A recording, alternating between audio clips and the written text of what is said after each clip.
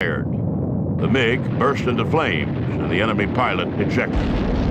Johnson jerked his craft away and flew right into a field of heavy flak. I mean, there was anti-aircraft all around, and so it was like this, trying to get out of that, and finally got out of it, and I was down on fuel, so way below bingo, so I climbed up to about 40,000 feet and shut it down at 50 pounds of fuel remaining, which is nothing. And I thought, well, I'll glide back and start it up. So 100 miles. Altitude for a long, gentle slope. When he spotted the airbase, he started the engine, pitched up, and landed. The engine flamed out on the runway. Not a drop of fuel remaining. His commanding officer chewed him out for getting so preoccupied with fighting that he forgot something as basic as fuel. Johnson didn't care. He had shot down a MiG. That's why he had come to Korea in the first place. Sam Johnson returned from Korea with 1 kill, 1 probable kill, and a damaged MiG on his record. A flight leader, the Air Force assigned him to Nellis Air Force Base as a gunnery instructor, where his job would be to pass on the lessons he had learned in combat. Married with children on the way, he settled into Nellis and enjoyed both the flying and the teaching. He teamed up with another pilot to write the first tactical manual for American fighter pilots. The two spent their days in mock battle over the desert, testing tactics. They enlisted the help of other pilots, many of them combat veterans, to put into writing the lessons they'd learned over Korea. The way they evaluated you, the way Blessé evaluated you, is you go fly with him, take off, and as soon as you clear the field boundary, start hassling. So you learn to fly and fight real quick in the 96 Squadron at Nellis, and it was great flying. In 1957, the Air Force made Johnson a member of the Thunderbirds flight demonstration team. We were the first F-100 team, supersonic Thunderbirds they called us, and we opened the show with a sonic boom when I was flying solo, and they obviously don't do that anymore. And we had no FAA restrictions like they have today, so I'd come by supersonic, they can't hear you, and they see you go by, and then kaboom. After 2 years with the Thunderbirds, he began what was, for Air Force officers, the nearly obligatory tour of Europe. He served in France and England, preparing to defend against the Russians if they poured into Germany. He returned to Nellis in 1961 and became director of the Fighter Weapons School, the Air Force's Top Gun program. There, he flew F-100s and the Air Force's newest fighter, the F-4.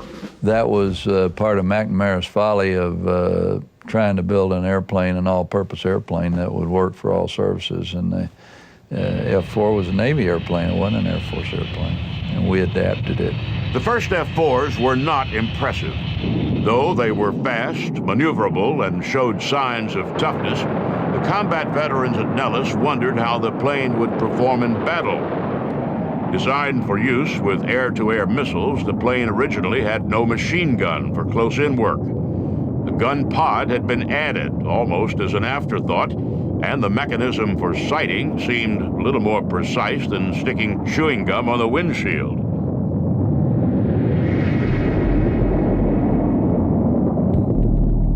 In the fall of 1962, as his tenure at Nellis was coming to an end, Johnson got orders to start moving aircraft to Florida as quickly and as quietly as possible. Secret spy plane photography had confirmed that the Russians were moving nuclear missiles into Cuba, and it seemed as if an invasion would be necessary. Johnson's Nellis pilots started moving aircraft around in ways they believed would confuse Cuban radar and any Soviet spies working near Florida air bases. They'd fly in a big group of planes, refuel, and then fly out another, slightly smaller group. But we ended up putting, gosh, I can't remember, I think it was 198 airplanes on the ground down there, fully loaded, ready to go at a moment's notice. And when I got back after the last trip down, escorting airplanes down there, they called me one night at midnight and said, "You're going down there as the Air Division plans officer." Down there was, of course, Cuba. Johnson was one of several officers designated to serve as forward air controllers, a liaison between the troops on the ground who needed air cover and the Air Force, which meant that when the United States invaded Cuba, he was going in with the ground troops. Johnson reported to parachute school at Fort Bragg, North Carolina. As it turned out, President Kennedy defused the Cuban Missile Crisis, and the Cold War stayed cold. The invasion Johnson trained for didn't happen, but he was asked to stay on to write the first direct air support manual for the Air Force. To this day, when pilots and forward air controllers learn how to support ground troops, they do it according to a book Johnson helped write.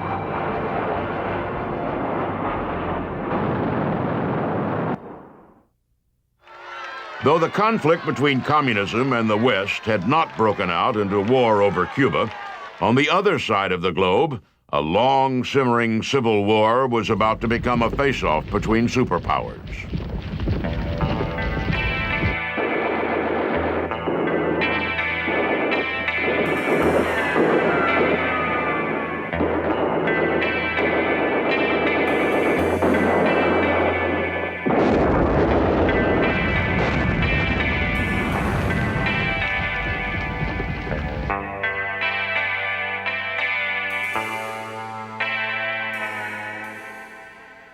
Because of his expertise in setting up the Direct Air Support Center, in 1965, the Air Force assigned Sam Johnson to MAC-V, the Military Assistance Command, Vietnam. His job was to help set up and coordinate the first B-52 strikes against communist North Vietnam. When he arrived in country, he was struck with how strange the war was compared to his previous combat experience. It struck him particularly one night when he was manning the Emergency Action Center during one of the first pitched ground battles of the war. All of a sudden, this red phone rang, and I picked it up, and they said, "This is the White House. What's going on over there?" In fact, I think he said, "What the hell's going on over there?" The White House, it turned out, had been watching reports of the battle on television, and the president and his men didn't like what they were seeing. They're in hand-to-hand combat and don't have time to talk to us at the moment. And he slammed the phone down. I woke up Westmoreland, and we found out that what had happened is they had committed all their reserves. They were in hand-to-hand combat, and they had encountered a full division of North Vietnamese regular troops. And it was the first firefight like that. You've probably read stories about it. But the press was with them, and the press went in with them, and when they saw guys getting killed, they got scared and ran back to the shore and said, "Our guys are getting killed." And, you know, no kidding, it's a war. Soon after that, Johnson injured his knee and rotated back to the United States for rehab. As a veteran of 2 wars, he could probably have stayed out of combat, but decided, once his knee healed, to put in for a return assignment to Vietnam. You know, a real fighter pilot doesn't want the easy way out, in my view. And being an ops officer in a situation like that is really a neat deal, because you got a lot of great guys around you and good airplane. Upon his return to Vietnam, he found the war as weird as it had ever been. Pilots flying over enemy territory faced rules of engagement that made absolutely no sense. They were prohibited, among other things, from doing what pilots had been doing since aircraft first went into battle, attacking targets of opportunity. In every previous war, pilots who had completed their missions were encouraged to expend their leftover ordnance on enemy trains or convoys they came across on the trip home. In Vietnam, however, pilots were ordered to return with leftover ordnance still hanging from their wings. We got out and on the way back found a bridge and dropped on it and took it out. So we got rid of all our ordnance, but they didn't like that when I got back on the ground. What'd you do that for? Well, they're targets of opportunity, and this is a war, isn't it? And I told them, man, if you don't want me to drop bombs, don't put them on the airplane. On Johnson's 25th mission, he was running reconnaissance on a highway the North Vietnamese used to move supplies into the south. He spotted barges moving trucks across a river and decided to attack. Coming in low and fast, he felt almost invulnerable. You felt like, you know, if you make the airplane go 1,000 miles an hour, they can't hit you. That's wrong. Just as Johnson was about to pickle his bombs, his plane got hit. So I pulled it up, and as we pulled up, we got hit about 4 more times with bigger stuff. And first time I've ever seen every light in the cockpit come on, every warning light. Unable to make it home, Johnson and his backseater were quickly captured. And one for Johnson. Johnson had a broken back, a broken arm, and a dislocated shoulder. The North Vietnamese held them there for nearly 2 weeks. They would pull you out for interrogation. You never knew how it was going to be, and whether you're going to come back or not. And I remember, you know, at night you hear the jingle of the keys. You say, "Oh God!" That feeling inside you, knowing that is he coming towards my door. And if they got closer, and then you hear the door the keys in the door lock being turned, and you realize, okay, it's somebody else. In a way, you go, whew. During that time, they came in one night and blindfolded me and took me out into a room that was set up like a courtroom with a judge and a jury, the whole works.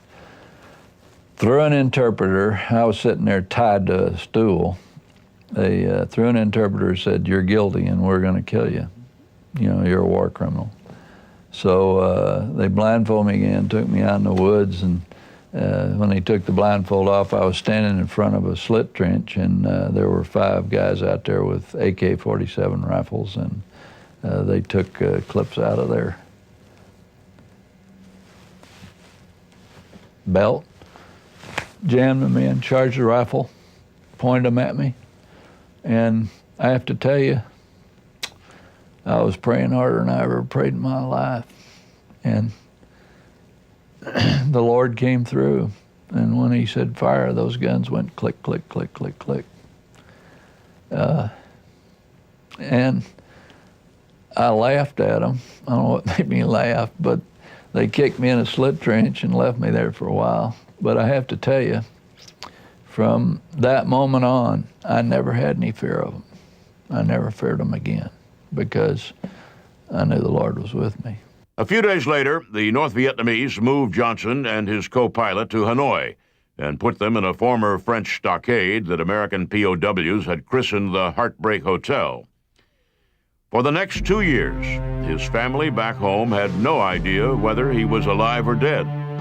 For 2 years after that, they knew he was alive but had no correspondence with him.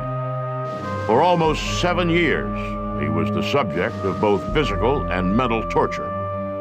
His life was threatened so much, it became commonplace. I am constantly awed when I've read about Sam Johnson, when I've talked to him on the phone, when I sat next to him at breakfast a few years ago. I had no idea. He's just the nicest man. I knew nothing about his past and what he had been through. And when I understood it, I just admire him a great deal, and his ability to remain so human and so compassionate and so hopeful after going through an ordeal that no human being should ever have to suffer. If there is a single moment of his captivity when Johnson's character revealed itself, it was upon his release from solitary confinement. After 4 years of communicating only by tapping on a wall, Johnson walked into a cell shared by 2 American officers. He did his best to stand at attention, saluted, and said, "Lieutenant Sam Johnson, reporting for duty, sir." Well, I learned you can put up with a lot and get by. The body's very resilient, And the mind is, you know, your brain is a computer that's got every thing that you've ever done in your life stored in it. And if people will just use it, it'll work. Johnson came home with the other POWs in 1973. He reunited with his family, his wife and 3 children, now grown to adulthood, and embarked on a long and painful series of operations to restore him to health. In 1991, his home district in Texas elected him to Congress. Even as a member of Congress, Johnson has continued to fly. He's racked up more than 500 hours in small planes, has flown along the Rio Grande with the Border Patrol, and has piloted both the F-15 and F-16. I've had a lot of opportunities to fly airplanes that other guys don't get nowadays, and through a significant era of the history of the Air Force. And I just feel fortunate, and I think being a fighter pilot's the greatest thing that ever happened.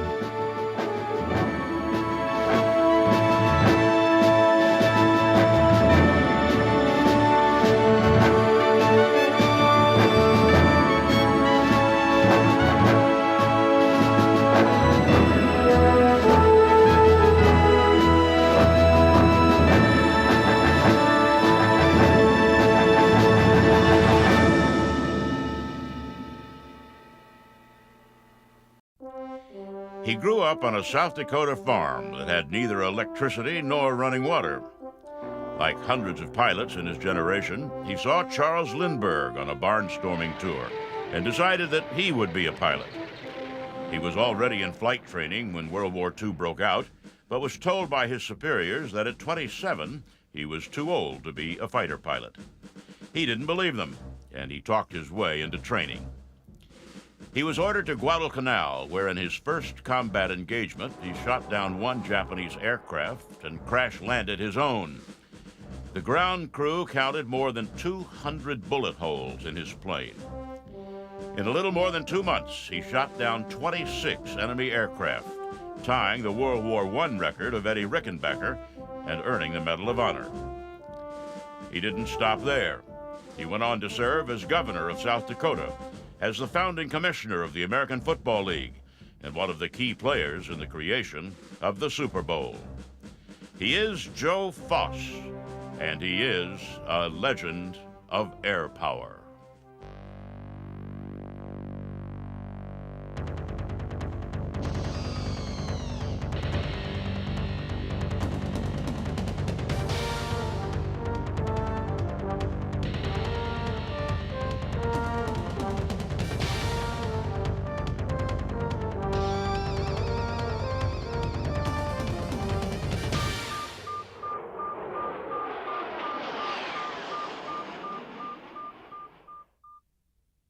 Joe Foss was born in 1915 on a 160-acre farm east of Sioux Falls, South Dakota.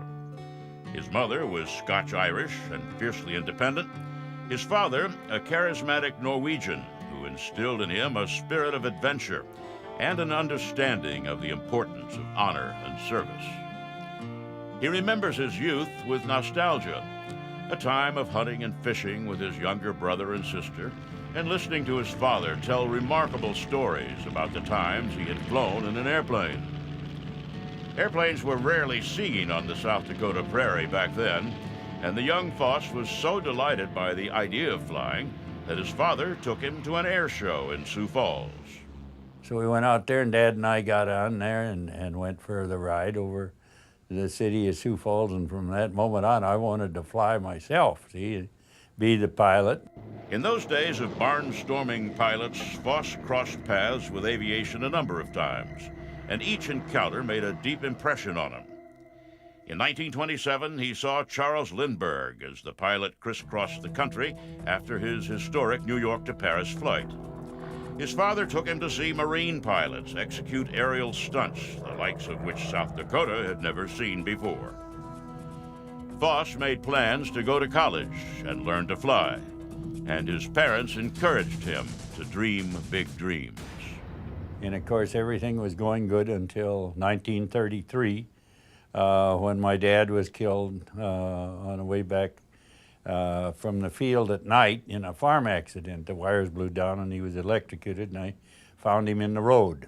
Joe was forced to temporarily abandon his dreams. He enrolled in college but dropped out when it became clear that he could not attend class and tend the farm at the same time. So instead of flying, Joe worked the fields. Then the airmail plane flew right over our house. So all the days that I farmed, well, I'd look up there and the pilots would fly so low that he'd wave, you know, and I'd wave at him, and he was just still climbing, getting out of there. And I thought, someday I'm going to transfer from this horse rig I got here up to that airplane. At the end of 1936, he paid off the farm's $5,000 mortgage and turned the farm over to his brother. So I says to my brother, you can have this place lock, stock, and barrel. We paid off more. The mom. He returned to the University of South Dakota, working his way to a business degree by waiting tables in a restaurant. When he got a little extra money, he spent it on flying lessons at the nearby airport. When he got his pilot's license, he paid for his flight time by taking people up for rides. In 1939, he joined the Civil Pilot Training Program, and when he graduated in 1940, he enlisted in the Marine Corps and endured what is called elimination training. 16 aspiring pilots entered the program. Only 8 would move on to flight school. He came in to the military with 100 hours of flying time, roughly, that he had gotten before he got in. So he had a little bit of an edge there. Foss made the cut despite the fact that he was significantly older than the other cadets. Assigned to flight school in Florida, he hitchhiked south for basic flight training in Pensacola and fighter training in Miami.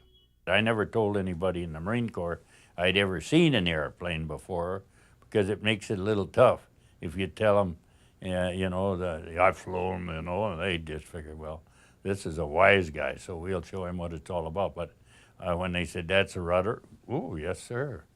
And I played the dumb side as the advice of some of my predecessors. The planes they were flying were badly outdated, ancient F-2 and F-3 biplanes, while across the oceans, the Germans and Japanese were upgrading their air forces with fast, nimble monoplane fighters and bombers. That mattered little to Foss. He was racking up literally hundreds of hours of flight time and enjoying every second in the air. He got sent back to Pensacola as a flight instructor, and that's where he was when the Japanese bombed Pearl Harbor. He talked himself into a photo reconnaissance squadron, but was shocked to discover the planes they used had no guns.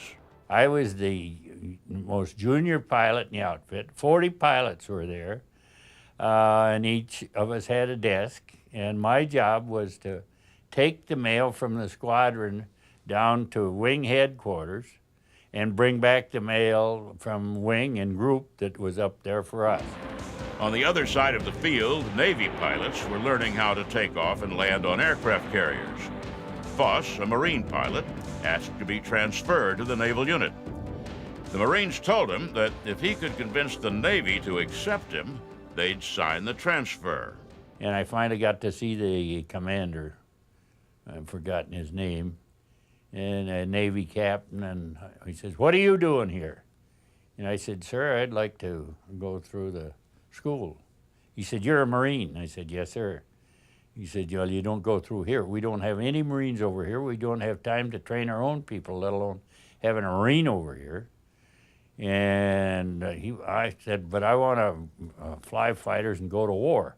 He said, I told you there's no chance. Get out of here now. Foss didn't, of course, but instead hung around until the Navy agreed to let him train as a carrier pilot. He flew whenever he got a chance and earned the highest gunnery score the flight school had ever recorded. When he completed training, the Marines promoted him to captain and told him to get ready to go overseas. I said, that's the only reason I got in the Marine Corps was to be a fighter, and I'm ready to go. The Marines shipped him to a base that had pilots but no planes. He was so desperate for flight time that he went up in a Brewster Buffalo, a barely flight-worthy plane that confounded even experienced pilots. Flying high over the base, he turned too tight, and the plane flipped end over end, almost killing him. Voss didn't seem to care.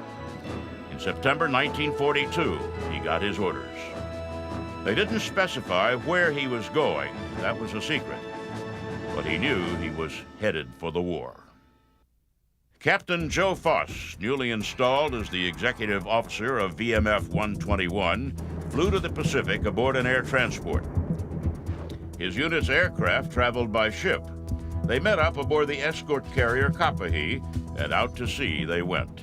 They didn't tell us where we were going, other than we were headed out there somewhere. And when we got see, all our boxes had a code on. It was a half an orange with a D on it. And that stood for where we were going to unload, which was Guadalcanal. And when I did hear we was going to Guadalcanal, I thought, I never heard of that canal when I studied geography. And of course, it's not a canal, it's an island. An island that in September 1942 was a pretty terrible place to be. The Japanese were attempting to take the island as part of their push south toward Australia. The Americans, on the other hand, had decided to make their first stand of the war there. MacArthur had been driven out of the Philippines, and New Guinea was on the verge of collapse. Island after small island was coming under Japanese control, and the possibility that Australia might come under attack loomed large. The United States decided to stop the Japanese at Guadalcanal, an island northeast of Australia. The Japanese wanted the island for its airport. Planes based there would be able to attack the convoys that had become Australia's lifeline. The Japanese wanted the island, we wanted the island, and there was an all-out battle for it. And that's where Joe Voss really won his spurs as a military aviator. On August 7th, American Marines went ashore at Guadalcanal, almost unopposed. They took the island's airstrip, which they renamed Henderson Field, and dug in. The Japanese began a relentless series of attacks. Every night, it seemed, they would appear out of the jungle, wave after wave of attackers who seemed to care little for their own lives. By day, the Japanese Air Force bombed relentlessly, sometimes hundreds of bombers at a time, pummeling the Marine positions.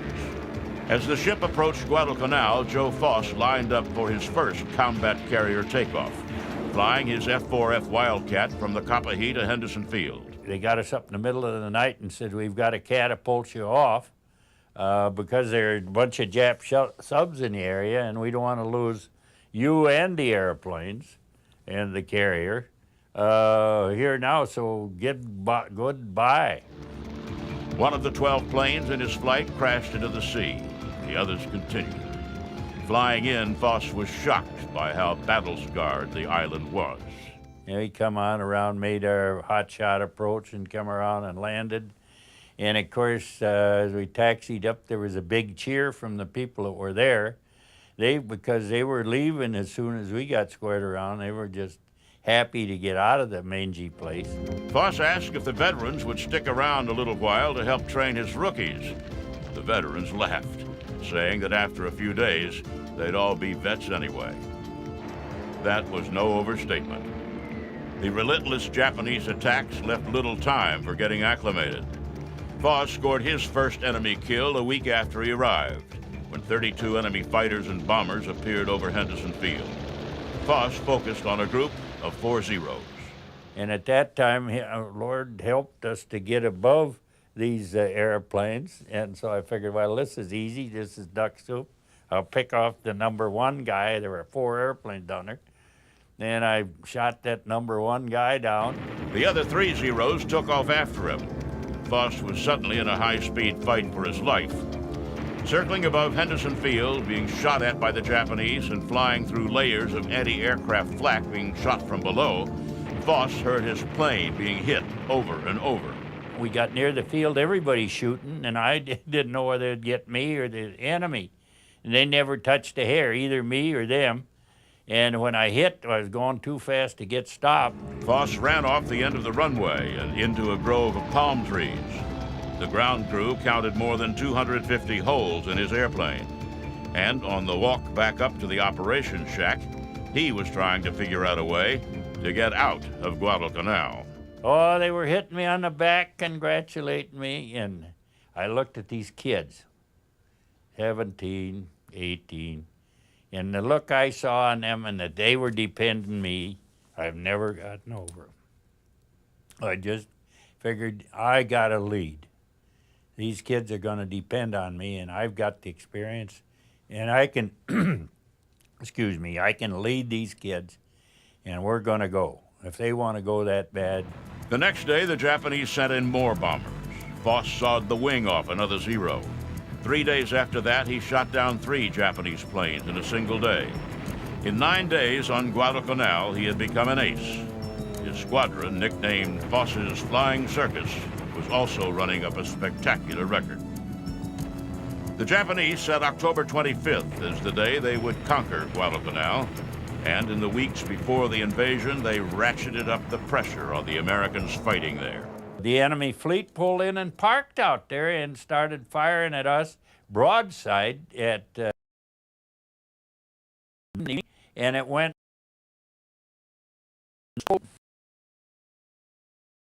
and we were right in the middle of the impact area. There was 14-inch guns, and the enemy planes were flying over, dropping bombs and dropping those star lights that they drop so you can, it's like an acetylene torch. It just daylight, and there we were pinned down. The bombardment killed men, destroyed aircraft, and pocked Henderson's Field dirt runway. The Japanese came in the next day expecting to be able to land on the field. Voss had only 8 aircraft that were flight-worthy, and 2 of those crashed on takeoff. The remaining 6 Marine Wildcats lifted off to take on a skyful of Japanese planes. On October 25th, 1942, the Japanese planned to take Henderson Field and Guadalcanal. With only 8 flight-worthy aircraft, Joe Voss and his Flying Circus took off to take on a much larger Japanese force. In the days when Joe Voss was flying airplanes, you got close.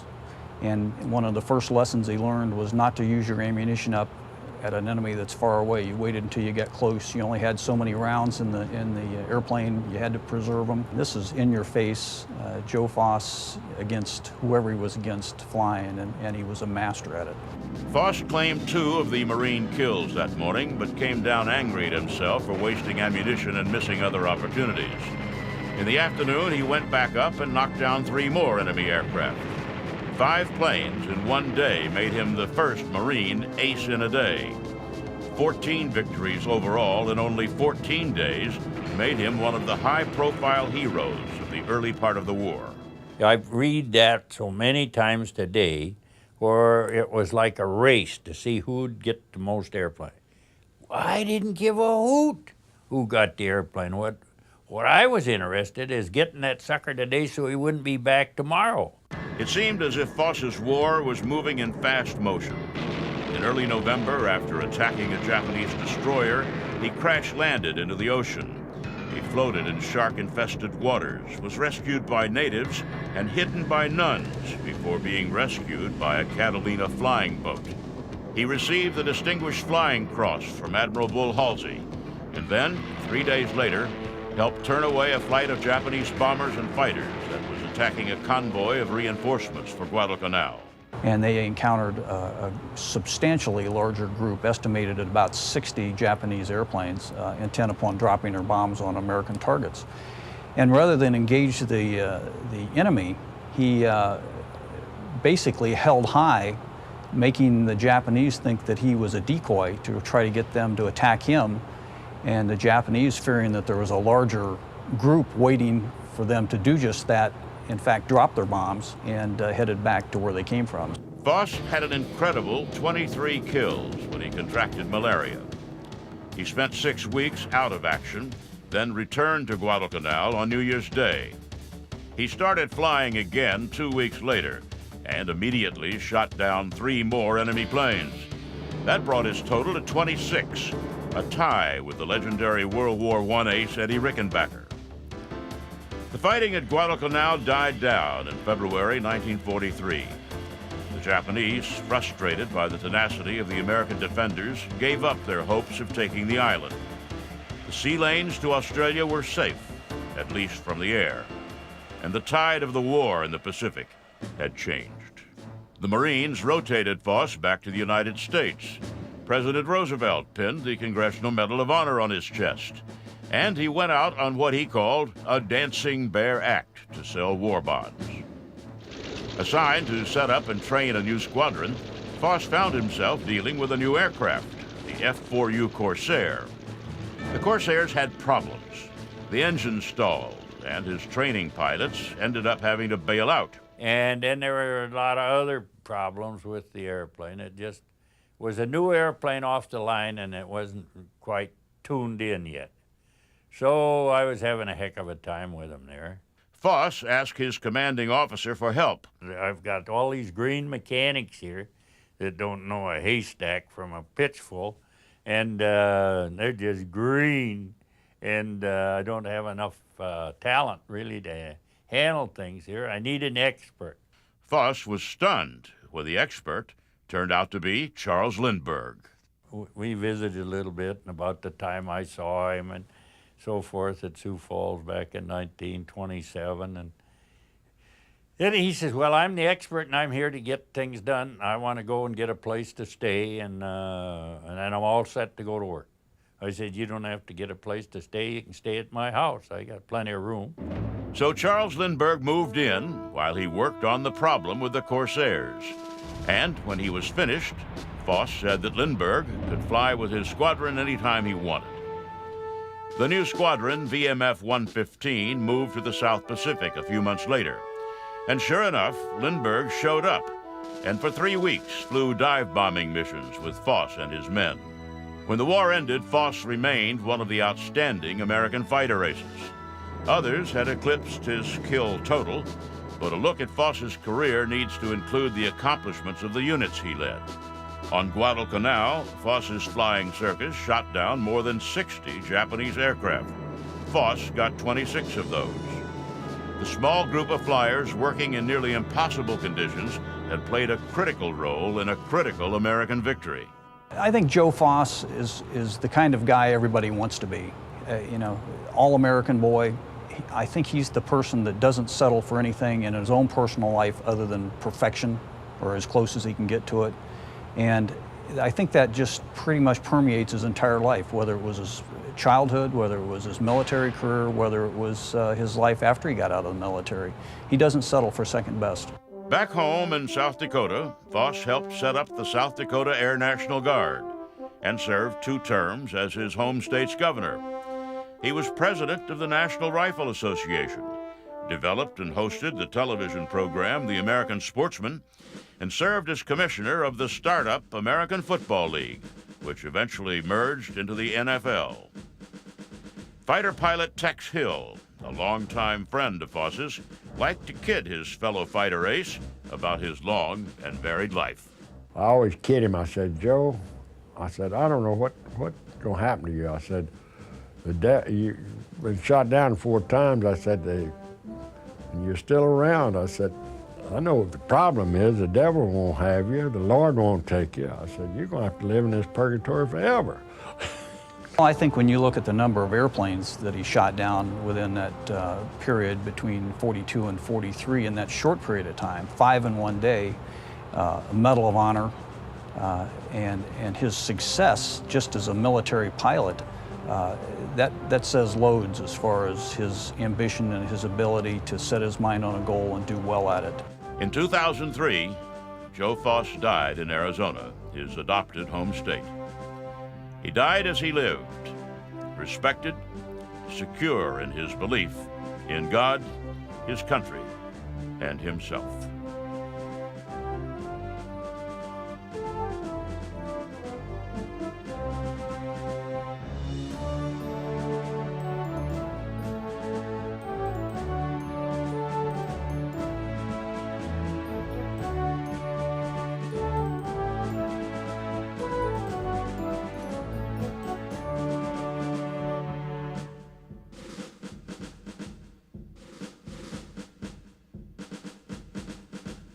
He was small and thin and seemed to have a nearly supernatural connection with flight.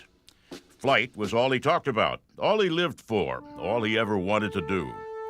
As a college student, he paid for his own flying lessons, tried to join the British RAF, and enlisted as a flight cadet as soon as the Army Air Corps would have him.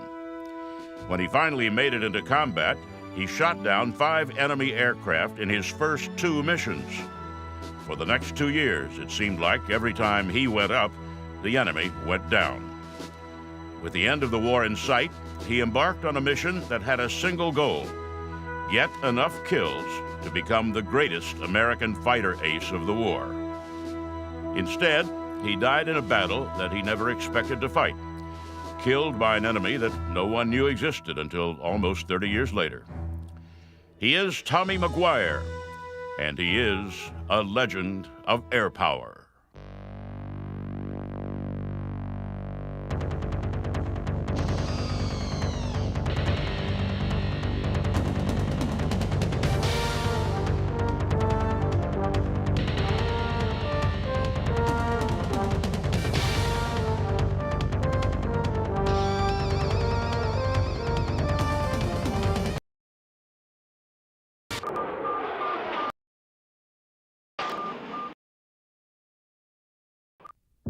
Thomas Buchanan McGuire, Jr. was born in Ridgewood, New Jersey on August 1st, 1920. His father, Thomas Sr., was a dealer in luxury automobiles, and his mother, Polly, came from a family of wealth and social standing. He was tutored in art and culture, attended exclusive summer camps, and became something of a dandy. But he was also a daredevil who seemed willing to take huge risks simply to prove his courage. On a dare, he dove into a swimming pool at the Ridgewood Country Club that was filled with snow. And he dove into the snow from a diving board and ended up getting badly skinned. It could have broken his neck. His parents split when he was 10, and mother and only child moved from New Jersey to Sebring, Florida. I think he was actually grateful when they moved to Florida because he was able to start anew. And I don't think there was any expectations for him to be the tough kid from Jersey. I think he affected a Floridian kind of dialect almost immediately. You would have a hard time imagining that McGuire was from New Jersey unless you knew it previously. He was insulated from the Great Depression. Small, almost frail, McGuire played clarinet in the school marching band and seemed to love dressing up in the band's ridiculously fancy uniforms. He always had the nicest car in town, but drove it so wildly that most parents forbade their children from riding with him. Fastidiously dressed, always conscious of what those around him thought, McGuire was in fact considered something of a sissy. Always one to take up a challenge, in his senior year, McGuire went out for the football team. And they decided they'd teach him a lesson. So they pummeled him for 2 or 3 days. And finally, one of the kids on the team said, we've hit that kid with everything we've got, and he keeps coming back. He weighed about 130 pounds. And they said, he's going to take it as long as we give it out, so let's quit. So they quit trying to punish him, and he was one of the guys after that. After graduating high school, McGuire attended Georgia Tech University, but dropped out after only 3 years to enlist as an aviation cadet. In July 1941, he reported to MacDill Field in Florida and later trained in Texas at a quasi-civilian contract school run by retired military pilots. He stood out immediately and was so passionate about flight that when the other cadets went into town, he'd remain on base, looking for someone, anyone, with whom to talk flying. The one time they did talk McGuire into going into town, he met a pretty girl from San Antonio named Marilyn Gosler. Nicknamed, for no apparent reason, Pudgy, Tommy and Marilyn took an almost immediate liking to each other. One of the things about McGuire that's interesting is he was sheltered. I don't see a lot of interaction between he and females in high school. He's a very shy man.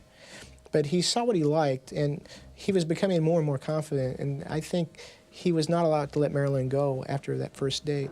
McGuire got his wings 2 months after the Japanese attacked Pearl Harbor and was shuffled to Florida for fighter training. He just had a flat-out determination that he was going to be a leading ace.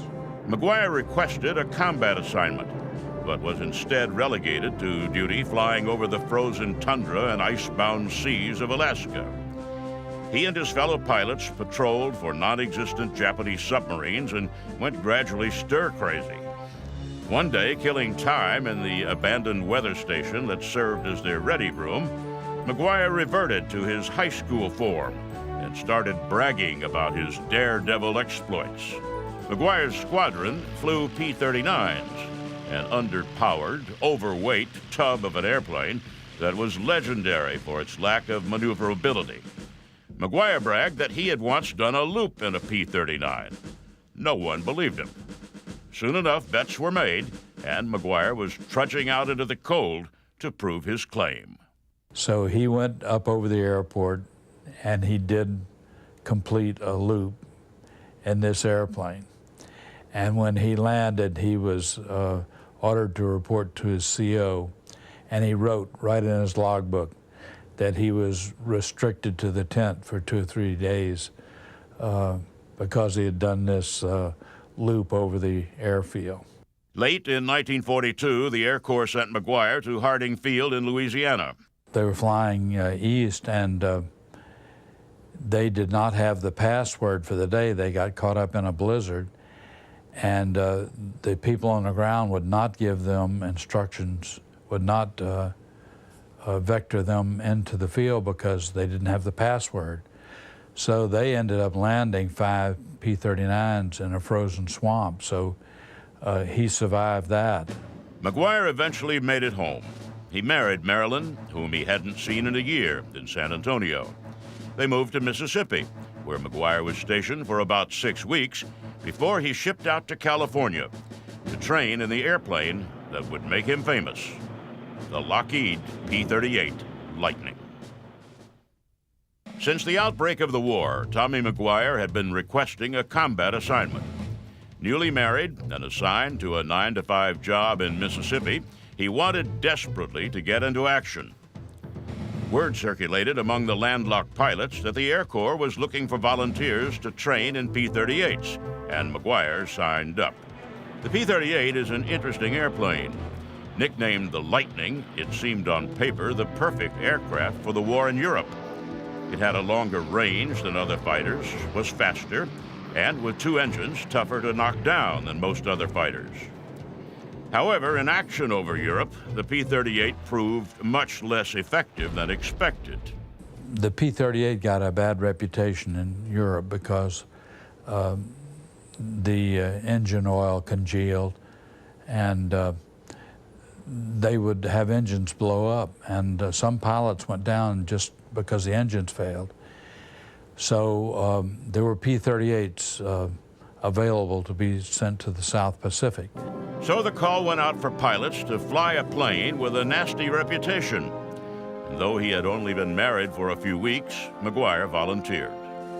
It was, he knew, the shortest route to the battlefield.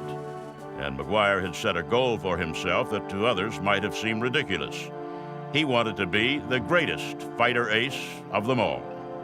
In March 1943, McGuire was ordered to report to the 49th Fighter Group, then based in Australia. He named his P-38 Pudgy, after the wife he barely knew, but he saw no combat with the 49th. He did, however, meet Lieutenant Richard Bond, who was the leading American ace at the time, a young farm boy closing in on Eddie Rickenbacker's record of 25 kills from World War I. He was really jealous of Bong. He wanted to catch him, but Bong already had 17 or 18 victories by that time, and McGuire was untested. But he told the guys that he would catch Bong. Not surprisingly, McGuire developed a reputation as a big talker. Transferred in August to the newly formed 475th Fighter Group, his incessant talk about flying, and his own desire to be the greatest ace ever so alienated the other pilots that no one wanted to fly with McGuire. So, the most natural pilot in the unit was assigned the job of inspecting newly arrived aircraft to make sure they were combat ready. That is where McGuire comes into his own. But McGuire was a sponge, and his abilities kept growing to such an extent that by August of '43, he is confident. The 475th moved to Port Moresby in New Guinea. On August 17th, McGuire ventured out into a real combat zone for the first time, but did not engage the enemy. The next day, attacking the Japanese airdrome at 3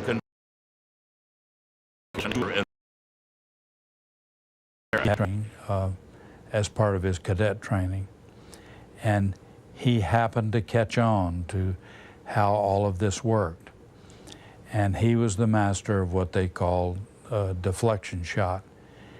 He could visualize where this Japanese plane was going to be when the bullets got there, and he would fire ahead and above these planes so that the pull of gravity on the shots he had fired would bring the shots and the airplane, the target together, and he could fire from a half-mile away and hit a plane sometimes. 3 days later, in his second combat engagement, he knocked down 2 Japanese heroes.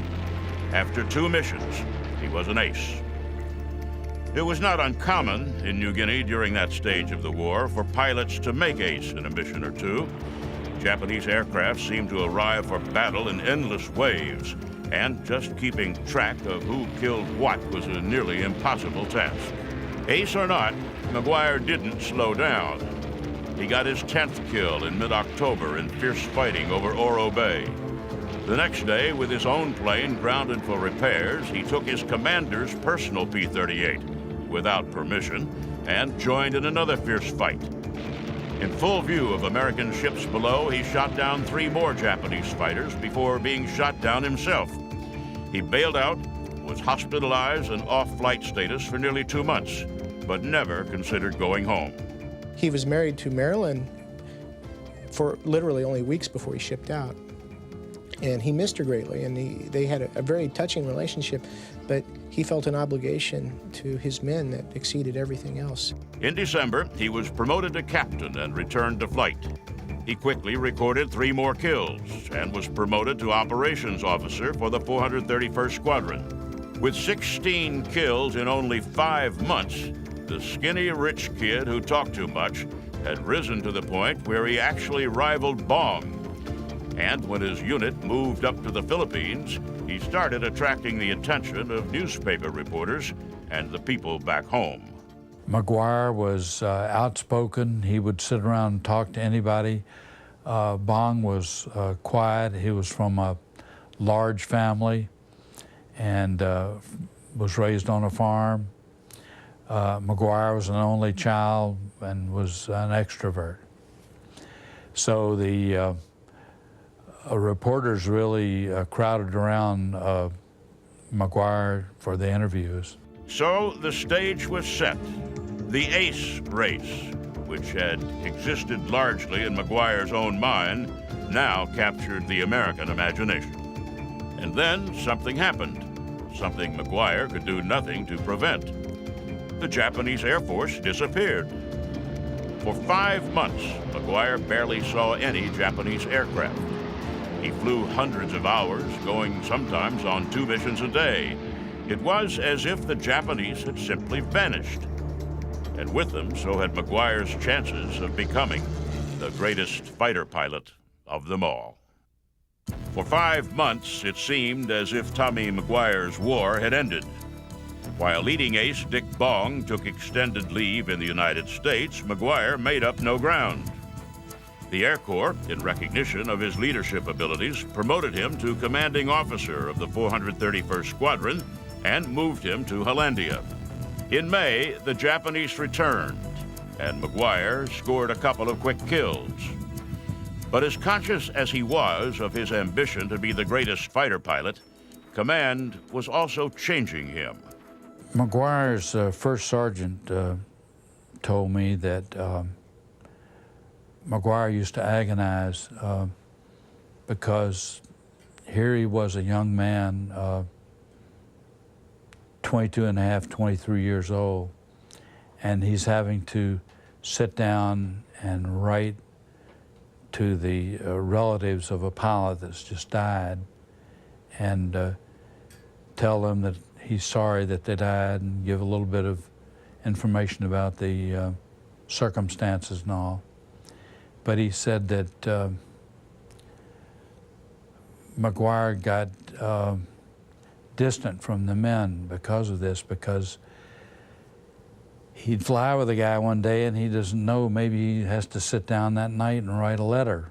He insisted that new arrivals address him not as Tommy, but Major McGuire. He began to isolate himself more and more inside a circle of pilots he knew well. In June 1943, Charles Lindbergh arrived on a tour of the South Pacific that had been constructed in large measure to get the world's most famous aviator into combat. Lindbergh, who had plotted air routes across the Pacific for Pan American Airlines, taught the P-38 pilots how to squeeze hundreds of extra miles out of a tank of gas. The P-38 pilots, who were already routinely flying missions that lasted more than 4 hours, were less than enthusiastic about Lindbergh's formula for extending their missions by 2 hours. But after the meeting, McGuire went to Charles Lindbergh and said, I don't know how the other people feel about this, but I feel like anything that would extend our range and might save some of my pilots' lives that we ought to learn. So Lindbergh went back to McGuire's squadron to teach the pilots how to maximize their plane's range, and he soon moved into McGuire's tent. The two flew missions together, and Lindbergh called McGuire the finest pilot he'd ever seen. And they were naturals together. They both are charismatic. And Lindbergh thought the world of McGuire in the very short time that they spent together. McGuire kept racking up kills, always with Bong in his sights. When Bong scored his 35th kill, the War Department decided the greatest ace of them all was more valuable as a propaganda tool than as a pilot. They took away Bong's plane and gave him the Congressional Medal of Honor. After the ceremony, Bong said, it looks like I'm through. They have taken my airplane away. And McGuire said, come on over to our place. We have a plane for you anytime you want to fly. So Bong showed up over there, and they would go hunting together. At 40 kills, the War Department sent Bong to the United States for a bond drive. McGuire saw his chance, but his quest to win the ace race took on a new flavor. It was competitive, yes, and McGuire was certainly inspired by the men of his unit, who took such pride in his accomplishments. He went out looking for Japanese aircraft, but couldn't find them. For weeks, he did not record a single kill. He did become somewhat driven because he felt like he was never going to get an opportunity to score. He wanted to go home, and he felt like the best way to do that, and it would have guaranteed him swift passage, would have been to get 41 victories. He could have grounded himself, but that would have been a betrayal of his men. So instead, he went up, looking for Japanese to kill, trying to get to the magic number 41, so that he too would be ordered home to sell war bonds. On Christmas Day, 1944, he downed 3 Japanese aircraft over Manila. The next day, again over Manila, he knocked down 4 more. The score, Bong 40, McGuire 38. Bong had not even made it home, and McGuire was going to pass him as the greatest ace. They're down in the area in one of the tents down a line from mine, and I go down to say hello to Mac, and everybody's talking about basically, what do we have to do to get you 3? Where can we go? What can we do to get you 3? McGuire was on the cusp of incredible fame. The Associated Press and New York Times had already written profiles of him, set to be published upon confirmation of his 41st kill. Together, the flyers cooked up a mission. Early on the morning of January 7th, 1945, McGuire and 3 other aircraft took off to hunt Japanese planes. The P-38s were heavily armed and loaded with extra fuel and dual belly tanks so they could range far and wide. The weather was gray and visibility limited. A couple of hours into the mission, a single Japanese plane flashed past the formation of P-38s. They just turned as a precaution that he wouldn't turn and attack them. But McGuire ordered them to keep their wing tanks because he didn't think there was going to be combat. He was wrong. The Japanese plane turned and started firing. At the same time, a second Japanese plane, unknown for decades after the action, stumbled on the scene and started firing as well. McGuire turned toward the battle. Perhaps no one is. There are those who think a lucky shot killed McGuire in the cockpit. But it may be something easier than that. McGuire may have turned too sharply, either stalling his plane or causing its structure to fail. McGuire's crew chief told me that every P-38 McGuire ever flew was bent out of true, that he actually bent the wings and popped rivets and that sort of thing, turning the plane in violent turns. So McGuire made one of these turns, but this was the wrong time to do it. He was at low altitude, at low flying speed, and he had the full fuel tanks. And he just didn't get away with it this time. Whatever happened, whatever the ultimate cause of the crash, Tommy McGuire's death sent shockwaves through the Pacific Theater. A hero who had seemed invincible was dead, and the effect on the morale of those who remained was palpable. Back home, his young wife was devastated. The husband she had barely known was gone. At the ceremony in Paterson, New Jersey, where Marilyn McGuire accepted her husband's posthumous Medal of Honor, a tall, familiar figure slipped quietly into the room. Charles Lindbergh had come to pay his respects. Charles Lindbergh, thought of as the greatest aviator of the time, took Tommy McGuire's widow aside to tell her what a great man she had been married to.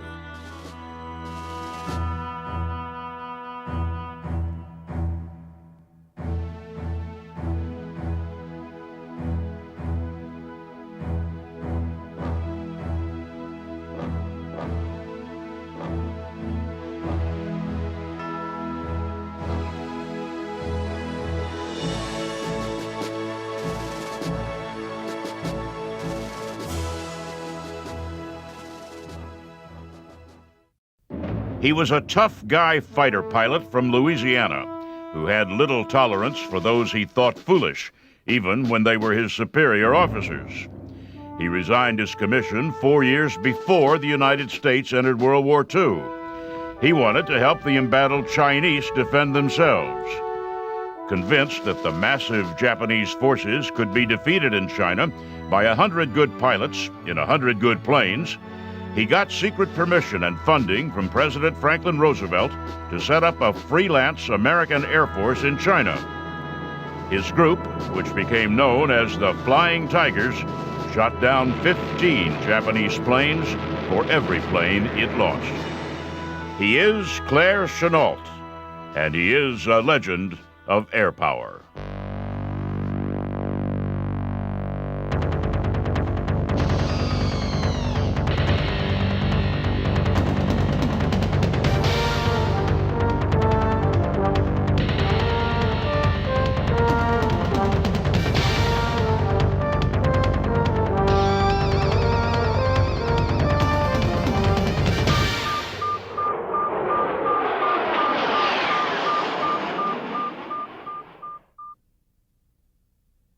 Claire Lee Chennault was born in Commerce, Texas in 1890, according to his official Air Force biography. or 1893, according to recent scholarly research. He was raised in tiny, waterproof Louisiana and spent his boyhood hunting, fishing, and learning self-reliance in the forests and bayous that surrounded his home. Unlike most of his peers, he attended and graduated from college. He might have spent his life as a teacher, except that World War I intervened. Swept up in the patriotic fervor of the times, Chenault enlisted in the Army. Had an interest in flying, joined the Army during the First World War, but didn't really get to see any combat and didn't even become a pilot until after the war. So he became a pilot, but too late to participate in World War I. He got his wings in 1919 and started his career in one of the hardest periods in American military history. The war was over, and the overwhelming sentiment of the United States was to disengage from the world. Military budgets plummeted to nearly nothing, and the few officers not mustered out spent all of their time trying to justify their paychecks to a disinterested public. He believed in aviation, and at that time it was not a popular thing because the Air Force was under the Army, and it was not an Air Force. Military pilots became little more than officially sanctioned barnstormers, traveling around the country and risking their lives to convince the public and their own commanders that aviation had a future. Chenault's contribution was 3 men and a trapeze, the first Air Corps flight demonstration team. They flew their airplanes tied together with ropes and did loops and all kinds of aerobatics that way. He actually used it in a way to promote his concept of pursuit and his policies on how air power should be used. But no matter how many distance and speed records the flyers broke, no matter how many ships they sank or precise maneuvers they perfected, the fact remained that the generation in command had come of age on horseback. They believed that air-to-air combat was a gimmick destined for irrelevance, and only grudgingly accepted that large bombers might have a place in battle.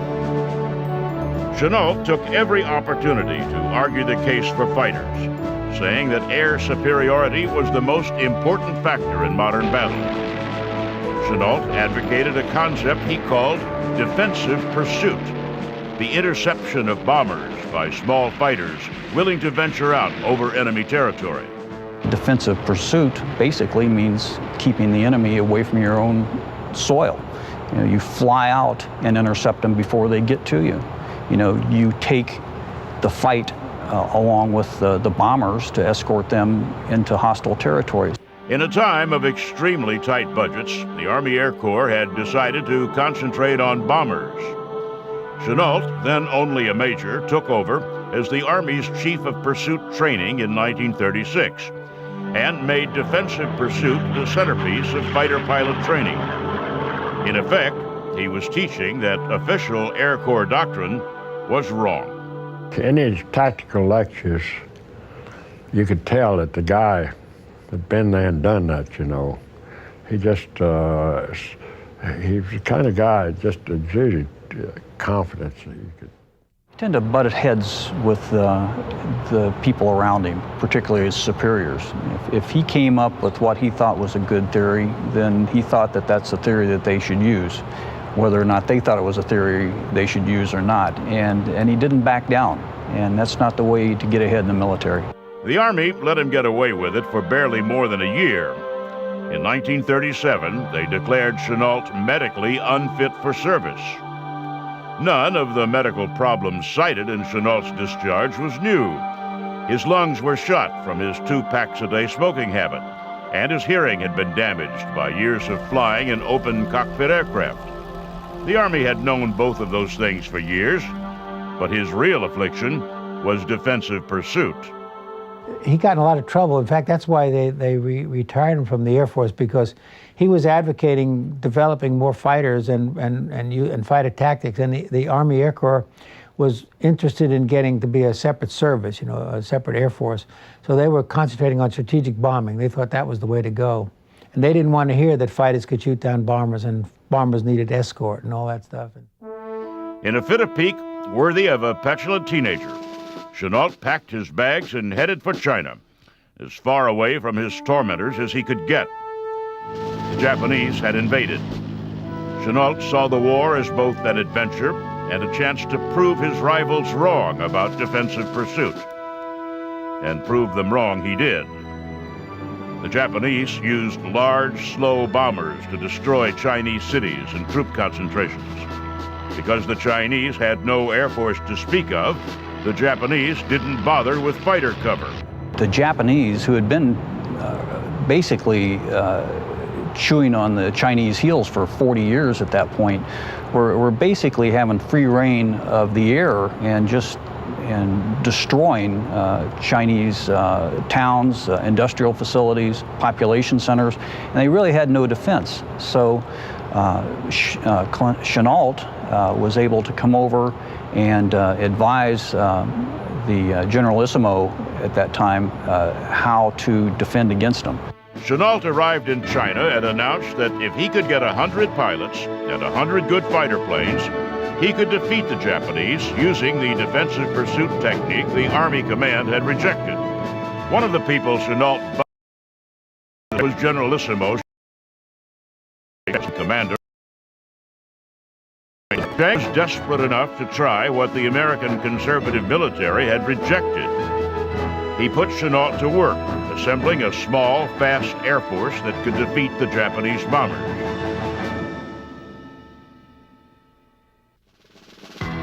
Claire Chenault, retired involuntarily from the Army Air Corps, arrived in China armed with his belief that a few good planes and pilots could turn the tide in the war. What he found appalled him. The Chinese Air Force was still flying biplanes, and their pilots were nearly untrained. In a single day, Chenault watched 5 supposedly combat-ready pilots crash on routine landings or takeoffs. He knew the job he had volunteered to do was bigger than he had imagined. When he went to China, he only intended to stay for 3 months. But then, of course, he saw the Japanese, the bombing Shanghai and the massacre in Nanjing, and then the Chinese people sort of urged him to stay on. Chenault, through friends, appealed to President Roosevelt for permission to recruit American pilots to fight in China. Roosevelt, looking for politically manageable ways to contribute to the war, quickly approved the project. Chenault's first effort, the 14th Volunteer Squadron, was a nearly complete failure. He recruited the conveniently available pilots, not the most qualified. He outfitted his hard-drinking mercenaries with the only aircraft available, outdated Chinese fighters. After a few missions, it was clear even to Chenault that he would have to start over. The Japanese kept winning, bombing Chinese cities at will and inflicting horrible tortures on conquered civilian populations. Chenault knew that if he was going to make a difference in the war, and if he was going to prove that defensive pursuit had a future in aviation, he needed good planes and good pilots. And that meant going back to the United States. He told Chiang Kai-shek that his only hope was to buy new planes and man them with competent pilots recruited from the United States. Chiang was by nature suspicious of Westerners, but Chenault was one of only a handful of Westerners who seemed to care about the Chinese, and that commitment won the Generalissimo's trust. I think it was a personality thing. Chiang Kai-shek was, I think, of an awe-type relationship with Chenault, and their personalities just seemed to mesh. And I think that he appreciated the qualities in Chenault that perhaps the U.S. military hadn't appreciated up to that point. In 1940, Chiang dispatched his brother-in-law and Chenault to Washington. With war building around the world and Lend-Lease orders piling up in American factories, just finding the aircraft was a challenge. But in Washington, Chenault tracked down a shipment of P-40s that had been rejected by the British. The P-40 in those days was really not ready for combat. It didn't have bulletproof tanks, it didn't have armor plate, it didn't have a lot of equipment in it that it needed if you're really going to fight. our guns would fire and the airplane would fly, but there were many changes made to the P-40 before we actually started combat in it. No matter, the planes were available. Chennault took his Chinese escort to Bowling Field for a demonstration. Johnny Allison, then a young Air Corps pilot, put a P-40 through its paces for the Chinese delegation. We got in out of the wind, and the Chinese began to excitedly talk to General Chennault, and that's when one of them said to General Chennault, well, what we need is 100 of those airplanes. And that's when Chennault looked at the general and he said, no, that's not what you need.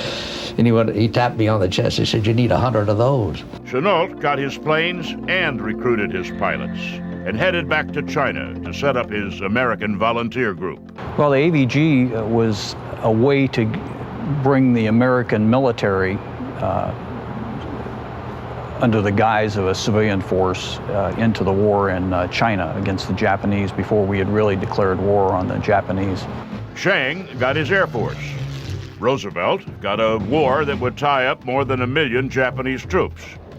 And Chennault got a chance to prove himself. Chennault's flyers did not start out as an elite. Many had flown nothing but basic trainers, and others were more interested in flying airliners than fighters. But lured by the money, $600 a month, plus a bounty for any Japanese plane shot down, and the adventure of fighting in exotic China, they signed up.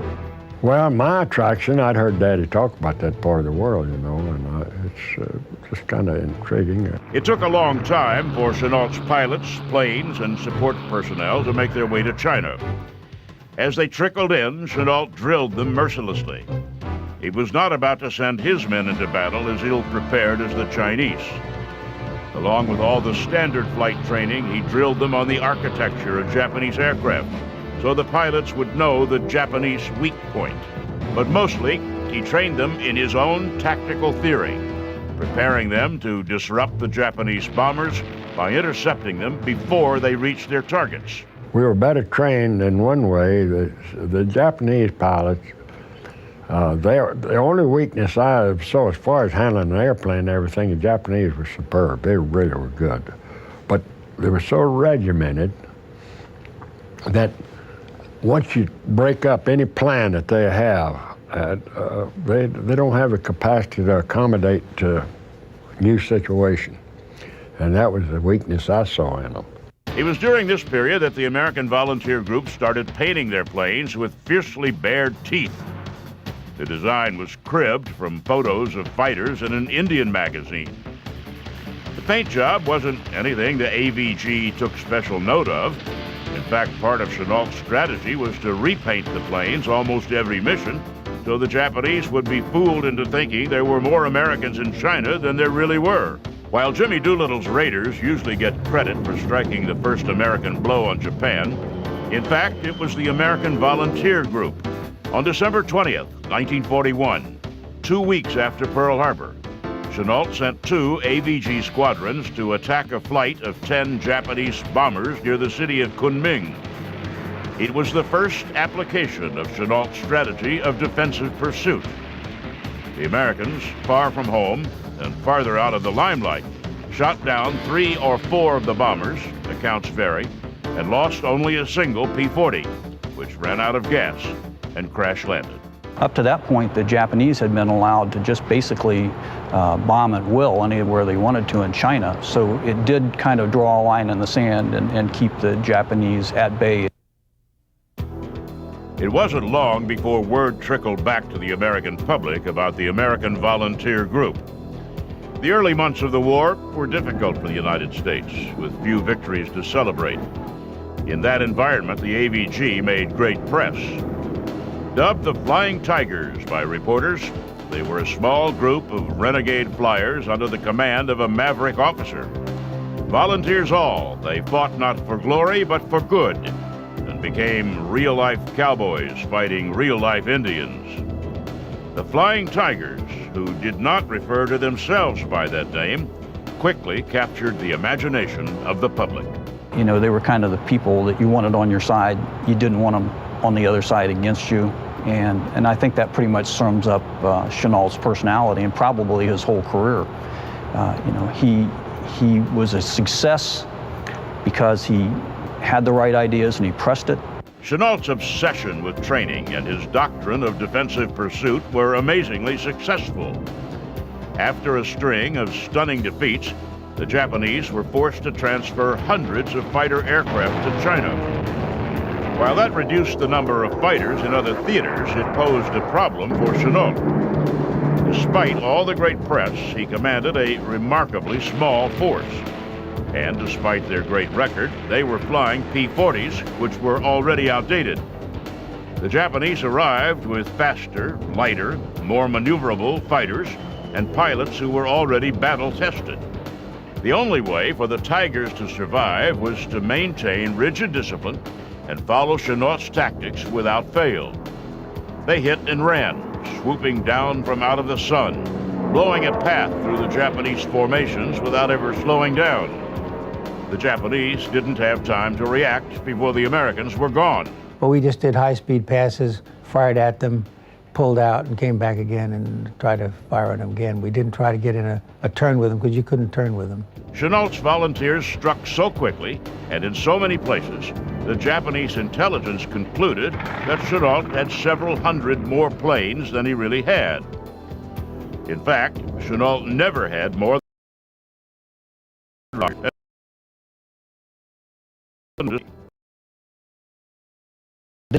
guerrilla commanders use.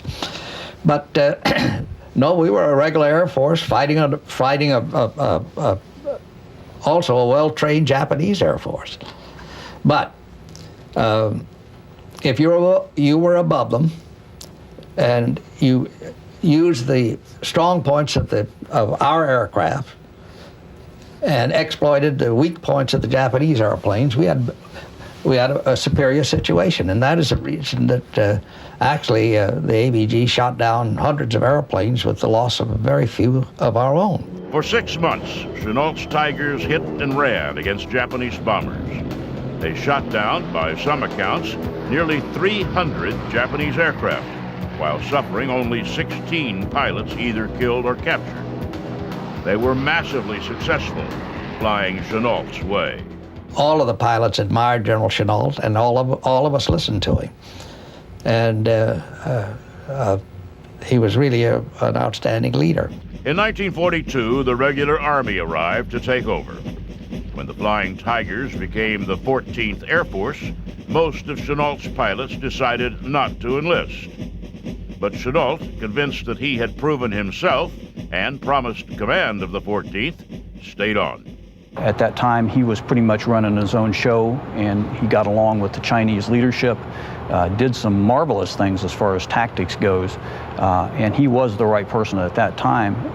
After we declared war and the AVG went away, you could make a case that he might not have been the right guy at that point. He gave very inspiring talks to us, but we were motivated more by the people that he had trained because we were with them all the time, the leaders like Tex Hill and other people that had been with him earlier, because we just didn't get to see him that much because he had bombers and all sorts of stuff to be in charge of. But we had the greatest respect and admiration for him. We followed his tactics rigorously. The argument Chenault had been having with the Army for almost 20 years resumed almost immediately.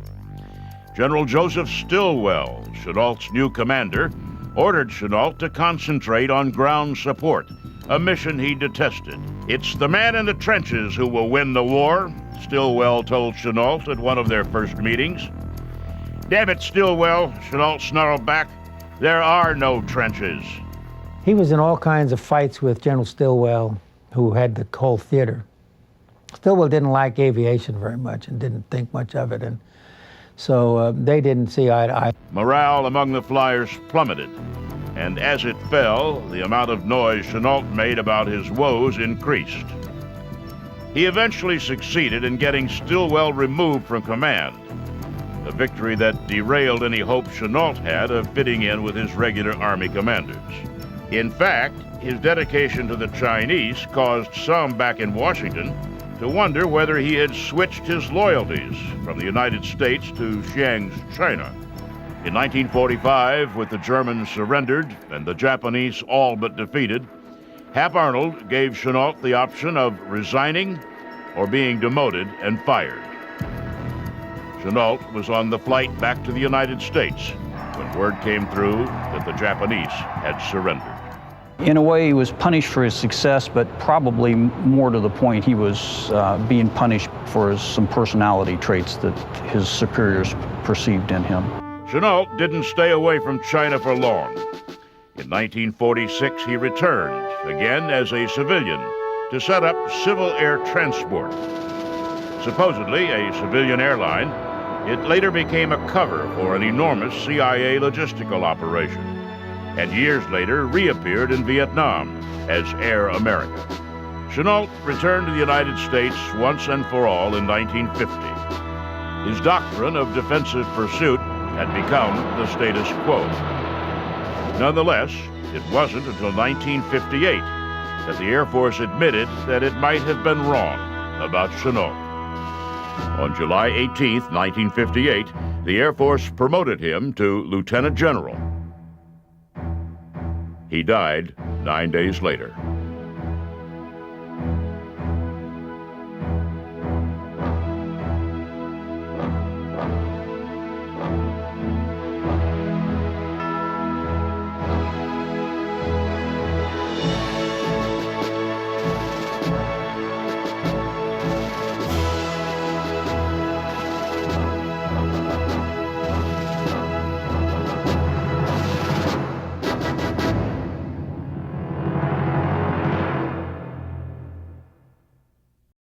He was a preacher's kid from South Dakota who volunteered for pilot training to prove to himself that he was not a coward.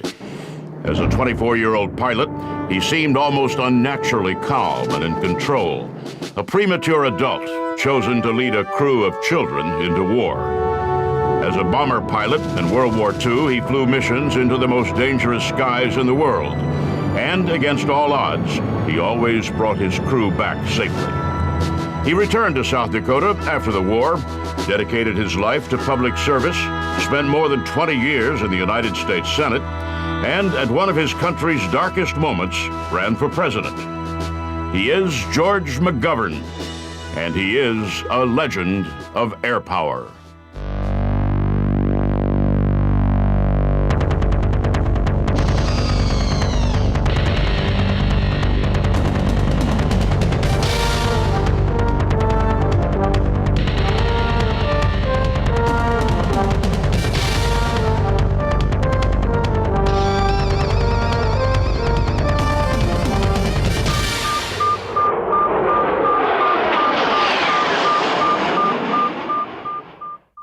George Stanley McGovern was born July 19, 1922, in the Wesleyan Methodist Parsonage in Avon, South Dakota. His father, Joseph, was a professional baseball player turned Methodist minister. His mother, Frances, a soloist in the church choir. The Depression started in South Dakota almost 10 years before it struck the rest of the country, and most everyone McGovern met growing up was in desperate financial straits. We were all poor, and consequently, we didn't know we were poor. There was nothing to compare yourself to. There weren't any rich people in South Dakota in the 1920s. McGovern was 5 years old when Charles Lindbergh flew from New York to Paris. Even in the isolation of the Dakota Plains, the details of Lindbergh and the flight were all anyone talked about. I was old enough to know that this was the greatest man in the world. That's what we thought at the time. To make that flight all alone across the Atlantic Ocean, the first human being to do that, he was a hero to everybody. In 1928, the McGoverns moved to Mitchell, a town of around 12,000 in southeastern South Dakota. There, the McGoverns bought their first house, and the family that had moved from town to town and church to church settled in. Every young man has a defining moment, an experience that clarifies in his own mind what he is really all about. McGovern's came in a confrontation with a well-respected local coach and gym teacher. I was probably, I don't know, maybe 13 years old, 13 or 14, and we had a coach. He was a wonderful coach by the name of Joe Quennell. I greatly admired him, as did the other boys. One day, Quintal asked his class to jump over a leather horse, duck their heads, and roll in a kind of aerial somersault. It was a typical and not particularly difficult gymnastic move, but McGovern couldn't bring himself to do it. I'd run up to that horse and I'd stand there. The whistle blew. It was Joe Quintal. "What the hell is the matter with you, Mac?" I said, "Well, Mr. Quintal, I can't do that. I just can't dive. I'll break my neck." He said, "You see these other boys doing that?" I said, "Yes." He said, "You know why you can't do that? You're a physical coward." God, imagine that in front of 75 or 80 guys. It just cut me right to the quick. From that point forward, McGovern nursed a dread that he was indeed a coward. When he graduated high school, he enrolled in Dakota Wesleyan College, just down the street from his home in Mitchell. A friend of his was trying to organize a chapter of the civilian pilot training program on campus. If he could get 10 students to sign up, the government would pay for an airplane and an instructor. McGovern, who had never been up in an airplane, signed on. I think I did it in part to show Joe Quintal that I wasn't a coward. I couldn't jump over that horse. I still can't today do that. I'd break my neck, I think. But I wanted to show him I wasn't lacking in courage. McGovern learned to fly in a 2-seat Aeronca. He soloed after 8 hours of flight training. When he landed, he felt charged up in a way he had never. He'd proved something, and in a way, to coach. In 1941, his civilian flight training complete, McGovern looked up into the sky and saw a formation of B-24s passing high overhead. Based in Omaha, Nebraska, the B-24 crews were training for a war that was clearly about to engulf the world. McGovern looked up at the planes and thought that if war came, he'd be ready to serve as a pilot. George McGovern was a sophomore at Dakota Wesleyan University when the Japanese bombed Pearl Harbor. When he heard about the attack, he, like most Americans, had no idea where Pearl Harbor was. No television then, it was just the radio reports. And somehow by the end of the afternoon, I figured I was going to be involved in war. I didn't quite know how or even how it worked, but I think by 6 o'clock that night on Sunday, December 7th, I knew I was going to be involved in war sometime in the near future. 24 hours later, McGovern and 9 other Wesleyan students had cooked up a plan to travel to Omaha and enlist. I felt it was a patriotic duty. The country had been savagely attacked. I thought the biggest danger from what I had read still came from Nazi Germany. Japan seemed an awfully far away place, and I thought the main test would come in Europe. But I felt an obligation. The contingent from Dakota Wesleyan hit the road in 2 borrowed cars, and on the way debated whether they should join the Army or the Navy. When we got there, one of the guys picked up a rumor that if you went to the Army Air Corps recruiting office, they'd give you a free meal ticket to a downtown Omaha cafeteria. So on the strength of that unsubstantiated rumor and a meal ticket probably worth about $1, all 10 of us joined the Army Air Corps.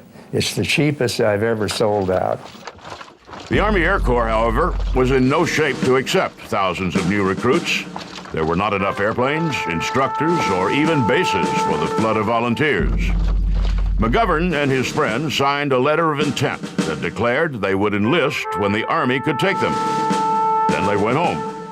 McGovern spent the next year at Dakota Wesleyan waiting for the Army Air Force to call.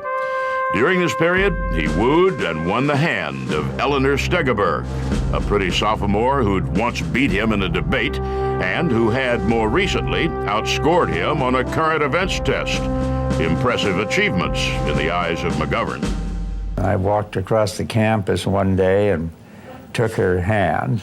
We got engaged just before I left home, but we decided we should wait until after the war. McGovern finally went into the Army Air Force in February 1943. When he left the Dakota Wesleyan campus, most of the students and faculty turned out to see him off. It was a kind of a festive occasion. The band was playing this peppy martial music. And then I saw my mother standing out there, tears just streaming down her face. It just broke my heart. I think my mother felt that she was looking at me possibly for the last time. McGovern traveled to Jefferson Barracks outside of St. Louis. At the age of 21, he may have been one of the older cadets, but he was certainly not one of the more worldly. The drill sergeants shocked him. They screamed their orders and punctuated every sentence with profanity. Far from home and lonely, his resolve to not marry before the end of the war softened. Finally, we decided, why wait? So we got married at the end of primary training. I hitchhiked home to Mitchell, South Dakota. My father presided at the wedding ceremony. That night, we went back to the flying field in Muskogee, Oklahoma. We sat up all night on a troop train. Through flight training, George and Eleanor saw little of each other. McGovern moved from base to base as his father had moved from church to church. Eleanor tagged behind. When he got his pilot's wings, she was there to pin them on. And when he faced the decision of what kind of pilot he wanted to be, Eleanor helped him make that decision. We had a choice of either becoming fighter pilots or combat bomber pilots. I chose the bombers. Somehow those big 4-engine birds that I'd seen fly over South Dakota a few times captured my fancy. And I decided that's what I wanted to do, and that's what I became. There was something about the big, lumbering B-24s that reassured McGovern. It was as difficult to fly as the South Dakota prairie had been to farm, as demanding of its pilots as his father had been of his son. The serious, earnest personality he developed in Depression-era South Dakota turned out to be exactly the personality a bomber pilot needs. McGovern's approach to flying was very much his approach to life. He was very cautious, he was very methodical, and he made sure that all the I's were dotted and all the T's were crossed. The disastrous losses of pilots, crews, and planes over Europe had thinned the Air Corps ranks to the point where training schedules were shortened. In September 1944, McGovern said goodbye to his pregnant wife and went off to war. He arrived in Cerignola, Italy, then 6 weeks later flew his first mission. At the time, AAF policy was that pilots had to fly 5 missions as co-pilot before they took command of their own aircraft, and then 30 more before being rotated home. McGovern's first mission aborted as the bomber approached the cloud-shrouded target. In his second mission, over a rail yard in Hungary, he encountered nightmarish flak, but came out unscathed. The third mission was a milk run, and the fourth again featured heavy flak. On his fifth mission, his last as a co-pilot, he dropped bombs on Ziln, Czechoslovakia. He knew on his next mission he'd take off as captain of his own crew, and he knew that he had to complete 35 missions before he'd get back home. I didn't know that half of the bombers, the B-24s that I was flying with, never completed their missions. The crews went down sometime during the missions. In fact, the average crew never got beyond 17 missions. You were only half through at 17 missions. You had to fly another 18 after that. I'm glad I didn't know that at the time. After flying his first 5 combat missions as a co-pilot, Lieutenant George McGovern reunited with his own crew. He named his plane the Dakota Queen in honor of Eleanor, his pregnant wife. And on December 6, 1944, he lifted off for a rail marshalling yard in Austria. To McGovern, the plane seemed heavier, harder to maneuver on the taxiways than it had before, and he was very aware that the young men in his crew were now his responsibility.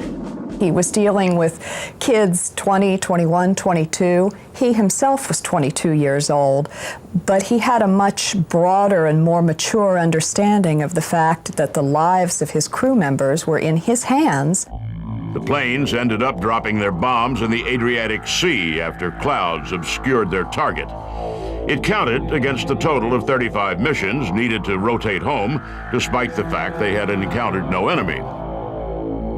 A week later, McGovern received word that his father had died while pheasant hunting back in South Dakota. McGovern's commanding officer offered to take him off the next day's mission, but McGovern insisted that he would go. If his crew was going, he felt he belonged with them. On that mission, his seventh, McGovern and his crew learned what combat was really all about. On the 7th, a shell exploded ahead of the nose of our airplane. A piece of shrapnel about that size tore through the middle of that windshield and struck a large steel girder just over the head of the co-pilot sitting on my right and myself. This girder was across our head. It smashed into that girder and fell on the floor in front of the engineer who was standing up between the two of us. It could have taken off the head of either the co-pilot or mine if it had been 8 or 10 inches left or right, or the engineer if it had been 8 or 10 inches lower. From that time on, I knew we were in war. The air at 25,000 feet was freezing cold, and McGovern struggled to keep his plane in formation. He wrestled the Dakota Queen back to base, set it down smoothly, and noticed that his crew seemed to eye him with new respect. He had proved something to them by getting them home safely. Every few days after that, McGovern and the Dakota Queen crew would take off on another mission. Some were milk runs, relatively easy journeys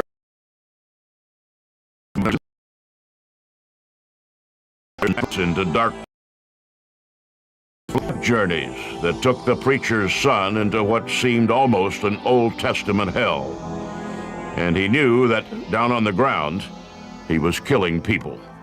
Sherman said, war is hell. It is hell. It's hell on the civilians, it's hell on the soldiers. So you can't brood about that too much or you'd lose your sanity. And I didn't brood about it. I thought about winning the war, knocking the Nazis out of the war, and that's what you concentrated on, winning. There was, however, one incident in the war that ate at McGovern for years. On a mission to the Scotia Ammunition Works in Czechoslovakia, a 500-pound bomb lodged in the bay of the Dakota Queen. McGovern knew the plane couldn't land with the bomb hanging precariously beneath it. Well, they kept working on it, and we came down quite a few thousand feet, and right at high noon, it broke loose just over the Austria-Italian border. And it was a clear day, and you could see what happened. It hit right in the middle of a little Austrian farmyard. People that doubtless thought they were safely out of the war zone. McGovern, convinced that he'd wiped out a farm family just like the hundreds of farm families he knew back in South Dakota, flew the Dakota Queen back to base and landed it safely. Back at the base, he learned that his wife had given birth to his first child. And I thought, gosh, Eleanor and I have brought a new child into the world. She's 5,000 miles away, of course, back in South Dakota. The same day I probably killed somebody else's children. It was a bad scene. He flew more missions. On one, he blew a tire during takeoff, went ahead to the target, dropped his bombs, and executed an almost perfect landing on the blown tire. There was a saying, it probably doesn't make any sense, but we used to say, if it has your name on it, you're going to get it. If it doesn't, you're okay. And we always thought it didn't have our name on it. McGovern's crew developed an enormous amount of respect for the young skipper. One of the reasons that his crews were so happy with him was because he was very serious and mature in his approach to flying, and they could depend on him to do everything within his power to get them back alive. More than once, McGovern offered his crew the opportunity to bail out rather than land with him in a badly damaged aircraft. None of his crew members ever took him up on the offer. Eventually, McGovern and his crew worked their way to their last mission. We knew the United States was going to win the war, and I didn't feel any special fear about that 35th mission. I have to tell you, it was probably the worst mission of the war for us. The mission was to Lintz, the same railroad marshaling yards where Flak had knocked the windshield out of the Dakota Queen. Now it was over Lintz where McGovern's combat career would end. As the formation of B-24s approached the city, German 88 started firing in front of the planes. By fixing their guns on the box the planes would have to fly through to hit their targets, the Germans challenged the courage of the Allied pilots. They could see the black flak cloud ahead of them, and they knew that they could avoid it by turning away. McGovern didn't waver.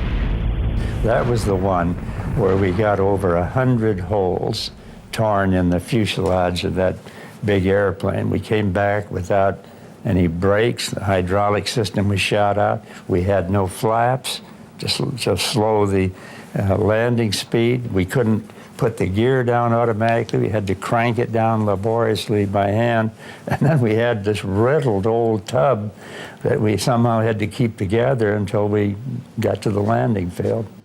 With no brakes, McGovern ordered his crew to attach parachutes to the yoke supporting the waist guns.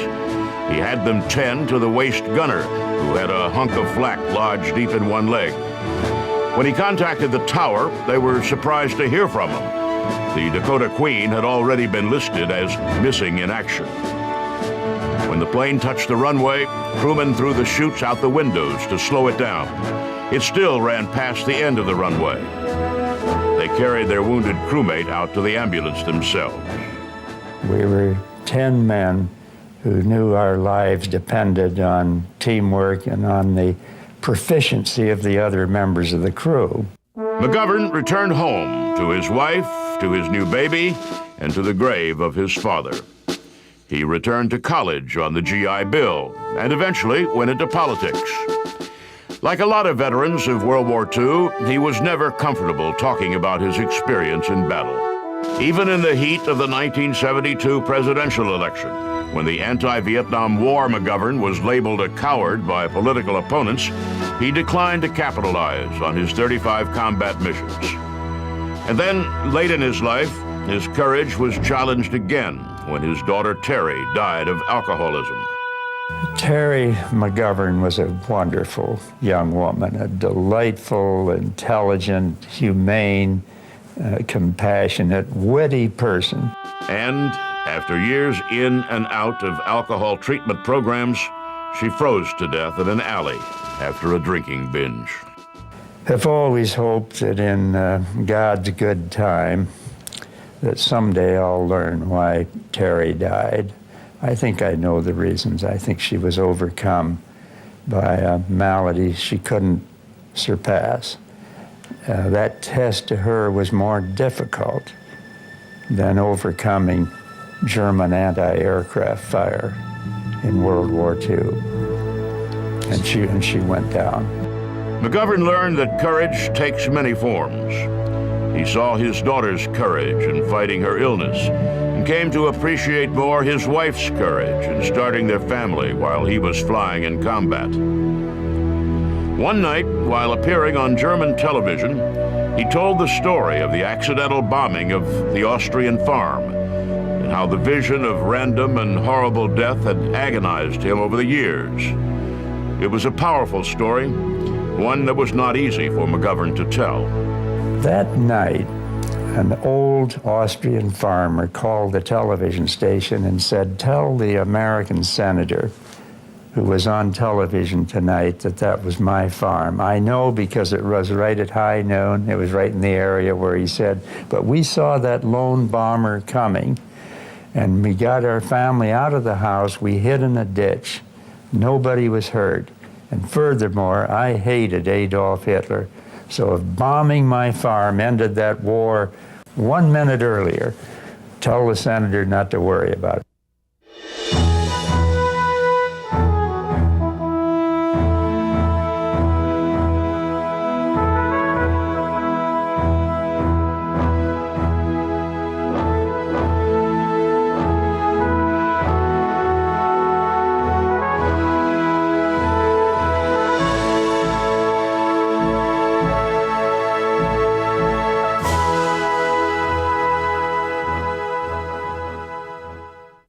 She was working as a clerk at a Douglas aviation factory near Chicago when a test pilot invited her to go flying. Looking down over the city, she fell in love with flight.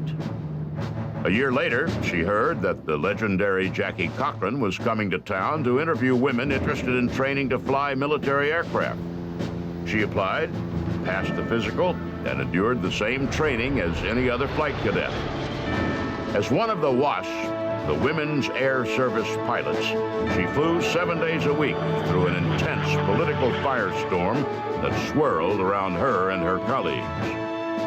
The question was whether women had a place in military aviation, and her career and the career of hundreds of other WASP answered in the affirmative. She is Lorraine Zillner Rogers, and she is a legend of air power.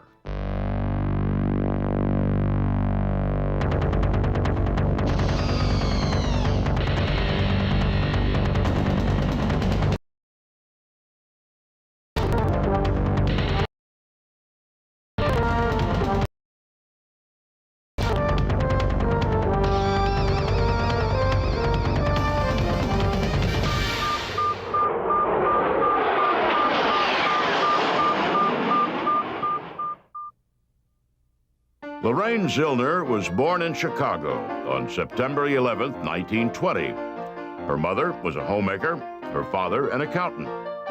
She was an active girl, always playing outside, and the only thing that seemed to bring her to a halt was an airplane passing overhead.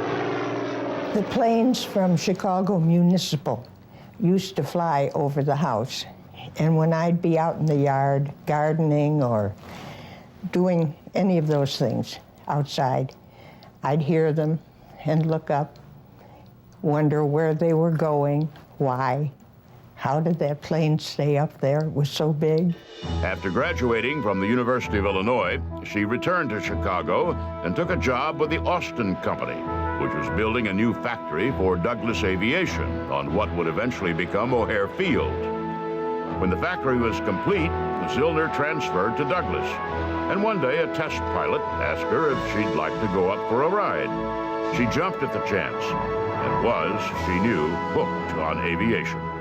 So every weekend, I took my earnings and went right out to the local airport, little teeny 2x4 grass runways, and I spent my entire salary on lessons.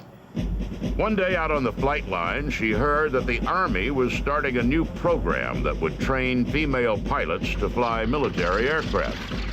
The WASP program was the brainchild of aviatrix Jackie Cochran, who about 1939 came to the conclusion that a lot of people in the United States had, which was that ultimately America would be involved in the war in Europe.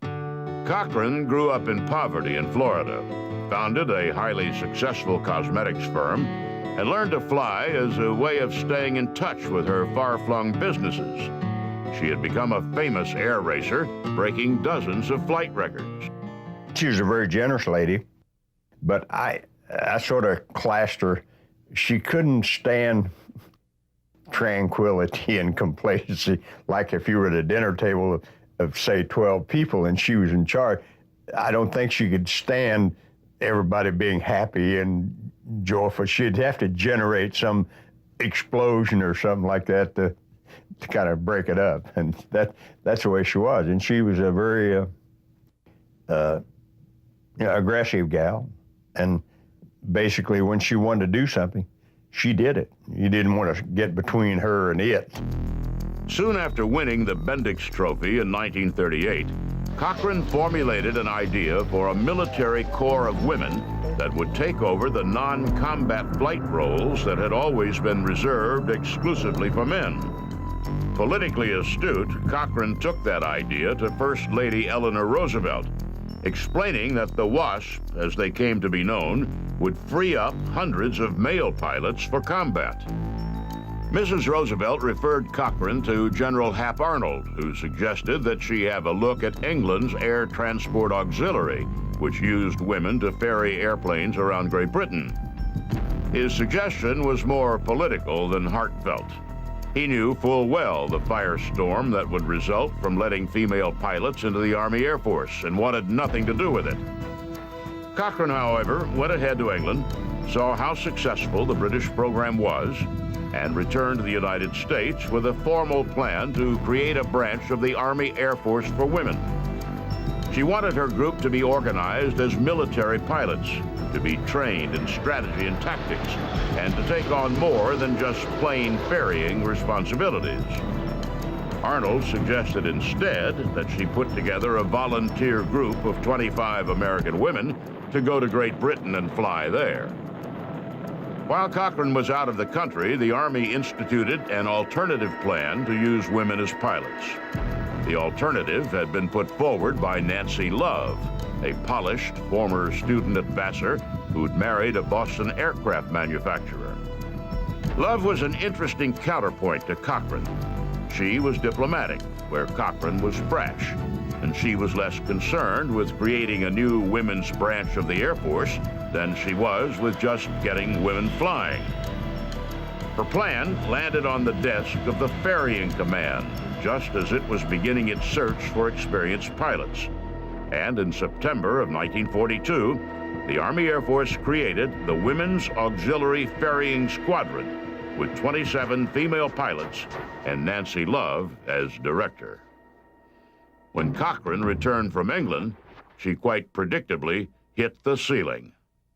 Jackie's approach, both with the WASP program and personally, was to be very competitive, very driven.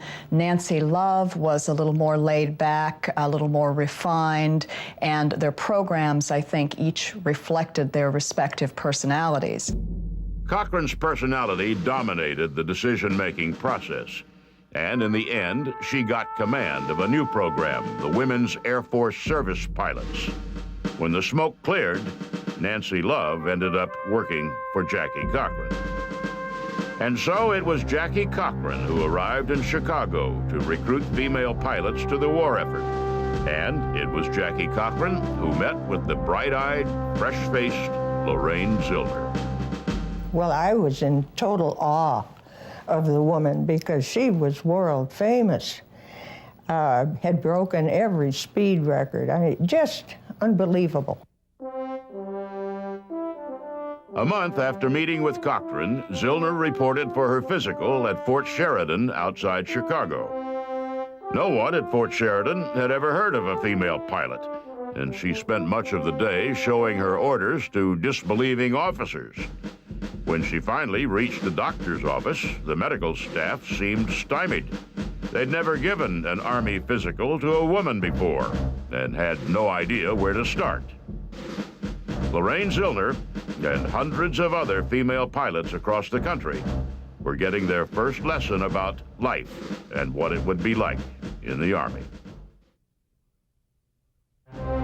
Sweetwater, Texas, where the Women's Air Force Service pilots set up their training, was like most places where the Air Force conducts its training, dusty, isolated, almost forgotten. But in 1943, when Lorraine Zillner arrived at Avenger Field in Sweetwater, it seemed like the most exciting place in the world.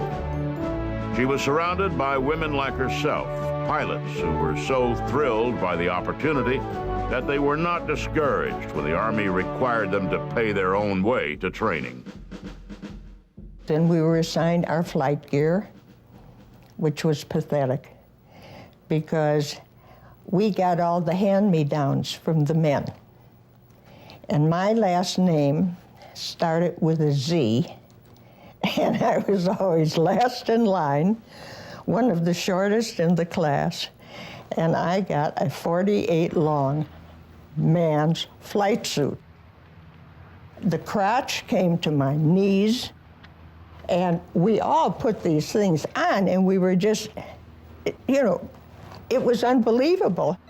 Together, the brand new WASP tightened their belts, rolled up their sleeves, and pulled and tucked themselves into their new uniforms. They were being paid $150 a month to fly, and that seemed like a pretty good deal, even if the Army was charging them $1.65 a day for room and board. The women ranged in skill and knowledge very much the same way their male counterparts did. Some of them were extremely good and had a lifelong affiliation with aviation. Some of them had come into it fairly recently and were still developing the necessary skills and understanding of how aircraft worked. Cochran knew that her WASP had to meet the same training standards as any other military pilots.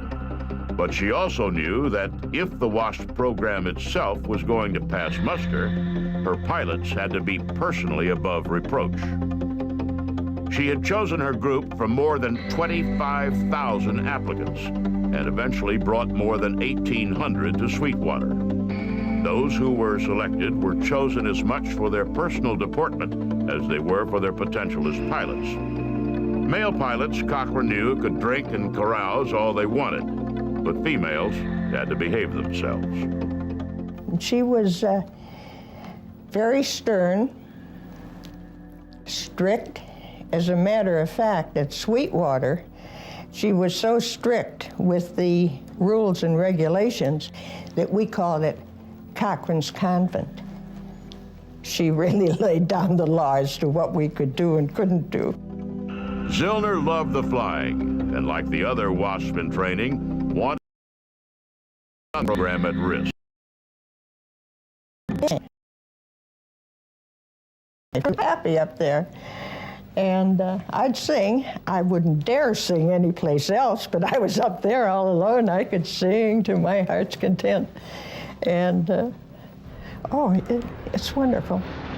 She sang through basic, advanced, instrument, and night flight training. Down in the classroom, she studied the physics of flight, mathematics, meteorology, and Morse code. She learned to take apart, repair, and reassemble aircraft engines. After each segment of training, she was tested by regular Army check pilots, and she passed her tests with flying colors. She was just beginning to feel like a real pilot when, flying one afternoon out over the Texas prairie, she got into trouble. Suddenly the plane just flipped over upside down and went into an inverted spin. I worked with it. I did everything that we had ever been taught. Nothing made any effect on the plane. And then when I looked out and saw how close I was getting to the ground, I knew I had to get out. She struggled with the canopy, but managed to get herself out of the plane, barely feeling the thump as the plane's tail hit her leg. Her parachute opened perfectly, and she fluttered down to the ground. So I'm laying there and I'm thinking, am I alive? Am I dead? Where am I? And suddenly I heard galloping of horses. And I thought, oh, I'm in Texas. Of course, I'm in Texas. And up come these horses, and two cowboys jump off of their horses and came running over. And one of them unzipped my leather jacket and opened my tie, and the other one pulled my helmet off, and all my long hair fell down. And he said, "My gosh, it's a little girl." One of the first women to destroy a government aircraft, she was sure that her career was over. I went back to my quarters, and I just sat there, and I thought, oh, this is it, start packing. And all of a sudden, I heard my name on the loudspeaker system. Lorraine Zillner, report to the flight line. And I thought, oh. So I went down the flight line. There's my instructor sitting there. And he said, come on, we're going up. Zillner put on her misfit flight suit and climbed into the cockpit. An investigation showed that someone had cut her plane's control cables, attempting to kill her for the high crime of being a female pilot. The saboteur was never found. But that day, it didn't much matter.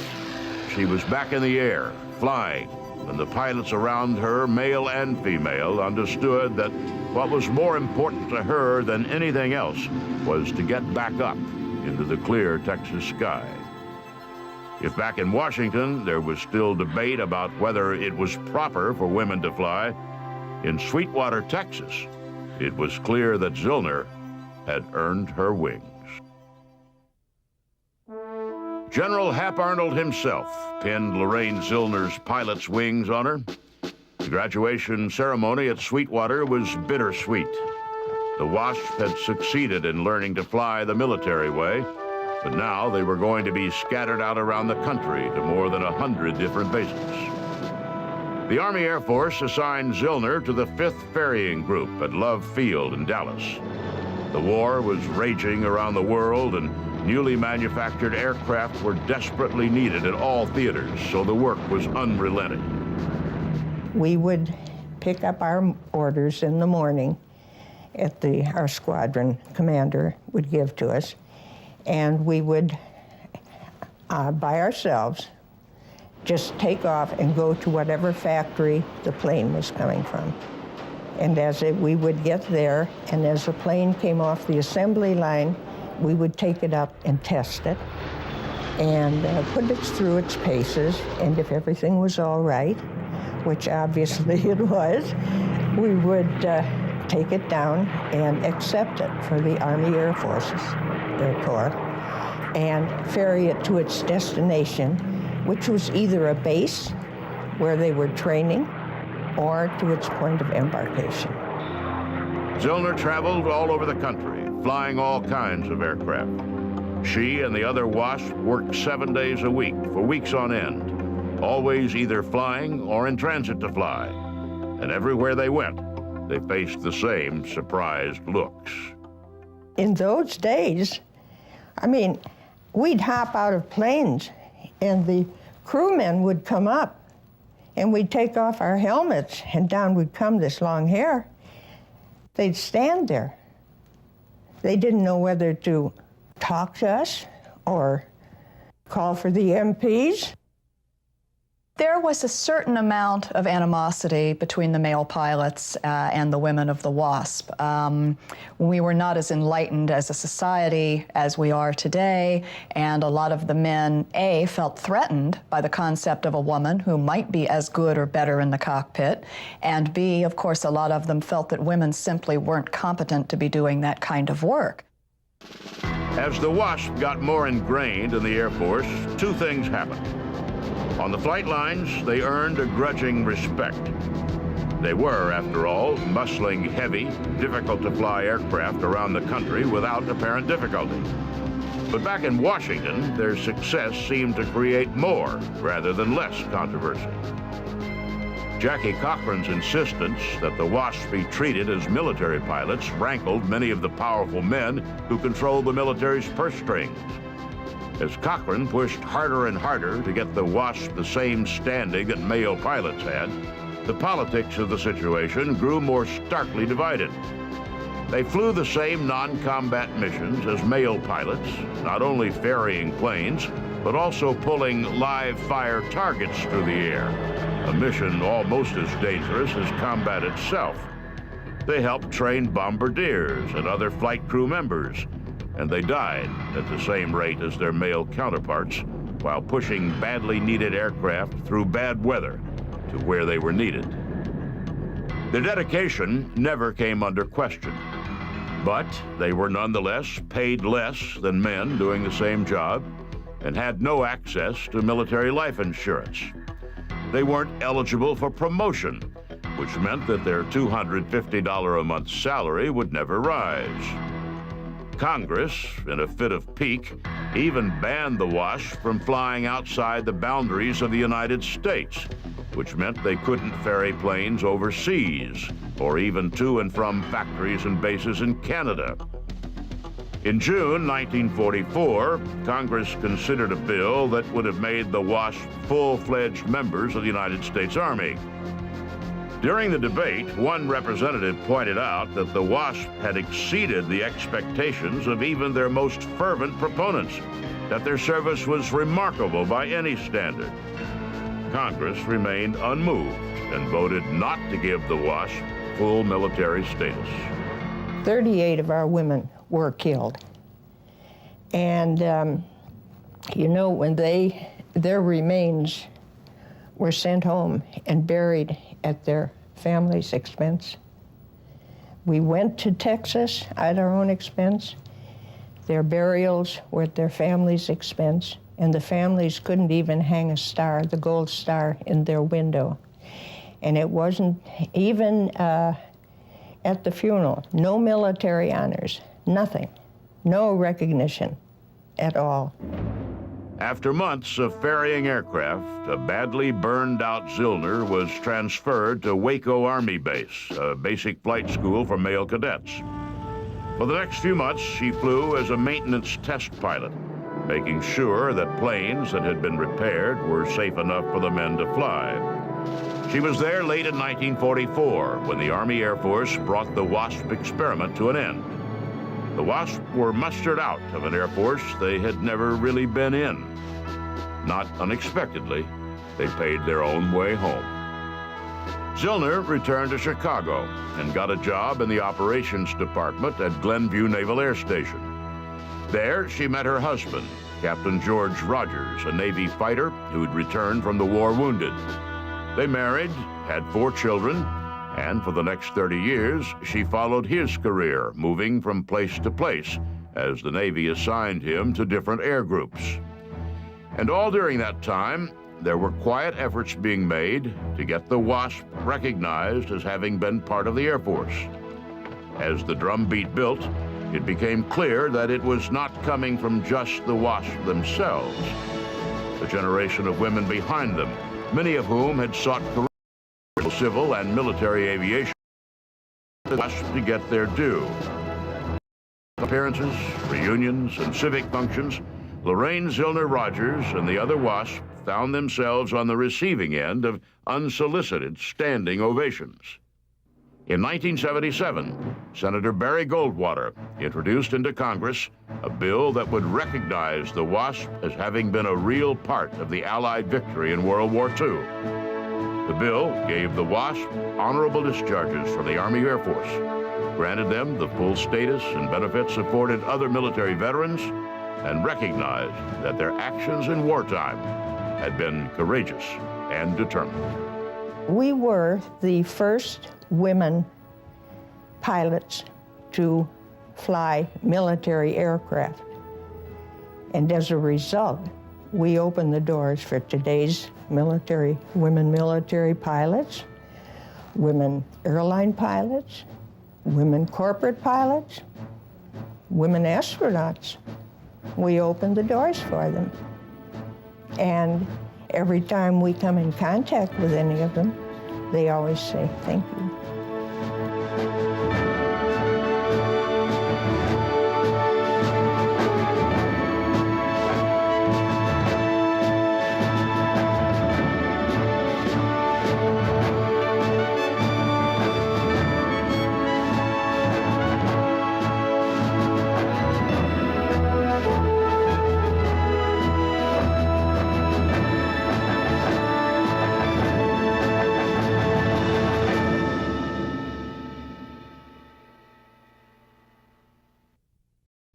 He was a fighter pilot whose heroism was grounded in his study of Epictetus the Stoic.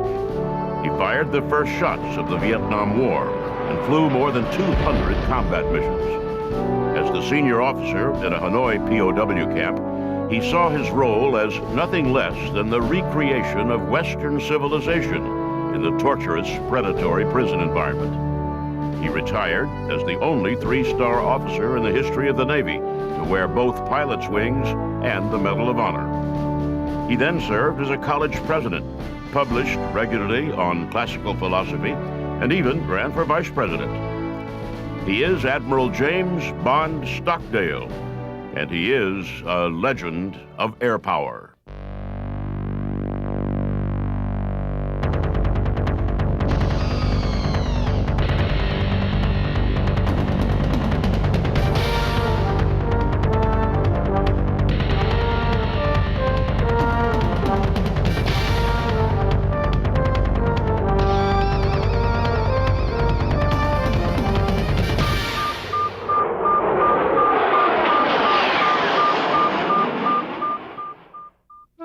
Stockdale was born 2 days before Christmas in 1923 in Galesburg, Illinois.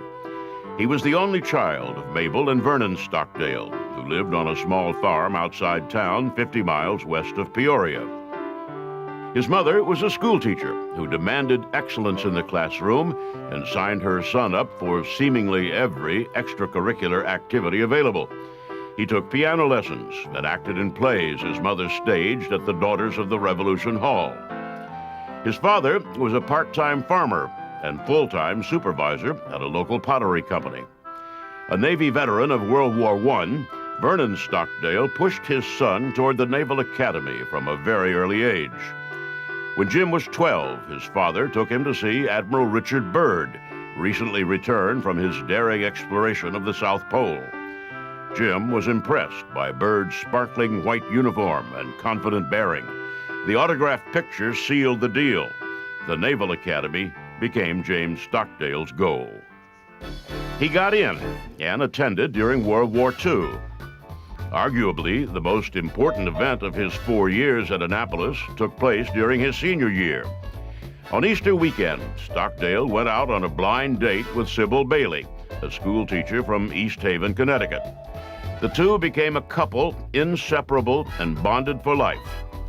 Years later, Sybil summed up their relationship this way: "We wouldn't be comfortable if not together." They married after James graduated from Annapolis. Stockdale went to flight school and did his first tour as a pilot flying anti-submarine duty in Grumman Avengers. There aren't many flight duties duller than flying submarine patrol in peacetime, but Stockdale's skills as a pilot were obviously outstanding. Stockdale was considering leaving the Navy and pursuing a career as a mining engineer until he toured the Mediterranean on an aircraft carrier. The order of shipboard life, the camaraderie among the pilots.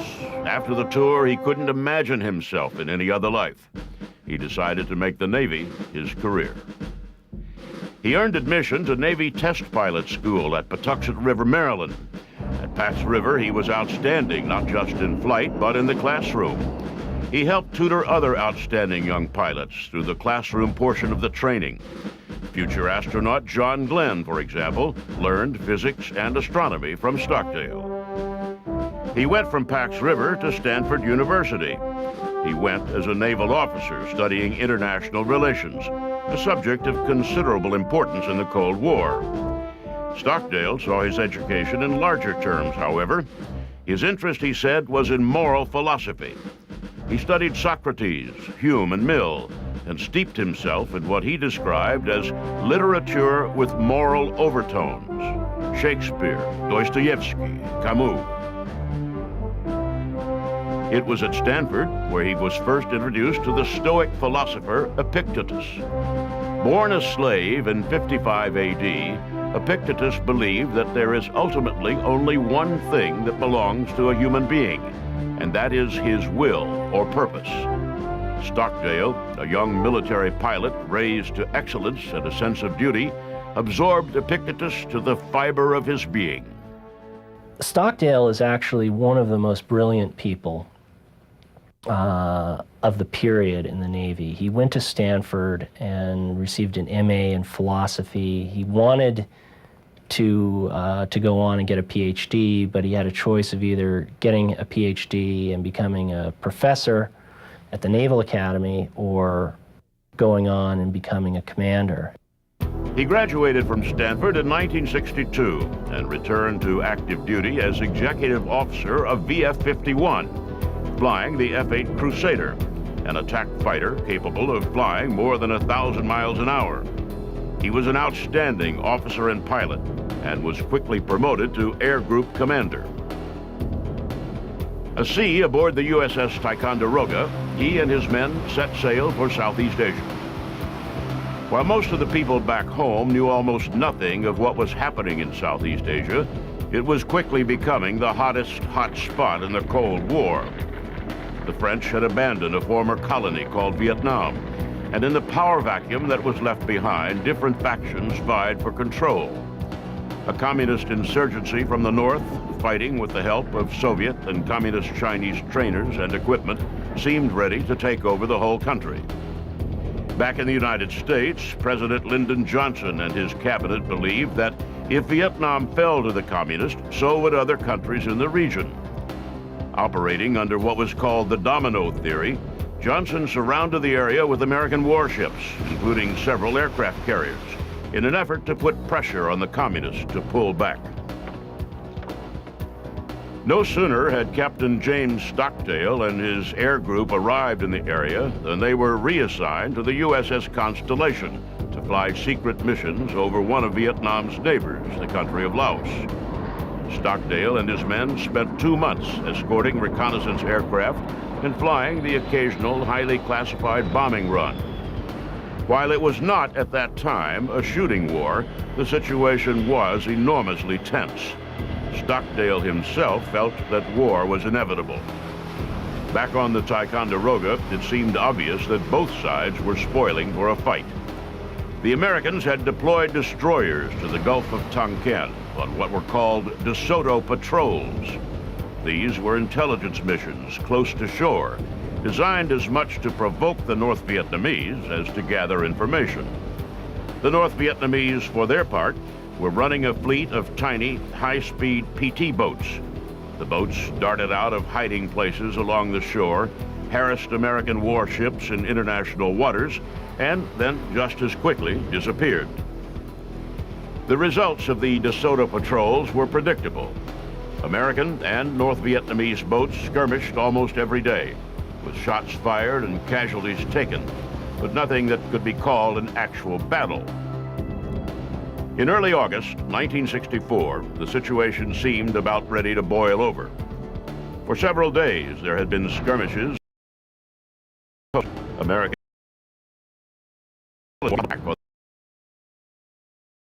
shooting the PT boats with explosives and ramming the destroyer.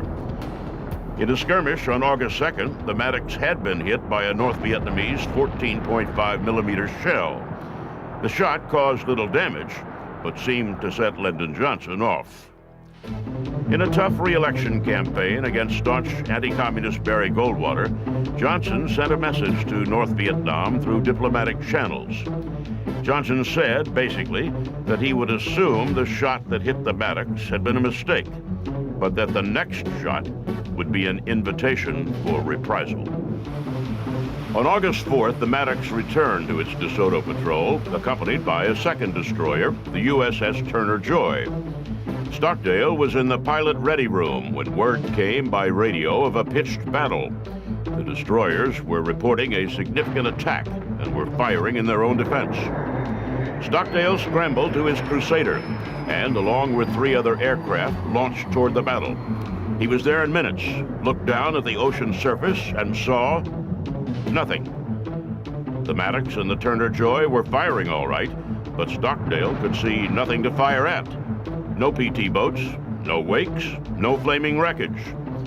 In the after-action report, everyone seemed to agree that nothing had happened. But back in Washington, Lyndon Johnson received reports of a brazen attack on American interests. He ordered a reprisal, and the next morning, James Stockdale took 16 aircraft loaded with Zuni missiles and led an attack on oil storage tanks at Vinh City on the North Vietnamese coast. Stockdale led the way, swooping out of the sky in a perfectly executed surprise attack. The Zunis ignited the oil tanks, destroying the facility. All of Stockdale's aircraft returned safely to the Ticonderoga. James Stockdale, who could have been teaching at the Naval Academy if he'd wanted to, had just fired the first shots of the Vietnam War.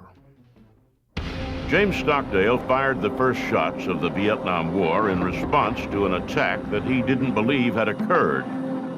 He said later that he had started the war under false pretenses, but he also knew that he hadn't started the war at all. That credit belonged to President Lyndon Johnson. But no matter who started the war, it was Stockdale who was on the front lines, and it was his duty to fight as well as he possibly could. It was a new war, and no one knew how it was going to be fought. It seemed as if every experience was new, as if every day brought challenges that were not covered in training. In those early days, the pilots simply flew as many missions as they could stand and hoped they were having an impact. They flew under increasingly difficult terms of engagement, and every passing day seemed to bring new restrictions from Washington. Stockdale flew all the missions he could stand. On one, he had the canopy of his plane shot off and had to ditch in the Gulf of Tonkin. Stockdale served his time and rotated home, but signed up for a second tour of duty. After a couple of months of training, he returned as wing commander on the USS Oriskany. On September 9, 1965, Stockdale strapped into an A-4 Skyhawk for his 202nd combat mission. The weather was bad, the low overcast that was frustratingly familiar to Navy pilots in Vietnam. There was doubt about whether the mission would launch, but it did. On the way to the target, Stockdale passed over the scorched remains of the oil storage yard he had bombed exactly 400 days before. Stockdale and his flight approached the rail yard that was their target. They dropped their bombs and banked away toward the safety of the ocean. He thought he'd made it when he heard the sound of a 57mm anti-aircraft gun below him. He ejected over a small village. The villagers descended on him, wielding clubs and fists. They beat him unmercifully, and his wingmen circled helplessly above. By the time communist authorities arrived, he had a broken shoulder, a broken leg, and cuts and bruises all over his body. He had no idea what was going to happen to him. The North Vietnamese transported Stockdale to Hoa Loa prison in Hanoi. Built by the French while Vietnam was a colony, the prison was dank and cramped, closer to a medieval dungeon than a modern prison. Ruled by sadistic communist apparatchiks and populated by a small community of American flyers, Stockdale arrived as the highest-ranking officer. He was badly injured with no prospect of medical attention, thousands of miles from home and surrounded by men in not much better condition than himself, and they were looking to him for leadership.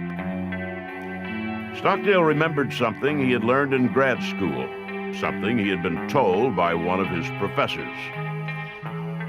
Being an educated person means that, given the necessity, you could refound your own civilization.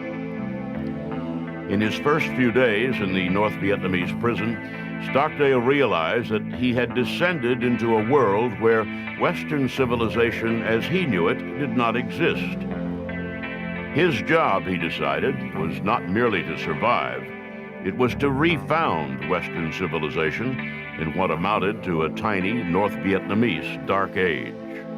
Here's a fellow who studied for years advanced education, and he knew he could quote these philosophers, the Russian philosophers, who had gone through this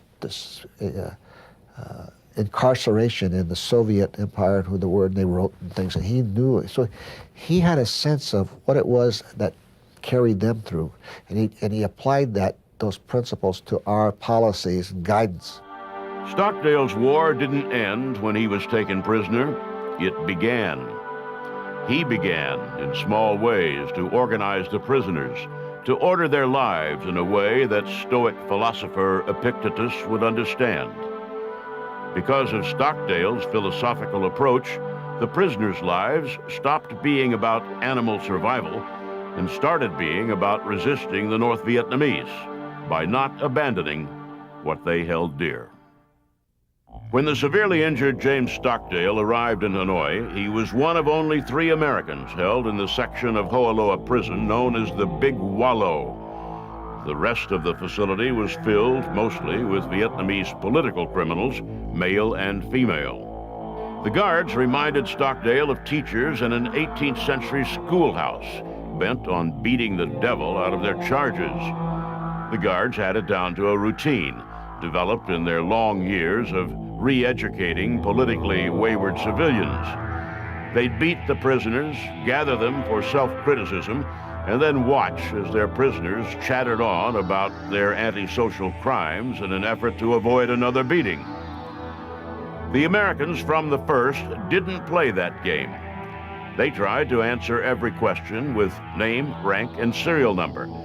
And when they had been beaten and tortured badly enough, they eventually gave in and divulged some fact, and the beatings would stop. And then the prisoner would inevitably be filled with guilt. He had violated the code of conduct and had betrayed the expectations of his fellow prisoners. Stockdale came to Hoaloa armed not simply with the uniform code, but with the teachings of Epictetus. He knew that under severe torture, no one could control what they said. So he changed the rules. Stockdale, as he recovered, led the prisoners in creating a new code of conduct. Unlike the code they had learned in their training, it didn't focus on what the men told their torturers. Rather, it gave them the room to take pride in what they had endured before they had succumbed. That allowed the POWs to survive without feeling they had failed. And it created a system where the endurance of torture was a source of pride, not shame. Stockdale led his men by example, indulging in tiny acts of disobedience, no matter what the consequences. He was like nothing the North Vietnamese had ever confronted. When guards misquoted Lenin, Stockdale corrected them.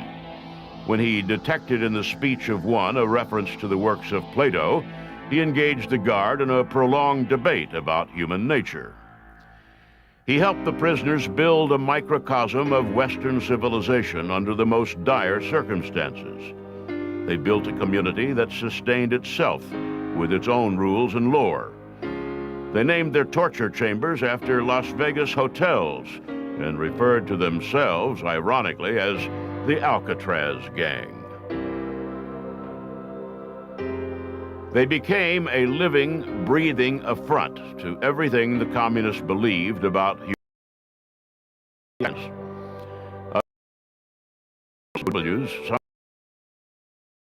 Over their destiny. When a prisoner took sick, Stockdale organized a hunger strike. The North Vietnamese, confronted with the prospect of hundreds of dead POWs, brought in a doctor. When they tried to use Stockdale in propaganda, he beat himself with a stool so that he could not be photographed. He gargled with lye rather than talk with his tormentors. One night they got mad and came charging down the hall, popped the door open. I barely got off the bunk before they got in the room, and Jim barely got up on his feet. And this Vietnamese second lieutenant walks in, or really storms in with a guard. And as he walked up to Jim, Jim decked him. And I thought, man, we're in trouble. And we were. The more the North Vietnamese pressured the POWs, the more the POWs were able to endure. The communists threw Stockdale and other leaders into solitary confinement, sometimes for years at a time, in an effort to decapitate the resistance. It did nothing of the sort. Stockdale and the others had built a self-sustaining civilization in their prison. To break the isolation of solitary confinement, Stockdale introduced a code that would allow them to communicate even in isolation. He got the idea for the famous tap code from a 2nd century historian who dabbled in cryptography. Soon, even those in solitary confinement could communicate with other members of their community.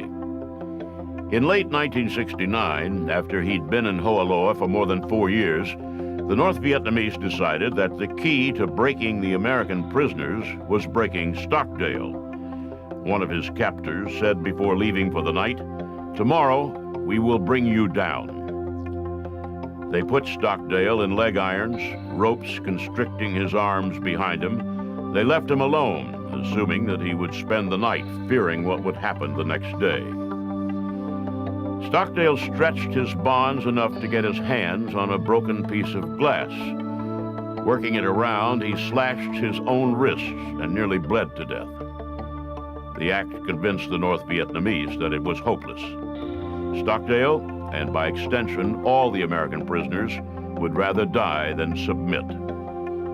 The beating stopped. The prison commander who had instigated much of the torture was replaced. For 3 more years, the POWs endured internment in what came to be known as the Hanoi Hilton. They returned home heroes, victors in a war that their country had not won. Stockdale received the Medal of Honor for his service in Ho'oloha Prison. He returned to his wife and children, and after his retirement, to decades of productive writing and study. He served as president of the Citadel, ran for vice president of the United States, and returned to Stanford as a professor. Years later, he wrote, "Was I a victim? Not when I became fully engaged, got into the life of unity with comrades, helping others, and being encouraged by them." I think they could have gotten through without Stockdale. I don't think they would have gotten through as well without James Stockdale, because he kind of set the tone of what a POW should behave like. He set the standard of conduct, and he provided one heck of a role model of what a POW should do in a time of very heavy emotional and physical obstacles. Being a POW was, Stockdale said, the highlight of his life. It was a time, he said, when he was exactly where he was supposed to be, doing exactly what needed to be done.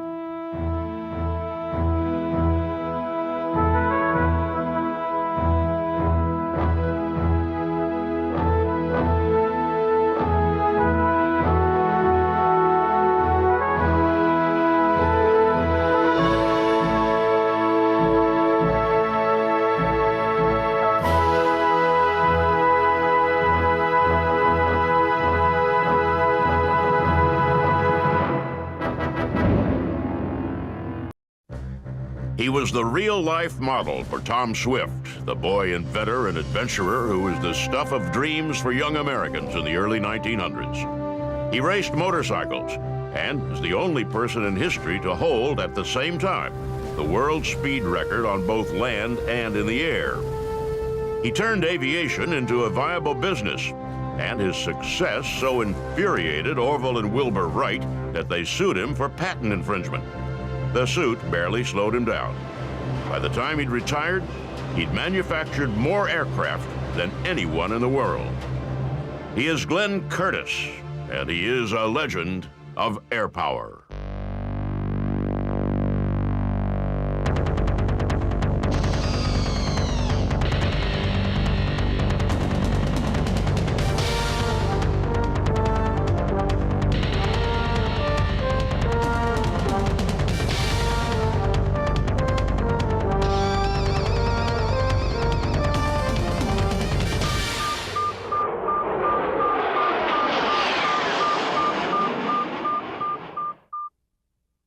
Glenn Hammond Curtiss was born in Hammondsport, New York on May 21st, 1878. His father and grandfather both died when he was very young, and Curtiss spent the rest of his childhood shuttling back and forth between his mother and grandmother. The two were very different. Mother was artistic, she was flighty, she couldn't manage money, she painted, she played music, she went out ice skating, she had gentleman friends, she was an expert driver of horses. Grandma was very hardworking, very practical, she knew how to get along with people. He worked as a newsboy and as a delivery boy for Western Union. His bicycle, acquired in large measure as a practical money-making tool, became something else entirely to him. It became the mechanism of his escape from his mother's world. He lived for a while in Rockstream with his mother, but he really wanted to be with his grandmother in Hammondsport. So that was down a slope and across a valley and up the ridge and then down the other slope. Then he bicycled there, and it was speed, speed, speed that he wanted. As a teen, he built a small business repairing and selling bicycles, but it was the speed of riding that he really loved. He became a well-known bicyclist, racing champion of the Lower Lakes region of upstate New York. Then he saw his first motorcycle. He was amazed how fast it went, and he wanted one of his own. Buying a motorcycle, of course, wasn't possible. He had little money, and motorcycles, which were an experimental technology at the time, weren't easily available. He decided to build one of his own. Curtiss converted a bicycle frame and ordered a one-cylinder engine from the Thomas Company. And when it arrived, he discovered that it was little more than a box of rough parts. There was no carburetor and few instructions. With the help of a local machine shop, he built a carburetor, put the engine together, and fastened it to the bicycle frame. When he took it out for a test, the whole town of Hammondsport turned out to see what the noise was all about. The engine alone weighed 180 pounds, and as he was demonstrating his motorbike, he lost control of it and had to jump off before he careened into a lake. He learned how to ride it and made enough of an impression on the people of Hammondsport that friends and local businessmen put up the money for Curtiss to go into the motorcycle business. In 1902, he opened the G.H. Curtiss Manufacturing Company, building and selling the Hercules motorcycle that he designed. He tested the motorcycles himself, pushing the speed higher and higher and inventing technology that allowed the bikes to be lighter and more maneuverable. In 1903, he created the V-Twin, the first two-cylinder motorcycle in the United States. He took it down to New York City, and he went into a hill climbing race and just demolished the opposition, including professional racers on chain-driven Indian motorcycles. Then he tore across town to Yonkers, jumped into a 10-mile race, won the race, set a new world speed record, and became American amateur champion, all on the same day. His exploits inspired a series of books for young boys. The books were about Tom Swift, a boy adventurer and inventor who bore a striking resemblance to Curtiss. Tom was a young inventor who had his own factory on the shores of Lake Carlopa in upstate New York. Well, Glenn was a young inventor who had his own factory on the shores of Lake Keuka in upstate New York. Both of them were racers. Both of them started out in motorcycles. So especially in the first few books, it's pretty clear that a lot of the immediate inspiration, anyhow, is the character of Glenn Curtiss. While Curtiss experimented with motorcycles, on the dune, and Wilbur Wright were experimenting in late 19... But concerned that others would steal their design, they applied for a patent and hid their plane away. All over the country, however, inventors with different visions were building and testing aircraft. Soon after the Wrights' first flight, Thomas Scott Baldwin bought a Curtiss motorcycle engine to power his dirigible, the California Aero. That transaction seems to have kindled in Curtiss an interest in aviation. He worked with Baldwin on several other designs, building lighter and lighter engines for Baldwin's blimps. He also kept building motorcycles, and in late 1906 put together a racing bike unlike anything to come before. It was massive, and his only problem now was to find someone to race against. We went down to Ormond Beach in Florida, and he wheeled out the world's first V8 motorcycle. He put in it a V8 engine he had created for a dirigible. And the officials there said, well, Glenn, this is obviously is not a standard machine, so we can't let you race, but we will give you an official time test. He revved the machine up, got a rolling start, and covered the mile between the starting and finish lines in just over 26 seconds. His speed, 136.36 miles per hour. He was literally the fastest man on Earth. Not even a locomotive had ever done the mile in that short a time. And it took him another mile to come to a halt after that. So by that time, he was a pretty well-known person, at least if you were interested in speed and mechanics and things like that. Newspapers around the world covered the astounding achievement. Glenn Curtiss, who'd fallen in love with speed while riding a bicycle to his grandmother's house, had gone faster than anyone had ever gone before. Faster even than the fastest locomotive. The only way he was going to go any faster was to do it in the air. 4 years after the Wright brothers first flew, the world of aviation was like a gold rush. Everyone wanted in, though no one knew for sure what the results were going to be. One of those suddenly interested in flying was Alexander Graham Bell, inventor of the telephone. He founded the Aerial Experiment Association, a group of aircraft experimenters willing to pool their knowledge and skills to push aviation forward. Bell bought one of Curtis's aircraft engines for the AEA. He was so impressed by both the engine and Curtis that he invited the motorcycle racer to join the organization. Curtis's first impulse was to refuse Bell's offer, but after some thought, he delegated the running of his motorcycle factory to an associate and threw himself full-time into aviation. He signed on to the AEA as Director of Experimentation. While Curtis was thrilled to be working with Bell, he quickly realized that the inventor's ideas about flight were highly impractical. Bell had spent much of his time developing a 60-foot tetrahedral kite. Curtis, a successful businessman, saw no way that a kite would ever evolve into a viable product. He paid attention to a number of areas. First of all, the product itself. And secondly, to the marketing of the product. For instance, let's take the airplane. Now we've got an airplane. Who's going to buy an airplane? Well, we have to market it. Curtis believed he could sell airplanes the same way he'd sold motorcycles, by setting records in them.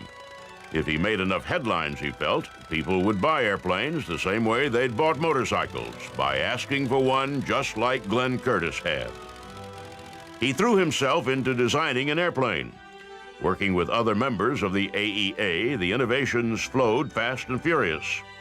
He collaborated on the White Wing, a revolutionary airplane that introduced two critical technologies, wheeled landing gear and a way of steering more practical than the Wright brothers' patented wing warping system. The Wrights had constructed a complicated system of pulleys that pulled the aircraft's wings into different shapes to steer the plane. This wing warping was dependent on brute force, and in some cases required two people struggling with their controls to control the aircraft. Curtis, working with other AEA engineers, developed a flight control system that required moving only small surfaces attached to the tips and edges of the wings. Those smaller surfaces came to be known as ailerons, and are virtually the same technology used on aircraft today. In 1908, he set out to gain the publicity that he felt would turn aircraft manufacturing into a business. He took his aircraft, the Junebug, out and flew it for the general public. The flight was short, exciting, and made headlines. He made the first straight-line flight of more than 1 kilometer. He became the highest-profile pilot and advocate of flight.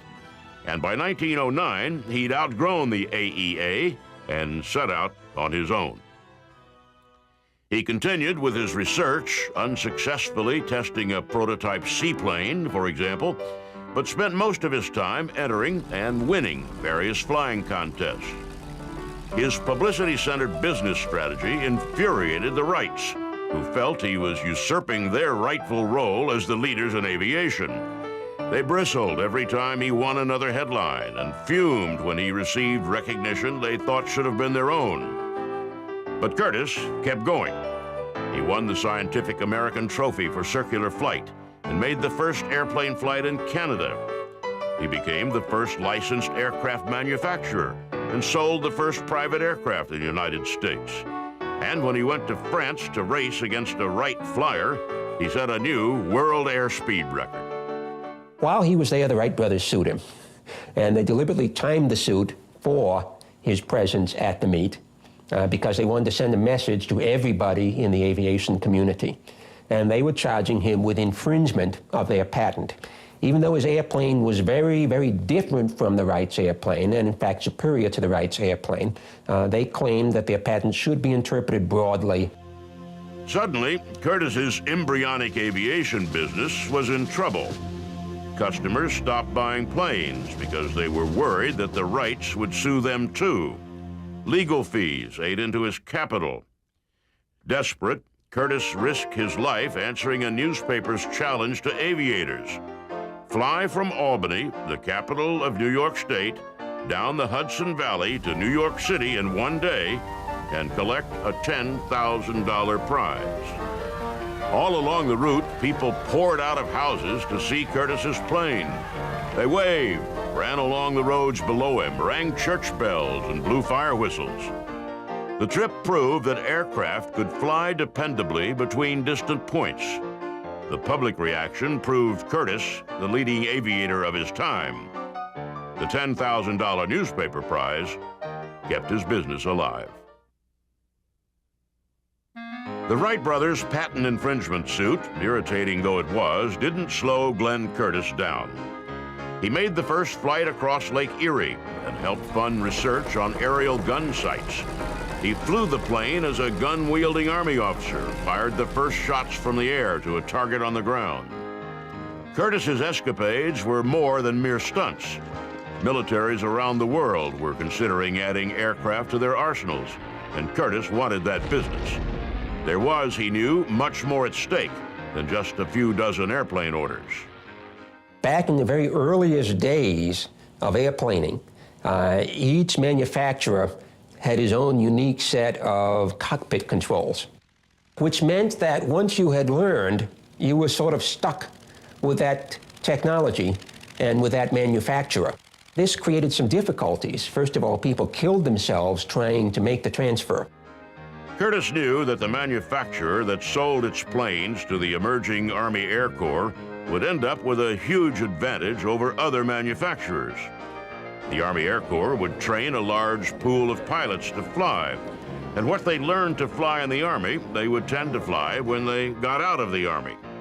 The two dominant control systems were, of course, the Wright brothers' wing warping and Curtiss's ailerons. Curtiss knew the victor would ultimately control the air. Eventually, the Wright brothers' control became so complicated, new pilots to fly the and he had a separate set of things that they did. The Air Corps settled on Curtiss's airplanes and bought a handful to train pilots with. Though the Wright brothers' lawsuit continued, Curtiss's aircraft manufacturing business was secure. Curtiss trained the first American female pilot, Blanche Stewart Scott, and himself received the first pilot's license issued in the United States.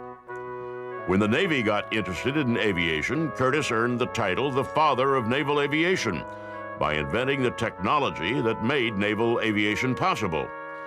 Eugene Ely, a Curtiss pilot in a Curtiss plane, made the first takeoff from a ship near Hampton Roads, Virginia. In late 1911, Ely made the first landing on the deck of a ship in San Francisco Bay. Ely took off from the shore, circled around, and then came in for landing on this very short deck. Fascinatingly, how they made that possible was by getting sandbags and laying them out along both sides of this makeshift deck with ropes tied between each pair of sandbag. And the very first time somebody landed on the deck of a ship, he used a tail hook and caught those ropes and slowed himself down, just as is done today. And a few minutes later, they turned the airplane around, Ely took off, and landed safely ashore. Curtiss trained the first naval aviators and revived an earlier failed experiment by building an airplane that could take off and land on the water. On January 26, 1911, a Navy pilot trained by Curtiss took off in the first successful seaplane flight. A few weeks later, Curtiss outfitted his seaplane with retractable wheels, allowing it to land on runways. With the help of a New York boat builder, he honed the design down until his seaplane seemed little more than a boat hull with wings. Dubbed the Flying Boat, it promised to open aviation to the whole world. We have to remember there really were no airports or flying fields or anything like that in the country, in the world back in those days. And to find a long, level field that didn't have a herd of cows or a stand of corn or a barbed wire fence on it was very difficult. So for many people, they say, well, really the water is the surface that we're going to use for landing and taking off.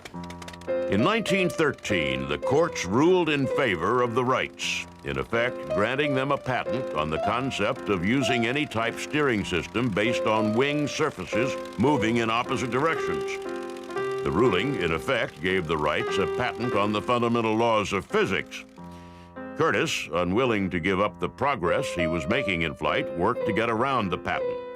He also used every legal means he could to stall because he'd just put his company to work designing an inexpensive, easily manufactured biplane that he believed would do for aviation what Ford's Model T had done for the automobile. He hired a British airplane designer, D. Douglas Thomas, and put together a team to work on the plane. So one of the things about Curtiss is he was able to bring in people who had better education and better training than he did and put them to work and keep them to work, and they enjoyed it. They thought it was a great experience to be in. And more Curtiss's work became kind of getting the initial idea and then maybe making some sketches and turning it over to other people to refine. Curtiss's team worked on two competing designs, the Model N and the Model J. After several years of experiments, in 1914, Curtiss combined the best aspects of the two and introduced the JN-3, which was destined to be one of the most famous aircraft of all time, the Curtiss Jenny. Within a few months of the time the Jenny was introduced, World War I broke out in Europe. And suddenly the Europeans were in a position of having to train hundreds and then thousands of pilots. So the British placed an order with Curtiss for 250 airplanes. Though Wilbur Wright, who had been most active in pursuing the suit against Curtiss, had died, the legal wrangling between Curtiss and the Wright Company continued. Really, the only thing that brought an end to the Curtiss and Wright rivalry was the advent of World War I. And at that point, the U.S. government stepped in and said, guys, we've got to build aircraft. We've all got to work together. We've got to share our ideas. We've got to share our innovations, at least for the duration of the war.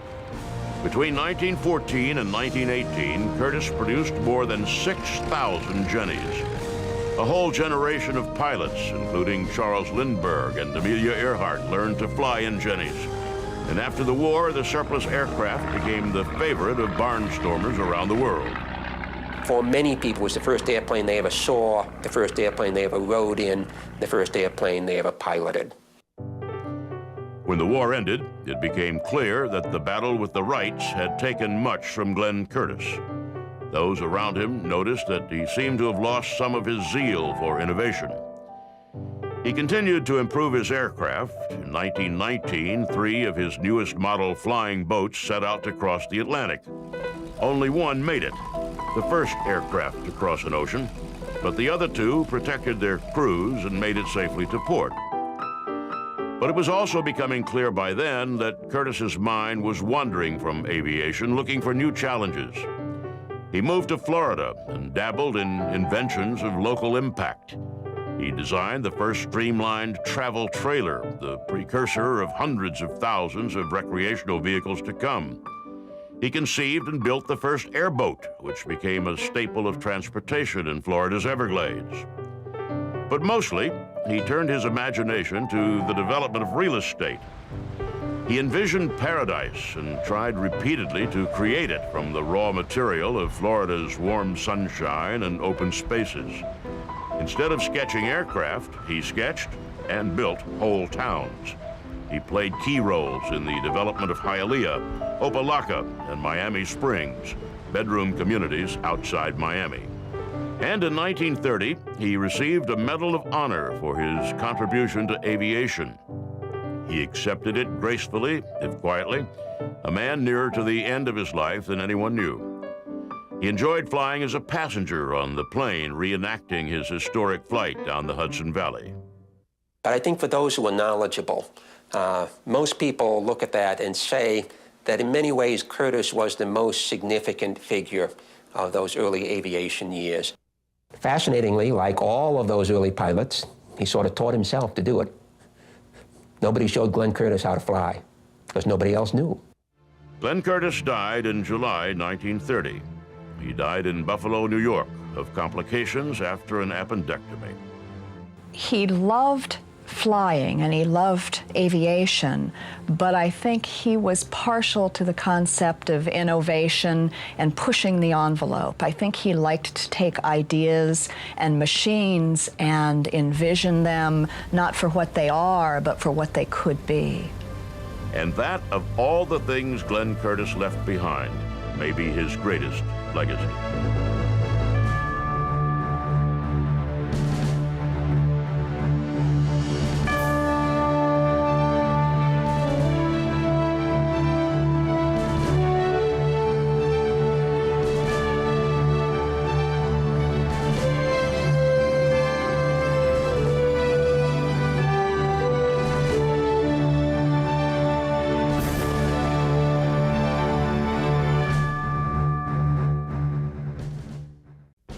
He was the son of a Korean missionary who grew up in Texas.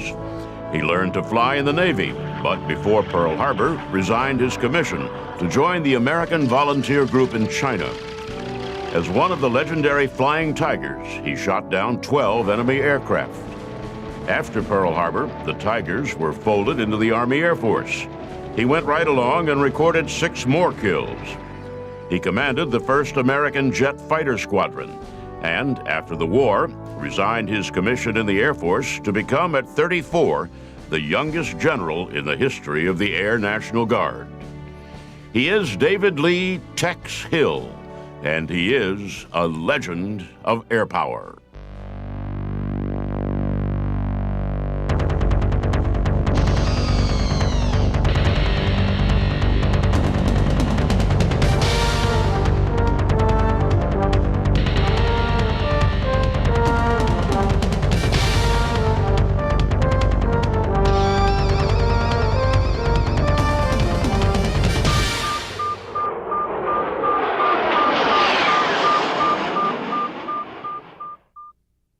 David Lee Hill was born July 13, 1915, in Gwangju, Korea. He was the son of a Christian missionary. When he was still a baby, his father took sick and returned to the United States to recuperate. The family lived on a farm in Virginia for 4 years. He was after the first bred in 21, so we came to Texas at that time. And my dad was a big hunter and fisherman, and so from the time I was a little kid, why, he'd take me hunting and fishing. San Antonio was, of course, one of the most active military flight centers in the world. Hundreds of Army Air Corps pilots passed through town during their training at Randolph and Kelly Fields. The pilots in training were a familiar sight around town, and were a particularly familiar sight around the Hill home. I had a good-looking sister and a first cousin that lived with us, and these cadets, Randolph used to come around, and Kelly, they used to come around in helmet and goggles, you know, and everything. I thought that was pretty neat. For a kid who spent his spare time making models of the airplanes he saw flying over his house every day, meeting all those pilot cadets was almost magical. Flight became an obsession with him. So one day, a friend of mine and I, we slipped off from church and took our collection money and went out to Winburn Field, and a guy named Dick Hare took us around a pattern in an old travel there. And I was pretty much hooked from that time on. In the 1930s, military aviation in the United States staggered along with almost no money or governmental support. Late in the decade, as the Japanese spread their empire across Asia and the Germans remilitarized and began to expand their holdings, President Franklin Roosevelt began quietly to expand American air power. New planes went into development, both bombers and fighters, what were then called pursuit craft. At the same time, the government ramped up the training of pilots. Many trained under the auspices of civilian agencies, but many others trained on Army Air Force bases, like those around San Antonio. Hill watched the influx of young pilots and vowed that he too would learn how to fly. His family sent him to military school in Chattanooga, Tennessee. The tall, gangly Texan fit in well at military school. He was well-liked and emerged as a leader among the cadets. He was not one for inspirational speeches. Instead, he led by example, and others followed. It helped that he made friends easily, a skill he learned from his father. He always practiced being a friend to people. He said, if you want to have friends, you got to be one. At military school, he learned the value of military discipline. He also earned a nickname. Soon after he arrived in Chattanooga, people stopped calling him David and started calling him Tex. The name followed him for the rest of his life. He went to college at Texas A&M and then finished up at Austin. And upon graduation, he basically handed his diploma to his mom and went to enlist in the Army Air Corps. As it turns out, he was too tall. They wouldn't accept him. So he went across the street to the Navy and scrunched down, and by golly, they accepted him, and he became a naval aviator. He moved through naval aviation training easily, a natural pilot who mastered not only aviation, but the tactics of aerial combat. He graduated from NAS Pensacola in 1939. He was assigned to a torpedo squadron aboard the USS Saratoga, and after that to a dive bomber squadron aboard the USS Ranger. He went to the Caribbean, where the Ranger sailed slowly in great sweeping circles while its pilots took off in support of mock amphibious landings on the beaches far below. Hill was flying, which was good, but even to a kid who'd grown up wanting only to be an aviator, the takeoff circle land cycle grew boring. All over the world, great things were happening. The Japanese were advancing in Asia. The Germans and Italians were on the move in Europe and North Africa. The Ranger returned to Norfolk, and Hill and the other pilots reported to the operations officer ashore. And they introduced us to this Commander Irvine, and he was the recruiter for Camco, Central Aircraft Manufacturing Company. And so he said, pulled on this map, said this is Burma, and we didn't even know where Burma was, you know. Commander Irvine explained that the Japanese had occupied Manchuria in 1931 and invaded China proper in 1937. The Imperial Army had backed the ragtag Chinese army into a corner. Their only resupply routes were overland from India through Burma. The Japanese had started harassing traffic along the Burma Road from the air, and the Chinese Air Force was hiring, paying 3 times as much as the Navy paid, plus a bounty on every Japanese plane shot down. The program, Irvine said, was not recognized by the United States government. It would require participants to resign their commissions in the Navy or Army and follow a circuitous route to their assigned bases. When they got there, they would fly P-40 Warhawks, an aircraft with which Hill was not familiar. Still, he decided to sign up. Commander Irvine shook his hand and disappeared, saying he'd be back in the future with a contract. Until then, he would stay in the Navy and do his duty. Soon after meeting with Commander Irvine, Hill and the Ranger shipped out to patrol the shipping lanes between North America and Great Britain. The Battle of the Atlantic had begun, and while the United States remained officially neutral, President Roosevelt had agreed to patrol the sea lanes southwest of Iceland and to report any U-boat activity to the British.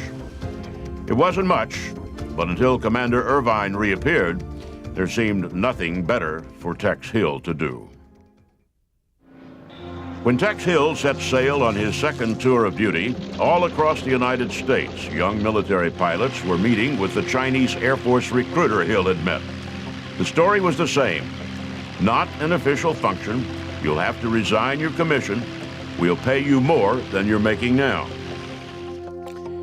What the recruiter didn't say was that while the group of volunteers he was assembling was not officially recognized by the United States, it had the unofficial approval of President Roosevelt. The political climate in the United States was virulently anti-war. World War I, the first real appearance of American military might on the world stage, had left the country deeply scarred. The public at large believed that European and Asian wars had nothing to do with the United States. Roosevelt knew better and tried as best he could to support the nations fighting the Germans and Japanese without either violating American neutrality or getting the electorate up in arms. All over the world, he and his administration ran inconspicuous programs designed to steel the resistance to fascism. He used Lend-Lease, a program of financial aid to combatants, to give the Chinese the money they needed to buy American combat aircraft.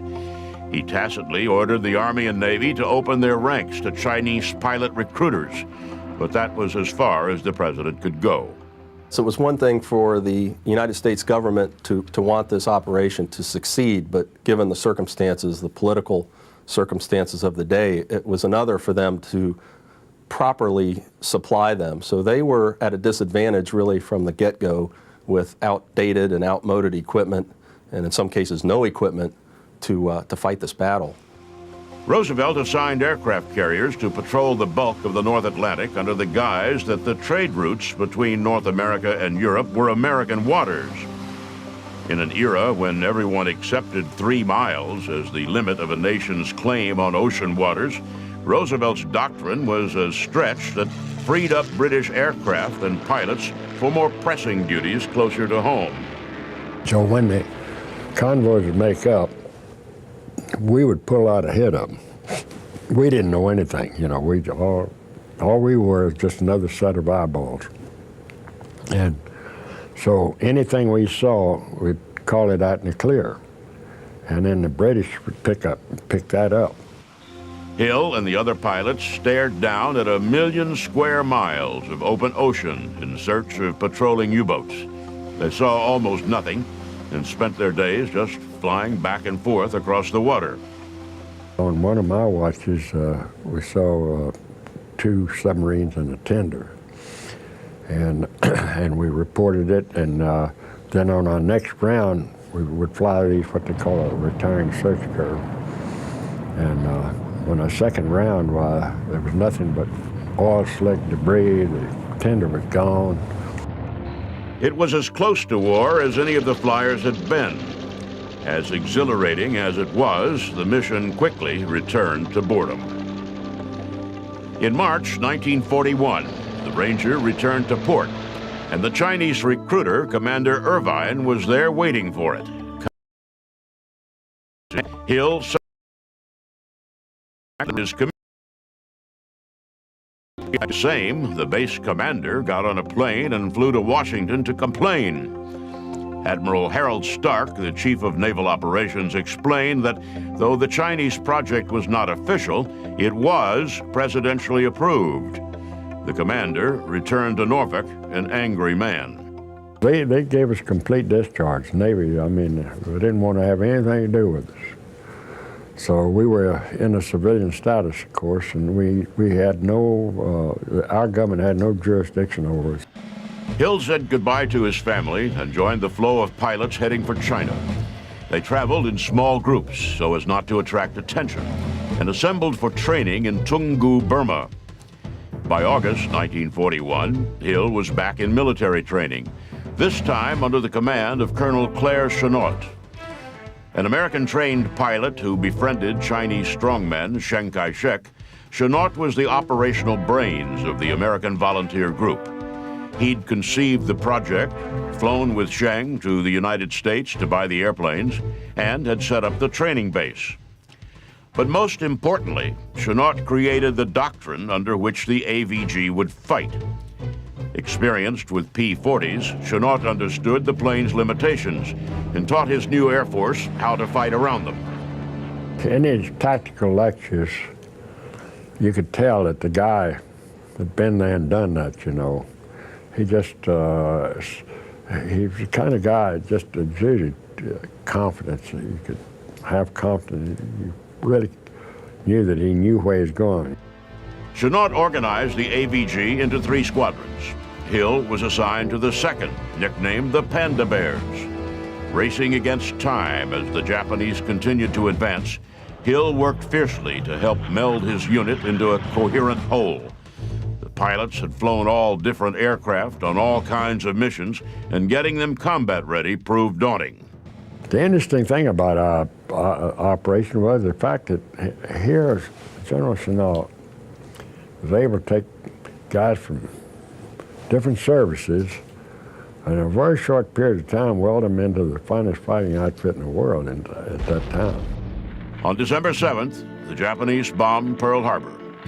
The British, desperate for help in Rangoon, requested a squadron of American volunteers to help defend the city. The 3rd Squadron went south to Rangoon, while the 1st and 2nd went north to Kunming in China.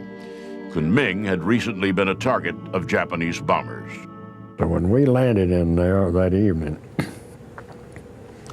there were dead bodies everywhere. There must have been a couple of hundred or more people, arms and legs blown off, and that's when I really knew what war was all about. On December 20th, not even 2 weeks after the United States entered the war, the American volunteer group attacked a group of Japanese bombers heading toward Kunming. The Americans shot down 4 Japanese bombers. It was the first American attack of World War II, and it was waged by a group of unofficial warriors that only months before the government had refused to even acknowledge. The American volunteer group, christened in the American press as the Flying Tigers, altered the balance of power in China. The Japanese, seldom challenged by the Chinese Air Force, were stunned to be confronted by aggressive American pilots. Few were more aggressive than Tex Hill. He got 2 kills on January 3rd, 1942, 2 weeks after going into combat for the first time. He knocked down 2 Japanese Ki-27 Nates over the Japanese airfield at Tak, Thailand. 3 weeks later, he scored 2 more.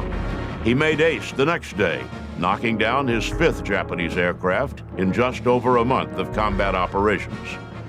By then, the Tigers had confirmed kills of 73 Japanese aircraft and had lost only 5 of their own. The Tigers seemed to confuse the Japanese. The tactics developed by Chennault, hitting and running in the fast P-40s instead of dogfighting, gave the Japanese little chance to use their superior fighters. And the small size of the American units made the support teams on the ground nearly as mobile as the planes in the air. They would have to go into remote, advanced airstrips and set up an operation, and of course the Japanese would know about it the day they would arrive, and the next morning they would be attacked. In March, Chennault promoted Hill to command of the 2nd Squadron. It seemed natural no one else in the squadron was as respected by the men as Hill. A fighting force made up of hard-drinking mercenaries, many of whom had been disciplinary problems in the regular military, needed special handling. Tex Hill's leadership philosophy could be summed up in 2 words: follow me. He cared little for the norms of military decorum on the ground. His squadron was, after all, made up of highly paid volunteers, not active-duty military personnel. And Hill himself saw no need to overdo the discipline. Everybody looked up to him, and he never lost his sense of humor. He's just as funny today as he was then. Despite the success of the AVG, the Japanese continued to advance in China. In May, they started building a bridge across the Salween River. The Japanese plan was to pour men and equipment over the bridge, build up their army, and defeat the Chinese once and for all. Hill led a flight of 4 P-40s down into the mile-deep Salween Gorge to demonstrate that the bridge could be hit. For the next 4 days, Hill and the AVG flew continuous missions down into the gorge. The Japanese gave up on the bridge, and their long advance across China stopped. On July 4th, 1942, the American mobilization caught up with the American volunteer group. Chennault, in preparation for the arrival of the regular United States Army, disbanded the Flying Tigers. The pilots and support crew were invited to join the Army Air Corps. Many didn't. Hill, who'd been credited with 12 1/4 kills, thought about leaving, but decided not to. He'd developed a real affinity for the Chinese people and wanted to stay until the war had been won. Those people was our friends, traditionally our friends, and they just couldn't do enough for us. They were so grateful. After these battles, the whole village would come down, and the whole town would come down and give us all these presents and everything. The Army Air Force promoted Tex to major and made him a part of the 23rd Fighter Group and installed him as commander of the newly formed 75th Fighter Squadron. Still, he didn't abandon the casual ways of the AVG. Don Lopez, who later became a fighter ace on his own, often told the story of his arrival in China. He walked into Tex Hill's office as a lieutenant and went to salute. Tex Hill grabbed his hand and said, "Sit down, son." And he noticed on his desk there was no papers. There was an inbox and an outbox.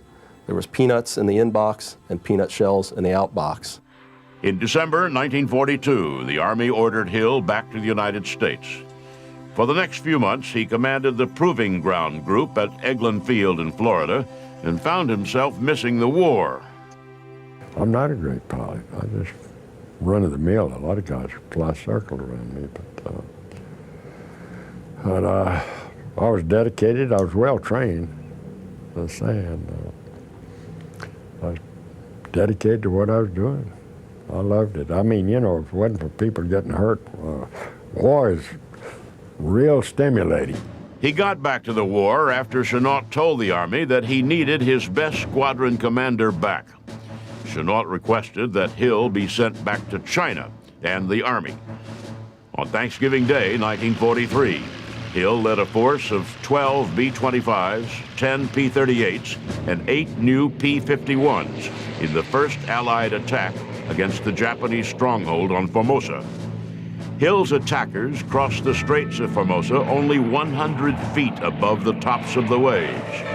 There were more than 100 bombers and 100 fighters parked on the airfield when the Americans arrived. The attack was devastating. 42 Japanese planes were confirmed destroyed. Another 12 were listed as severely damaged or probably destroyed. Tex's squadron suffered no casualties. By the time he was done in China, Tex Hill had been credited with 18 1/4 combat kills. He had received 6 decorations from the Chinese government, 4 Distinguished Flying Crosses, 2 Air Medals, the Silver Star, and the Legion of Merit, and a host of other awards and decorations. In 1944, he took command of 412th Fighter Group, the first American jet squadron. The war ended before it saw combat. In 1946, time resigned by then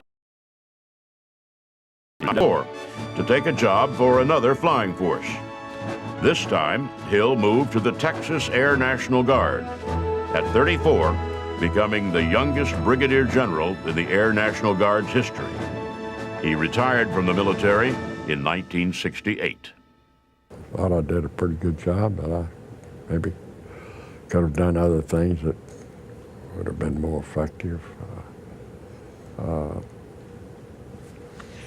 But I have absolutely no regrets. I mean, joining the American Volunteer Group and marrying my wife Maisie, two of the few things I ever did in my life I wasn't sorry for.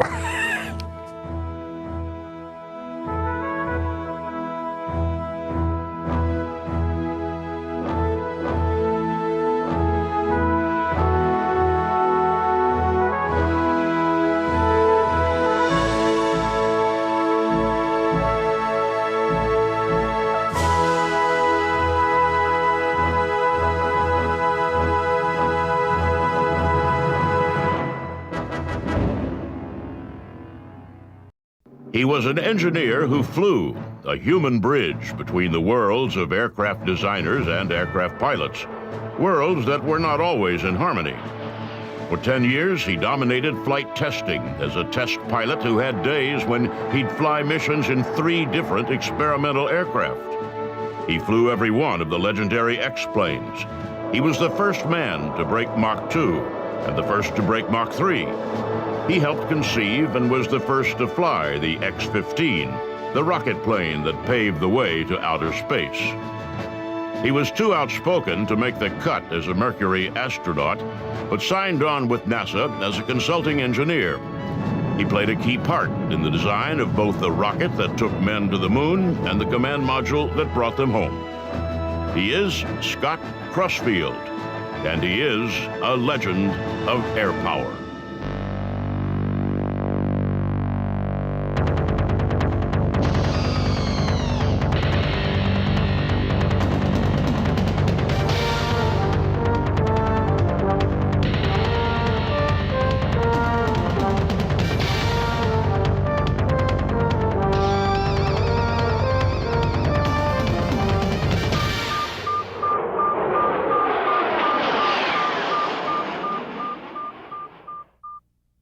Albert Scott Crosfield was born October 2nd, 1921, in Berkeley, California. His father, Albert, was a chemistry professor who left the security of academia for the adventure of the oil business in Southern California. At a young age, rheumatic fever laid Scott flat. He spent long periods in bed, isolated from other children, but determined to lead a normal life. Scott's father arranged for the boy to go up in an Eagle Rock biplane. The 6-year-old climbed into the front cockpit for what his father assumed would be the adventure of his young life. He fell asleep as soon as the plane left the ground. By the time he was 12, he was a fixture at Wilmington Airport, south of Los Angeles. He delivered newspapers to the pilots and helped wash mud from airplanes that had landed on the airport's unpaved landing strip. He took his pay in flying lessons and learned to fly secretly without his parents' knowledge. A combination of economic depression and creeping dissatisfaction with the industrial life drove the Crossfields out of Southern California. In 1935, when Scott was 14, his father packed the family up and headed north. So we moved up to a farm in the state of Washington, and he and I built that farm over the next few years and got it back on a profitable basis.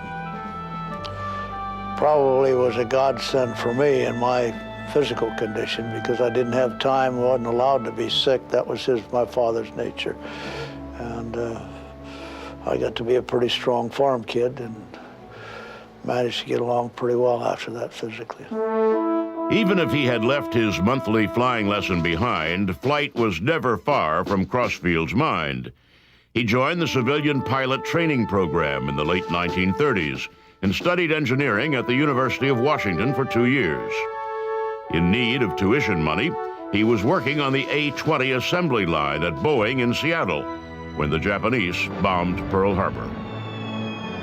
I was determined I was going to fly in the war.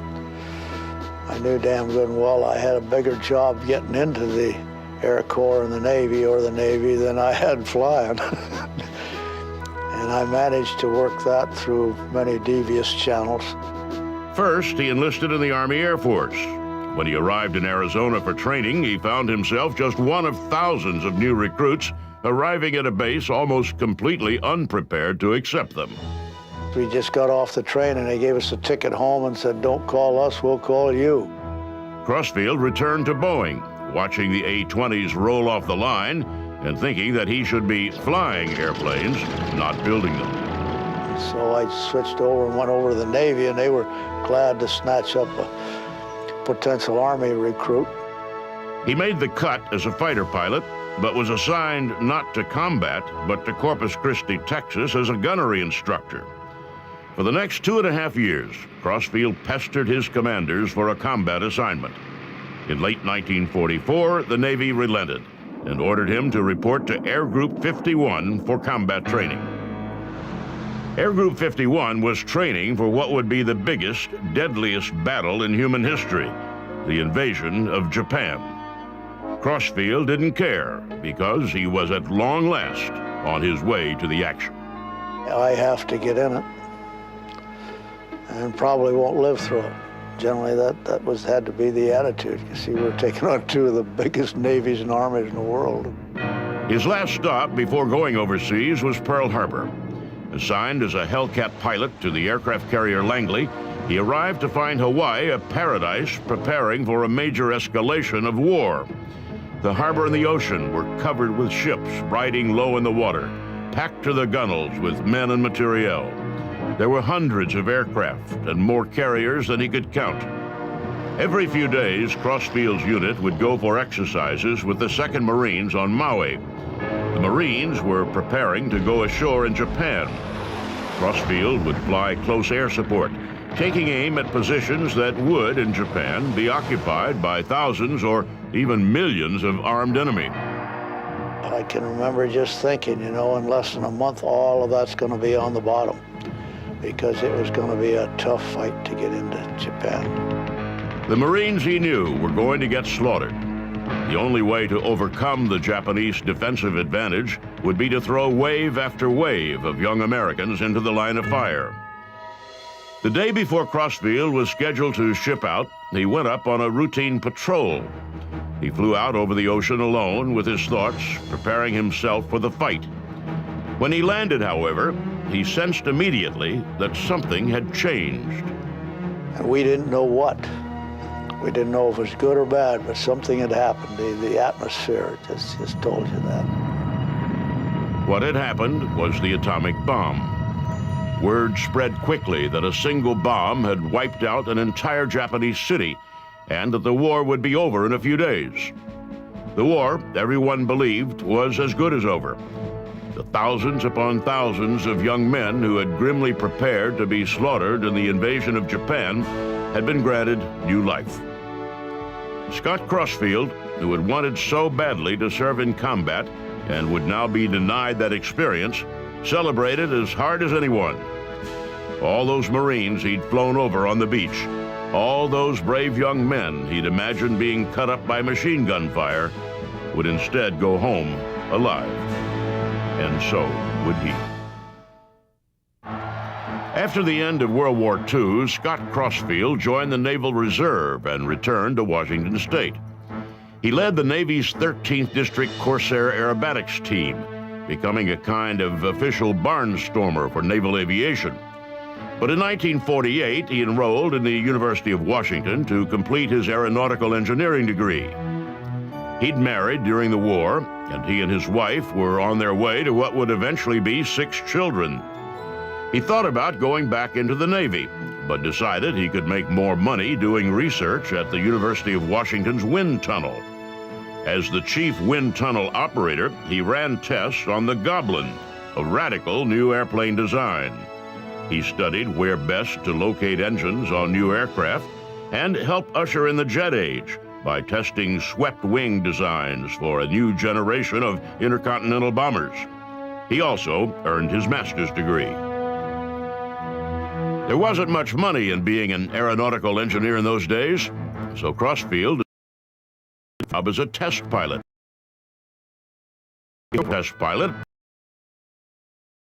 I decided not to.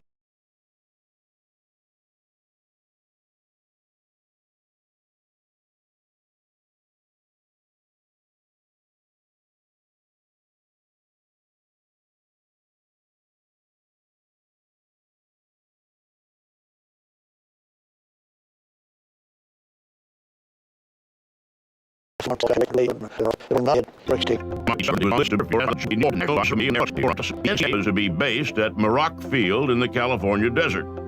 Crossfield hightailed it down to Muroc and landed the job.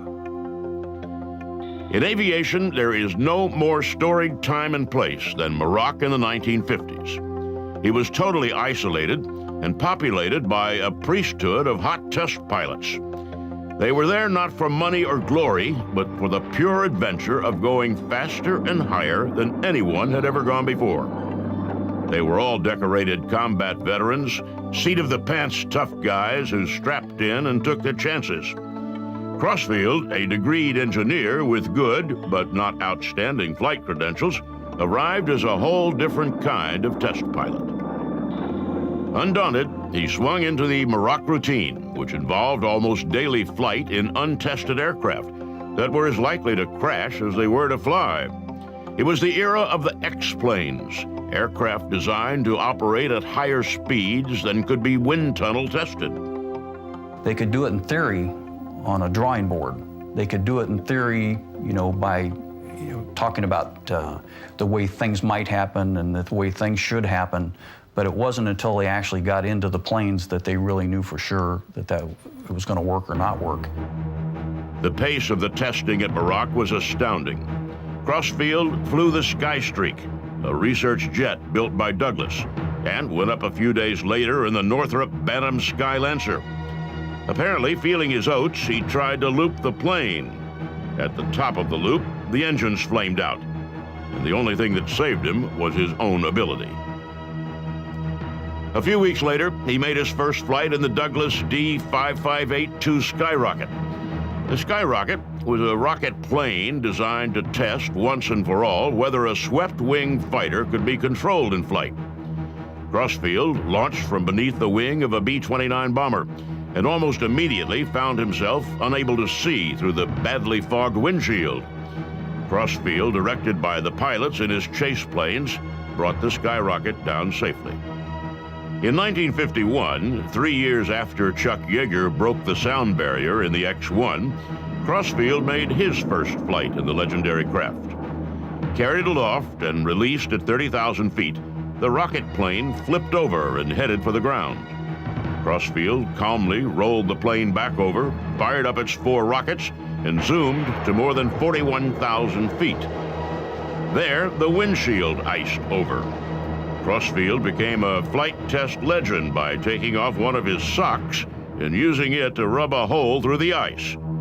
Peering through that hole, he landed safely. It's a dangerous business. If you claim that you never got scared, you're a liar and you shouldn't be a test pilot. You didn't have good sense.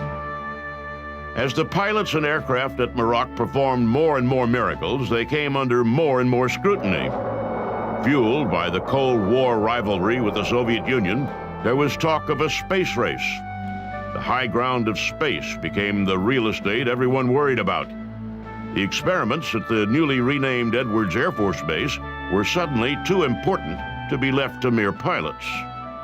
After the war, we had a lot of goggles and flying scarf fighter pilots who were doggone good aviators and did most of the test flying, but really didn't wholly participate in the analysis and determination of what that was doing.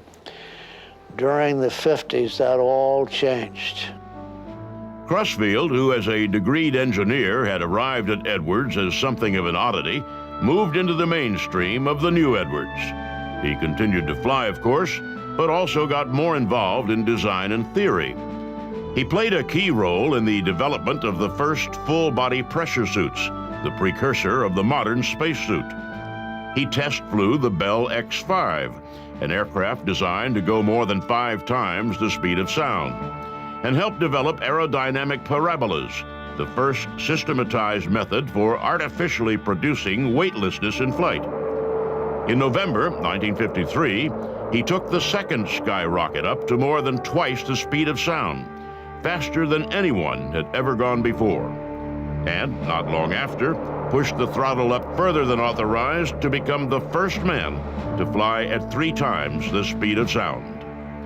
Crossfield seemed, to those on the outside, as if he was right on the verge of popping through the atmosphere into outer space. He was brought back down to Earth by an F-100 prototype and one of the old seat-of-the-pants combat veterans that was on the way out at Edwards. During a landing, Crossfield's brakes failed. The world's fastest pilot crashed in slow motion through the wall of a hangar. Chuck Yeager, the first pilot to break the sound barrier, broke into a huge grin and let Crossfield have it. "The sonic wall was mine," Yeager announced. "The hangar wall is Crossfield's." One weekend in the 1950s, Scott Crossfield went fishing with Walt Williams, his boss at the National Advisory Committee on Aeronautics. On the way home, they heard on the radio about the successful test of a rocket engine being developed for the Viking project. The engine produced the then amazing thrust of 75,000 pounds. The two started talking about the plane they could build with a 75,000-pound thrust rocket engine. Crossfield dug around in the glove compartment, got out a piece of scrap paper, and started making notes. Those notes were the genesis of the X-15, a rocket plane capable of flying into space, though not quite into Earth orbit.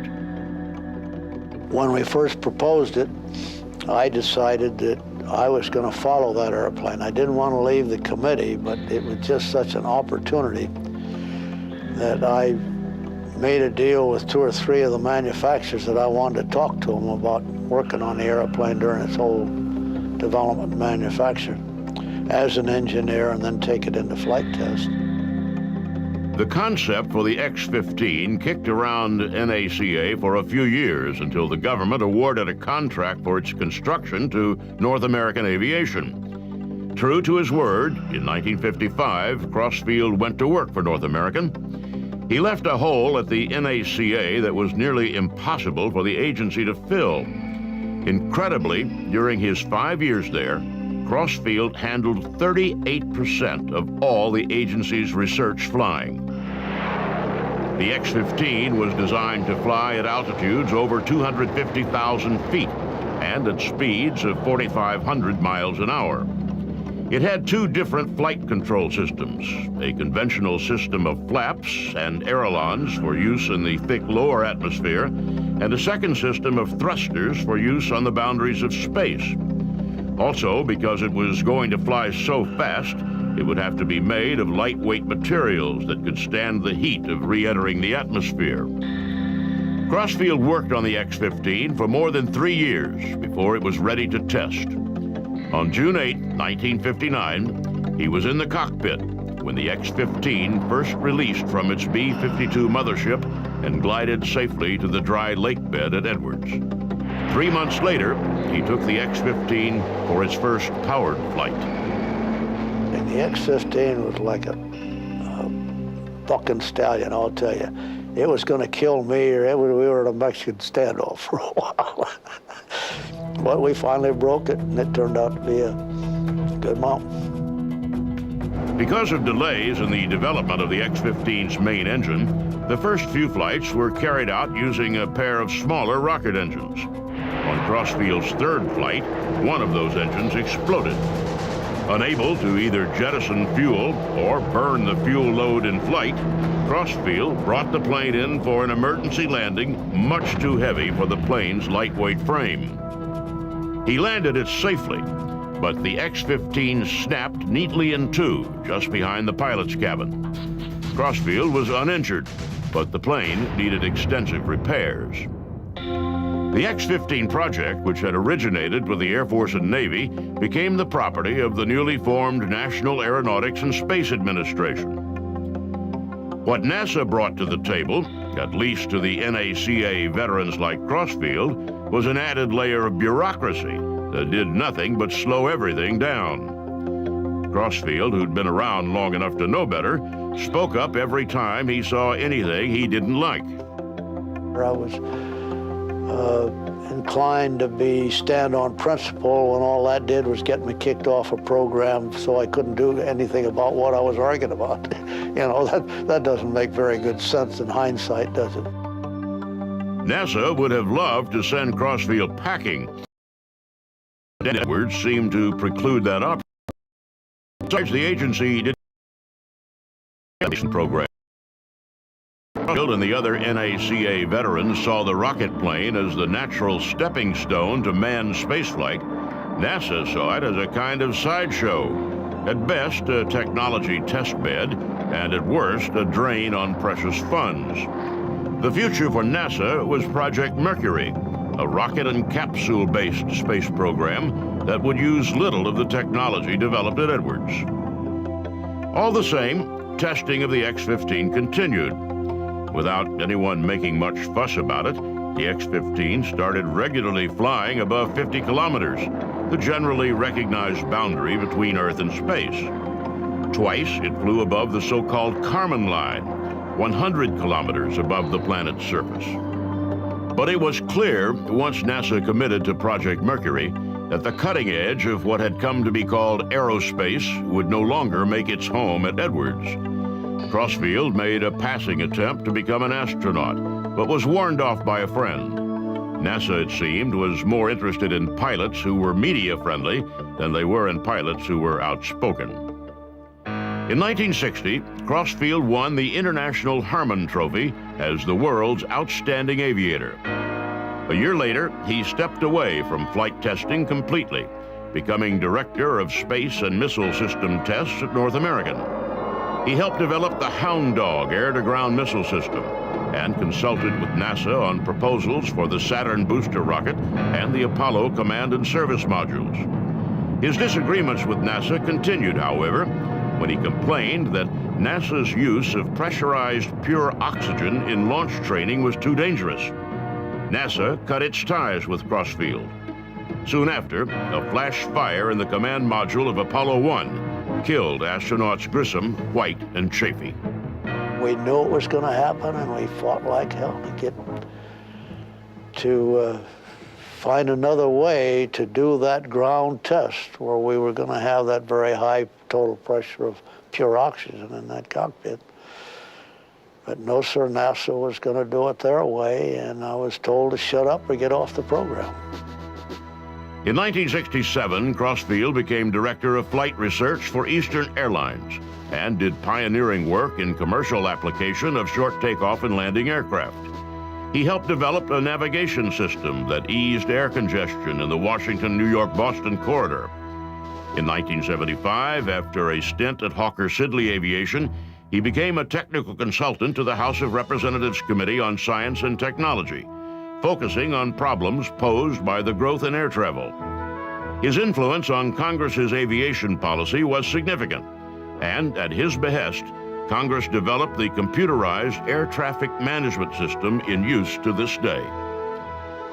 Through all the years, however, he never forgot the potential that went unrealized in the X-15. He became a vocal advocate for a national space plane and a high-visibility booster of the future of space flight.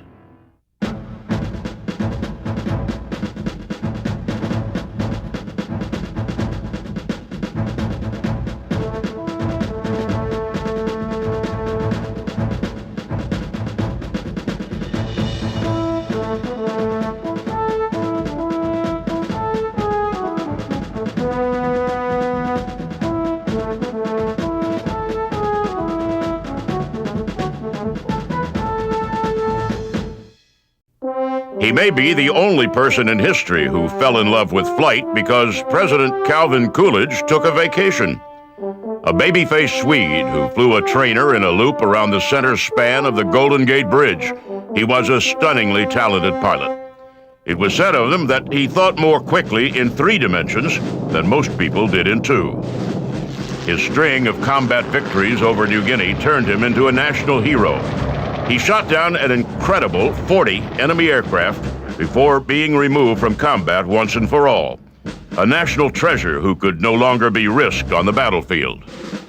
When the endless cycle of parades and war bond rallies wore him down, he asked for and received assignment as a test pilot in the secret program that produced America's first combat jet. He is Richard Ira Bong, and he is a legend of air power.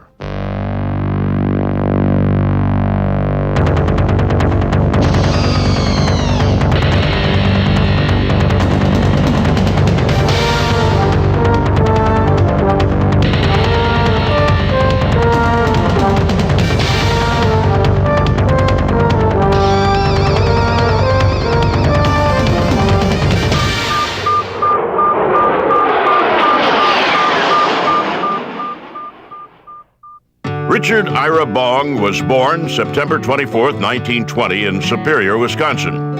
Superior is a small town at the western tip of Lake Superior and about as far north as you can be in Wisconsin without being in Minnesota.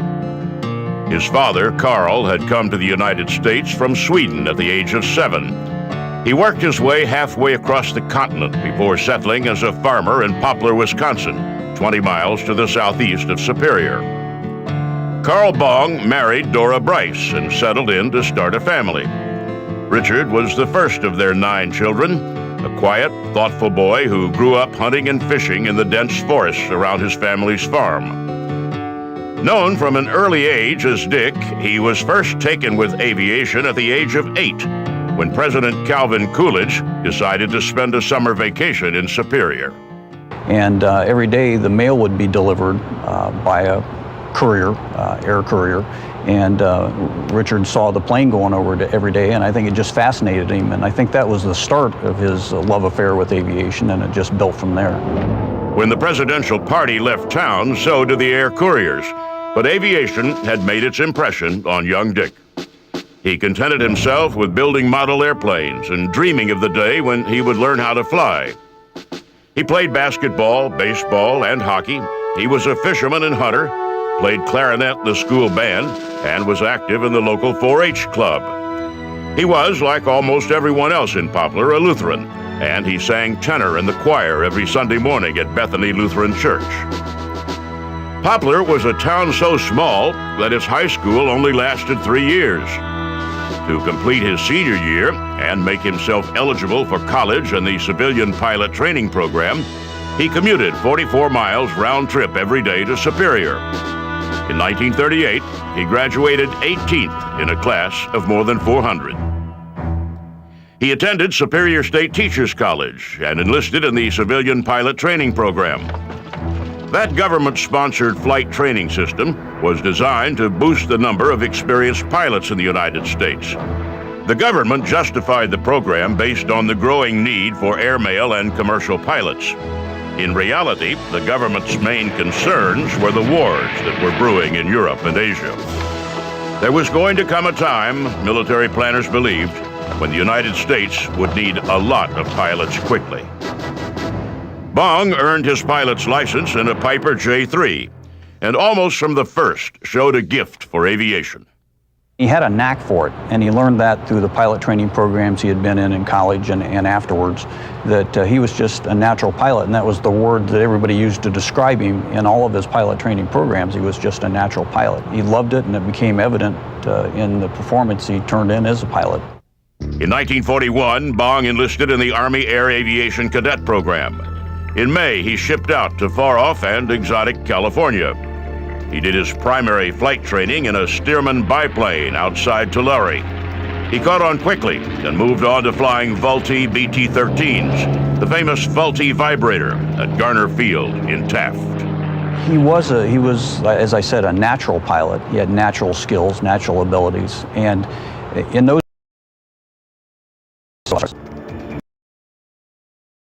flew, running up their hours and getting a feel for maneuvering in 3 dimensions. Bong quickly distinguished himself and was ordered to report for gunnery training. At Luke Field, near Phoenix, Arizona, he moved from the BT-13 to the AT-6, a single-engine fighter trainer that was smoother and more capable than the Vultees he'd been flying, but sluggish compared to real combat fighters. His gunnery trainer was Captain Barry Goldwater, the future senator and presidential candidate.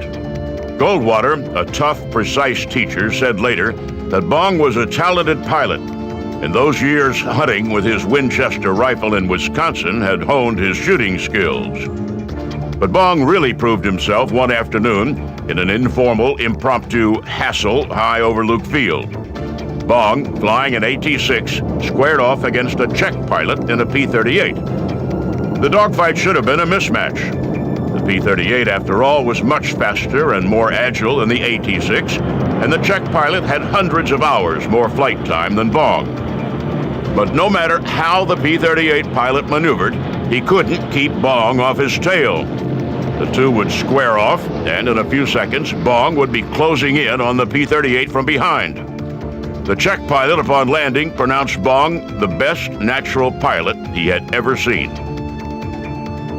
Bong was at Luke when the Japanese bombed Pearl Harbor in December 1941. Like the other pilots, he wadded into the war as soon as he could get there. A month later, he received his wings and his officer's commission. But rather than sending him into combat, the Army kept him at Luke as a gunnery instructor. Dick Bong's war seemed to end before it had started. For almost 6 months after the American entry into World War II, Second Lieutenant Dick Bong was stuck stateside. As a gunnery instructor at Luke Field in Arizona, he trained other young fighter pilots and then watched as they departed for points unknown overseas. In May 1942, however, the Army Air Force assigned Bong to Hamilton Field in San Francisco. There, pilots were learning how to fly the new Lockheed P-38 Lightning fighter. The P-38s were big, fast, and had proven themselves unsuitable for combat in Europe. The cooling systems for the plane's twin engines froze up at low temperatures common at altitudes over Europe. The pilots training in P-38s at Hamilton all understood where they were headed: the Pacific. After arriving at Hamilton, Bong quickly came to the attention of Major General George C. Kenney, commanding general of the 4th Air Force. Bong was both a gifted pilot and an incorrigible hot dog. On training flights, he liked to dip down low and buzz San Francisco's downtown. Showing off for the civilians seemed to be his greatest joy in life, and it got so bad that General Kenny put out an official order that such antics would not be tolerated. Well, as most pilots are prone to do, he disregarded that instruction and, in fact, went out and did a couple loops around the middle span of the Golden Gate Bridge, went down Market Street waving at the secretaries as he was buzzing through town, and had gotten so low that evidently he blew down somebody's laundry. And that woman actually filed a complaint with General Kenny. Kenny knew, of course, that Bong's juvenile clowning was not altogether a bad sign. There's a long tradition of cocky fighter pilots indulging their whims.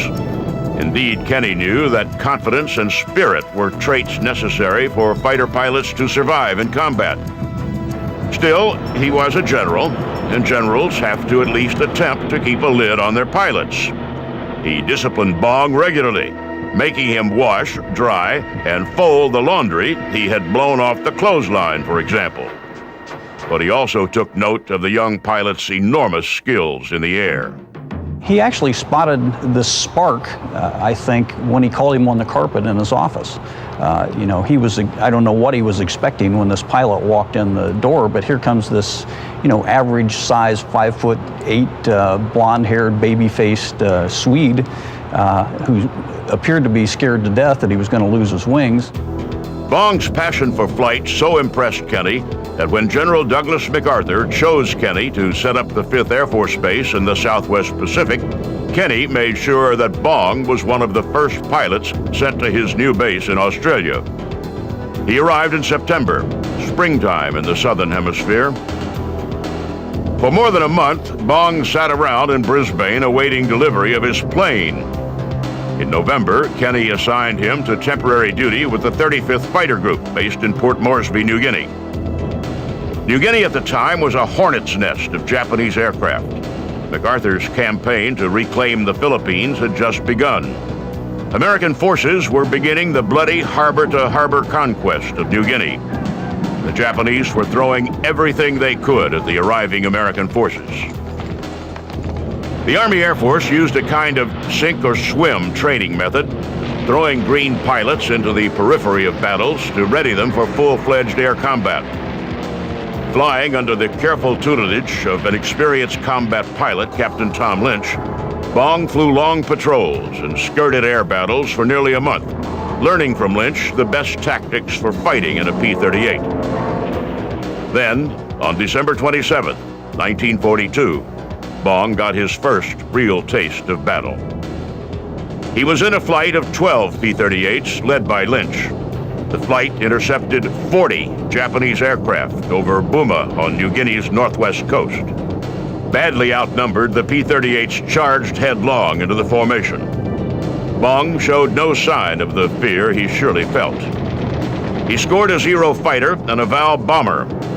Altogether, the P-38s knocked down a dozen Japanese aircraft. Bong, who had never been in real combat before, earned a Silver Star for his actions. From that point on, in dependable, almost unspectacular fashion, Bong began to compile what turned out to be the finest combat record in the history of American aviation. It took him only until January to become an ace, scoring his 5th kill over Leh Harbor. In February, Bong left Lynch's shadow and returned to the 9th Fighter Squadron.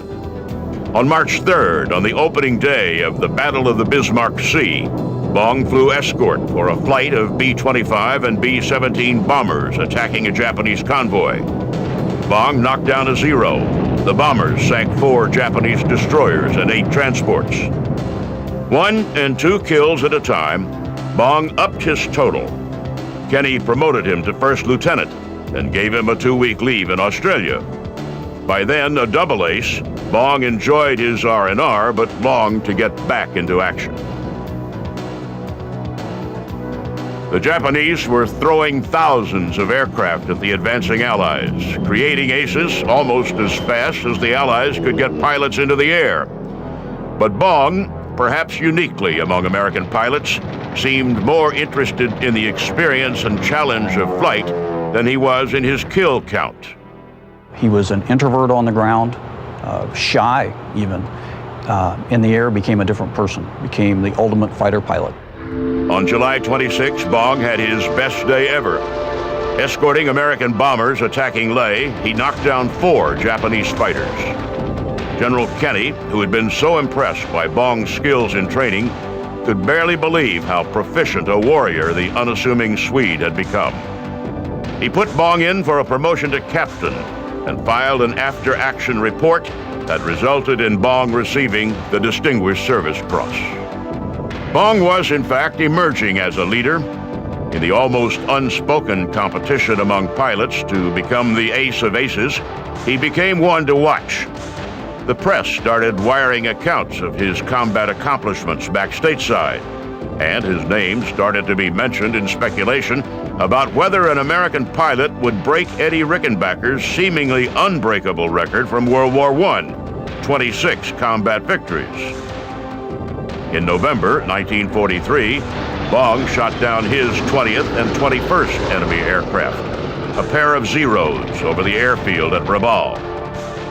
General Kenny, knowing that his ace pilot was as valuable as a morale-building hero as he was in the air, gave Bong a 60-day leave to return home for a visit. Bong met with General Hap Arnold, posed for a few pictures, and then returned to Poplar, Wisconsin to enjoy, as ordered by Kenny, a little home cooking. The leading ace of the war was welcomed home as a hero, and while being crowned as honorary homecoming king at his old college, he met Marjorie Vattendahl, the 19-year-old homecoming queen. For the next 2 months, if he wasn't busy appearing at war bond rallies or launching ships for the war effort, he and Marjorie were together. By the time he left Poplar on the Pacific, they were in love. Bong returned to the Southwest Pacific as the leader in the race to become the ace of aces, in hot pursuit of Eddie Rickenbacker's combat kill record. Bong slapped his girlfriend's picture on the nose of his new P-38, which he christened Marge. 5 victories behind the record set by Eddie Rickenbacker in World War I, he went into battle with the whole world watching and an advantage over his competition. He was assigned not to the 9th Fighter Squadron, but to 5th Air Force Headquarters. In the competition to become ace of aces, the flyer with the most kills, Bong had become the favorite. The press had gathered to watch his achievement. While other pilots' assignments were limited to specific geographical areas where there might or might not be enemy activity, General Kenny allowed Bong to roam where he liked, in search of action and Japanese planes to shoot down. But they increased slowly. The number of Japanese aircraft had decreased, and the enemy was shifting to a more defensive posture. That limited the number of mass attacks that had created so many American aces. The Southwest Pacific was about as unnatural a habitat for the Wisconsin farm boy as it's possible to imagine. Hot, humid, bug-infested, and moldy, it was a place that seemed to reek of death. Bong went out almost daily, enduring long, boring patrols. Often he found no enemy aircraft at all. When he did, the combat lasted only minutes, and then a long return flight, often over open water, to inhospitable accommodations. That was his reward. On February 15th, the day after Valentine's Day, Bong recorded his first kill in the plane he'd named for the girl back home, Marge. It was his only official kill for the month, though he did destroy a transport as it sat on the runway. The transport, it turned out, was loaded with high-ranking Japanese officers, and while it didn't count on his kill total, it struck a significant blow to the Japanese war effort. On March 8th, the tedium of the war turned to tragedy. Bong had reunited with his former commander from the 35th Bomber Group, Lieutenant Colonel Tom Lynch. The two were flying over Atape Harbor, New Guinea. Bong watched helplessly as his old friend and mentor spun down to his death. For the next month, Bong was ineffective in combat. He flew, but he didn't score any kills until April 3rd, when he knocked down his 25th enemy aircraft. The press gathered in anticipation. The folks back home waited for word of Bong's heroism. On April 12th, Bong shot down 3 enemy planes in a single day, shattering Rickenbacker's record. The news flashed around the world. Rickenbacker sent a telegram congratulating Bong and promising to send a case of scotch as a reward. General Kenny, doubly pleased that the record had been broken by an officer in his command, sent a case of champagne.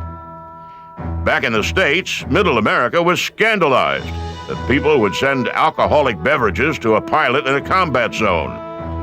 To quell the uproar, General Hap Arnold made a big show of shipping Bong 2 cases of Coca-Cola. Arnold slipped the press copies of his personal note to Bong, stating that America's newest hero would certainly prefer America's favorite soft drink. Bong, still the cheerful, baby-faced kid from the North Woods of Wisconsin, was having a ball.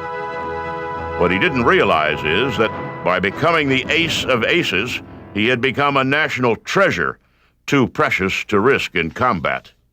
After he broke Rickenbacker's record at 26 victories, they did everything they could to the point of sometimes setting him down or sending him back on publicity campaigns and things like that back in the States to keep him out of harm's way.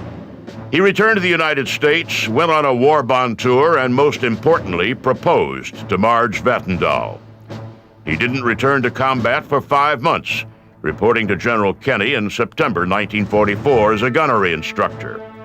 He could fly, but he was only allowed to fire in self-defense. He defended himself a lot. He shot down 5 enemy planes in October and 3 more in November. Kenny suggested to General Douglas MacArthur that Bong ought to get the Congressional Medal of Honor. MacArthur agreed and forwarded Kenny's request up the chain of command.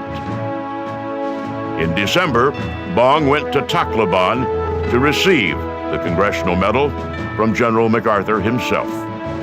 In December, Bong shot down 4 more planes, bringing his total to 40. General Kenny, who had bent every rule to keep Bong flying, once and for all, pulled him out of combat. He shipped his favorite pilot back home, armed with a personal letter to General Hap Arnold and 6 bottles of Coca-Cola for the flight. Bong arrived back in the United States on New Year's Eve, 1944. He went to Washington, met with Hap Arnold, and participated in what seemed like an endless stream of public appearances, including a press conference with Eddie Rickenbacker. He broke away in February and returned to Wisconsin. There, in the Concordia Lutheran Church, he and Marge married. After his honeymoon, Bong received the plum assignment of flight testing the P-80 Shooting Star, the first American jet. He made 11 flights in the P-80, immersing himself in the theory and engineering of jet engines. On August 6th, he pointed the nose of his jet down the runway for his 12th flight. The plane rolled down the runway perfectly, but as it rose into the air, the engine flamed out.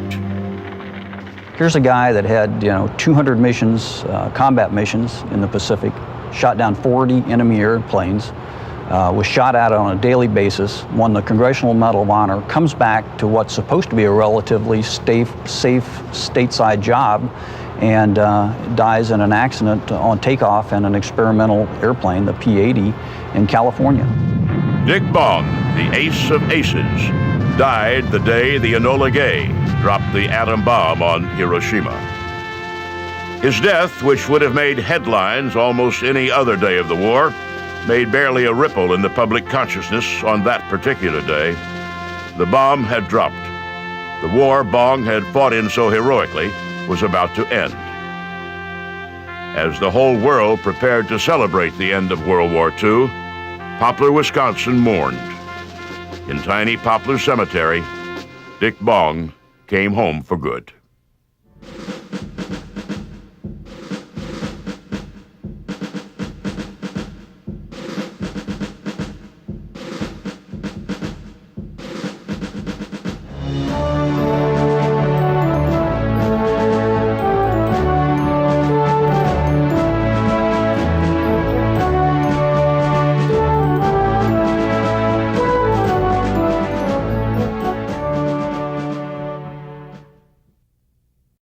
From her earliest days, she terrified those around her by seeking adventure and excitement. As a girl, she was a real-life Pippi Longstocking, building a roller coaster in her backyard and riding a sled through the legs of a passing horse. She believed that women could accomplish anything if just given the chance, and she sought her own fulfillment in aviation. She became the first woman to fly across the Atlantic Ocean, first as a passenger, then as a pilot. She was the first person to fly across the Pacific, broke a dozen different speed records, and became the most famous woman of her time. In 1937, on a highly publicized flight around the world, she disappeared without a trace. To this day, no one knows exactly what happened to her. She is Amelia Earhart, and she is a legend of air power.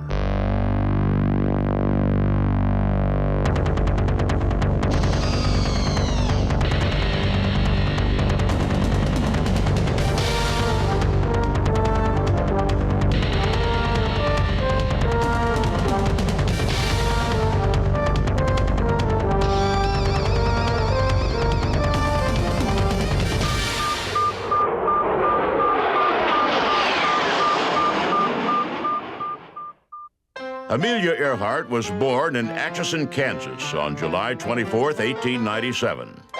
Her father, Edwin, was a charming alcoholic lawyer whose career was on a downward trajectory. Her mother, Amy, was the prim daughter of a wealthy and socially prominent Kansas family. Amelia was raised primarily in her grandparents' home in Atchison. As a young girl, she defied the norms of female behavior.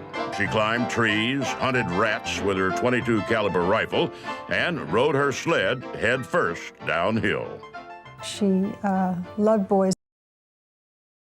She learned how to play, and then she taught all her boys games. She was like the Pied Piper. Whatever she did, all the other kids wanted to do also. When Amelia was 12, she and her sister went to live with her parents in Des Moines. The family was stable for only a few years before the railroad for which her father worked demoted him and transferred him to St. Paul, Minnesota. That move didn't solve any of Edwin's problems. In 1914, unemployed and desperate, he moved his family to Springfield, Illinois, where he abandoned them. Amelia, her mother, and sister Muriel moved to Chicago. At Hyde Park High School, Amelia was a loner, a pretty girl who seemed to distrust the motives of those around her. She was embarrassed by her family's financial condition and embittered by her father's abandonment. In her high school yearbook, she is described as A.E., the girl in brown who walks alone. After she graduated, an inheritance from her grandmother allowed her to attend the exclusive Organt School in Philadelphia. On a Christmas visit to Toronto in 1917, she encountered a group of wounded soldiers returning from the war in Europe. She was nearly undone by the suffering she saw, young men rendered helpless by tuberculosis and mustard gas. The encounter changed her life. She enlisted as a volunteer nurse's aide at the Spadina Military Hospital in Toronto and spent the next year tending to the needs of the most desperately wounded. In Toronto, she also had her first real encounters with aviation. Many of the wounded she cared for were pilots, and they regaled the pretty young nurse's aide with stories of their exploits in the sky. On a walk through the countryside with a friend, she watched a group of planes flying overhead, and one of the pilots dived down in an attempt to scare her. Amelia's friend dove for cover, but Amelia stood fast as the plane passed only a few feet over her head. After growing ill herself, she joined her mother and sister in Northampton, Massachusetts, where Muriel was preparing to attend Smith College. Amelia, pursuing her own interest without regard for what anyone else thought, took class in auto mechanics before enrolling in Columbia University in New York. A pre-med major, she was determined to be a doctor, no matter how much everyone else thought she should do the ladylike thing and become a nurse. In 1919, her parents reconciled and moved to California. Amelia left Columbia to visit with them, hopeful that her family would at long last stabilize. On Christmas Day, 1919, her father took her out to Glendale Airport for a ride in a Curtiss Jenny. It was his Christmas present to her. And she got in the airplane and took the ride, and records later that as soon as she did that, she was absolutely convinced that this was the outlet that she'd been looking for all of her life. The girl who had always enjoyed climbing high and taking risks, who could never go fast enough or have enough of an adventure, didn't return to college.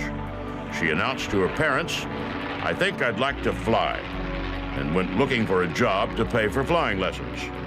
For the next year, she worked as a file clerk, an office assistant, a photographer, and a truck driver.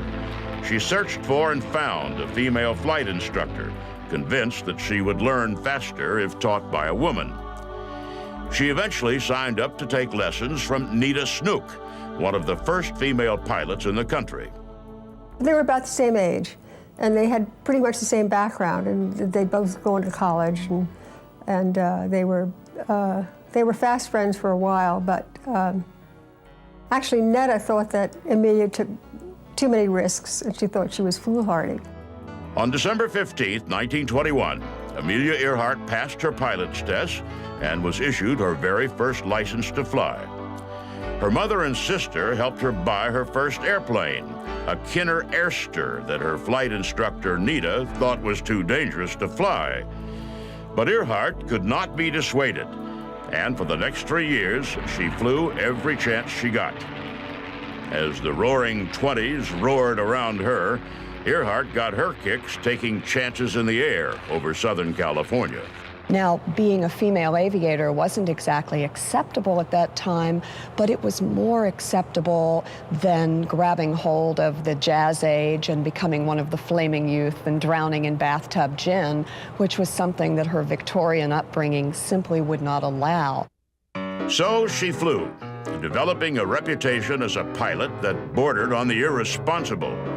She buzzed her friends on the ground, turned terrifying spirals through the air over Los Angeles, and even flew her plane between telephone wires for the sheer exhilaration of taking a risk. And it didn't seem to matter who disapproved of her actions. She went right ahead and did what she felt like doing. After learning to fly, Amelia Earhart spent 2 years in Southern California doing nothing but flying. In 1922, she got her first taste of fame when she set the unofficial women's altitude record, flying her plane up to over 14,000 feet. The brief flurry of recognition quickly settled, and she went back to being just another pilot. In 1924, her parents separated again. The sinus infections that had bothered her since her time in Toronto returned, and she was hospitalized. Depressed at once again being torn between the life she was expected to lead and the one she wanted, she sold her planes to pay off her debts. She bought a car and drove with her mother to Boston, where her sister was in school. Unbeknownst to anyone else, Amelia brought with her a file of newspaper articles she had collected. The collection featured article after article on women who had broken out of their traditional roles to become doctors, lawyers, and even champion sharpshooters. Earhart returned to Columbia for a year, but couldn't afford to continue. She returned to Boston and took a job teaching immigrant children, and then became a social worker at a settlement house.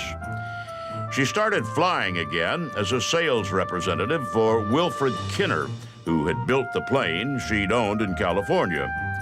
She joined the local chapter of the National Aeronautics Association and began to correspond with noted women aviators about forming an organization for women who flew. In 1928, she came to the attention of George Putnam. Putnam, of the Putnam & Sons publishing family, was the aviation dilettante who had published Charles Lindbergh's account of his transatlantic flight. The blizzard of attention Lindbergh's flight had generated changed Putnam's life. A fierce competitor and opportunist, he grasped instantly aviation's potential for generating fame and fortune.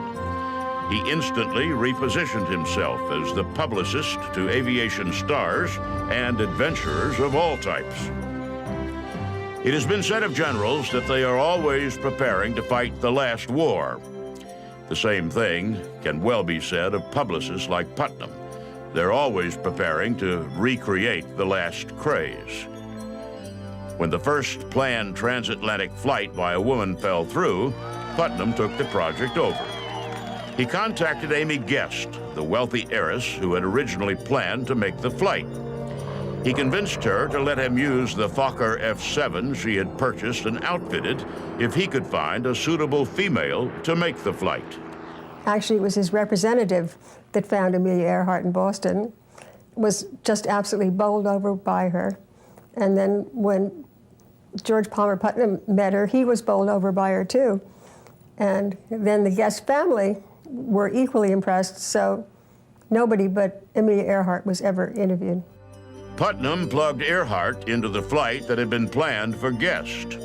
Attracted by her tomboyish good looks, thin figure, and modest Midwestern demeanor, he envisioned her as a female version of Charles Lindbergh. He christened her Lady Lindy and prepared to recreate the publicity blitz he'd put together for Lindbergh. Initially put off by Putnam, Earhart could not turn down a hard offer to be the first woman to fly the Atlantic. She said at the time, "How could I refuse such a shining adventure?" and left, once and for all, the quiet life of a children's social worker behind her. On the 5th anniversary of Lindbergh's New York to Paris flight, Earhart and co-pilots Wilmer Stutz and Lewis Gordon climbed into the Fokker, which had been named the Friendship. They took off from an airfield in Newfoundland, bound for Great Britain.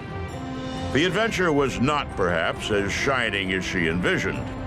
Nominally the captain of the flight, Earhart was in fact little more than a passenger. She sat quietly in the cockpit while Stutz and Gordon did the flying. More than 20 hours, a Friendship landed.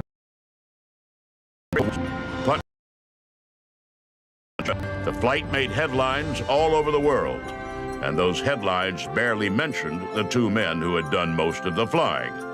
Instead, they focused almost exclusively on Amelia Earhart. He essentially created her from the ground up in terms of her promotional self, which was far different than the very quiet and introspective Amelia that her friends knew. And many people were not comfortable with their relationship and with the way that he appeared to exploit her. Exploited or not, Earhart went along willingly. Though she abhorred being referred to as Lady Lindy, she also recognized that Putnam's stunts enabled her to pursue aviation full-time. He published a quickie memoir of her transatlantic flight that became a bestseller. He got her a job as aviation editor of Cosmopolitan, a magazine that had not shown previous interest in aeronautics. She became the first woman to fly coast to coast across the United States. She bought a Lockheed Vega and used it in air races all over the country. She competed in the first Women's Air Derby, a race from Santa Monica, California to Cleveland, Ohio, and came in third. She set the world women's airspeed record of 181 miles an hour. She signed deals with advertisers, designed a line of luggage, and endorsed a line of women's clothing. She became a sought-after speaker and attraction at air shows. At the same time, she worked diligently to attract women to aviation. She organized and served as president of the 99s, an organization of female pilots that exists to this day. She proved that women could fly, and she did the things that many men were doing. So in that respect, she had a very important impact on what became the United States Air Force, because she proved that women could do this too. And it was harder to say, no, women can't fly, but all you had to do was bring out a picture of Amelia Earhart, and everyone knew who she was. The young woman who had secretly accumulated a file full of articles about women doing things that only men were supposed to do became an inspiration for the generation of girls who grew up to invent the women's movement. She turned Putnam's publicity machine into one of the driving forces for the growth of aviation, particularly among women. And then, in 1931, she did something that shocked the world. She married Putnam, the man who had given her career wings. When Amelia Earhart and George Putnam first met, she was engaged and he was married. 3 years later, when Earhart and Putnam cast off their previous entanglements to marry each other, there was considerable speculation about the nature of their relationship. Their marriage seemed to many based more on business than emotion. The marriage didn't slow down Earhart's aviation career. 2 months after their wedding, Earhart bought an autogyro, a type of aircraft that never moved out of the novelty category, and went to work setting records in it. She went higher than anyone ever had before, and flew the autogyro cross-country under the sponsorship of the Beechnut Company. She wrote another book, and then flew solo across the Atlantic Ocean, making up for the fact that on her highly publicized first flight, she had not really flown at all. Putnam put together publishing and endorsement deals, and Earhart flew the missions. She set and then broke the coast-to-coast speed record for women. She became the first person to fly from Hawaii to the mainland, a flight hyped by Putnam as the first flight across the Pacific, though it covered less than half the ocean's diameter. She won 3 consecutive Harmon trophies as the outstanding female aviator, and President Herbert Hoover presented her with the gold medal of the National Geographic Society. She flew solo from Los Angeles to Mexico City at the invitation of the Mexican government, and on the return trip became the first person to fly non-stop from Mexico City to Newark. That a flight from Mexico City to Newark made headlines is tribute to Putnam's skills as a publicist, but what he could not finesse was the fact that Earhart was growing tired. As her activities in support of women had grown more important to her, flying had become less. As a consultant to Purdue University, she had seen co-ed enrollment skyrocket just by her mere presence on campus. A generation of girls that she had inspired was coming of age, and she no longer felt the need to prove herself by flying made-up missions for the newsreel cameras. Together, Earhart and Putnam dreamed up one last headline-grabbing flight for Earhart to finish on. It would be, without question, the greatest achievement of both of their careers. And when it was done, Earhart would settle down and pursue her broader interests. The Purdue Research Foundation chipped in for a new airplane, a brand new Lockheed Electra. The plane, after the round-the-world flight, would come back to Purdue for use by Earhart to do research on various aspects of flight. She took delivery of the craft in July 1936 and went to work planning her flight. There have been a lot of round-the-world flights, but never at the equator, and basically had never been done because everybody was still scared of flying the whole width of the Pacific Ocean. Huge, no plane could make it. Even with the Electra's oversized fuel tanks, the trip would require pinpoint navigational accuracy.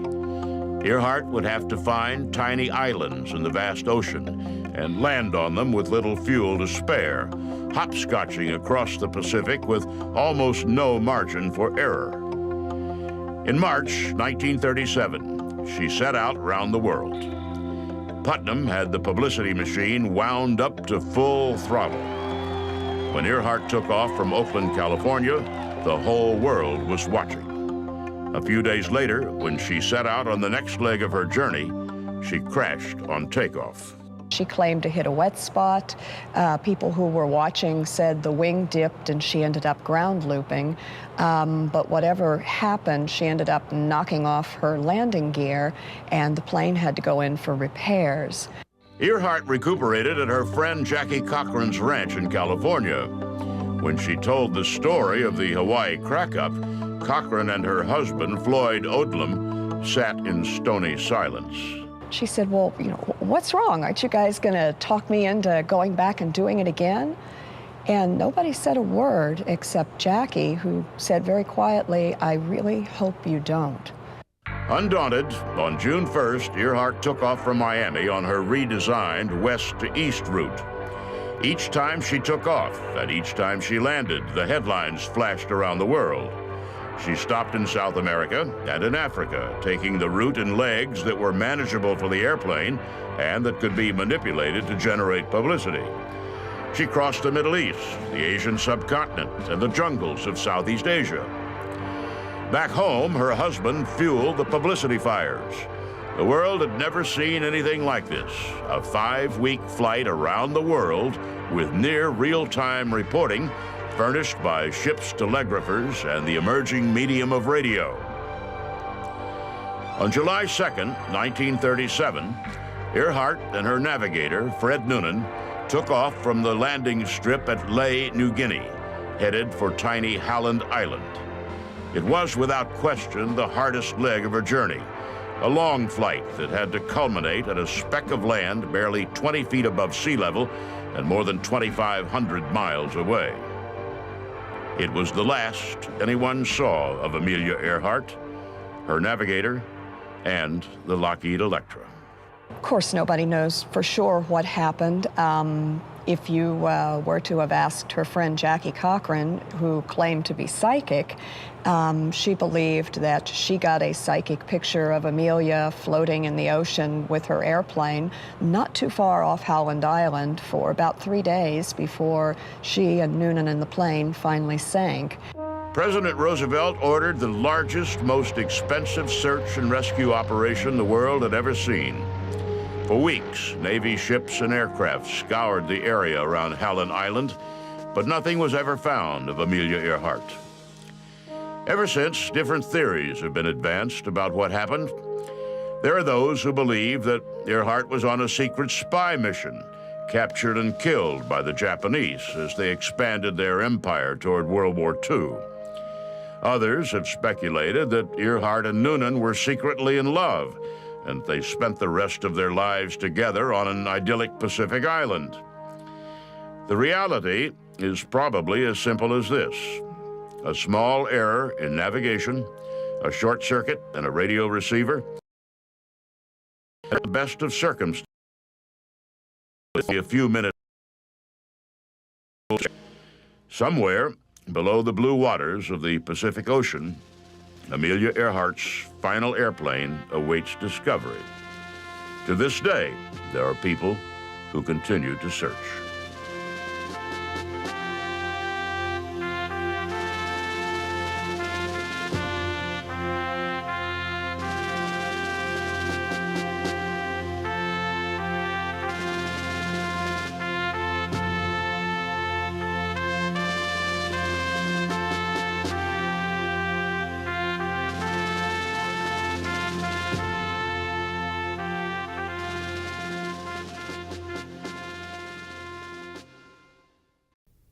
He was the son of immigrants who grew up in poverty. As a teenager, he dropped out of the 7th grade to work and support his family. He had a gift for mechanics and became a world-famous racing car driver. At the outbreak of World War I, he enlisted in the Army. His lack of education disqualified him from flight training. He was assigned instead as a chauffeur. He conned his way into flight training, and as the horror of trench warfare unfolded, he became the dashing hero America so desperately needed.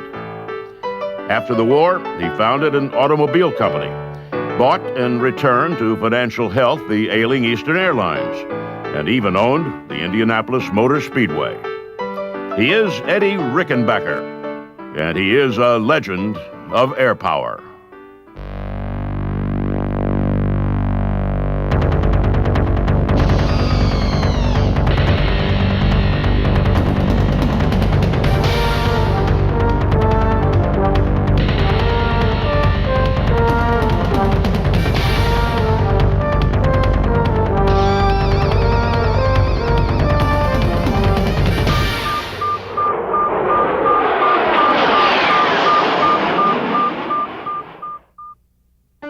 Edward Vernon Reichenbacher was born on October 8, 1890, in Columbus, Ohio. His parents, William and Elizabeth, were Swiss immigrants who had met in the United States and married. His father was the unsuccessful and difficult owner of a construction company. He hand-built the family's house, which lacked electricity, indoor plumbing, and central heating. He was a tough disciplinarian, and Eddie, the third of 8 children, grew up on a very tight leash. His father died when he was 12 and may have been murdered. Eddie, though not the oldest son, took it upon himself to find work to support his family. He lied about his age and took a job as a helper at a glass factory in Columbus. It was, without question, an unhappy childhood. Eddie worked to support his family and took no joy in the menial jobs he could get as a 13-year-old. He cleaned, he carried, and he dreamed of better days to come. Eddie Reichenbacher took a job in the machine shop of the Pennsylvania Railroad, where he learned that he had a gift for mechanics. It would be, he decided, his ticket out. He decided he wanted to get into that industry and convinced a local automobile repair shop that it needed his services. And from there, he decided he would become an expert in engine repair, and actually took a correspondence course at the age of 15 to achieve that. He scratched and hustled his way up through a succession of automobile repair and manufacturing jobs. He traveled to Texas to sell dealerships for Firestone Columbus. There, he crossed paths with politician William Jennings Bryant, who was hopscotching the state on a speaking tour. Eddie offered to drive Bryant to a few of his engagements, and when Bryant accepted, Firestone Columbus reaped a publicity bonanza. He had a sense of showmanship, and he realized that the best way to advertise the quality of the automobile and thus increase its sales was to race and race successfully. It would garner publicity for the automobile, and that would certainly help in the sales of them. As the Midwest sales manager for Firestone Columbus, Eddie started racing his employer's cars on small-town dirt tracks. It was wild and woolly racing, and he was excellent at it. He won more than his share of races and sold more than his share of cars. He raced for every car company he worked for. But as time passed, the racing became less of a sales tool and more of an end in itself. Eddie Reichenbacher simply loved the speed, the challenge, and the thrill of victory. He formed the Maxwell Special Racing Team. He ran in the Indianapolis 500 and made enough of a name for himself that he was invited to travel to England to race the 1917 British Circuit. By 1917, of course, the war that would come to be known as World War I had spread from one end of Europe to the other. Instead of going to England, Eddie enlisted in the United States Army and approached the brass with an interesting idea: train automobile racers as pilots for the war.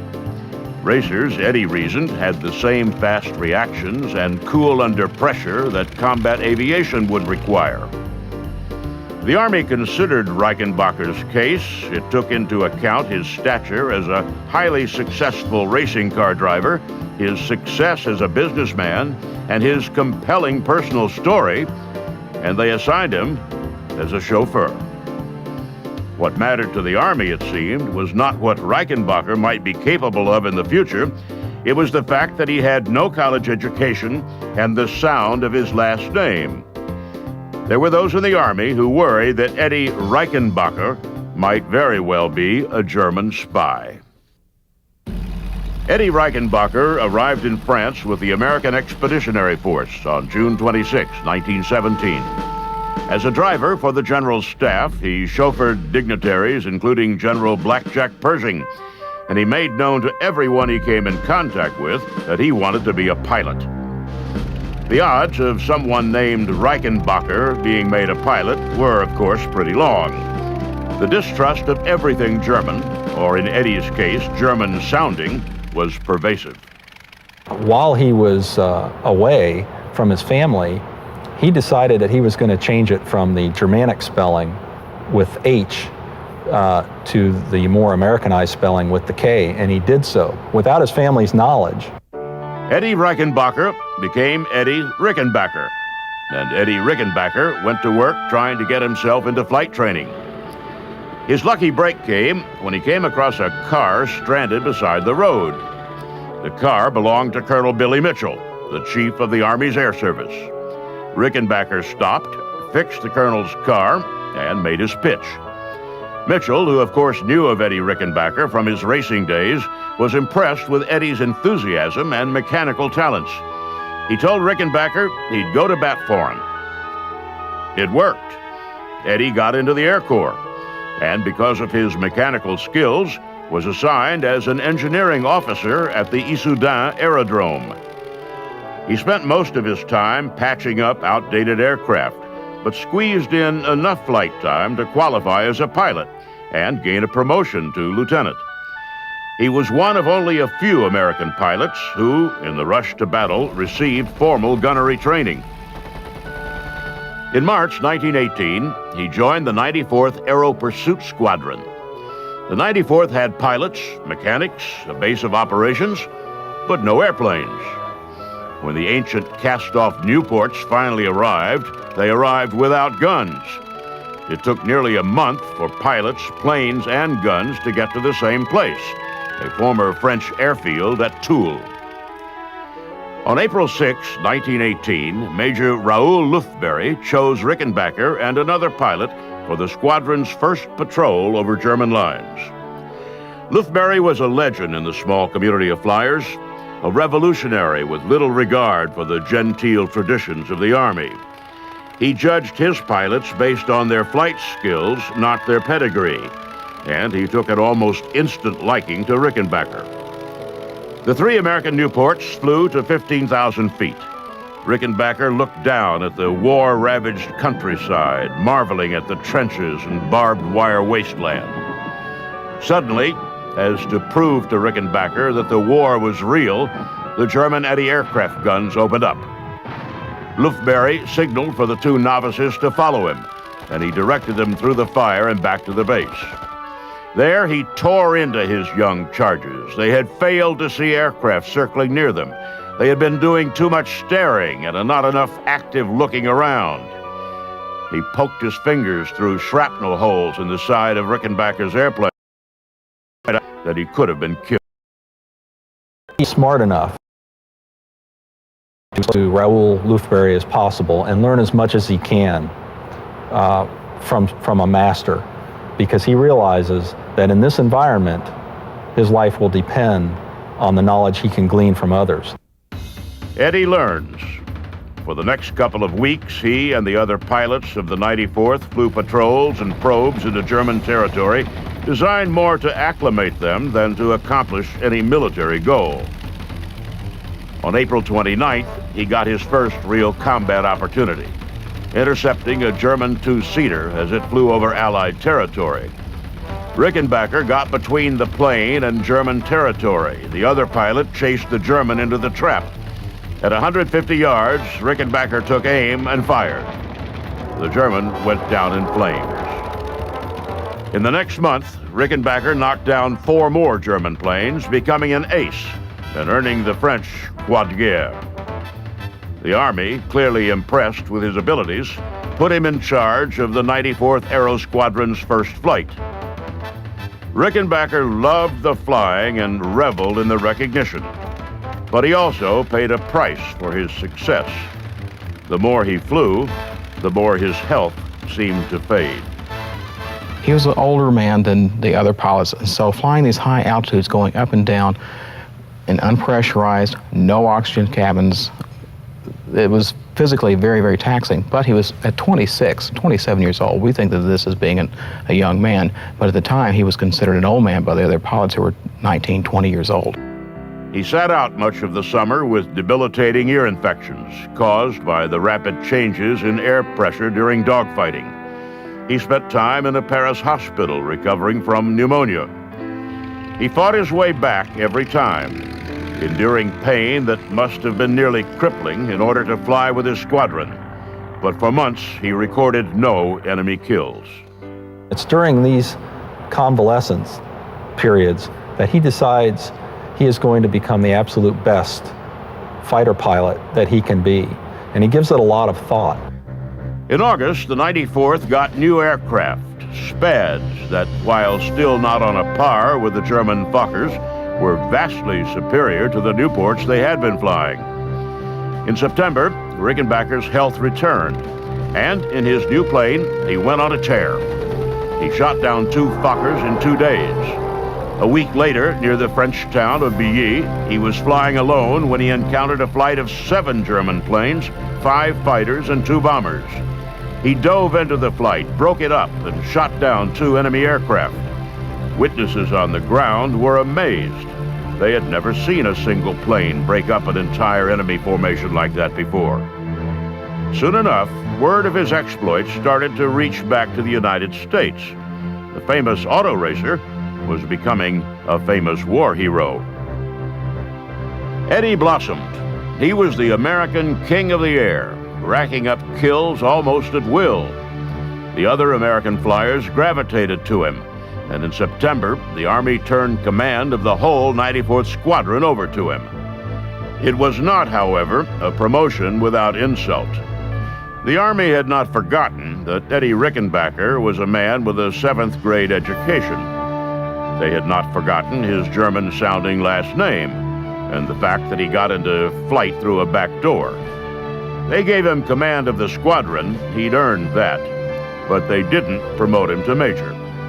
Captain, the Army said, was plenty high enough up the totem pole for Eddie Rickenbacker. In command of the 94th Aero Squadron, Captain Eddie Rickenbacker set out to remake the way his young pilots were trained. One of the things he vows he will do is bring up the younger pilots in an environment that gives them the best possible chance for learning their craft without getting killed in the process, because he saw it happen many, many times, nearly happened to him. If there was anything he could do about that, he vowed he would lead in a manner that would give the most people the most experience so that they could continue on successfully. He led primarily by example. He never passed up a chance to fly, taxiing out and taking off on solitary patrols when he could just as easily have stayed in the safety of his quarters. It's telling that in only 2 months as commander of the 94th Aero Squadron, he recorded more than half of his total kills. In October alone, he shot down 14 enemy aircraft, including 2 observation balloons. And on the 11th hour of the 11th day of the 11th month of 1918, the moment the war came to an end, Eddie Rickenbacker was on patrol. He looked down from his airplane as men on both sides emerged from their trenches. He watched as men who had been trying to kill each other only moments before crossed no man's land to shake hands before going home to resume their lives. The former racing car driver, who had 26 confirmed victories over Europe, returned home perhaps the greatest celebrity the nation had ever known. He toured the country, riding in parades, shaking hands, and wondering what was next. Clearly, he could not stay in the Army. The mayhem of World War I had so disillusioned Americans that the government nearly eliminated military spending. Aircraft were sold, tanks sold for scrap, and career officers mustered out almost without ceremony. Eddie Rickenbacker was left with little but his own ambition and his good name. He returned to Columbus, put together a group of wealthy investors, and opened the Rickenbacker Automobile Company to manufacture a car that he claimed would be worthy of its name. The car was indeed a technological marvel, but the company was a flop. When Congress passed the Airmail Act of 1925, he joined a war buddy in setting up Florida Airways to carry mail and passengers. A hurricane in 1926 set that business back, and as it limped along, Eddie looked for another.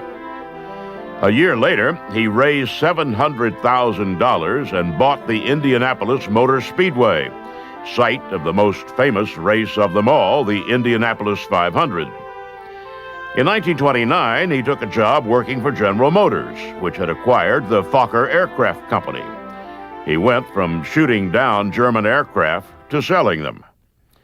In 1930, the government awarded Rickenbacker the Medal of Honor, the country's highest decoration, for conspicuous gallantry in the skies above France. The recognition brought to the attention of another generation Rickenbacker's accomplishments. He took a year off to run American Airlines and then returned to General Motors to run all of the conglomerate's aviation properties. One of those properties, now called Eastern Airlines, was the former Florida Airways that Eddie had helped set up. The airlines was larger than it had been when he'd left it, but it was every bit as much of a shambles as it had been after the hurricane of 1926. He whipped Eastern into shape, and in 1938, a third party offered GM $3 million for it. Eddie went out and raised $3.5 million. While that may not seem like a lot of money today, consider this. 1938 was the heart of the Great Depression. The stock market had crashed almost 10 years earlier and had not recovered. There was almost no investment capital available anywhere at any interest rate. But Eddie Rickenbacker, the ace of aces, could assemble millions of dollars in cash in only a few weeks to execute a purchase he largely saw as a political act. One of the things that he decides he is going to do, in fact, he vows he's going to do this, is make Eastern successful without government subsidies. It's one of the things that he opposed vehemently, and that was the subsidization of the airline industry. He does this with his fierce determination. He raised the pay and professionalized the airline's co-pilots, creating a pool of experienced flyers as the airline. He submitted mail contracts, sometimes offering to fly the mail for free in order to lock up routes that would form the spine of Eastern Airlines for decades to come. And he watched with concern as Europe and Asia crept toward World War II. He became an active isolationist, joining the America First Committee, which, among other things, attempted to bridge the gap between the United States and Nazi Germany. Like Charles Lindbergh, he traveled to Germany at the invitation of Hermann Goering to observe the progress the Germans were making in aviation. The Germans assured him their intent was peaceful. But he was able to see that beyond that, they were actually building an air force for future conflict. And he reported on that when he returned to the United States. Now, unfortunately, as history has shown, that fell on many deaf ears in high places. When the war broke out, he toured American air bases on what were billed as morale-boosting visits. He reported back to Washington on the conditions and combat readiness of the units he visited. He toured bases in the United States and England, but on his flight to Port Moresby in New Guinea, the B-17 on which he was riding went down. After 3 weeks of searching, the Army and Navy were ready to give up. Rickenbacker's wife, Adelaide, made a personal appeal to Hap Arnold to keep looking. He ordered the search to continue, and after 23 days, Rickenbacker and the crew of the B-17 were found and rescued. The oldest man on the raft, Rickenbacker had lost more than 50 pounds. When the war ended, he returned to Eastern. He was in many ways a changed man, absolutely convinced of his own rightness.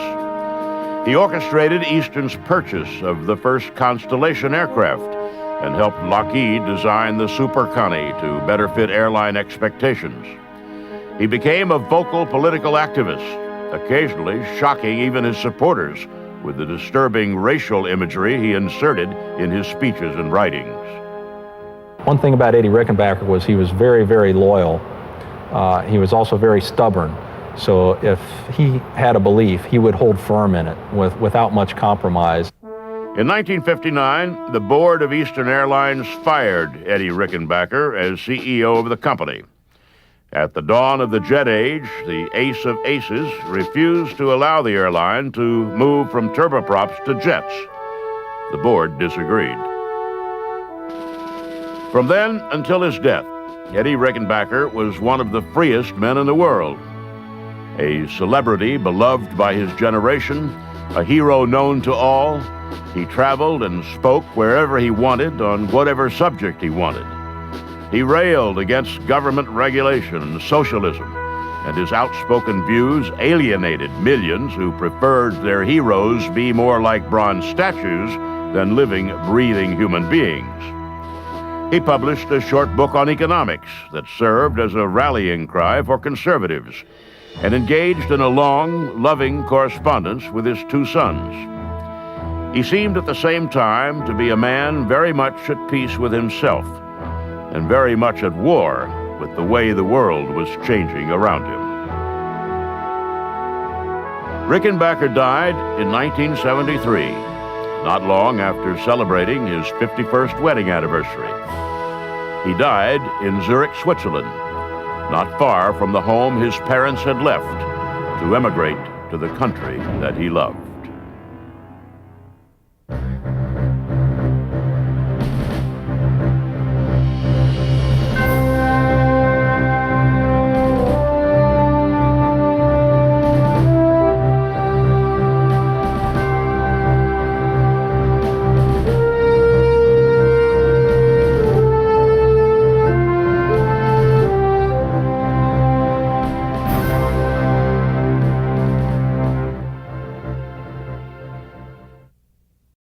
He may be the most influential person you never heard of.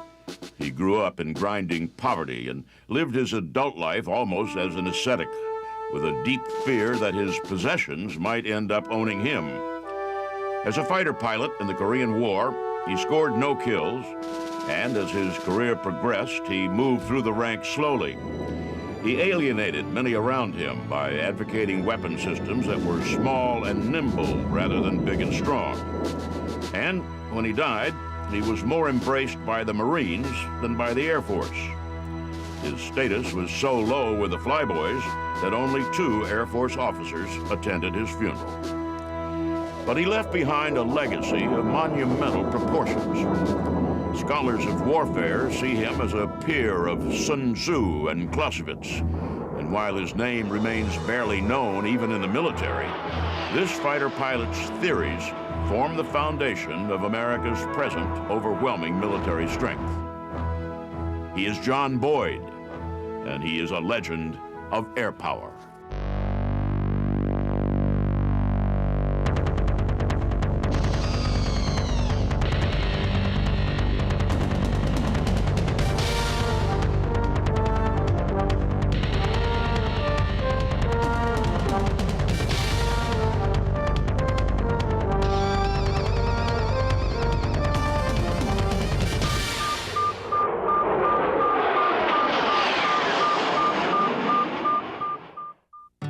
John Boyd was born in Erie, Pennsylvania in 1927. At first, his family was secure in a time of economic insecurity, affluent in a working-class town. Then John's father died. The funeral was on the boy's 3rd birthday, and from that moment on, his family teetered on the brink of collapse. His mother tried to maintain the lifestyle she had had before. She was a very stout, militaristic, almost stereotypical German woman who was very authoritative and very loud and very demanding. Boyd's mother baked cakes and sold programs at civic events to earn enough money to feed her children. And Boyd's hand-me-down clothing was so worn and mismatched that he was once sent home from school to change. His mother, at times like that, gave her son only cold comfort. She said that people would pick on you, Boyd, because of your background and your culture and your poverty. But you have something they don't. You have strong principles and good moral values. So no matter what they say, you just keep on keeping on. You never give up and you never give in. And in the end, you will prevail. The fatherless Boyd gravitated to the beaches of Lake Erie and fell under the influence of two men who helped shape his future resolve. One was swimming coach Art Wiebel, who became a kind of surrogate father to Boyd. The other was Frank Pettinato, the head lifeguard at the beach, who watched over Boyd and kept him out of trouble. After the outbreak of World War II, Pettinato hired Boyd to work at the beach, a position of some responsibility and high status among the youth of Erie. It was Boyd's first taste of success.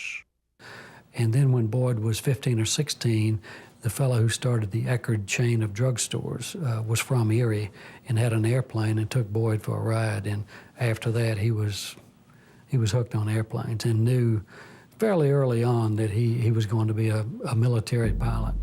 In school, Boyd doodled airplanes like something out of science fiction. He covered notebooks and scrap paper with designs for swept-wing aircraft, the likes of which wouldn't be seen for more than a decade. After graduating high school, Boyd enlisted in the Army but missed World War II. He served with the occupation forces in Japan and showed a keen sense of fair play that did not endear him to the Army. A popular story about Boyd, which may or may not be true, is that he was so offended that officers lived in comfort while enlisted men slept in cold tents that he once tore down 2 aircraft hangars to use as firewood. And then when he was threatened with a court-martial, came back with some arcane collection of military law that put the officers on the defensive, and he said that they let him go. I think the story is more revealing of Boyd if it's not true than it would be if it were true, because it reveals what was to be a leitmotif, if you will, throughout his life. That is, he, a man of great principle and high morals and enormous integrity, confronted superior officers who were lacking in all these qualities. After a year, Boyd returned home. He attended the University of Iowa, where he enlisted in the Air Force ROTC and took a flight aptitude test to see if he could get into pilot training. The results showed that he had an IQ of only 90. Boyd said that all of his life, that gave him a great thought. This guy's dead. He's and he loved that. He said it gave him an extraordinary advantage in confrontations with the bureaucracy. He promised his girlfriend and future wife, Mary, that someday he would be a fighter pilot despite the low test scores. And after leaving Iowa in 1952, he attended pilot training at Williams Air Force Base in Arizona.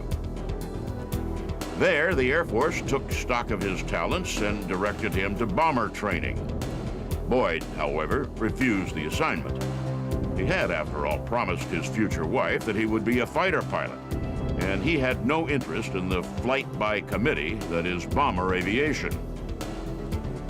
He eventually convinced his commanding officer to give him a chance in fighters and ended up flying an F-86, the hottest American fighter of its time. Small, agile, with a snub nose and swept-back wings, the Sabre resembled the futuristic aircraft that Boyd had doodled back in high school. Assigned to the 51st Fighter Wing in Korea in 1953, Boyd flew 22 combat missions without recording even a single kill. The war ended, and Boyd stayed behind as tactics officer for his squadron. He took the job seriously, showing no respect for the gallant traditions of aerial combat. He distilled what had been a gentlemanly art down to a bare handful of basic aerial maneuvers. And as he identified those maneuvers, he also identified as well counter-maneuvers that could be used to thwart an attacker.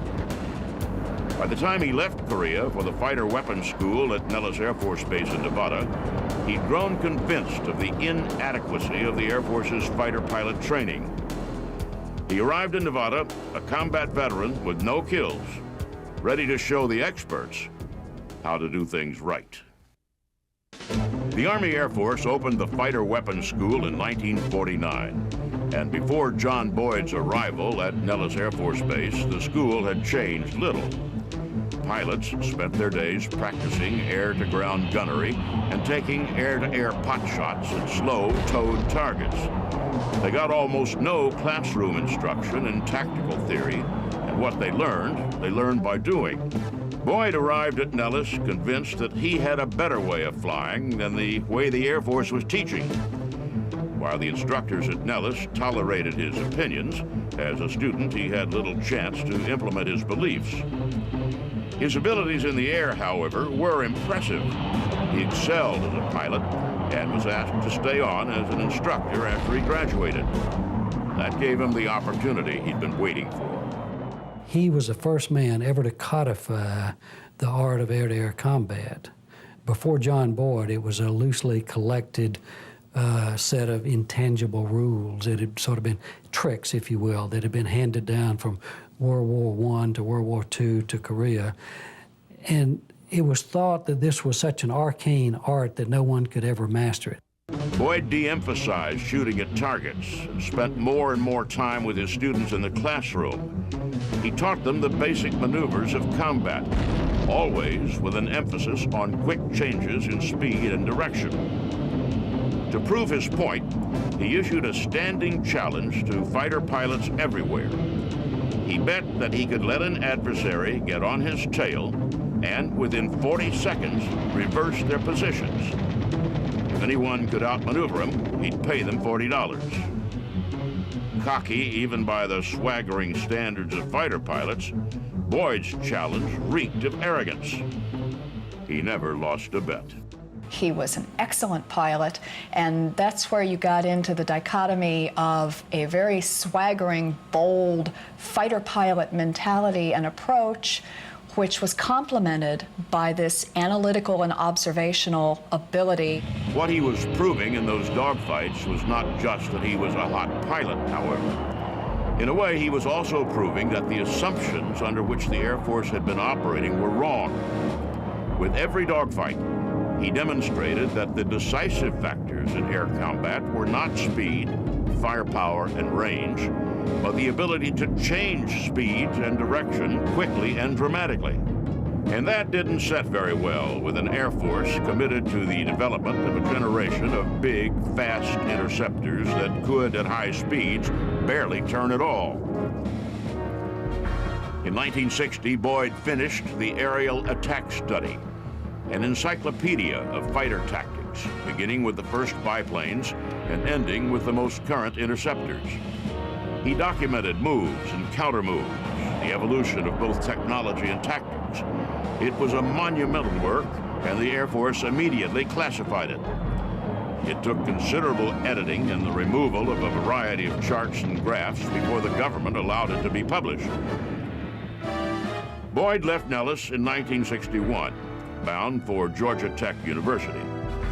There, he studied industrial engineering and began to formulate his energy maneuverability theory, a means of quantifying the combat performance of different aircraft. After graduation, he was sent to Eglin Air Force Base in Florida, where he worked with another engineer, Tom Christie, on the development of the EM theory. Energy maneuverability could tell a fighter pilot everything he needed to know in air-to-air combat.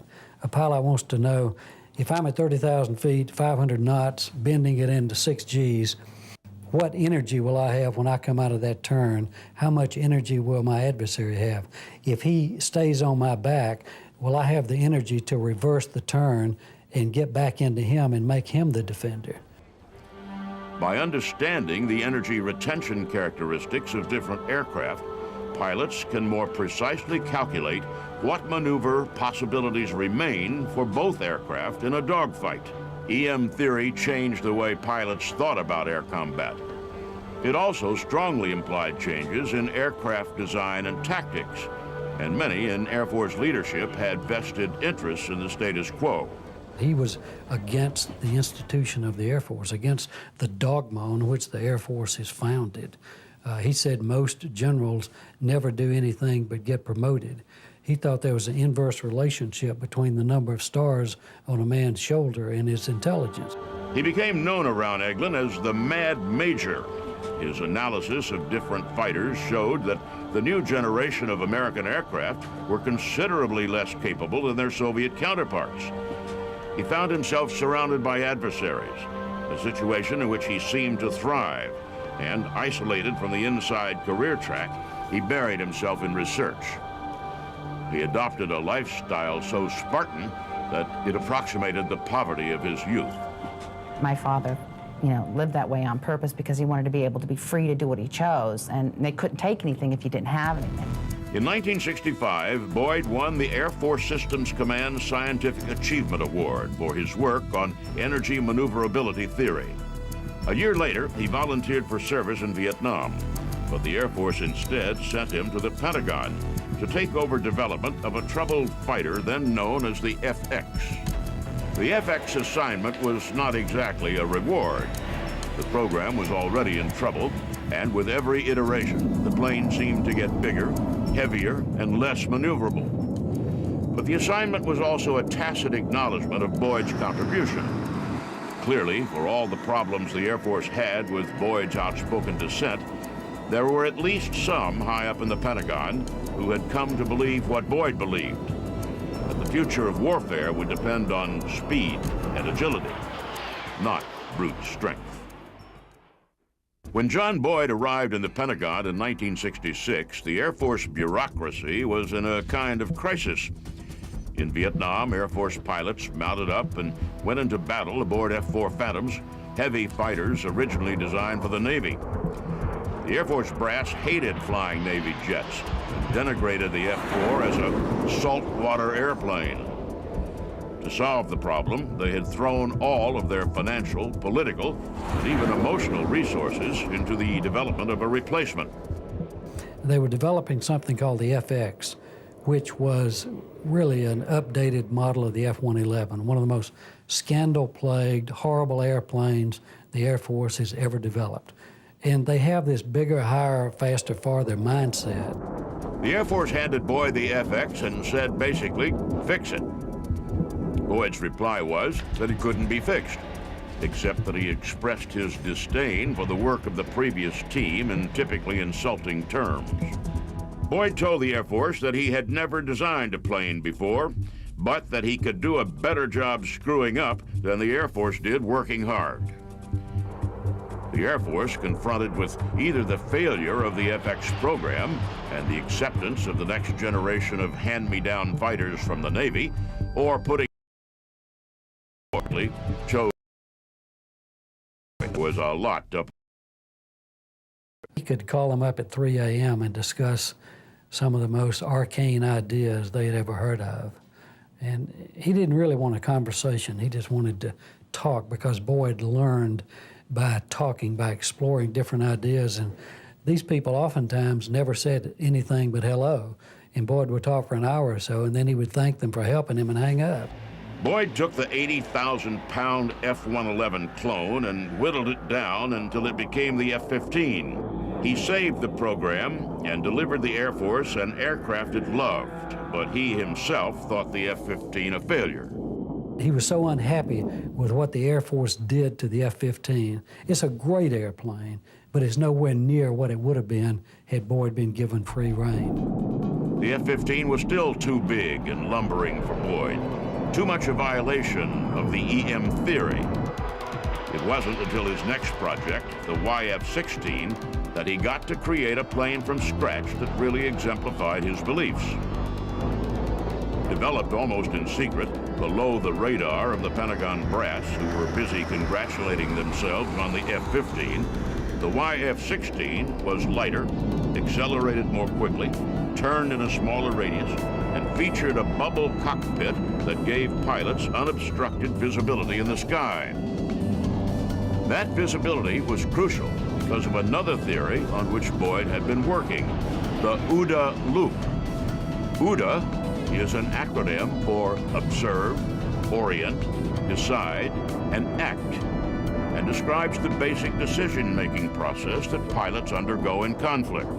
It was a formula for invading your adversary's space, having situational awareness of where you were at and what you were doing, but at the same time understanding your adversary's motivation. Pilots flying the F-16 and using the OODA loop experienced something referred to today as getting inside the decision cycle of the enemy. What that means in plain language is that a pilot who understands the basic tactics and responses of air combat as laid out by Boyd while at the Fighter Weapons School, who uses Boyd's OODA loop, and who is flying an aircraft designed according to Boyd's EM theory, can anticipate the maneuvers of enemy fighters. An enemy executing a maneuver in reaction to an attack finds himself subject to a second attack that perfectly anticipates his not yet completed evasive maneuver. It causes the adversary to become disoriented. Your moves are ambiguous. He doesn't know what's next. He becomes oriented to himself rather than to the external environment, and he begins to collapse. The Air Force didn't much care what Boyd did from that point on, and he closed out his service on loan to NASA, working on flight simulators. The Air Force bid him farewell, and don't let the door hit you on the way out. Interestingly enough, however, Boyd found a more appreciative audience while giving a lecture to a group of Marine officers. After Vietnam, the Marines were, it's safe to say, in pretty bad shape. Senior leadership had retired, morale among officers was low, and it seemed to many almost as if the Marines had no relevant mission. Boyd published Patterns of Warfare, a detailed historical analysis of war and battle doctrine. A lecture he gave on his advocacy of high-speed warfare designed to disorient more than destroy made Boyd a kind of cult hero and found himself adopted by an unlikely group of soldiers. The Marine Corps has always been the most flexible and adaptable of all the services because they have to be. They're the smallest, and they live in fear of being suborned or overtaken by either the Army or the Navy. They loved John Boyd, and they knew he had the answer to their problems. The Marines saw Boyd's OODA loop as the key to an entirely new kind of ground warfare. They rebuilt their doctrine almost from scratch based on the OODA loop, using speed and information to get inside the enemy's ability to make decisions. Rechristened maneuver warfare, Boyd's doctrine became the basis of the rebuilt Marine Corps, and to a lesser degree, the Army. Boyd, who had retired to Florida, had no idea how his ideas were permeating the military.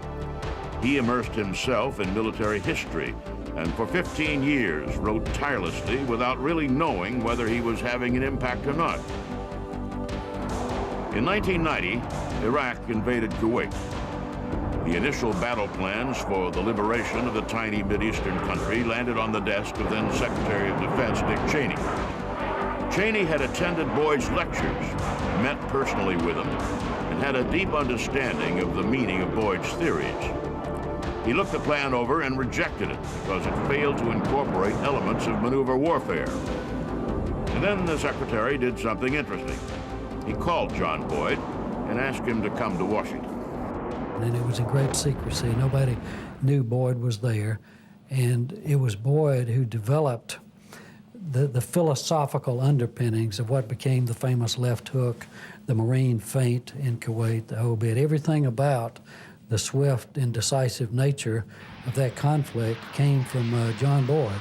Boyd, typically acerbic, dismissed General Norman Schwarzkopf's initial battle plan as high diddle-diddle, straight up the middle. The battle plan changed, and the famous Hail Mary flanking of the Iraqi army was the first battlefield application of maneuver warfare, a pure manifestation of Boyd's theories. John Boyd died March 9th, 1997. His funeral was attended by dozens of Marines, officials from the Department of Defense, and others who understood his contribution, but only 2 uniformed members of the Air Force. He remains to this day largely unknown, even among those in the military. It's nice to know that you have people in your family that, do the right thing. work for things. You know, they're not compromising. And he changed things. I mean, there's not a lot of people who can say they've changed things.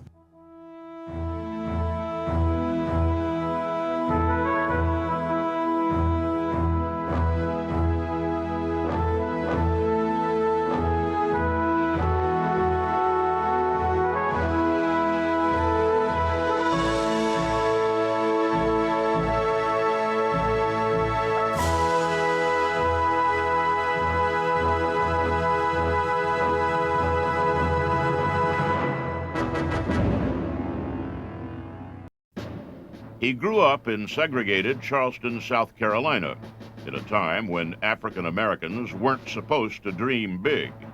But dream big he did. First of going to the Naval Academy, and then of flying. He became a United States Marine, flew more than 100 combat missions in Vietnam, and became a respected test pilot. He applied for a job as an astronaut, even though he thought he didn't have a chance. He flew 4 missions on the space shuttle and helped deploy the Hubble Space Telescope, which changed the way mankind sees the universe. He returned from space to active duty in the Marines, becoming Deputy Commandant of the Naval Academy. That had been his first love. Then he returned to Charleston, to the home where he had grown up, and to his place in history. He is Major General Charles Bolden, and he is a legend of air power.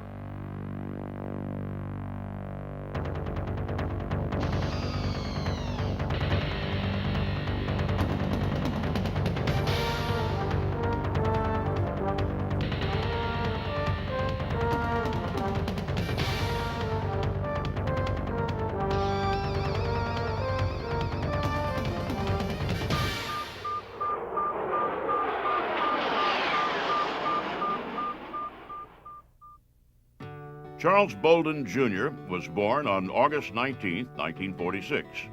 His mother and father were both educators, high school sweethearts who had married and settled down in the same neighborhood of Charleston, South Carolina, where they had grown up. Charles Sr. fought in World War II, and Charles Jr. was born a year after his father returned home, part of the first wave of a baby boom that would change the world, with parents who expected their children to succeed. Growing up in the segregated South, it could have been easy to become discouraged. They really didn't allow it because they always told my brother and me that we could do anything we wanted to do, but we had to be prepared. With 2 teachers for parents, it's not surprising that that preparation took the form of education. To this day, when Bolden describes his childhood, he does it in terms of schools he lived near, the stages of his life defined by the stages of his education. We got a television in 1950, TV, program. It was a story about life in the Naval Academy. I kind of fell in love with the Naval Academy after watching that program. He knew, of course, that the odds were stacked against him. The services, while nominally desegregated, were far from open to African Americans. Bolden's dreams of the Naval Academy were dreams that in the 1950s must have seemed impossible. Still, Bolden was not a boy to be denied. So while he was still too young to be considered for admission, he started writing letters, asking to be let in. I would write every year to my congressman and my 2 state senators and the vice president saying, I want to go to the Naval Academy. And every year I'd get letters back saying, it's too early. You know, contact us when you're a senior. After the assassination of President Kennedy, Vice President Johnson ascended to the presidency. Bolden, unintimidated, wrote Johnson again, a black kid in South Carolina reminding the most powerful man in the world that he just wanted a chance. Never heard from him, but within a couple of weeks, I got a visit from a Navy recruiter who said he understood that I was interested in going to the Naval Academy, and I did some interviews. Almost simultaneously, a federal judge, a guy by the name of Judge Bennett, who now I think lives in Charleston, African American, came to town and said that the president was very interested in increasing the number of minorities in the military academies. The slots available for Bolden's graduation year were already taken. but the Navy offered him a place at the academy if he would just wait another year. Bolden, an outstanding student who had also been accepted at Yale and the University of Pennsylvania, screwed up his courage and told the Navy no. That was unacceptable to him. About a week later, they came back and said, okay, they'd found an appointment for me from Congressman William Dawson in the state of Illinois. So I went to the Naval Academy from the state of Illinois, appointed by Congressman William Dawson. Bolden reported to Annapolis in 1963, a member of the class of 1968. It was a place that I had, as I mentioned, it was a place I had wanted to go since I was in junior high school. And when I got there, in my class, there were seven African Americans at the beginning of the summer. And it wasn't that it was physically tough, it was just emotionally very demanding. Which is a nice way of saying the few African Americans at Annapolis were treated as outcasts. For that reason, the small community of African Americans grew smaller. By the beginning of classes in the fall, 2 had already left. By the end of the first semester, a third was gone. That loss of kindred spirits, compounded by the normal homesickness of a first-year student farther from home than he'd ever been, convinced Bolden that he should leave too. I would call home every chance I got, tell my mom and dad that I'd made a mistake, that I really didn't want to be there. It was an awful place. I would get under my desk and cry sometimes at night because I just didn't like the structured military environment. You know, you were running around doing stuff all the time. My father kept telling me, just kind of hang in there. Said, you know, see what it's like for one more week. And I went through my whole first year of college a week at a time. What I think set Charles Bolden apart was the fact that he was a young black man. He knew what the culture was. He knew that the odds were stacked against him, and he didn't accept the status quo. Once clear of his plebe year, Bolden started to enjoy the academy. He joined the Glee Club, which traveled for performances, showing Bolden more of the country than he'd ever thought he'd see. Bolden did what all midshipmen do, tasting the different varieties of Navy life in preparation for selecting a military career path. He went to sea for the first time aboard the USS Bainbridge. He boarded the ship in Charleston, waved goodbye to his family, and sailed off on a tour of the exotic Caribbean. He liked shipboard life, but in the end made a choice of direction that surprised almost everyone. Much to the chagrin of my parents and my fiance at the time, I decided I was going to be a Marine. Like I said, I looked back on my 4 years, and the person who had impressed me the most was my plebe year company officer, Major John Riley Love. So I said I wanted to be like him and decided to go in the Marine Corps. And after taking an orientation flight at Patuxent River outside Washington, he decided that he wanted to be a Marine aviator.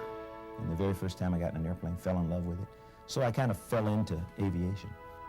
It was a decision that took the boy from Charleston, South Carolina, farther from home than he'd ever imagined he'd go. In 1968, Charles Bolden graduated from the United States Naval Academy at Annapolis. He had earned a Bachelor of Science degree and knew as he marched into his graduation ceremony how important this first major accomplishment of his life was. My whole family was there, not just my parents. Everybody in the Bolden family from South Carolina, New York, Florida, Washington, D.C., Massachusetts. We had family who came from all over everywhere. It's a big deal. It's like it's no different from graduation from any other place, but graduation from the Naval Academy, especially back then, 1968, for a young African American, especially from the state of South Carolina, it was a big deal. Newly married, he and his wife Jackie loaded up their car for the move to flight training at Pensacola, Florida. Black pilots were as rare at Pensacola as black midshipmen had been at the Naval Academy. But Bolden threw himself into his work and did not dwell on feelings of isolation. He was, after all, in basic flight training, and every day seemed to offer another thrill. I'd gone to flight school sort of out of default because I didn't want to crawl around in the mud and the snow. And we took off, and I could actually feel it when the wheels lifted off, and it was a feeling that I'd never had before. Bolden worked his way through all the stages of basic flight training, every day feeling as if he had stumbled on something wonderful. He studied hard in the classroom and worked conscientiously on his flight skills, each step getting more difficult and demanding. When basic flight training ended, Bolden graduated first in his class. The kid who'd practically begged his way into the Naval Academy had his choice of where to go next, and he chose jets. It got a little bit tougher in the jets, and I found, surprisingly, the one phase that I just did not like and didn't do well in was formation flying, where you're up flying next to another airplane. There's just something about flying along at 300 miles an hour within inches of another airplane didn't impress me, and it scared me, to be quite honest. One afternoon, a friend from the academy showed up, and Bolden confessed that he was afraid of flying in formation. The friend, who knew Bolden and knew that he was not the type to give up without a fight, talked him through his fears, and soon enough, Bolden was one of the best formation flyers on the base. While in flight training at Meridian, Mississippi, Bolden saw something that looked to him even more amazing than flying in a jet. Like millions of others around the world, he was amazed to see men walking on the moon. We all sat around the fireplace and drank beer and watched this phenomenal feat, you know. So I knew what that was like. I never believed that I could be a part of that program. After cruising through carrier qualification, Bolden got his wings and his first choice of aircraft, the A-6 Intruder. The A-6 was an interesting choice. First of all, it was not an air-to-air fighter, and because of that, it was not, in the eyes of pilots, a glamorous aircraft. The A-6 was an attack aircraft, one derided by fighter pilots as air-to-mud. That it was incredibly effective as an attacker that carried a huge weapon load mattered little. The second aspect of the A-6 that is interesting is that it is a two-man aircraft. Flying the A-6 in combat is more an act of teamwork than individual daring-do. In 1972, Bolden was assigned to Nam Phong, Thailand, to supply interdiction missions over Laos, Cambodia, and Vietnam. The missions were tough, 3 hours out and back in all kinds of weather, day and night sorties in search of supplies moving south. You form some unique bonds over that period of time with your squadron mates, both enlisted and officer. You learn to put your life in other people's hands. For the next year, Bolden and his navigator would take off into the skies of Southeast Asia searching for targets. More than 100 times he went up, delivered his munitions, and came back. In 1973, Bolden returned from Vietnam and for the next few years served in various assignments, none of them particularly challenging. He decided he wanted to be a test pilot, and he spent as much time as possible in the air, running up his hours so he would be eligible for flight test training. Highly qualified, highly committed, Bolden applied for flight test school and was rejected. As he had once written letter after letter seeking appointment to Annapolis, he again and again applied for test pilot school. And finally, on my last attempt, what I said was going to be my last attempt, the Marine Corps accepted me for test pilot school input. So I went there, on the runway, rooms of Patuxent, face encounters with astronauts. And for the first time, he started thinking seriously about going into space. NASA recruits astronauts out of the ranks of test pilots. And one of the things that Charles Bolden noticed right away at Patuxent River was that many of the pilots seemed to view test flight as simply a stepping stone to space flight. The astronaut corps had at that point been an exclusively white domain. And when NASA put out notice that it was looking for astronauts to man the space shuttle, Bolden didn't bother to apply. I had thought about it when NASA advertised, but I chickened out. I figured I'd never be selected, so I didn't apply. He had those traits necessary to go forward into an atmosphere that was not necessarily conducive to who he was as a black man and make up his mind that he was going to achieve. Inspired by the first African-American astronauts, Bolden applied to be included in the next group, and NASA invited him to Houston for an interview. I did that and was very impressed, but I didn't think NASA was impressed with me, so went back to Patuxent River to continue my test piloting and told my wife that I thought that would be phenomenal, but there's no way. About a month later, on Bolden's wife's birthday, the phone rang, and it was NASA, asking if Bolden would still like to go into space.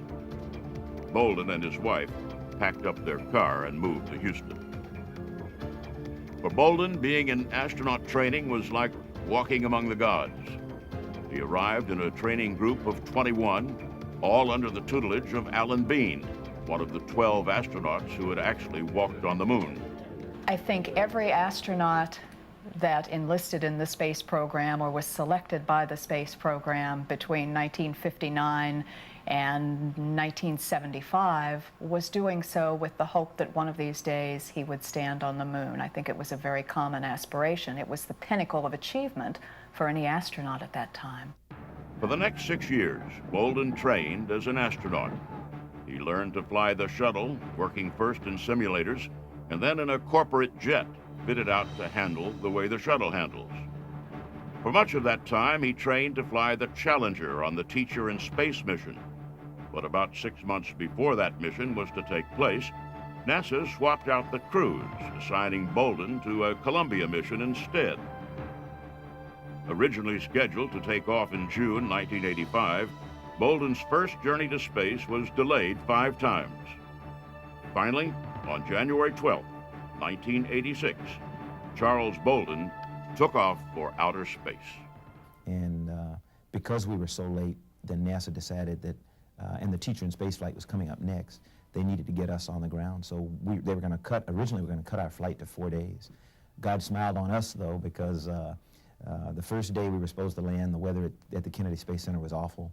Wasn't very good at Edwards, so we waved off 2 or 3 times that day. Bolden ended up staying in space for 3 extra days. Commander Hoot Gibson and Bolden brought the Columbia down at Edwards Air Force Base at night in a dramatic landing that is still one of the shuttle's most memorable. It was awesome. I came back unbelievably high. We went through our debriefs and everything, and then 10 days later we took a break to go watch Challenger launch with mostly everybody else. 7, 6, we have main engine start. 4, 3, 2, 1, and liftoff. Liftoff of the 25th Space Shuttle mission, and it has cleared the tower. Control. Roger, roll, Challenger. Good roll program confirmed. Challenger now heading downrange.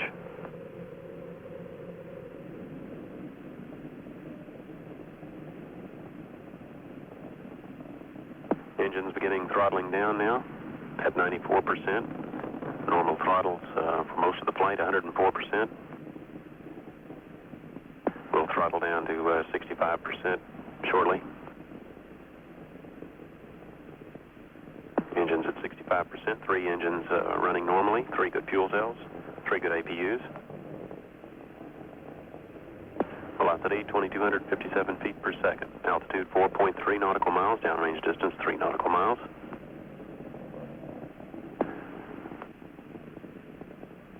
Engines throttling up. 3 engines now at 104%. Challenger, go at throttle up. Challenger, go at throttle up.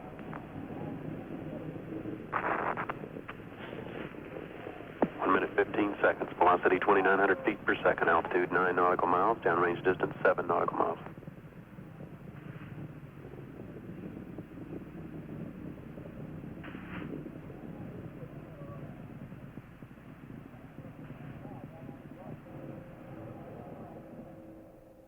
You know, they were all very good friends.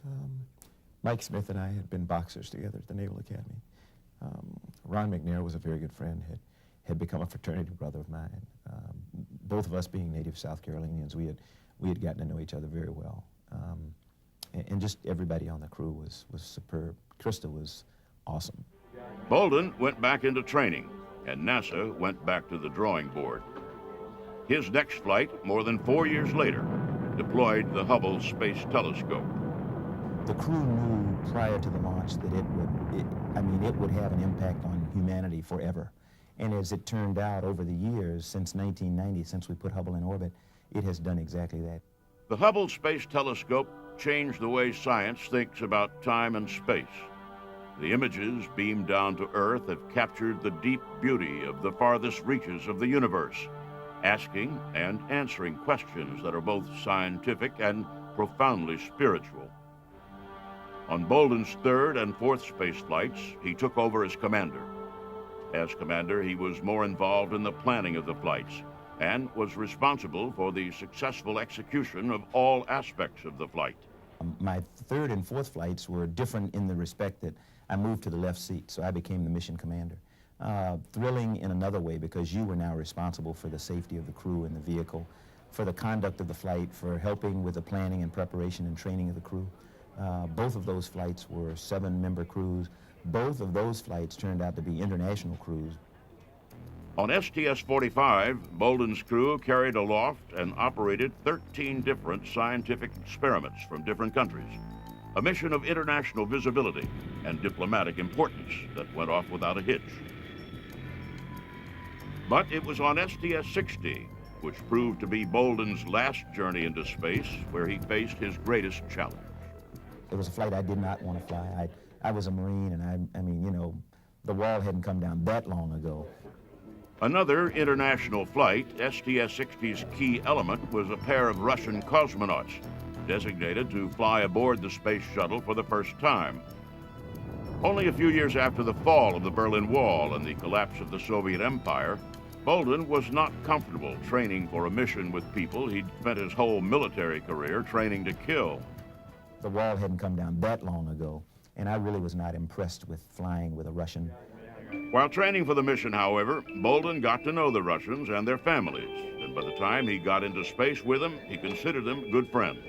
In fact, once the mission was complete, he traveled to Russia to visit with them. Bolden returned to the Marine Corps. In 1995, he went home in a way to Annapolis. A year later, he took command of a Marine aircraft wing at Miramar in California, and a year later became commanding general of the 1st Marine Expeditionary Force in Kuwait. Bolden was in line to take command of the 2nd Marine Expeditionary Force at Camp Lejeune, North Carolina, when he told the Marines he was retiring. The Marines tried to talk him out of it, but he knew it was time to go home. On January 1st, 2003, after 34 years in the Marine Corps, Major General Charles F. Bolden, Jr. retired. After years during which he traveled millions of miles, had untold adventures, and conquered every challenge he had faced, he decided that it was time to return to the place he worked so hard to leave, Charleston, South Carolina. The home that he lives in Charleston is the home that he grew up in. He's surrounded by friends and family and a community that no longer marginalizes him because of his race. It is like that, Bolden will tell you, because of many people. But it is like that in part because of Charles Bolden, Jr., who worked hard, persisted, and dared to dream.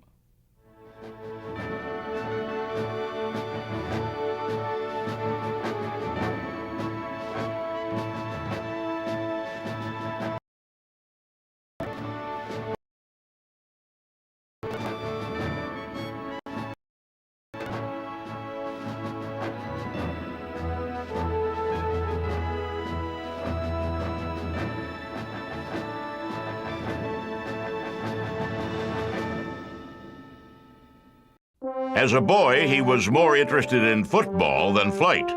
He broke his leg twice, was told he'd never play again, but went on to star for Air Force in the Gator Bowl.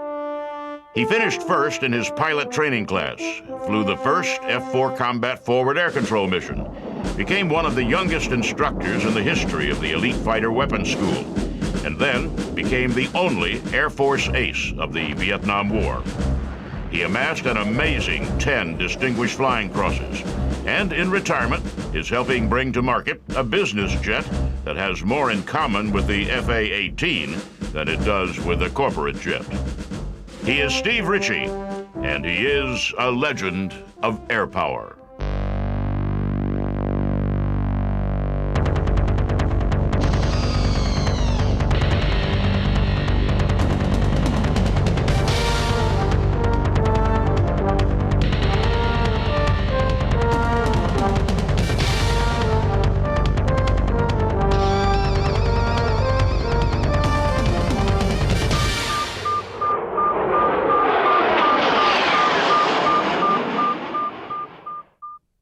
Richard Stephen Ritchie was born June 25, 1942 in Reidsville, North Carolina. He was known from his first day as Steve, and as a boy, his first passion was baseball. As he got a little older, however, his interest shifted to the rough and tumble of football. I broke a leg in the 8th grade, another leg in the 9th grade. The surgeon that fixed my leg in the 9th grade said, you can't play football again. Doctor's orders or not, he excelled as the quarterback of his high school team. He did it, he explained later, because he liked to try things that people said couldn't be done. I wasn't the best guy on the field. I didn't have the most talent, but I worked hard. Though he wasn't all that interested in flying, Ritchie decided that he wanted to attend the Air Force Academy. Senator B. Everett Jordan, North Carolina's popular Democratic lawmaker, nominated Ritchie, and in 1960, he reported to Colorado Springs. So I was very highly motivated to go. In fact, I took the first bus down from Denver because I wanted to get started. Well, that was a big mistake because they start out by making life very, very miserable. So I advise people today to arrive at the very last possible moment rather than 5 or 6 hours earlier at the first possible moment. At least you save yourself 5 or 6 hours of misery. The Academy hadn't recruited Ritchie as a football player, so he walked onto the team. Once again, he wasn't the biggest or most talented player, just the hardest working. The coaches kept him around, not because they thought he'd amount to much, but because they admired his persistence and courage. In many ways, Ritchie and the Air Force Academy were an uncomfortable fit. Ritchie was, in his own way, a rebel. He hated the ritual and regimentation that were ingrained into every aspect of Academy life. But he also recognized as time passed that at least some of the regimentation had a purpose. Because we had to look straight ahead in everything we did, marching. Whenever we were outside, we had to look straight ahead. We couldn't gaze, as they call it. Same at the meals. The meals, you had to look straight down into the plate and develop this peripheral vision. Well, of course, we griped and complained about having to do that for a year of our lives, but it became important later in the air combat arena. That peripheral vision becomes very, very important. Ritchie's interest in flight developed the summer before his senior year. As he walked out for his first flight in the T-37, he showed a little fighter pilot cockiness to his instructor, a recent graduate of the Academy. I was with an instructor who had been a friend previously at the Academy. He was 2 years ahead of me, but we had been friends, named Mert Hull, Lieutenant Mert Hull at the time. And so I bet Lieutenant Hull a steak dinner that he could not make me sick on that first flight. And very unwise thing to do. Another humbling experience in one's aviation career. I bought dinner that night in Lubbock, Texas. After 12 flights in the T-37, Ritchie decided that he wanted to be a fighter pilot. He returned to the Academy for his senior year as an odd mix of big man on campus and outcast. On the football field, he was a hero, an undersized halfback on a team that beat the #1 ranked Nebraska Cornhuskers on their home field. The team earned a trip to the Gator Bowl, and while they lost the game, there was no question but that Ritchie had won the hearts of Falcon fans across the country. Among the professors and officers of the Air Force Academy, however, Ritchie's reputation wasn't nearly as favorable. He was, in fact, known as something of a troublemaker. He didn't hide his scorn for the hazing and ritual that were so much a part of Academy life. There developed between Ritchie and his superiors a testy relationship that came to a head toward the end of Ritchie's senior year. Once the football season ended, Ritchie had surgery on his knee. The Air Force scheduled him for a series of physical therapy sessions. It was time to pick pilot training bases, so I decided I need to go to the library and do some research on the bases. So I called the hospital, spoke to a female second lieutenant, and it was my clear understanding that I had rescheduled my appointment for therapy on the knee. Ritchie's commanding officer, apparently fed up with Ritchie's inability to conform, explained to him in some detail why he was never going to amount to anything, and then confined him to quarters for the remainder of his time at the Academy. Ritchie was so disgusted with the Air Force, he could barely contain himself. In 1964, while Steve Ritchie was still in flight school, in the Gulf of Tonkin off the coast of North Vietnam, history was being made. After weeks of escalating tensions, during which American warships moved to within yards of North Vietnamese territorial waters, a group of North Vietnamese PT boats were reported to have attacked an American destroyer. In all likelihood, the incident did not take place as reported. Pilots flying above the supposed battle publicly declared years later that they had seen no enemy boats, that there had been no battle. But back in Washington, with anti-communist fervor running high and an election just over the horizon, President Lyndon Johnson seized the opportunity. He used what became known as the Gulf of Tonkin incident to push through Congress a resolution giving him the power to do pretty much whatever he wanted to protect American interests in Vietnam. After years of dithering, of secret and not-so-secret support of the South Vietnamese, the Gulf of Tonkin resolution made it official. The Vietnam War had begun. The whole mood of the Air Force changed. The country was suddenly at war, and those working their way through training were suddenly training not just to fly and fight in some theoretical future conflict, but to fly and fight in a very real ongoing war. Ritchie's first operational assignment was in flight test operations at Eglin Air Force Base. There he learned to fly the F-104 Starfighter, a classic jet of the 1950s. The Starfighter was big and fast, but difficult to maneuver, and by the time Ritchie settled into the cockpit, it was already being phased out. The plane of the future was the F-4 Phantom, and Ritchie made the transition 2 years later. The Phantom had originally been a Navy plane, adopted for Air Force use against the Air Force's wishes. Great pilots begin to distinguish themselves long before they see combat. In training, Ritchie began to show the attributes that only elite pilots ever display. They've got better reflexes, better hand-eye coordination, and they have, I think, probably a better sense of the situation, situational awareness. They know what's happening around them. They can see things in 3 dimensions and can see a cutoff angle, can see an intercept that maybe somebody else can't see.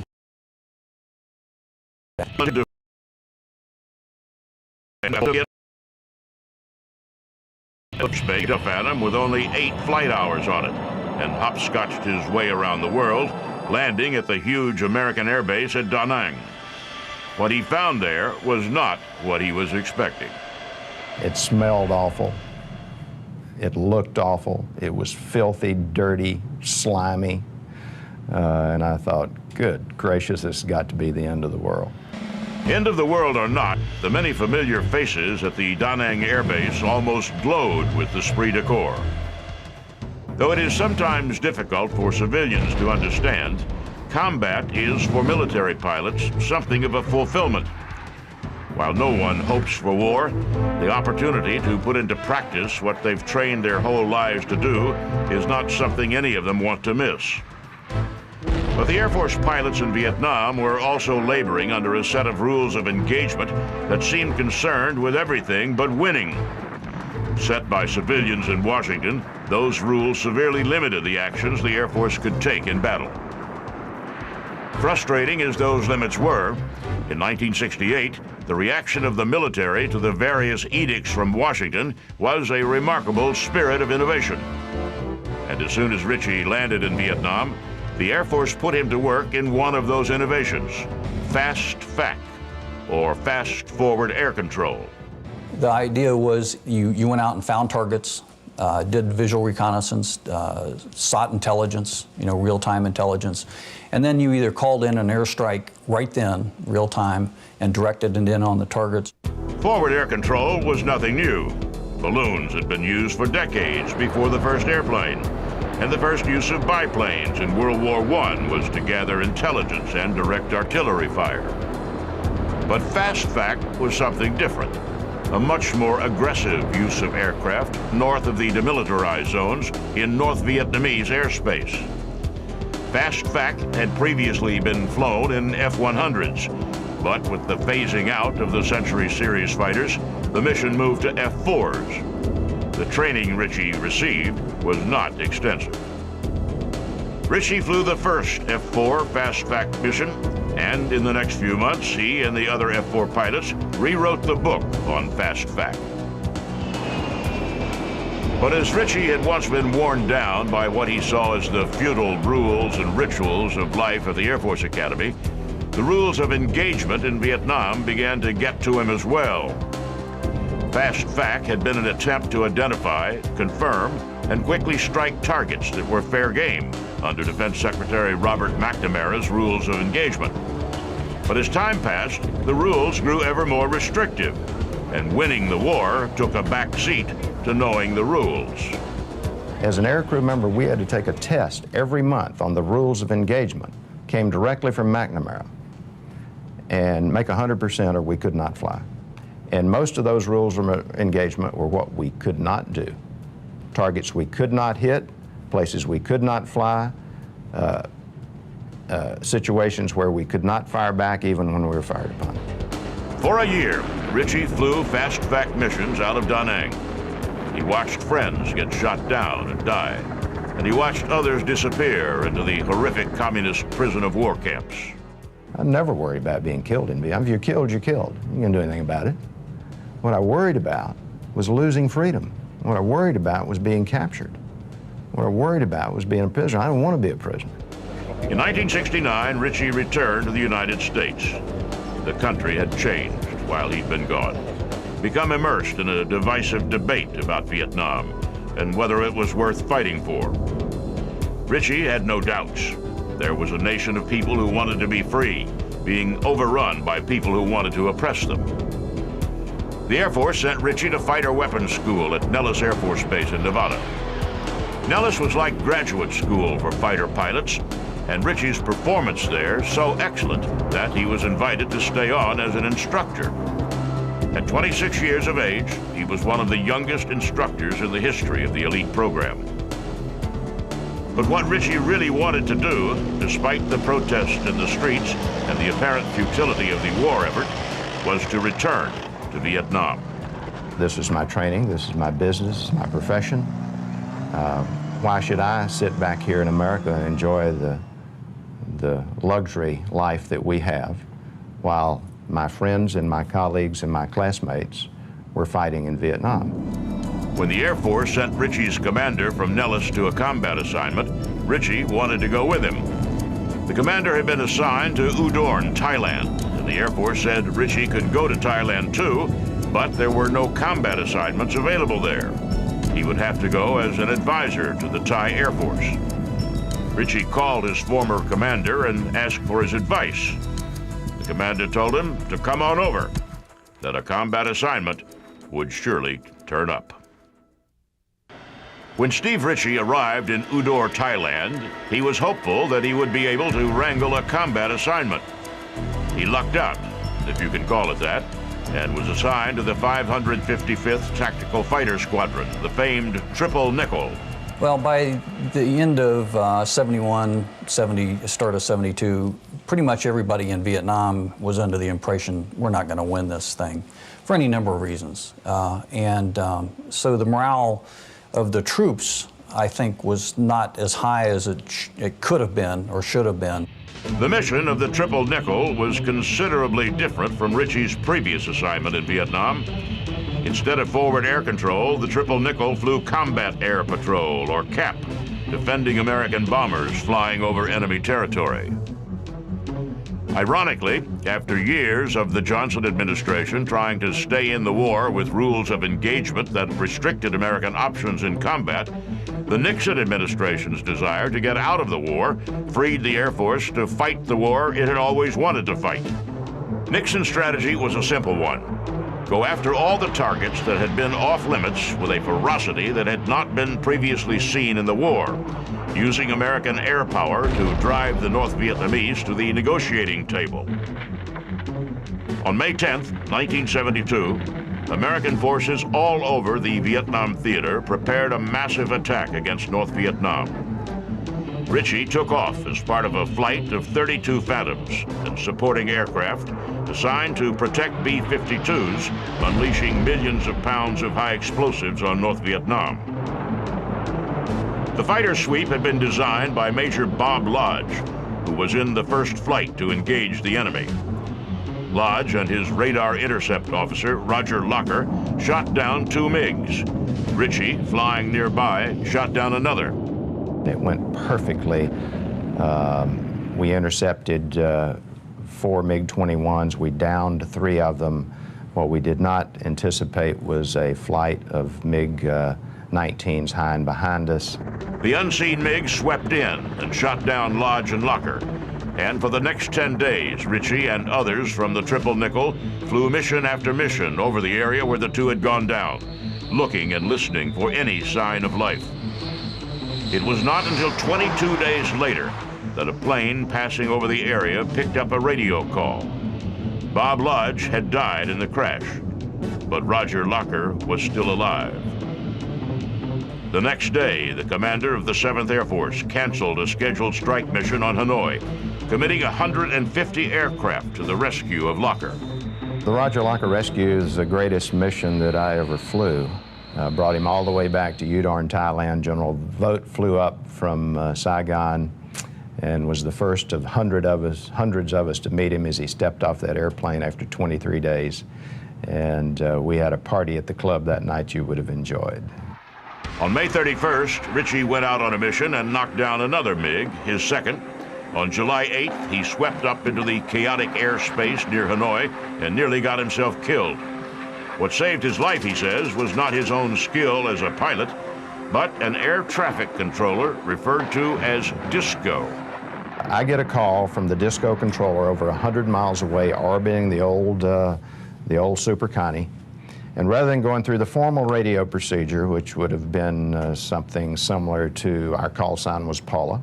Paula 01, this is Disco 23, you have blue bandits bearing 350, suggest you come left to a heading of 295, something like that.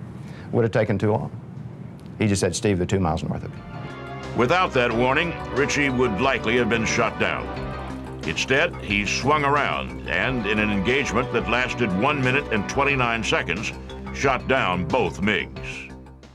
It was just one of those perfect days where not only did I do almost everything right, our team, our flight of 4, did almost everything right, but all the equipment worked either as or beyond design specification, which doesn't happen very often. Ritchie had tied Robin Olds as the leading Air Force fighter. It might have been big. On the side of Vietnam, a Navy pilot had recorded his 5th kill, becoming an official ace. Randy Cunningham came along and scored his 5th kill for the Navy in the mid-1972. And the Air Force didn't have an ace. And I think that in the back of everybody's minds, we kind of thought, this war is winding down one way or the other. And, you know, there's a real good chance that the Air Force is not going to have an ace. Ritchie solved that problem on August 28th by chasing a MiG across the sky and knocking it down with 2 Sparrow missiles. I just have to tell you, as I've said thousands and thousands of times, if it hadn't have been for this incredible team effort, this incredible network of people, not only would Steve Ritchie not be a fighter ace, I probably would not be alive. Ritchie returned to base as a kind of savior of the Air Force in Vietnam. When his tour ended, he had 339 combat missions under his belt and was one of the most decorated pilots of the war. He had an Air Force Cross, 4 Silver Stars, and 10 Distinguished Flying Crosses.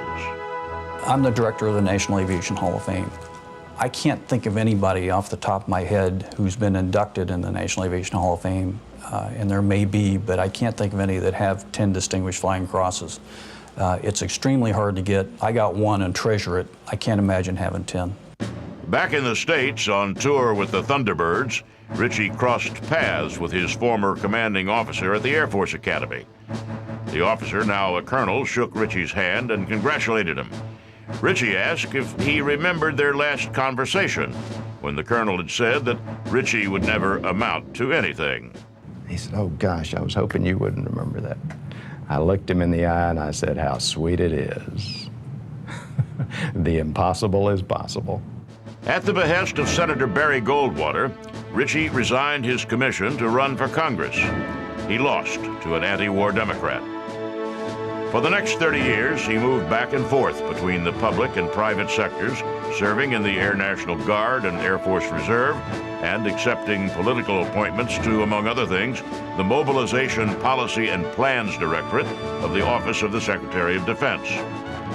In 2003, Ritchie returned to the aviation business, helping bring to market a revolutionary aircraft that straddles the line between military and civil aviation. The Javelin will be about a $2.5 million airplane. It'll perform greater, climb faster, go higher, go faster, at less costs than any business jet on the market today.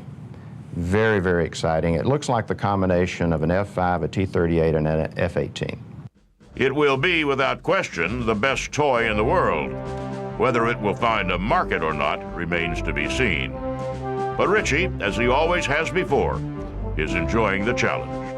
I think it's that extra effort in anything that we do in life that sets one apart from another.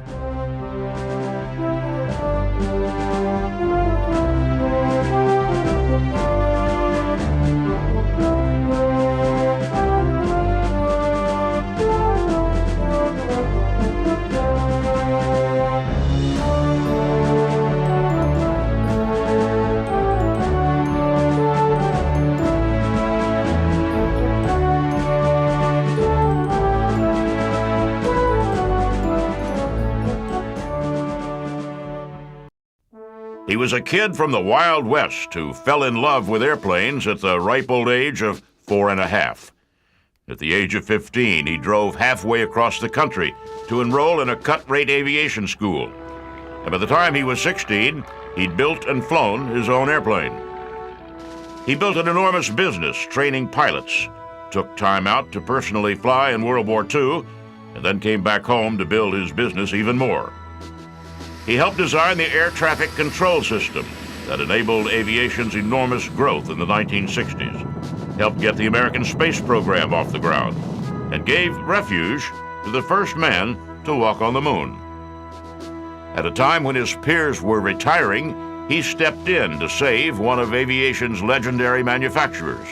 And when he was done with that, he began a new career as a writer. He is Harry Combs, and he is a legend of air power.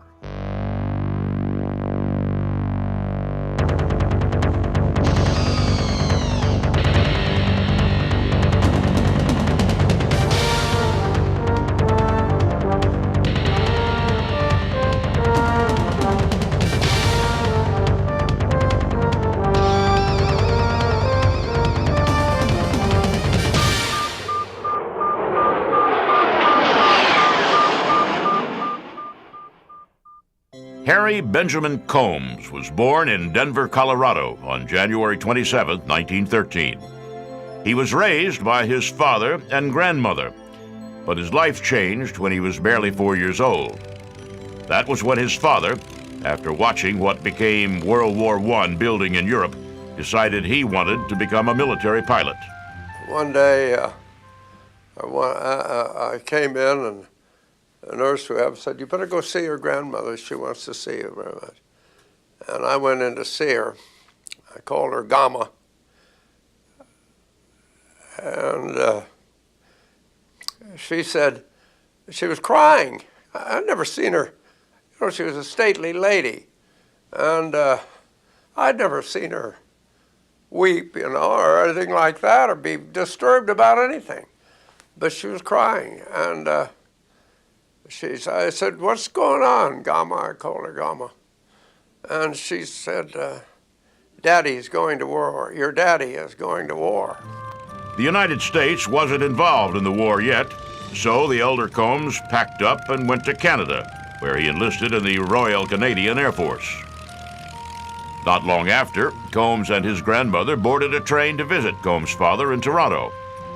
The train ride was an epic journey for the young Combs. He slept in an upper berth and watched the countryside pass through the train's windows. The aerodrome in Deseronto, east of Toronto, near the north shore of Lake Ontario, was, like most aerodromes of its day, little more than a grass field with a swarm of biplanes trundling along the ground. Combs was impressed to see his father in uniform and almost overwhelmed with all the activity. He watched in fascination as the planes took off and landed. I remember a great deal of it, and excitement, I watched these machines run along the ground and then rise in the air. How do they do that? And my interest in aviation started right there. Combs' father, seeing the boy's fascination, used a paper airplane to illustrate the fundamentals of aerodynamics. All the way home, all Combs could talk about was the airplanes and flight and the pilots he'd seen and met. He attended the Taft Prep School in Connecticut. He decorated his dorm room with pictures of the great flyers of his time. He wanted to learn to fly more than anything else in the world. But in those days, flight training was rare and very expensive. On a trip back to Colorado, he and a friend paid $5 for a brief ride in a mail plane. That was an experience. I never forget it. The airplane gaining speed and the earth going by and then suddenly lifting off. And I God, this is for me. This is for me. And I can't do anything else, but then I was nutty about it. Back at school, Combs couldn't get his mind off learning to fly. In those days of barnstormers and air races, being an aviator was like being a rock star. Lindbergh had flown to Paris and returned the world's most famous man. Newspapers almost daily carried stories of new records broken and new aircraft flown. Combs was nearly bursting with a desire to fly. And one day, he picked up a magazine and found a solution to his problem. I discovered in a magazine an advertisement, $99, learn to fly. And in those days, there were no little Piper Cubs and so forth that you could fly economically like you can now. There were always war surplus, and there were biplanes, big, used up a lot of fuel and so forth. So a thing like this was unbelievable. But it was at Lindbergh's old school.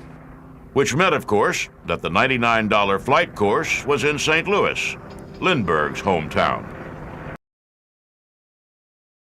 Closed only a mile. His flight. They should drive out to St. Louis and learn to fly, which they did. And after only 3 hours and 13 minutes of instruction, Combs soloed, a 15-year-old kid who lied about his age, taking off into the wild blue yonder. When Harry Combs was 16, the world was a little different place than it is now. Young boys didn't have Nintendo, they didn't have television sets, they barely had movie theaters, and they worked a lot more with their hands and with building things. It really wasn't illogical for a 16-year-old who was mesmerized by flight to decide to build an airplane.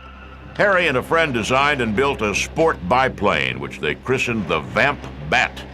It had a Jacobs radial engine and, remarkably, flew just beautifully. For the next 2 years, Combs flew the plane every chance he got, until in 1931, a gust of wind flipped the plane on a taxiway in Pueblo, Colorado. Combs went to Yale University, where he received his degree in applied economics. Still wanting to be part of the aviation world, he took a job as a ticket clerk for Pan American Airways.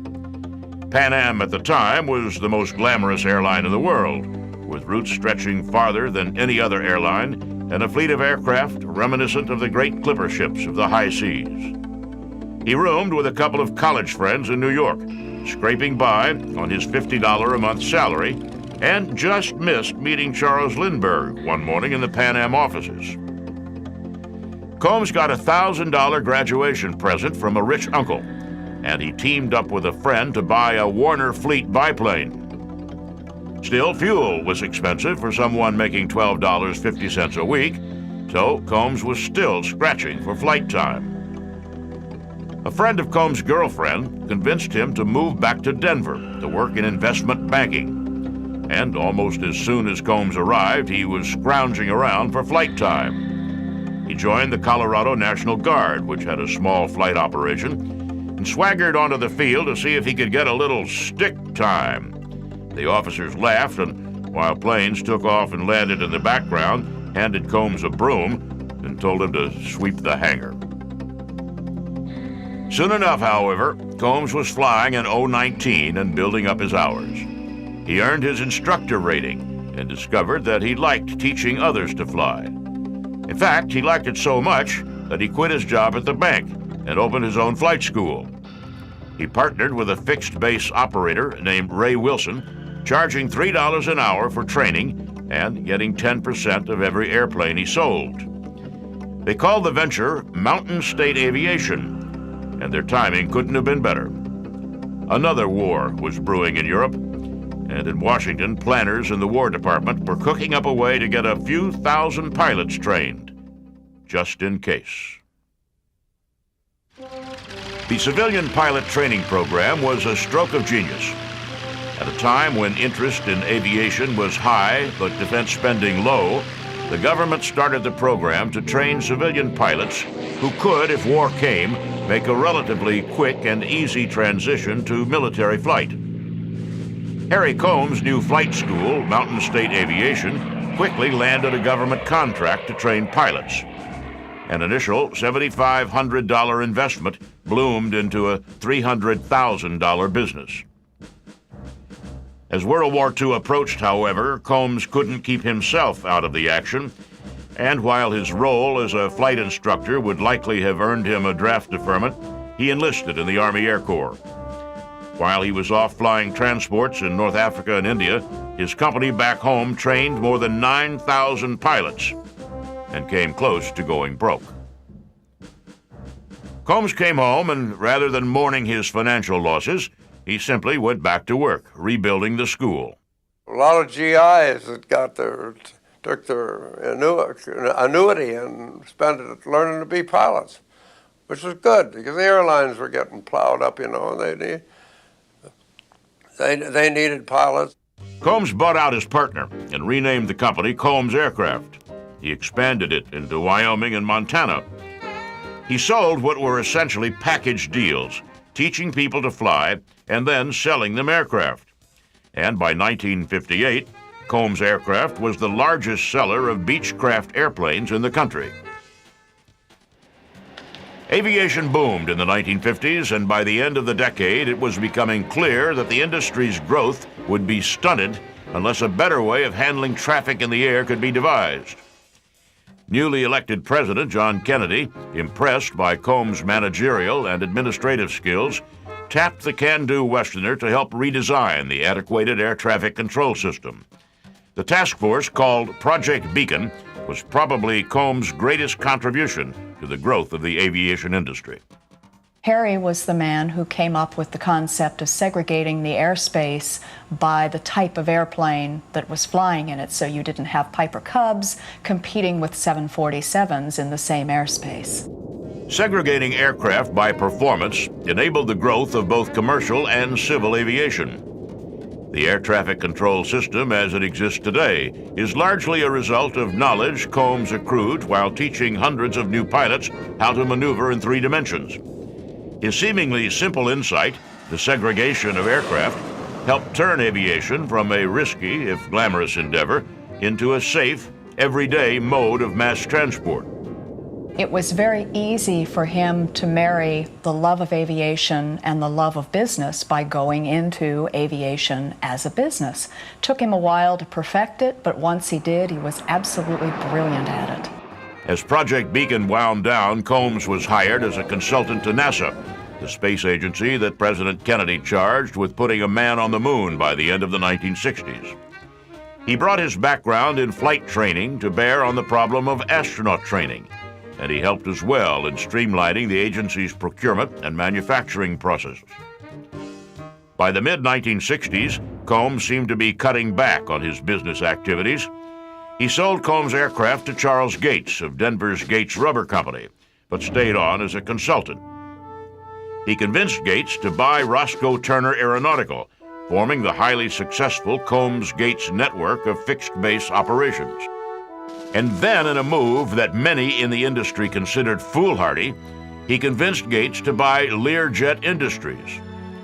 Based in Wichita, Kansas, Lear was the leader in what was really an embryonic corporate aviation industry. But it was also a company that had lost its way, diversifying into businesses unrelated to aviation, including the manufacture of 8-track tape players for automobiles.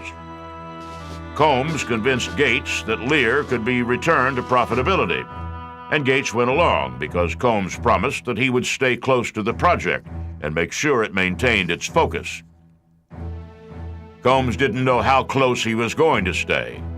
Soon after Gates acquired Lear, the company's CEO was killed in a car accident. At the age of 58, when Harry Combs' attention was turning to light work schedules and long weeks spent on his beloved Colorado ranch, he instead stepped up and took day-to-day control of a troubled aviation icon. He did it, he said, because he couldn't resist a challenge. And Lear would prove to be a very big challenge indeed. In the late 1960s, the renamed Gates Lear Jet Company was on the verge of bankruptcy. Though it manufactured a full line of elegant corporate jets that enjoyed a reputation as the apex of jet-age luxury, the company itself was a mess. Harry Combs had to step in and really rebuild the company from the ground up. He had to create energy and enthusiasm. He had to create airplanes that people wanted and needed, and he had to create a market for them. He had to teach America why they needed small business jets like the Lear. Combs started with the company's employees, who were discouraged and saw little future for the company. He gathered them together and told them Lear was a good company, but that it was going broke. "We will have to be austere and humble," he told them, "but we're going to be austere with class and humble with pride." He then began the long process of dismantling and reassembling the company. He sold off divisions that weren't relevant to the company's core mission, corporate jets. He scrapped the complicated and expensive system of distributorships, centralizing sales in the home office in Kansas. And he broke down one of the key barriers keeping companies from buying Lear's jets, a shortage of trained pilots and maintenance personnel.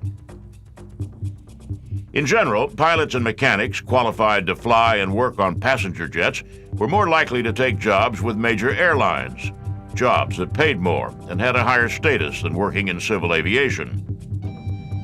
Thinking back to his days building Combs aircraft, he decided that Lear should sell planes and training as a package.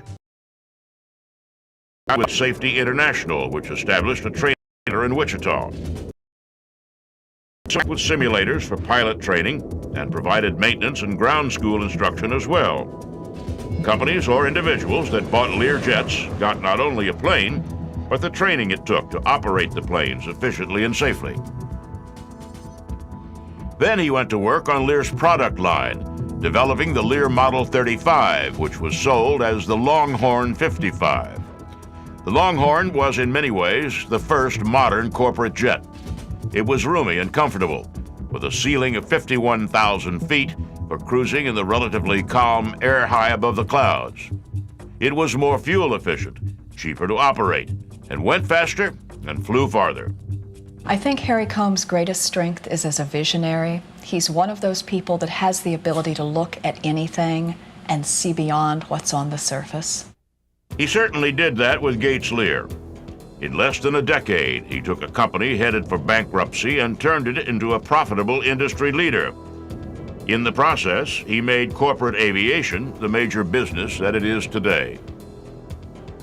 While he was building Gates Lear, he remained in touch with NASA, helping out here and there where he could. In 1969, he was invited to Cape Canaveral to watch the launch of Apollo 11, man's first mission to the moon. Accompanied by John Love, the governor of Colorado, he listened to the countdown and marveled at how far aviation had come.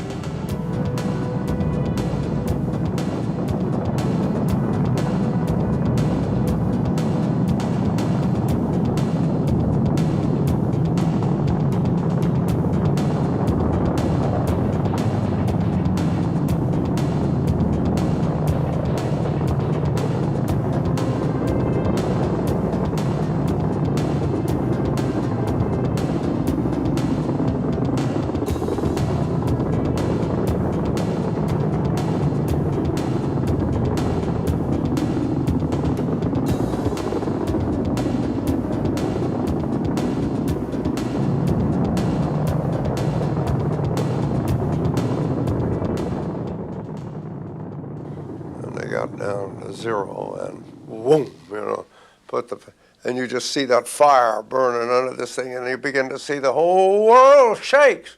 I mean, hell, you're 2 miles from where the damn thing is going up, and the ground is shaking all over. And here you see this damn thing climbing, struggling against the gravity of the earth, you know. And a guy's in it. There's 2 or 3 guys in there.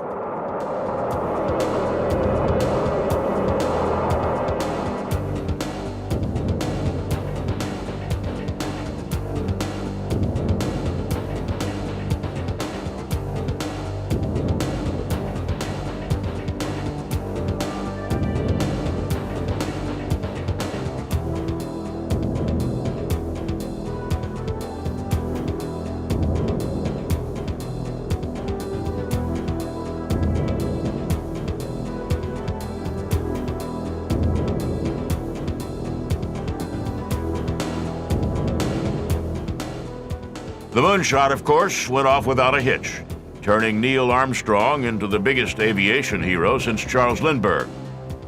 When the astronauts got back, the public interest in them was extreme, and NASA needed a place for Armstrong to relax and unwind with his family.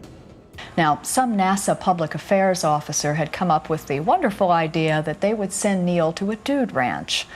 And somebody else wisely said, we don't want to send Neil Armstrong to a dude ranch. Hey, let's call Harry Combs. Combs, of course, was perfectly thrilled to host Armstrong and his family. NASA asked Armstrong if he and his family wanted to go to Harry Combs' ranch. Armstrong thought about it for a few seconds and said, yes, I've heard of Harry Combs, that will be fine. Combs, told that Armstrong had heard of him, laughed and had one of his aides call Armstrong back to tell him that Combs had also heard of Armstrong. During 3 weeks on the Combs ranch, the two struck up a fast friendship. They rode horses and wandered the open ranges of Colorado, while the media speculated on what Armstrong was up to. They were both passionately in love with aviation and space exploration.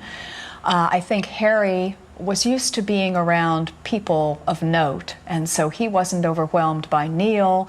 Neil was equally impressed with Harry and with his many achievements, and I think they spent many long hours discussing aviation. One of the favorite topics of the two was the Wright brothers. Combs had no idea how methodical the Wrights had been in researching aerodynamics and designing their flyer. The discussion spurred Holmes to begin a long research project on the Wrights, and he eventually wrote and published a book, Kill Devil Hill, that reconstructed the Wrights' scientific and engineering studies of heavier-than-air flight. Harry Combs has a natural affinity for pioneers. I think it doesn't matter whether they're pioneers of the sky or pioneers of the West. I think he identifies with them, and I think he has tremendous respect for them. Though Combs regularly describes writing as a pain in the ass, after his retirement from Gates Lear in 1982, he threw himself full-time into researching and publishing books about various kinds of pioneers. He wrote a fictional trilogy about the taming of the American frontier, and later published a study of the Battle of the Little Bighorn. Harry Combs is what is commonly described as a Renaissance man. He is somebody who is equally at home in a corporate environment, but is probably happiest when he is either out riding the range or he is in the air flying an airplane.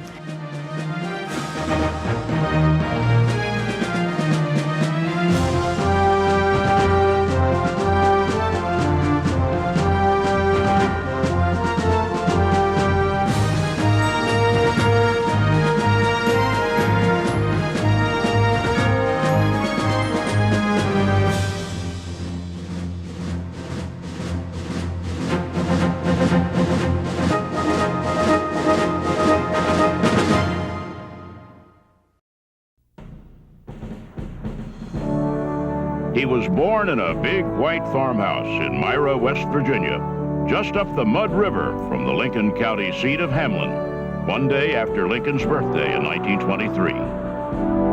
He was an average student, learned mechanics from his father, and loved to sneak away to hunt and fish. When World War II came, he joined the Army Air Corps as an aircraft mechanic. But by war's end, he was an ace fighter pilot and destined for glory in the air.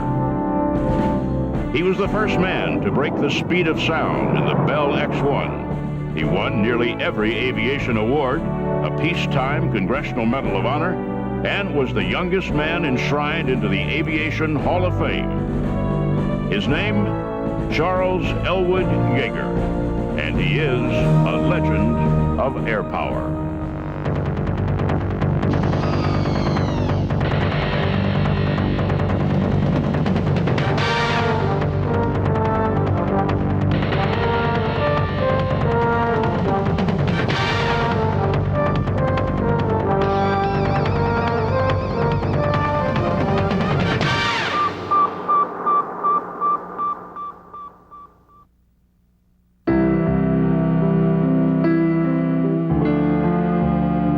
Chuck was an easygoing boy at Hamlin High School, good at math and typing, played the trombone, and played both football and basketball. But when school was out, you'd find Chuck down by the Mud River with his fishing pole, or out in the woods hunting with his .22 rifle. Chuck and I used to loan all these hills. We hunt all these hills, squirrel hunt, or what have you. And old Chuck will never forget it. And on this ridge back here was the Devil's Head, what they call the Devil's Head. We used to go back there. They had a carving in this. And then back this way is the Mall Rock, about 2 miles back in these mountains. Chuck and I used to go back in there, and not only him, but a lot of other boys and girls with us. When we grew up and around in this community, we had a real good time. We didn't have no cars to run around in like they do today, but we did enjoy the hills and the mountains, picking blackberries and what have you. When high school ended in the summer of 1941, young Yeager immediately joined the Army Air Corps and left home for training in September.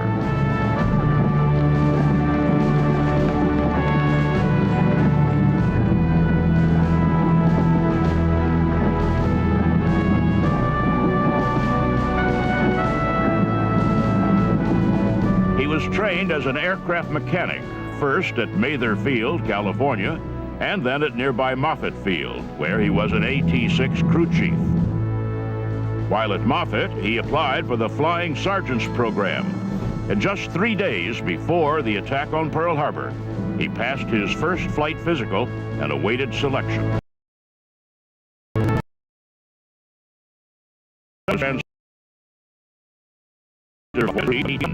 An aircraft used to train bombardiers. And in the spring of 1942, it became the first airplane he ever got a ride in. Corporal Yeager was selected for flight school in July of 1942. He attended primary school at Ryan Field, Hemet, California, and basic school at Gardner Field, Taft, California.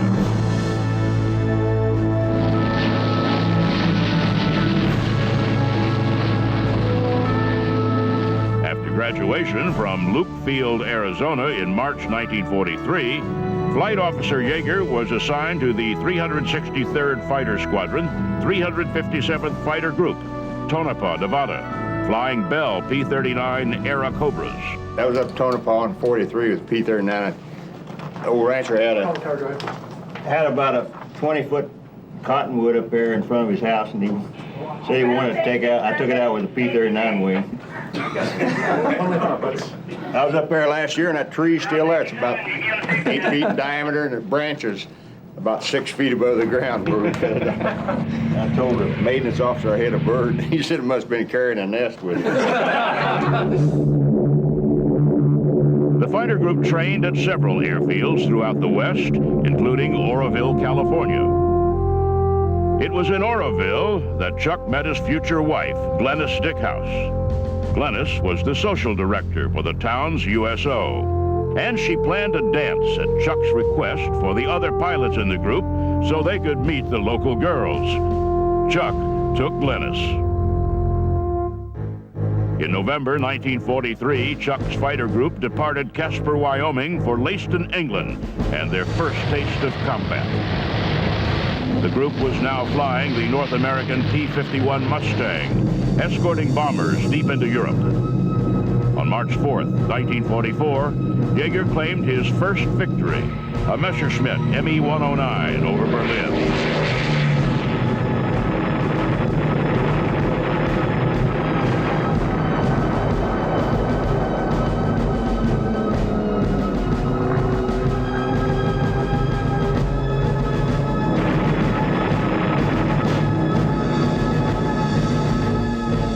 Celebration was short-lived.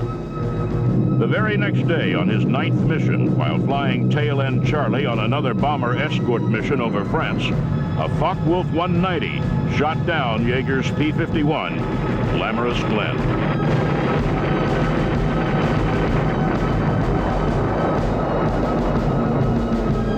Although Chuck was slightly wounded, he evaded German patrols looking for him.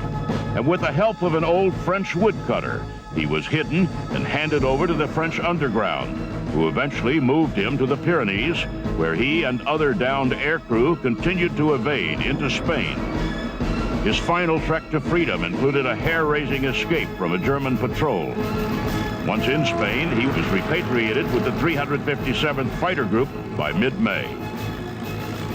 Regulations prohibited evadees to go back to combat, but Yeager insisted, all the way up the chain of command until he got permission directly from General Eisenhower himself.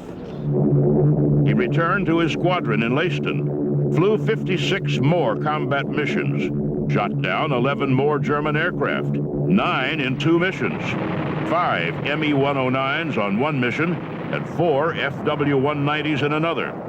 13 in all, including Germany's famed jet, the Me-262. From July to October 1944, Yeager was promoted to second lieutenant, first lieutenant, and captain.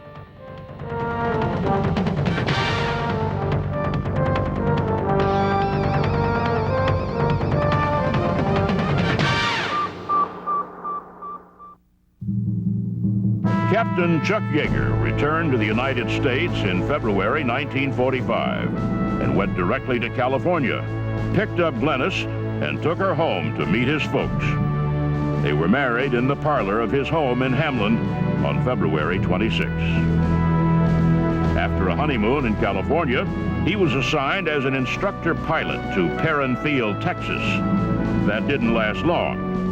In July, the Yeagers arrived at Wright Field, where Chuck became the maintenance officer in the Fighter Test Branch Flight Test Division, and was soon participating in test projects on the Lockheed P-80 Shooting Star and the Republic P-84 Thunderjet, America's first operational jet fighters.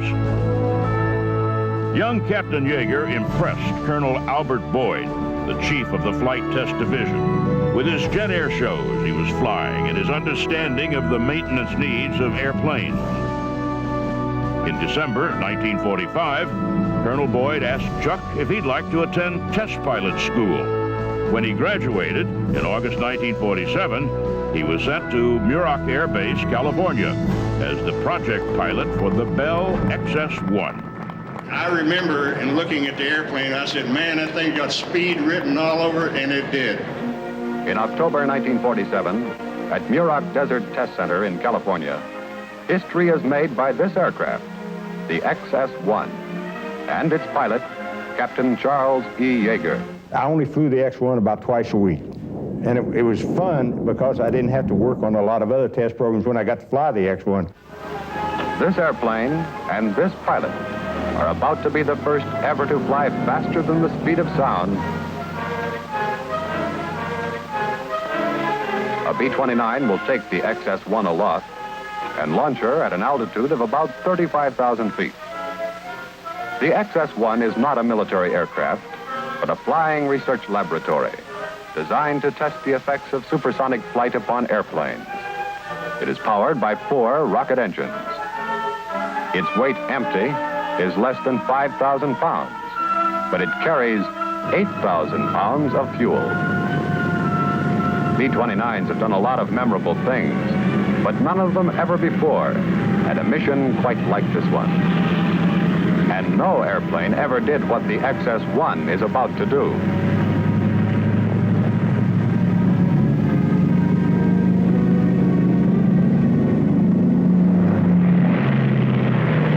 Cracking the sound barrier in level flight will be more than a spectacular feat. It will also give the Air Force valuable knowledge of the resources of new propulsive systems. Captain Yeager gets aboard the XS-1. It can't be a long flight he's going to have in the little aircraft. At full power, the flight can't last more than 2.5 minutes. But it's going to be a fast one.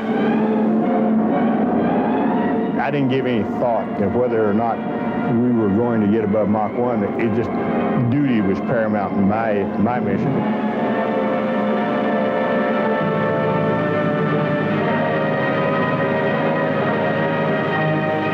Ready.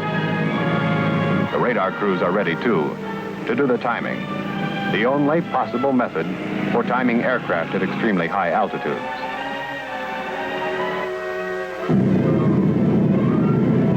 There she goes. A big moment in a history-making flight.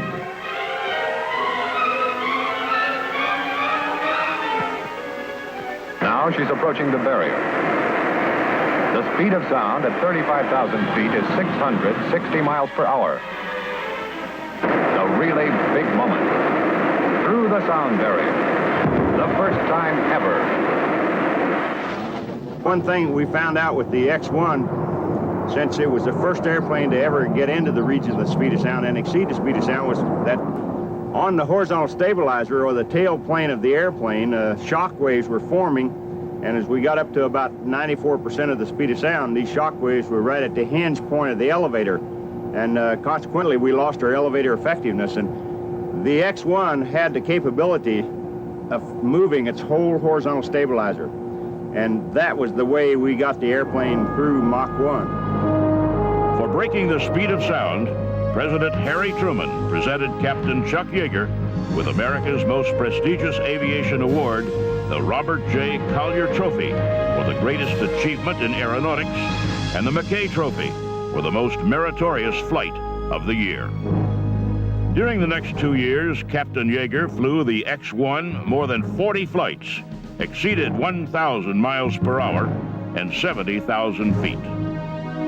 In December 1953, Major Yeager flew the Bell X-1A to 1,650 miles per hour, or 2.5 times the speed of sound. The record almost cost him his life.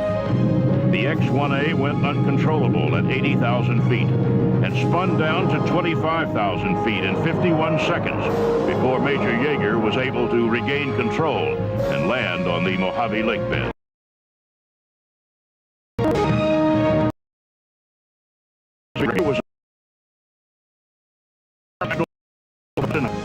And was selected one of the 10 outstanding young men of 1953 by the United States Junior Chamber of Commerce.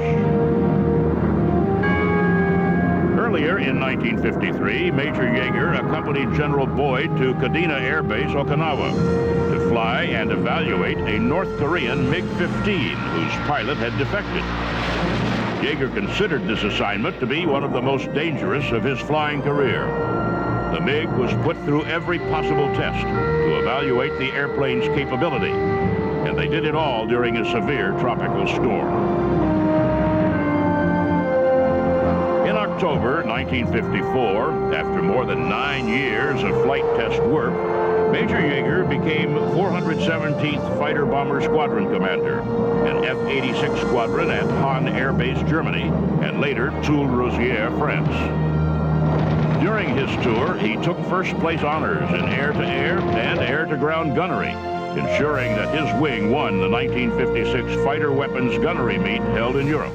I think that Chuck Yeager thinks of himself primarily as a fighter pilot, more than he even thinks of himself as a test pilot. And his combat record certainly indicates this. You know, here was a man who, people who have flown with him and opponents who flew against him have all reflected that this individual was extraordinarily gifted as a combat pilot, and indeed is extraordinarily gifted as an airman today.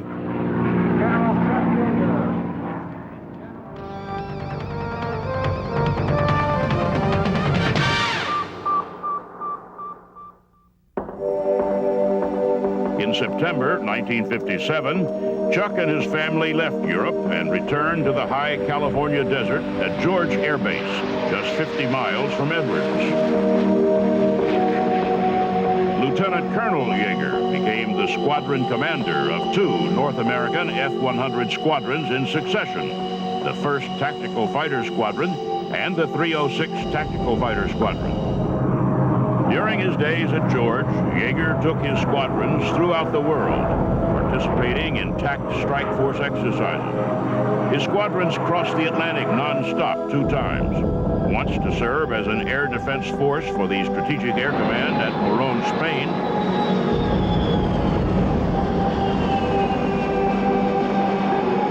and the other in Italy on special weapons alerts.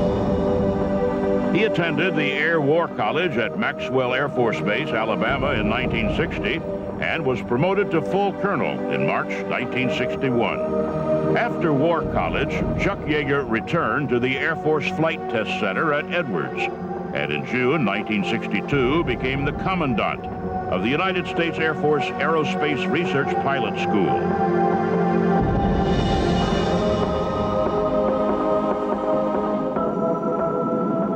The rocket engine is used at carefully calculated intervals to boost acceleration. When the aircraft nears the apex of the zoom maneuver and reaches an altitude at which dynamic pressure becomes too low for conventional aerodynamic controls, the reaction controls are activated. At the altitudes attained by the NF-104A, he enjoys a unique view, a byproduct of his mission. The sight is familiar to the astronauts, and now, because of the Zoom flight program, to these future astronauts in training at the Aerospace Pilot School. As well as future experimental aircraft test pilots. He continued to lead by example, involved in every type of aircraft testing, including the M2 lifting body, the concept vehicle used to study the re-entry needs of future aircraft and spacecraft, such as the present-day Space Shuttle. The legacy of Chuck Yeager, I think, can really be found in today's test pilots. You know, these are individuals that are highly trained, highly skilled individuals. There has been talk about the so-called right stuff. I think the danger when we look at the test pilot in a strictly popular sense is confusing the sense of recklessness with a sense of adventure. If you look at the history of flight testing and flight research, recklessness has never had a part in it. Chuck Yeager was a supremely adventurous, extremely crafty and shrewd individual, but never a reckless one. In July 1966, Colonel Yeager returned to operational flying when he became the commander of the 405th Fighter Wing, a B-57 wing at Clark Air Base, Republic of the Philippines, but with 5 squadrons assigned all over Southeast Asia. Even though the job kept him moving, Yeager still managed to fly 127 missions in South Vietnam. In 1969, Yeager became the commander of the 4th Tactical Fighter Wing at Seymour Johnson Air Force Base, North Carolina, and was promoted to Brigadier General. While commander of the 4th Tactical Fighter Wing, he led his unit to South Korea to bolster other forces after the North Koreans captured the USS Pueblo and its crew.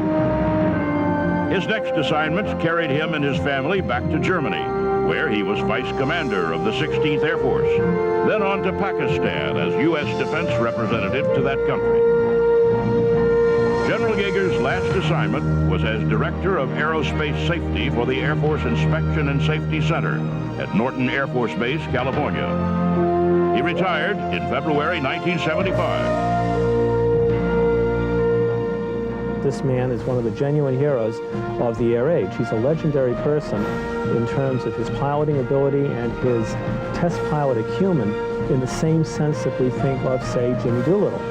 And just as Doolittle played a transforming role in the development of aviation technology in the 1920s and 1930s, we certainly see Chuck Yeager doing that in the 1940s into the 1950s.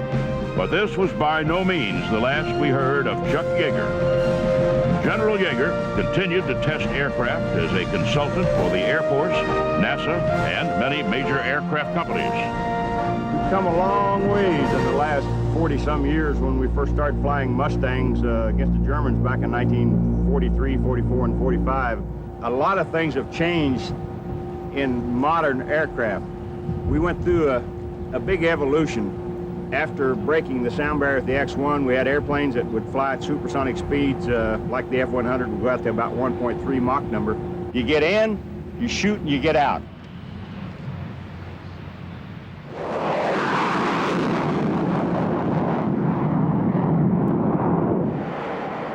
30,000 feet at about 0.95 Mach and going AB now. 50 years to the minute after breaking the barrier in the experimental aircraft named Glamorous Glennis, Chuck Yeager made history once again in the skies over the Mojave Desert. And we just went through Mach 1.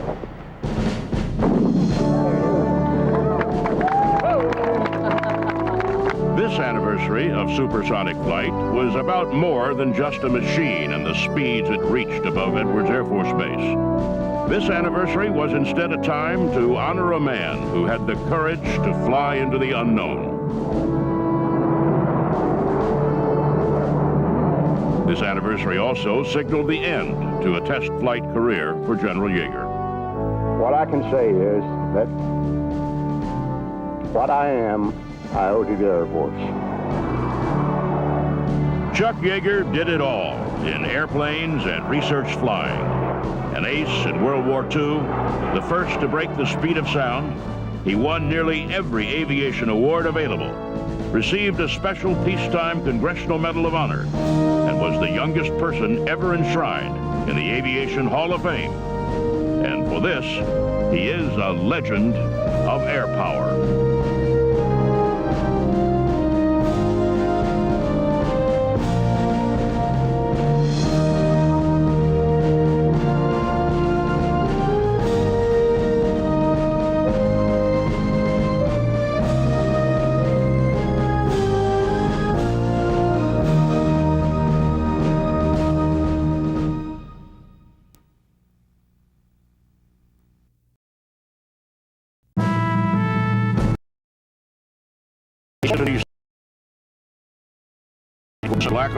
Black's career was badly stunted by segregation.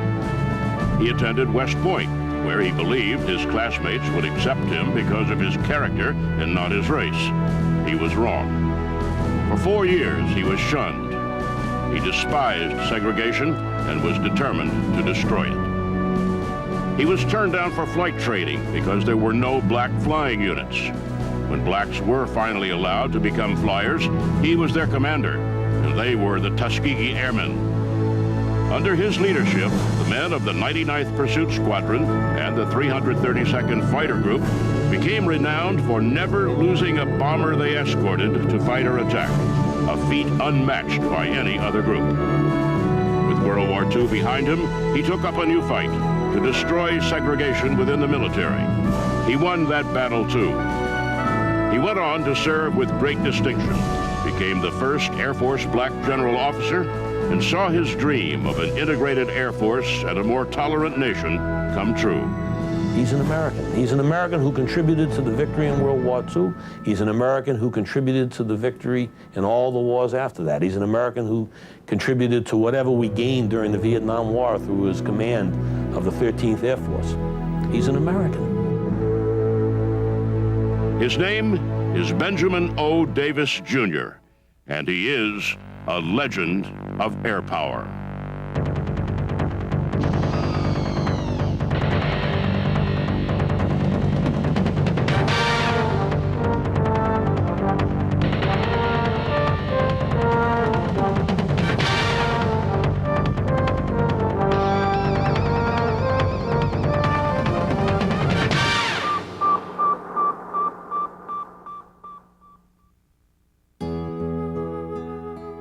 Young Ben Davis was born in Washington, D.C. on December 18, 1912. But by his third birthday, his mother had died, giving birth to his sister Lenora. While his father traveled to different Army postings, he and his sister were raised by their grandparents and aunts and uncles until his father remarried and they could once again be together. He attended segregated schools in Washington during his early years, but feels he got an excellent education. As a teenager, he moved with his father to Cleveland, Ohio, where he attended integrated schools for the first time. And he excelled academically and athletically. He was president of his senior class in high school and lettered in track. He was determined to follow in his father's footsteps as a military man and applied to the U.S. Military Academy at West Point. While he awaited his acceptance, he briefly attended Wayne State University and the University of Chicago to improve his math skills. He entered West Point in 1932 with great hopes and was sure his classmates would accept him for his character and merit. He could not have been more wrong. General Davis shared with me, Tess, you really don't know how bad it was for me and for others. And I said, sir, can you explain? It was difficult, but he knew it was going to be that difficult. He was prepared for the inevitable. He withstood the silencing. His very best friend, and of course his bride of over 60 years, Miss Agatha, came to visit him at every opportunity. And many times that was the only person that General Davis spoke to until she actually came back in social conversation the next time to visit. Now, of course, he participated in his classroom situations, but nothing on a personal basis by either his classmates or upperclassmen. He was completely silenced. His fellow cadets silenced him for his entire 4 years. In his senior year at West Point, he was given orientation flights in Air Corps airplanes. And from that first flight, he decided on a military flying career. But when he applied, he was told he would not be accepted because the Army had no black flying units. The segregation of Benjamin Davis Jr. continued. His classmates had hoped the silence would force Cadet Davis to resign. He stuck it out and graduated in 1936 in the top third of his class. He left West Point vowing to fight segregation, and for the rest of his life, he did. He was assigned to Fort Benning, Georgia, and the infantry school where his former classmates continued their silence. There was one exception, when former classmate Lieutenant William Westmoreland stopped by Davis's quarters for a visit. He accepted that man without any problem. He didn't ask him, why did you do it? He just made the rationalization. I almost said excuse, but it wasn't an excuse. He rationalized that that was a sign of the times. That's what was characteristically done at those times. He accepted it and moved on. It did not diminish General Westmoreland's overall being or his status as an understanding human. He was a victim, as many of us are, of our circumstances. And I think General Davis articulated that to me in that fashion. And it's judge ye lest you be judged. And he lives by that rule. Westmoreland went on to be the commanding general in Vietnam and chief of staff of the U.S. Army.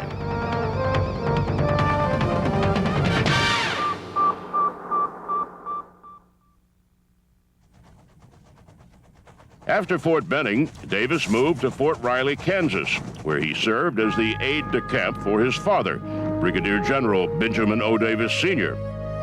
His father had been promoted by President Franklin D. Roosevelt to help ensure the black vote during the 1940 election. But Roosevelt did one more thing for the Davises and other black military men who aspired to fly. He promised prominent black community leaders that if he were reelected with a strong black vote, he would form a black flying school and the 99th Pursuit Squadron in the Army Air Corps. Roosevelt was reelected, and he fulfilled his promise. Since there was no other black West Pointer in the Army, the brass focused on Davis to be the 99th's commander. He was given a flight physical at Fort Riley where his father was stationed, and he was aide-de-camp to his father. The flight surgeon, not knowing that the Air Corps had decided that they were going to allow blacks to serve, failed him because he had epilepsy. My God. If he had epilepsy, he couldn't have been an officer in the first place. The sham continued. A flight surgeon got the word that no, we don't want him failed. We want him to command this organization. Then he was passed and he was sent to Tuskegee. In the spring of 1941, the first 13 Tuskegee Airmen began flight training. The white mindset of the time was convinced that the Tuskegee Airmen would fail and that no black man could become a pilot, much less a fighter pilot. They thought blacks were lazy, childlike, and incompetent. They were also thought to lack the hand-eye coordination and physical dexterity necessary to be a fighter pilot. The litmus test was different for black Americans at that time than it was for white Americans. There were so many things to prove. And it wasn't just that they were capable of flying airplanes, but there had been so many misrepresentations that blacks were uncontrollable. They lacked discipline.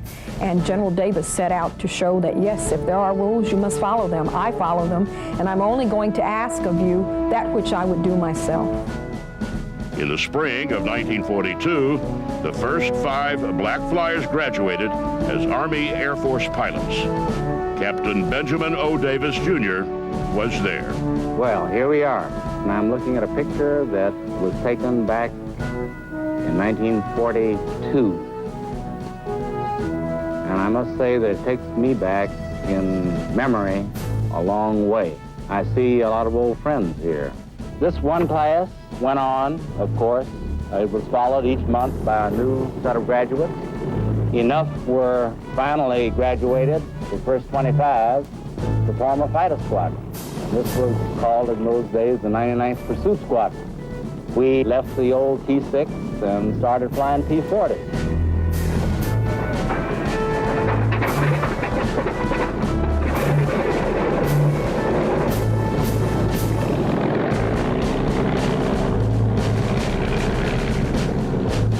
Another year of training in the United States, the 99th Pursuit Squadron was fully manned and trained and sent to North Africa, where they hoped to get into the fight. The group was assigned to the 33rd Pursuit Group, but from day one, they were rigidly segregated from the rest of the group. And the 33rd's commander even refused to provide experienced flight leads to lead them into battle the first time, a practice that was afforded every other group. And when they did not perform magnificently in the beginning, the commander of the 33rd started a campaign to get them removed from combat, which failed. But he started a campaign that was ratified at every level, including the Air Forces. But the chief of staff, a question. Lieutenant Colonel Davis, back in the United States at the time to pick up the 332nd Fighter Group, was brought to Washington, where he successfully defended his command and was given more time for them to prove themselves. Performance is the absolute key in combat. And when I speak of performance, I mean it's either the delivery of bombs on target, it's the escort of heavy bombers in those days, which were B-17s and B-24s, to protect the bombers, to prevent them from getting shot down by enemy fighters. The 99th Pursuit Squadron was an expert in dropping bombs and hitting targets with bullets and hitting locomotives. He was also an expert in aerial combat. The 99th Squadron did one thing at Anzio that no other squadron did. It shot down 16 enemy airplanes.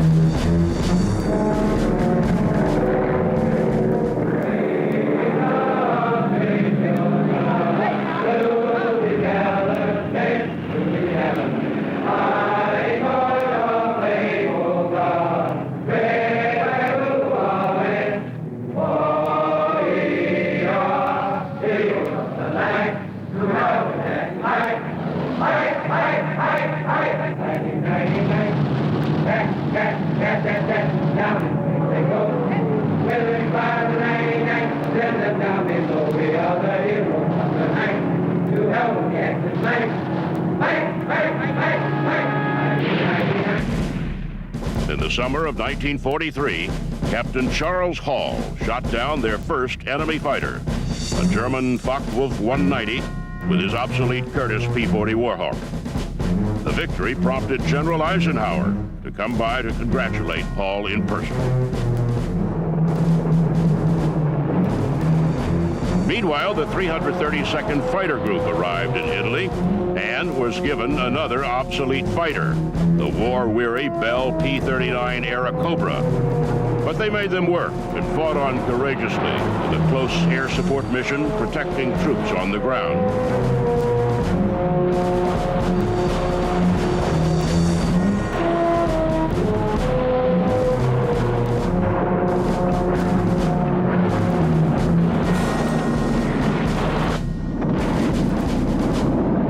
Spring of 1944, the 15th Air Force bombers were taking heavy losses to German fighters.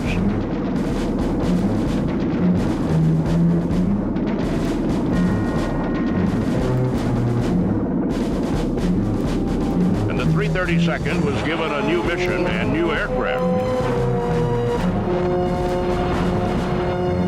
First, flying Republic P-47 Thunderbolts, and later North American P-51 Mustangs. The Red Tails, as the Tuskegee Airmen became known by the bomber groups, began escorting the bombers and did an exceptional job.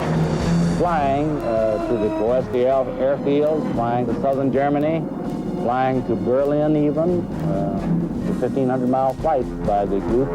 Some 72 airplanes, Mustangs, took part in that flight in March of '45. I'd make this big point. Here's old Spanky Roberts, here's Mac Ross, Custis, there's Span Watson, who works over in the FAA right now. All of these men performed these types of missions. They flew 200 missions, escort missions, perhaps 10,000 sorties. Between May of '44 and April of '45, when they stopped flying, they never lost a bomber to an enemy fighter. And there is not another outfit in the United States Army Air Forces that can make that claim.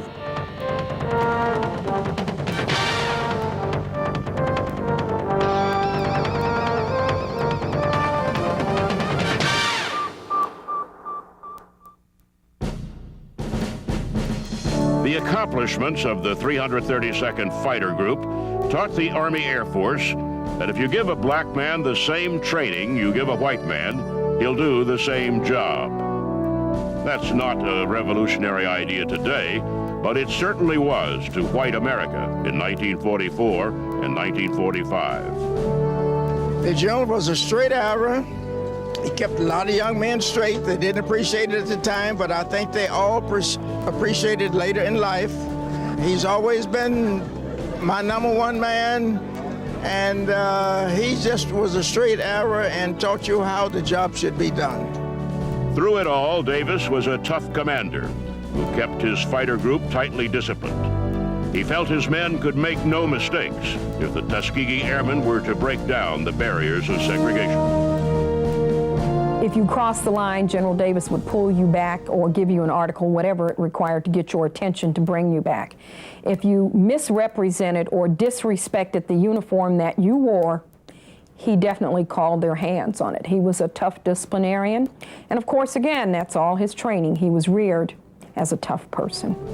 When Davis returned to the States in 1945, he was given command of the 477th Composite Group at Godman Field, Kentucky.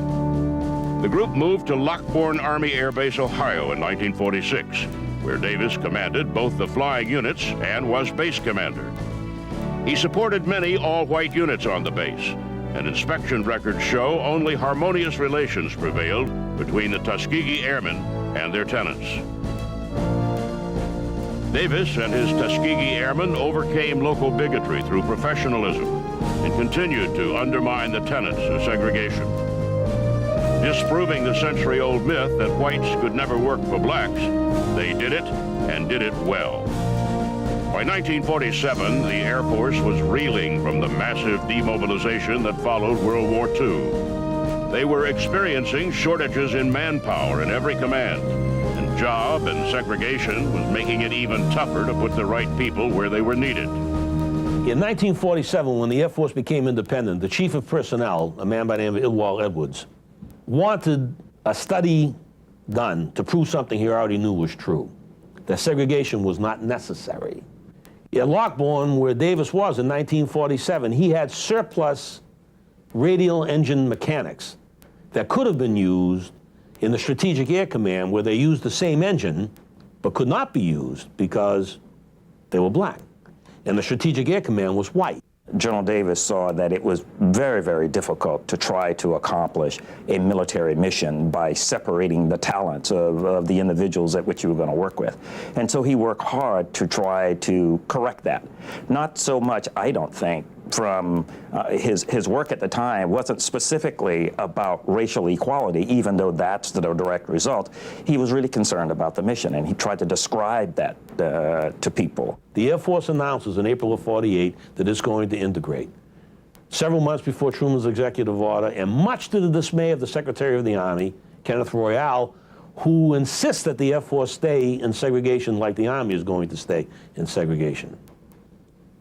In May of 1949, the Air Force integrates, the Army, the Marine Corps, the Navy does not. In 1949, Colonel Davis attended the Air War College in the bastion of racism and bigotry at the time, Montgomery, Alabama. He and his wife were banned from the best restaurants, hotels, and housing in the city. Southern society was not willing to move at the same rate as the Air Force, and discrimination raised its ugly head again for the Davises. But again, he toughed it out and graduated among the top in the class. After graduation, in 1950, he was assigned to the Pentagon to be chief of the Air Defense Branch of Air Force Operations, a prestigious position where he supervised white officers and enlisted men. He was so successful at the Pentagon that he was assigned to take command of the 51st Fighter Interceptor Wing at Suwon Air Base, South Korea, in 1953. Again, he excelled, commanding a wing of thousands of airmen, most of them white. Davis was reassigned to Japan as Director of Operations for the Far East Air Force. Shortly after his arrival, he became the first black Air Force officer to be promoted to Brigadier General. He went on to the most significant post-war assignment of his career as Vice Commander of the 13th Air Force and Commander of Air Task Force 13, Provisional, in Taipei, Taiwan. After 2 years in the Far East, he moved halfway around the world to Germany, where he became Director of Operations for the U.S. Air Forces in Europe, and gained his second star. Now Major General Davis returned to the Pentagon as Director of Manpower and Organization, and within 4 years was promoted once again to Lieutenant General. With 3 stars, he moved to Korea as Chief of Staff of the United Nations Command and U.S. Forces Korea. General Davis, 13th Air Force, included more than 55,000 people all over Asia, including many thousands who were flying and fighting in the Vietnam War. After a year in the Philippines, General Davis was summoned back to the United States as Deputy Commander of U.S. Strike Command. Lieutenant General Benjamin O. Davis, Jr. retired from the Air Force in 1970 after more than 33 years of active duty. As I and others look back on it, the impact that General Davis had on the military, the Air Force, and the nation at that time is as significant as the war itself, World War II itself, because that was truly a turning point in my mind for the nation. Today, we advance to the rank of 4-star General Benjamin O. Davis, Jr., a hero in war, a leader in peace, a pioneer for freedom, opportunity, and basic human dignity. He earned this honor a long time ago. Our armed forces today are a model for America and for the world of how people of different backgrounds working together for the common good can perform at a far more outstanding level than they ever could have divided. Perhaps no one is more responsible for that achievement than the person we honor today. To all of us, General Davis, you are the very embodiment of the principle that from diversity we can build an even stronger unity, and that in diversity we can find the strength to prevail and advance. He is a great leader, a great patriot, and a great American. And for this, he is a legend of air power.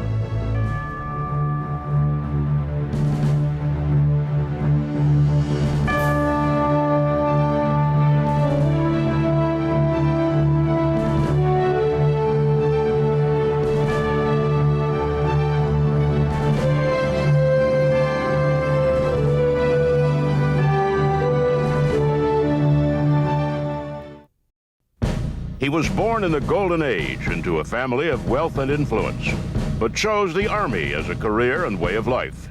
Brilliant, inventive, and outspoken, he enlisted as a private to fight in the Spanish-American War, arrived in Cuba as a lieutenant in the Signal Corps, and emerged as the youngest captain to serve in the Army at that time. He taught himself the basics of aeronautics from a book and became the leading exponent of air power to a reluctant general staff.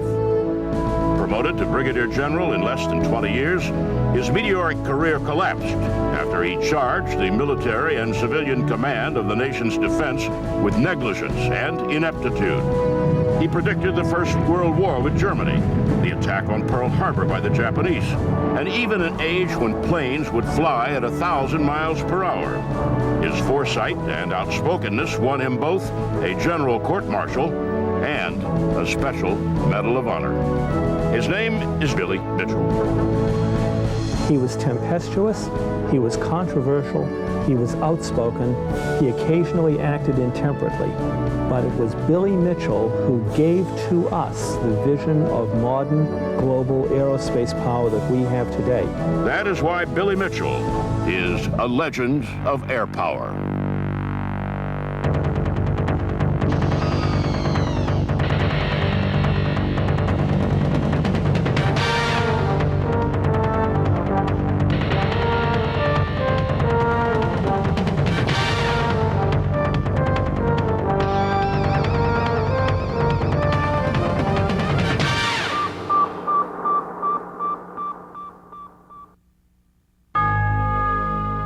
William Mitchell was the grandson of a Scottish immigrant banker, Andrew Mitchell, and the son of a United States senator, the reform-minded Democrat John Mitchell of Wisconsin.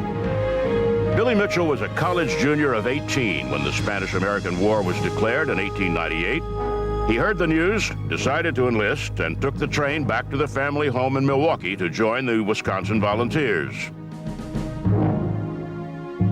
After completing his basic training with the Wisconsin militia, he was shipped out to a staging area in Florida, where he was called to active service with the U.S. Army and offered a commission as a second lieutenant in the Signal Corps.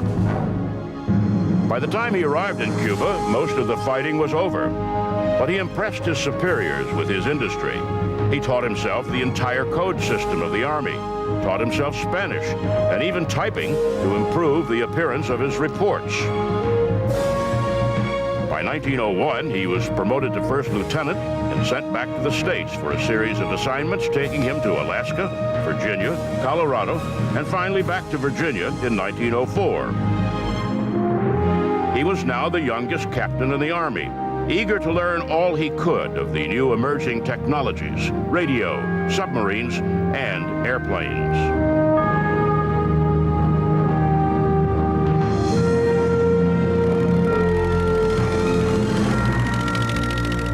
He met Orville Wright in 1908 when Wright was preparing for Army tests at Fort Myer, Virginia, where Mitchell happened to be stationed. While Mitchell did not actually witness the flights, he was impressed with the potential of what he saw.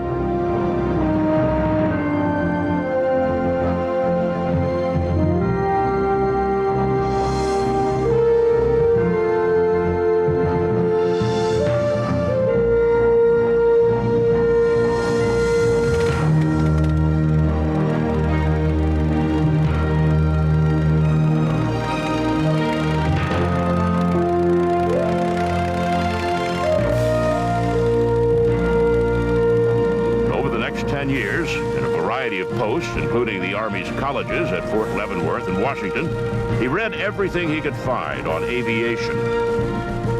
In 1914, Mitchell wrote a paper for the Command College, envisioning the possibility of invasion and attack by hostile patrol vessels and aircraft. In 1915, Mitchell took flying lessons, 4 of them before soloing.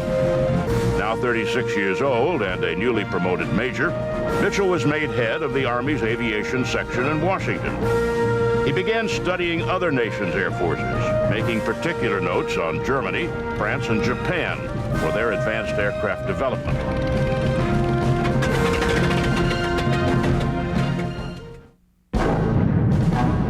By 1917, Mitchell believed the United States could no longer avoid becoming involved in the war in Europe.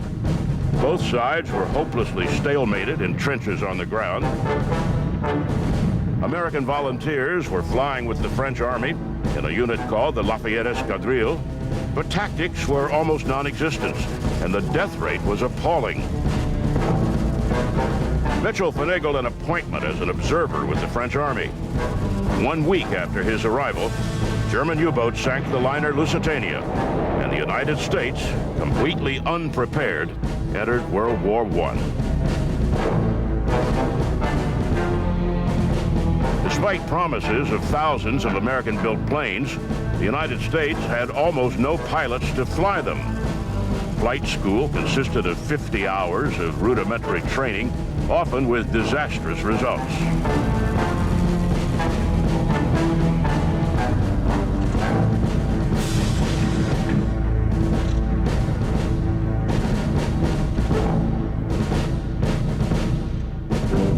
So the peacetime nation began the process of building airplanes out of cloth and wood.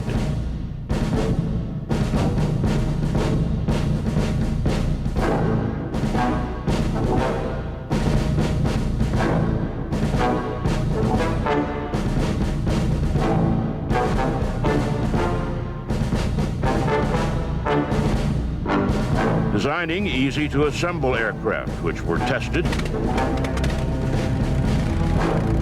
then disassembled and packed in crates for the long voyage across the Atlantic.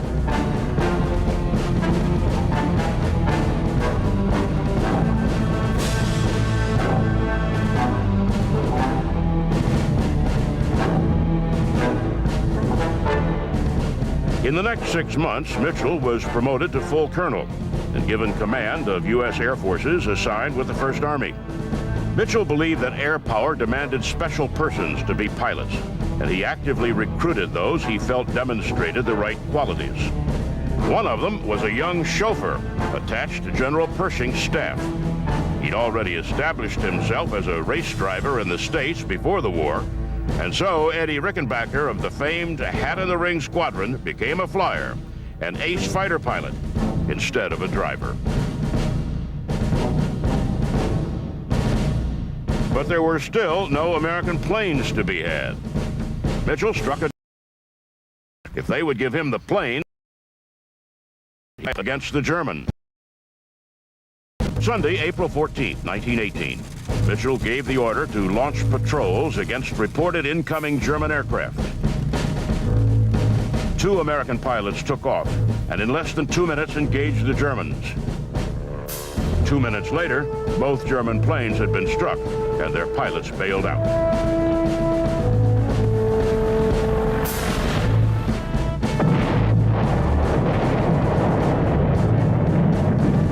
By July 1918, after 4 exhausting years of warfare, both sides were reaching levels of desperation. While the French and British controlled their sections on the ground, the Germans controlled the air. Attempts to send up observation planes only brought a swarm of a dozen German fighters, eager to send them flaming to the ground. The Americans devised a counter-strategy. Observation airplanes were escorted by as many as 50 American pilots. Now in the summer of the 4th year, the Germans made an all-or-nothing assault on the French-American lines near Saint Mihiel. 70 German divisions crashed against the Allies and buckled the front lines. Mitchell recognized the Germans would throw thousands of airplanes into the fight unless he beat them to it. He ordered 1,500 planes to be readied and actually launched 1,481.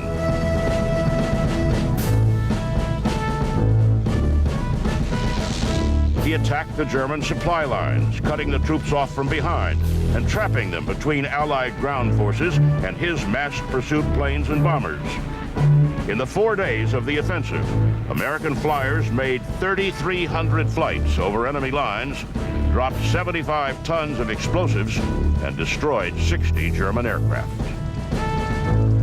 Based on his success in smashing the German offensives and coordinating air and ground units, Mitchell was promoted to Brigadier General in October 1918. He was drawing up plans for a new combat contingent. Armed with machine guns, these special infantry units would parachute into position from bombers designed to carry a dozen or more men. The war ended before Mitchell could try his idea. It would be another year before it was tested by one of his junior officers, a young major named Hap Arnold.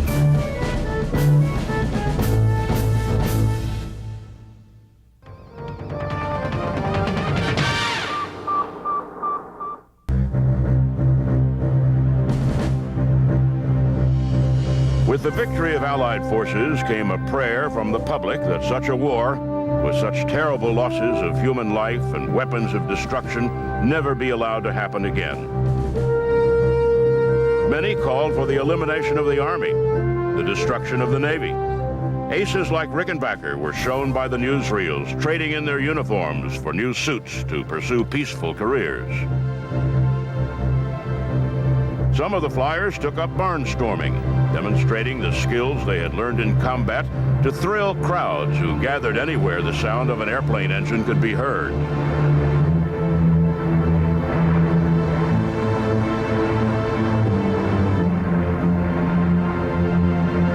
Mitchell returned to Washington and the War Department as the acknowledged expert on military aviation.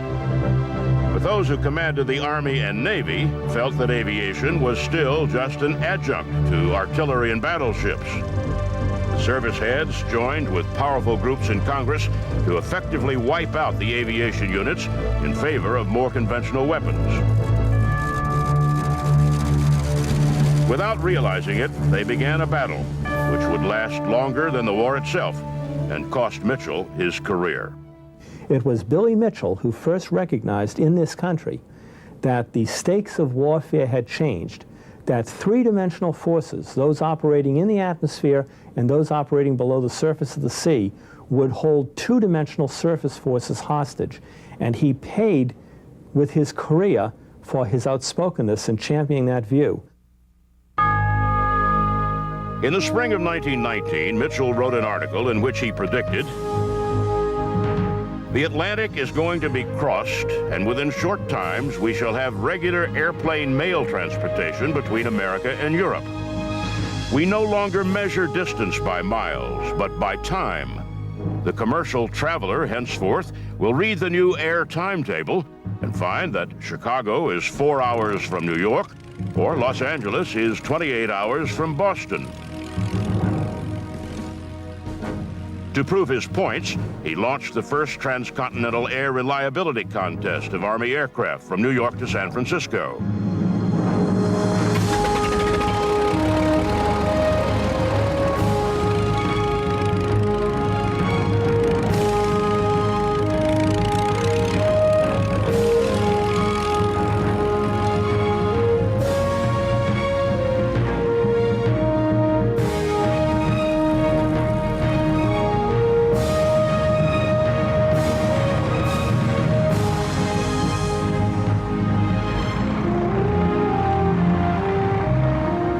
But as Deputy Director of the Air Service, Mitchell focused his energies on convincing the Congress of the value of his vision, that air power would soon overrun that of the Navy's warships and Army's ground troops.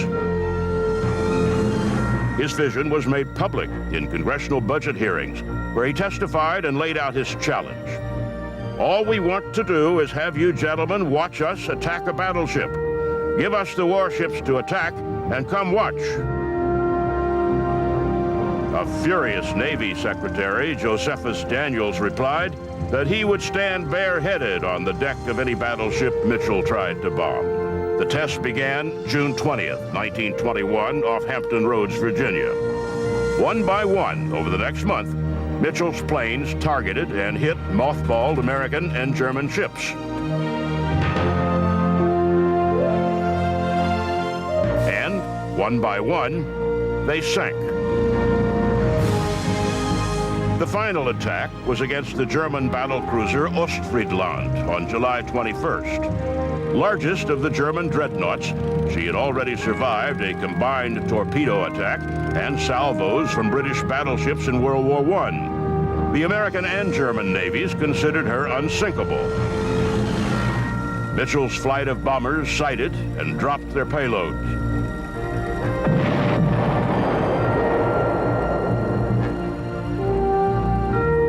They placed the bombs around the ship, crippling the battleship's hull. It took less than 4 minutes and 4 bombs. Ostfriesland rolled and went down.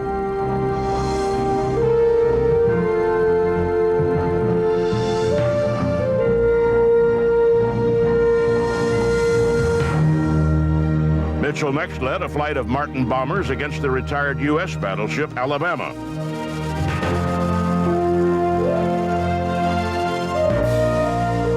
With General Pershing and other Army and Navy officers looking on from the transport ship San Miguel, the air group sent the ship to the bottom.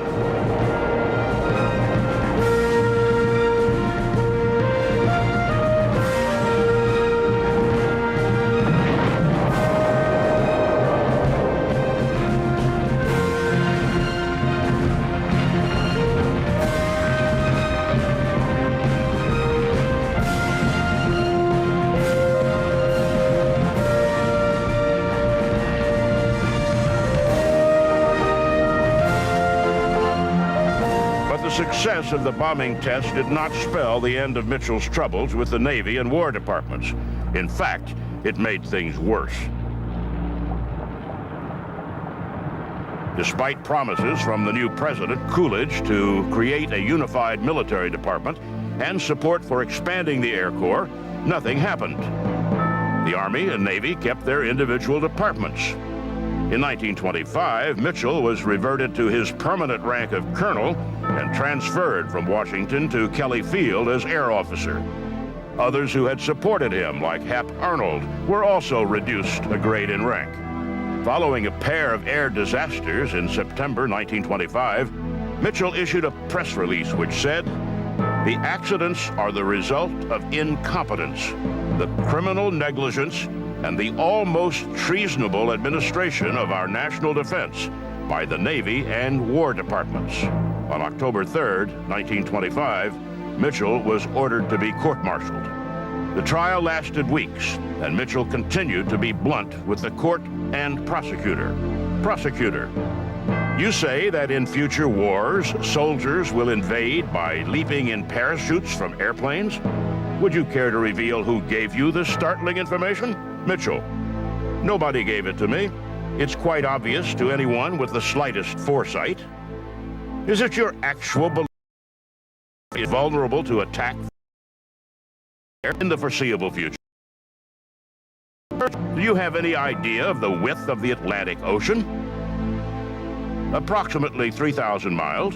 And the Pacific Ocean? I know what you're getting at, and I tell you that it won't be long before airplanes will fly non-stop across both oceans. You say that airships traveling 1,000 miles an hour will fight each other in the stratosphere? Do you have any comprehension how fast 1,000 miles an hour is? Of course I do. Do you know it is faster than the speed of sound? Approximately 250 miles faster than the speed of sound. You say that the Hawaiian Islands, our base at Pearl Harbor, will fall victim to an air attack? Does your crystal ball reveal by what enemy this mythical attack will be made? By whom, Colonel? By whom? The attack will be made by the Japanese.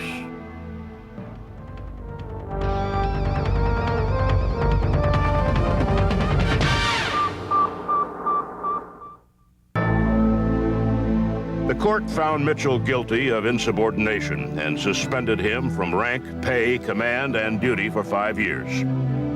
Billy Mitchell resigned from the Army and retired to his farm in Virginia. Now a civilian, he continued his campaign for a separate Air Force department and unified command under a Department of Defense.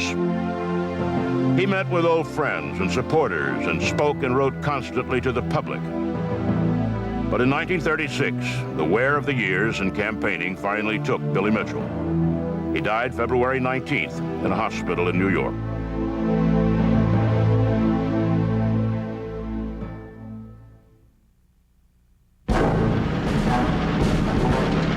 On December 7th, 1941, the Japanese attacked Pearl Harbor, launching their planes from aircraft carriers just as Mitchell had predicted.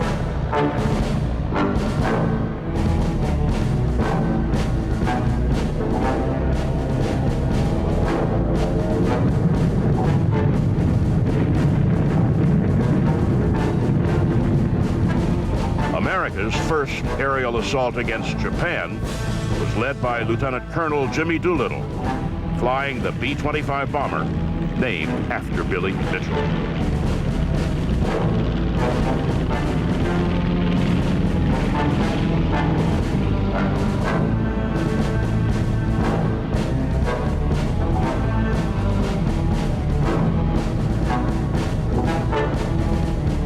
Billy Mitchell fought with distinction in 2 wars. He set a world speed record and proved beyond question that his vision of the future for the nation and his beloved air service were correct. Though a thorn in the side of those he considered mossbacks for failing to be innovative or intelligent, his voice and vision reflected his love of country. What Mitchell did was he lit a fire that burned within the hearts of air power advocates after him, people like Hap Arnold, Tui Sparks, and their successors. And his example, I think, should be with us to the present day. He is a revered figure and should be as long as this Air Force continues to exist. On July 18, 1947, 2 months before his dream for the United States Air Force was finally made a reality, a special act was passed by Congress promoting Billy Mitchell to the rank of Major General, retroactive to the date of his death. It was, finally, recognition of the contributions to his country by this legend of air power.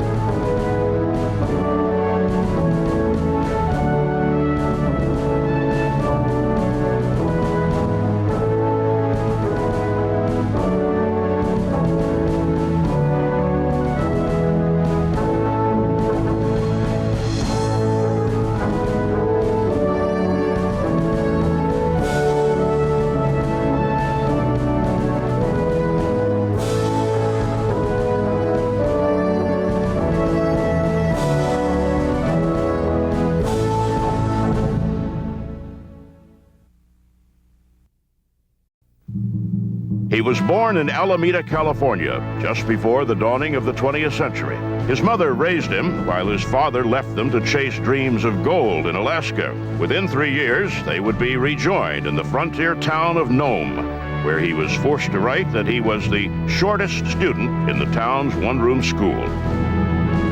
But if he never grew very tall, he would rise over the years to the stature of national hero. He would achieve world recognition as the holder of speed records and earn the Medal of Honor. His contributions to aviation revolutionized the industry. His name was Jimmy Doolittle, and he is a legend of air power.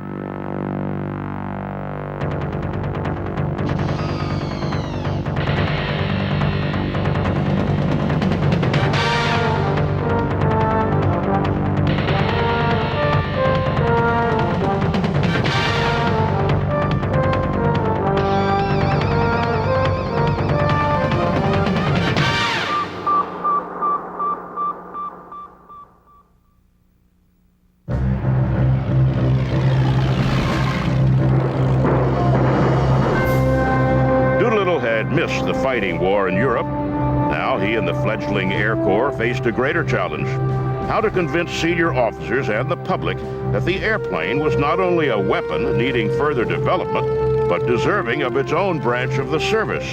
While General Billy Mitchell was flying demonstration flights, bombing captured German battleships to exploit the aircraft's destructive capability, Lieutenant Jimmy Doolittle was on the West Coast, mastering his flying lessons and developing some techniques of his own. He convinced his immediate superiors that the proof the public needed lay in demonstrating that the airplane was reliable and safe. If he could use the airplane to set records, it would bring glory and good public attention to the Army. He was given the green light. After several failed attempts, on September 4th, 1922, he made the first coast-to-coast flight in less than 24 hours. With the feat came headlines and the greater willingness to let him do more, which fit Jimmy's plans perfectly. His public image was one of a daredevil, but he was a master of the calculated risk. in that he never took a risk without calculating the chances of surviving that risk. In October 1925, Doolittle won the Schneider Cup race in a Curtiss seaplane with an average speed of 232.5 miles per hour. In the following 4 years, he won the McKay and Bendix trophies, and in 1929 completed his test of the first instrument-only flight. The greatest contribution that I made to aviation was when the Guggenheim Fund established a blind flying laboratory of which I was the head. And we developed the artificial horizon, the directional gyroscope, and various things that made it possible to fly regardless of weather. And ended up with making a trip around the field under the hood, never having seen out of the airplane. In September 1932, he set another world speed record, this time in the Granville Brothers GB, at an average speed of 296 miles per hour. It was his last race. Doolittle's gift was anticipation, and just as he had seen the need in the industry for greater durability and safety, he now realized that the age of experimentation, seat-of-the-pants flying, was over. From here on, he would need more expertise. He was admitted to the Massachusetts Institute of Technology, where he earned both his master's and doctorate in aeronautical engineering. It was also clear to him that greater speed demanded more than just a bigger engine. He left the service to join the Shell Oil Corporation in New York. He served as spokesman for the company, but also began his own campaign for Shell to begin refining higher octane fuel. He visited Europe and took careful note of airplane development there, particularly in Germany, and was alarmed at what he saw. In his opinion, Germany was clearly rebuilding an offensive air capability. A new war was coming. He brought those concerns back to his old friends in the Army, and then made a new pitch. Jimmy Doolittle knew the Air Corps wasn't ready to fight a war. They would need new aircraft. They would need new ideas. They would need experienced leaders. He asked for and got recalled to active service, now as a lieutenant colonel. He set about looking at the plans and tactics. Then, on December 7th, 1941, Japanese naval aircraft attacked the American bases at Pearl Harbor, Hawaii. Now America joined the World War. I ask that the Congress declare that since and dastardly by Japan on December 7th, 1941, a state of war has existed between the United States and the Japanese Empire. Pearl Harbor was just the beginning. The Japanese attacked at Guam, Manila, Wake Island, and the Solomons. The Japanese Navy effectively created a wide defensive ring around the home islands. Emperor Hirohito announced Japan would never be attacked successfully by her enemies. Few in the U.S. would have argued with him. With the loss of our battleships and thousands of troops at Bataan and outposts at Wake Island, attacking Japan looked to be impossible for the foreseeable future.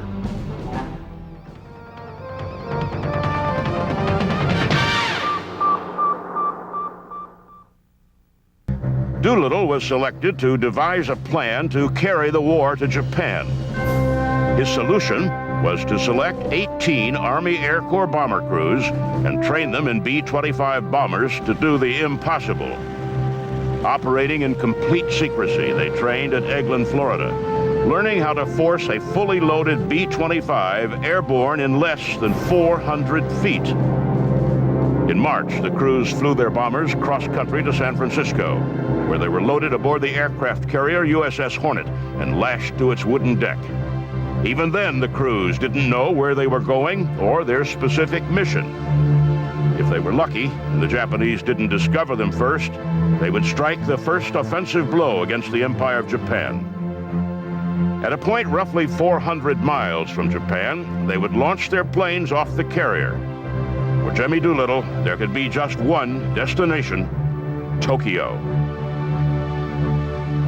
April 18, 1942. Doolittle's Raiders have enough fuel aboard for an 850-mile round trip. The plan calls for the planes and crews to make their bomb runs, scatter, and then return to a rendezvous point where they can ditch their planes close to the task force and be recovered. But a lookout plane spots a Japanese fishing boat. Has it seen the Hornet and transmitted their position? The order is given to destroy the boat. Doolittle knows their best advantage is surprise, and it's possible they struck quickly enough. But he cannot risk the mission on that guess.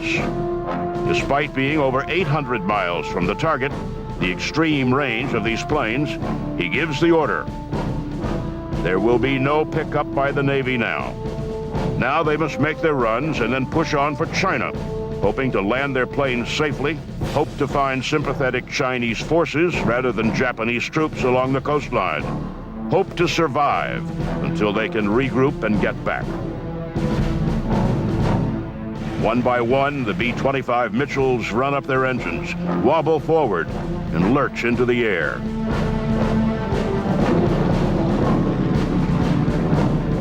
Doolittle knows the odds, and like so many other times in his career, he knows there are no alternatives. They have a mission, they have their orders, they go.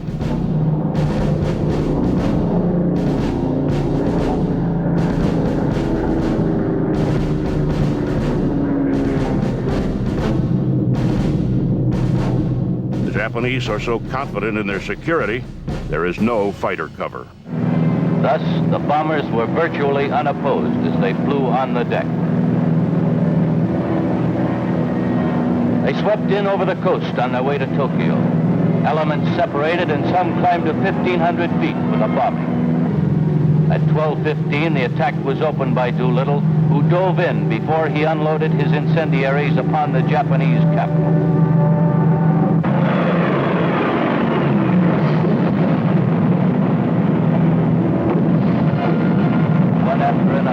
Checked off their targets. Tank factory, shipyard, docks, railroad yards, steel plant, gunpowder factory. Surprise is complete. The shock is devastating to the Japanese. Tokyo has been bombed. The lift to American morale is without measure. Doolittle has done it again. One purpose was to give the folks at home the first good news that we had had in World War II. Doolittle himself is not pleased. Downed in China, his crews are missing. 2 broke orders and landed in the Soviet Union in Vladivostok. They're taken prisoner and remain in Soviet hands for over a year. Many crash land and are injured. One has a leg amputated. All of the aircraft are lost. On this, his first mission as a combat commander, Doolittle is sure the mission has been a disaster. He felt he was a failure. It caused them to bring back their fighter units to defend the Japanese islands and change their strategy in the Pacific. And changing their strategy led them to believe that they should capture Midway Island. And in that great battle, they lost. So that could be said that the Tokyo raid by Jimmy Doolittle and his raiders was the beginning of the end. President Roosevelt awards him the Medal of Honor and promotes him to Brigadier General. Doolittle is astonished. Accepting the medal in the name of his crews, he says to the president, "I will spend the rest of my life trying to earn this medal." Jimmy found himself with a new assignment, 12th Air Force Commander and later the 15th Air Force Commander. His job? Take on the Luftwaffe in the skies over North Africa. A British lad came by with the new Spitfire that was just out, a beautiful airplane. And I was looking it over, and he said, "Would you like to fly it?" I said, "Well, yes, I would indeed." And so I got into this Spitfire and flew around for a while. Suddenly noticed 2 battleships that were lobbing shells at each other. So I went over to watch that, and just as soon as I got there, why, they both started shooting at me. So I got out of there, It was a very interesting experience. When I got back, the officer of the day said, General Eisenhower wants to see you right away. And so I rushed in there, and he was boiling. He said, I've been trying to get you. Where have you been? I said, well, I was out trying out one of the new Spitfires. And he said, listen, I've got news for you. You can either try out new Spitfires and be a second lieutenant, or you can be a brigadier general and be my airman. Well, that was the first I knew that I was up for promotion. So I said, well, it's a very easy decision, sir. I'll do the best I can. And spent the next year, and I must say that a year from then, when he went up to take over the big command, he took me with him. I consider it the best job of salesmanship I've ever done.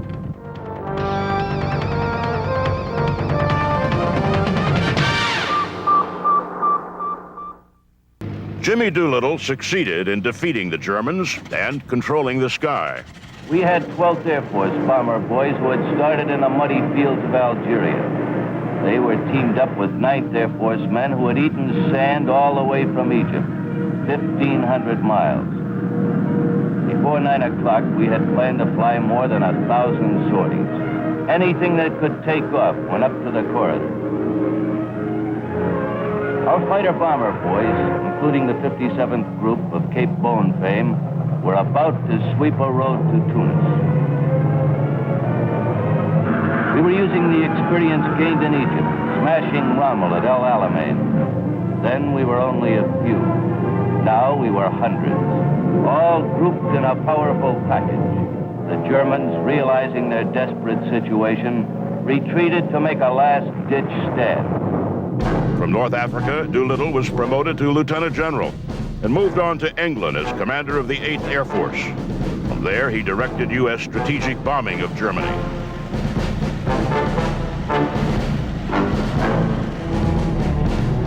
The Luftwaffe Fighter Command played havoc with the slower bombers. American escort fighters, already stretched to the limits of their range, could help to fend off attacks, but defense proved inadequate. Doolittle proposed a radical to the Luftwaffe.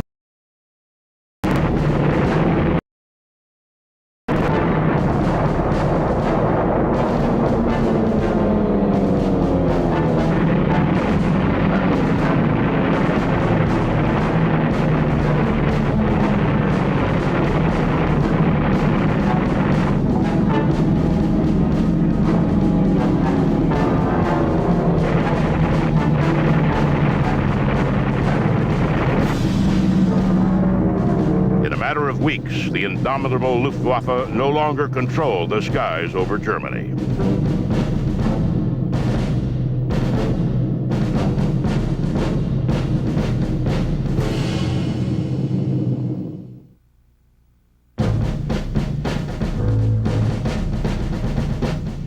At war's end, Doolittle has brought about massive changes to the weapons and tactics of aviation. He has served with distinction in history's greatest war and won nearly every decoration and award in the civilian and military world. Shell offers him his old job back as Vice President of Research. He agrees, but also has other things on his mind. Jimmy Doolittle's post-World War II career is not as well known as his career before the war or during the war, but in point of fact, Doolittle's post-World War II career is really quite remarkable in its own right. He was one of the major figures behind the creation, working behind the scenes for the creation of the United States Air Force. And he was one of the major figures behind the creation of the Air Force Association. The Air Force Association was formed to press for a separate military branch for the air power he has done so much to build. He is elected as its first president. And Doolittle, with his chief officers, meets with President Truman to press their recommendations. On September 18, 1947, President Truman signs the National Security Act, creating the Department of the Air Force. We had a fervent belief that, just as General Arnold had said, it is important for the United States to maintain its air power because the world is never going to be completely stable.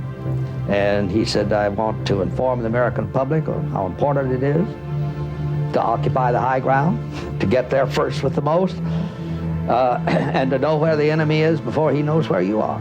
Doolittle is also recognized for his vision and becomes an advisor to President Dwight Eisenhower.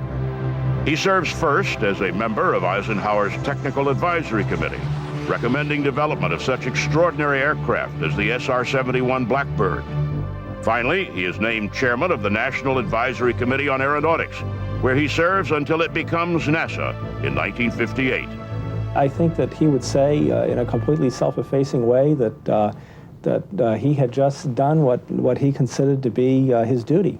General Doolittle was a master of brevity. As an example,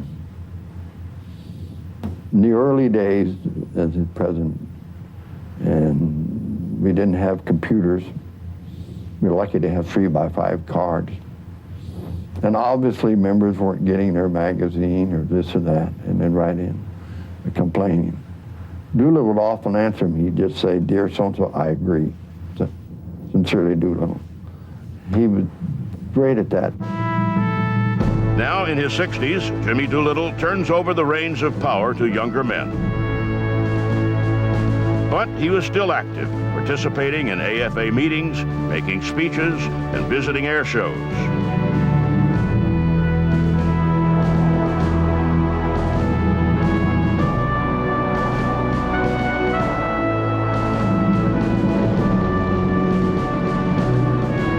At an AFA dinner held at the Smithsonian Air and Space Museum, President Ronald Reagan paid this tribute to Jimmy Doolittle. Will you join me in a toast to a magnificent American, a man whose name will be remembered as long as the virtues of valor and patriotism last? Jimmy Doolittle.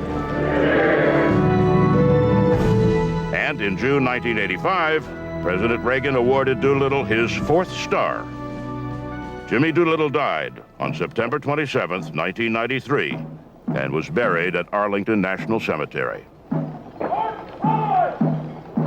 Our leader has fallen. He led us in war and in peace, and he led us by example. He was an uncommon man whose foresight, integrity, and courage and intelligence are unmatched in the annals of aviation.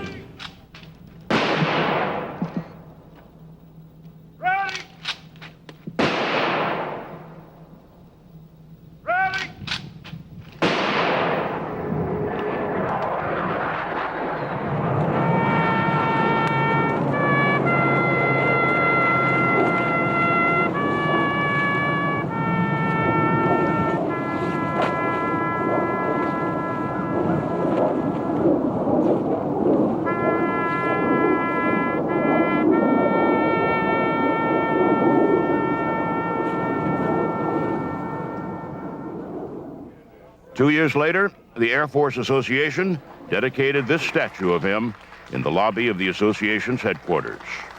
The statue of General James H. Doolittle commemorates a lifetime of achievements. It has been written that General Doolittle led one of the most useful lives in American history. I'm sure all of here would certainly agree. His achievements range from the practical to the theoretical. The general once explained his philosophy of life by saying, "I believe we were put here on earth for a purpose, to make it, within our capabilities, a better place in which to live." The world is a better place thanks to this unique individual.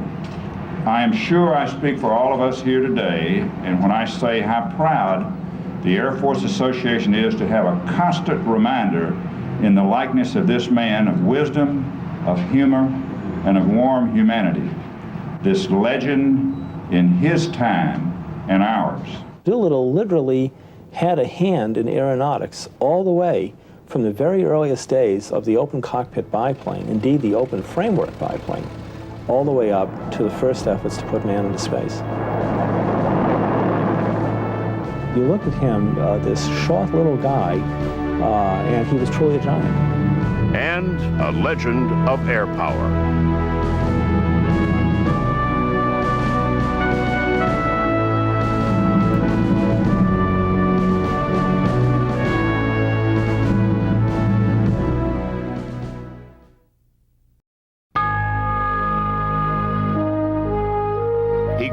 in tiny Oil City, Pennsylvania, the son of immigrant parents.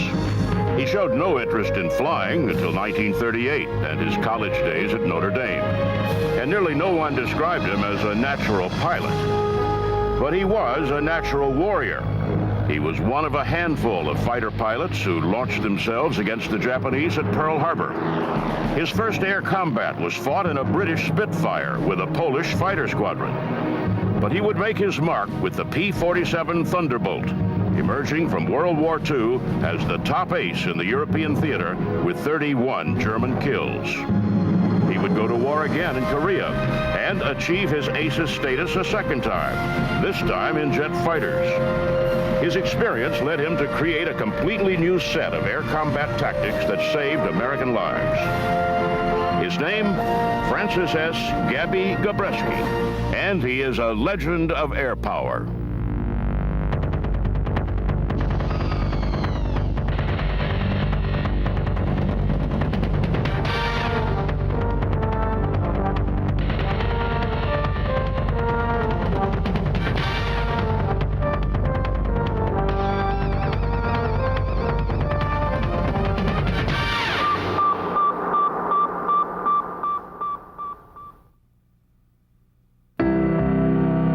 He was born Francis Gabraszewski, third of 5 children of his Polish immigrant parents.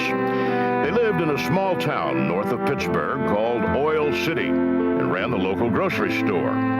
They changed the name to Gabreski to make it easier to pronounce. But the boy who would become one of America's greatest air aces spoke his entire life with a pronounced Polish accent. Francis Gabreski graduated high school in 1938, just as Hitler's legions marched into Austria. He says his eyes were focused on college, on Notre Dame, and eventually medical school like his older brother. After Germany's invasion of Poland in 1939, Gabreski knew the United States would be going to war. And when it did, he was determined his weapon would be an airplane. He joined the Army Air Corps as a cadet in 1940. He trained in PT-17 blue and yellow paint. As a pilot, he was nervous, always wrestle the airplane around in the sky, compensating for the torque of the radial engines. He nearly didn't make the grade, but he did qualify, and after some advanced training was allowed to select his first assignment. He chose someplace that sounded glamorous, exciting. I chose Hawaii. Hawaii, of course, I mean, it was a glamorous place. I read about it from travel logs and so forth. It's a beautiful climate. The people are nice and tan, beautiful, and so forth, and the girls are even prettier. But Gabreski found himself in at the start of the war he knew was coming. I was getting ready for church, and I could hear the bombardment off in the distance.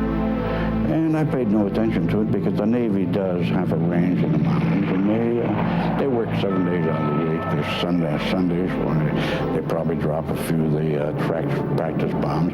And then all of a sudden I heard machine gun fire. And that machine gun fire was right next over me. And I looked out the window, and sure enough, there was a Zero flying with his machine guns wide open and so forth, strafing everything before him. And I saw the rising sun. And that was my first indoctrination into World War II. And of course, there's no question about being scared. I was scared stiff, but at the same time, I was trained to do a job. We looked at the line, and of course, the buildings, some of the hangar lines were going up in flames. The flight line was going up in flames. Our number one job was to move away the intact airplanes away from the burning airplanes. And of course that wasn't easy because all our ammunition was in the hangar line. The hangar line was up in flames, and it was just like Roman candles then. In other words, you could see the tracers coming up and firing, and they were more scary than they were destructive. So we did our work, airmen as well as officers, shoved out the airplanes away from the burning airplanes. And by the end of, say, an hour and a half, well, we were able to save about 75 of the 150 airplanes that were parked on the line. We did become airborne about 2 hours after the attack on Pearl Harbor. It was a very, I would say, somber flight.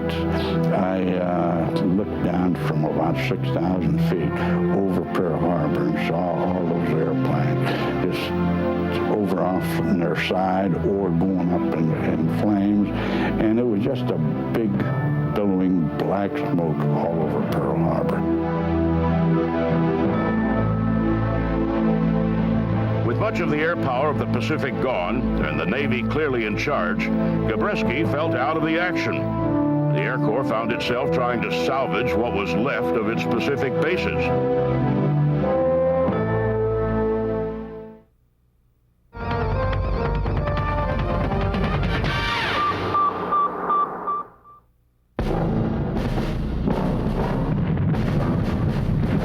Gabreski filled his time reading up on the war in Europe.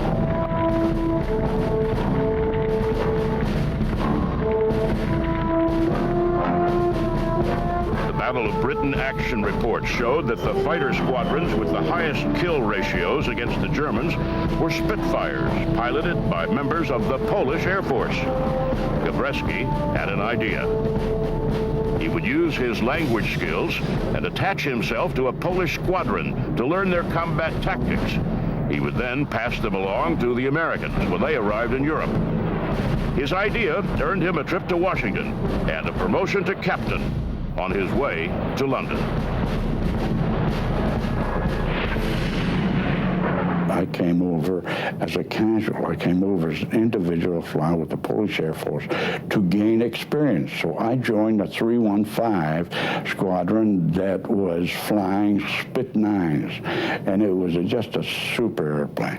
So I flew with them on 20 missions. In February 1943, Gabreski left the Polish squadron. The Americans were arriving in England in force, and it was time to put the lessons learned to the test. He joined the 56th Fighter Squadron of the U.S. 8th Air Force and met his new aircraft, the P-47 Thunderbolt. After the tight quarters and sleek lines of the Spitfire, the Thunderbolt was a battleship.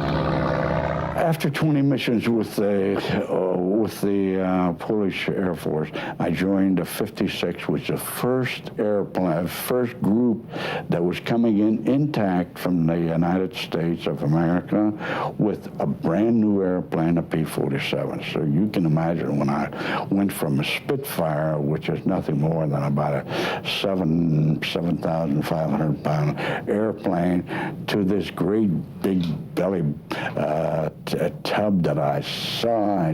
My God, what a big airplane. It was twice the size of a Spitfire. But it turned me off immediately, but that was the only thing I had to fight in, and that I was going to learn to fly it. So I took the airplane up, and it was a good airplane. It was a good airplane because it had a turbine supercharger that could derive to 2,000 horsepower at sea level, as well as up to 30,000 feet, when the velocity of the turbine supercharger would not accelerate any faster because it would disintegrate. Unlike the mission of the Spitfire to intercept and shoot down attacking German bombers and fighters, the role of the Thunderbolt was clear: protect the bombers of the U.S. 8th Air Force.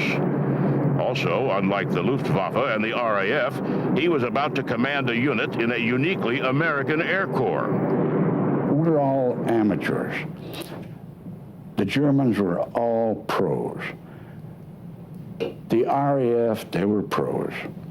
And all the Belgium, all the other Allied forces, they were pros by the time that we were there.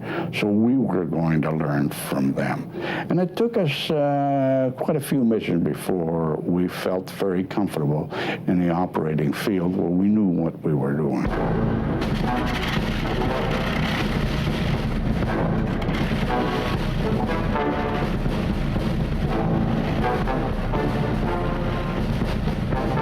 U.S. 8th Air Force was in Europe to carry out daytime strategic bombing of the enemy.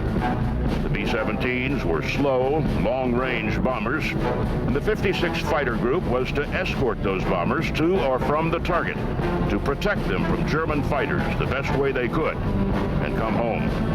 After a non-combat injury sidelined him for several months, Gabreski came back with a vengeance. On August 24th, 1943, he scored his first confirmed victory at FW-190. On September 2nd, he scored his second.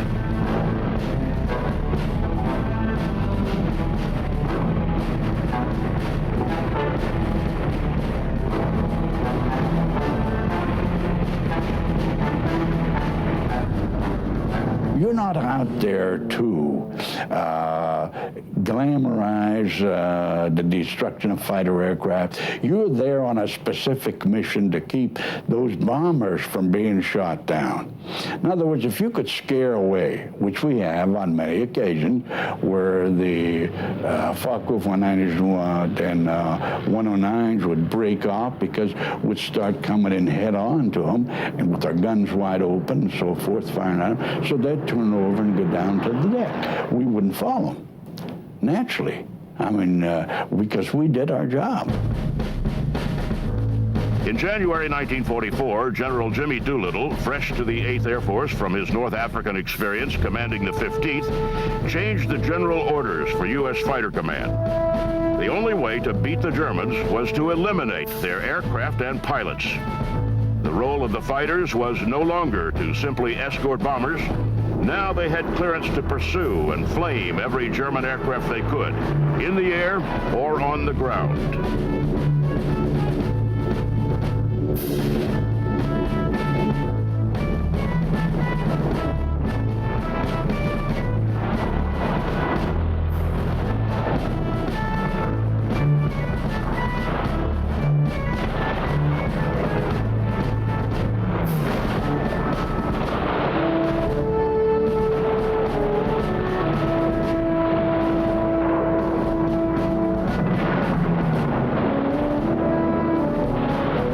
February 1944, the 56 went on a binge. Gabreski called it the Big Week. Now flying mission tanks, the P-47s of the 59 kills in 5. Gabreski owned 3 of them, running his number to 11. He was now an ace twice over. And now he was racking up kills faster than his crew could keep him in swastika decals. In May, he scored 3 more kills in a single day, with a 4th listed as probable.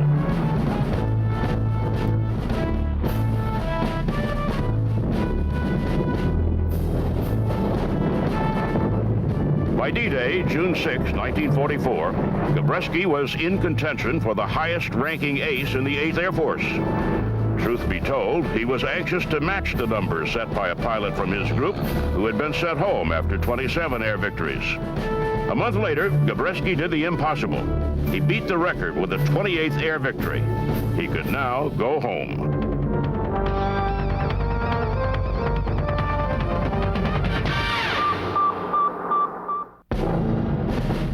Gabreski had been overseas nearly 2 years and flown 165 missions. His fiancée was waiting with plans to get married as soon as he got home. Gabby was ecstatic. With the exception of an injury to a pinky finger, he had come through without a scratch. Gabreski collected his orders, packed and scheduled to begin the long journey home July 20th, 1944. He stopped by the operations hut on his way out to say goodbye. They were busy preparing to fly another escort mission over Germany. It looked like the kind of mission where a hot pilot could run up another couple of kills. He had 31. Could he score more? Gabreski decided he had one more mission to fly. They found an airfield west of Koblenz and decided to let each of the flights take a crack at it. Gabreski led his flight team down and during his pass exploded a German bomber. He turned to make another pass, hugging the ground too close. The propellers hit, and Francis Gabreski, America's hottest air ace, was down in Germany. He would spend the rest of the war in a German POW camp. His Stalag Luft was freed on May 13, 1945. A year later, Lieutenant Colonel Gabby Gabreski, 26 years old and credited with 31 kills, retired from the Army Air Corps. But that's not the end of the story.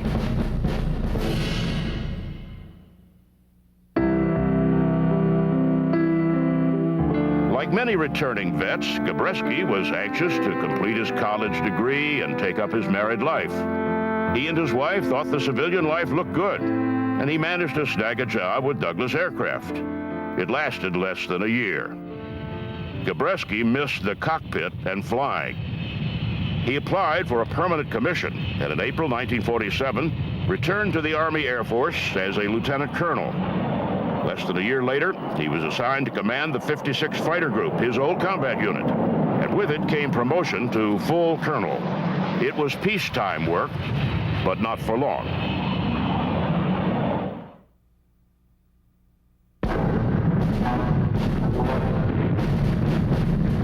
The tension in Korea finally exploded into open warfare, and Gabby found himself watching from the sidelines.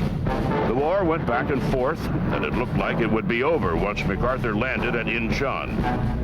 But in mid-1950, a new weapon launched into the skies, and the Americans found themselves fighting a hot new fighter, the MiG-15. Gabreski's command had just made the transition to F-86 Sabre fighters, and he wondered more than once how the planes would stack up. He was going to find out. In May 1951, Colonel Gabreski reported to K-14, the air base near Kimpo, South Korea. Gabreski was assigned to the 4th Fighter Group as deputy wing commander. They had only 50 F-86s, and their mission was to distract the MiGs away from the slower Mustangs and F-80s.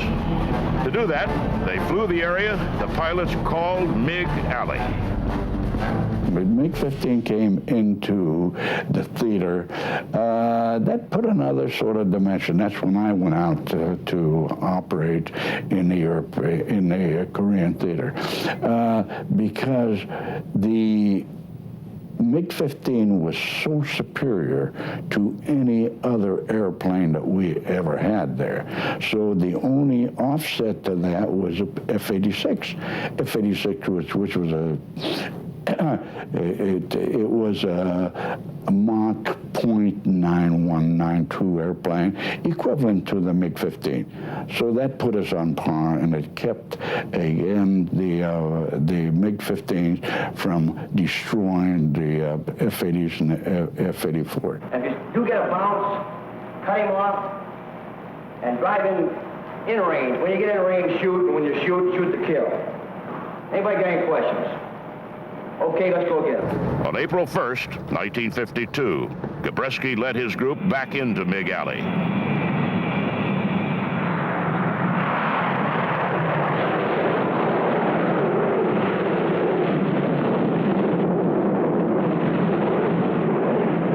Tiger lead, Tiger 2 here. I got a couple of bogeys out there. One coming around at 2 level. Roger, boy, I got him.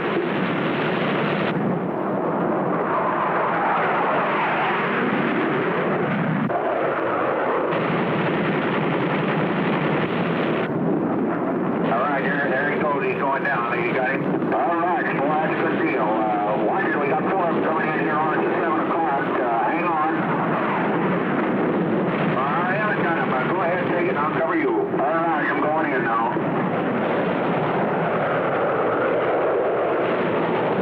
Okay, he's down. Well, you got him too.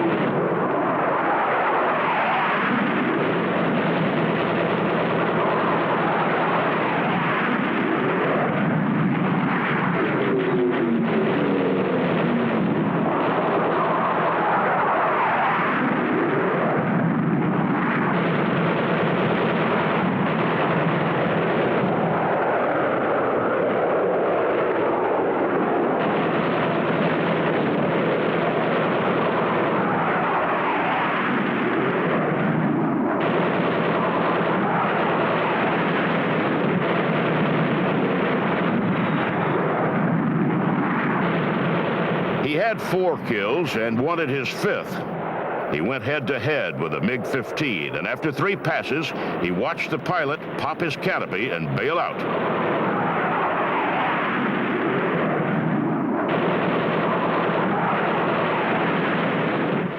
He was over his 100 mission limit, though he and another veteran had given orders that their sorties not be posted anymore.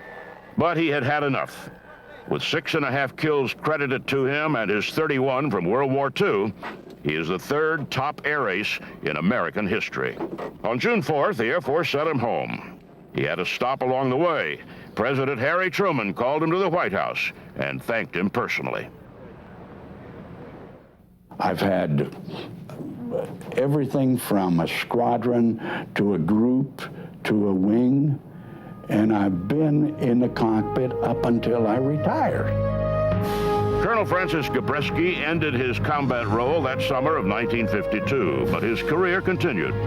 He remained in the Air Force until 1967, commanding units at bases from Kadena to Hickam to Adana, Turkey. He had flown aircraft from the old P-40 to the heavy P-47, where he achieved glory. He made the transition to jet fighters in the F-86 and had flown everything up to the F-111 supersonic fighter bomber. His record of 37.5 kills stands today. He set standards for performance and tactics. For all his contributions to the U.S. Air Force, Colonel Francis S. Gabby Gabreski is a legend of air power.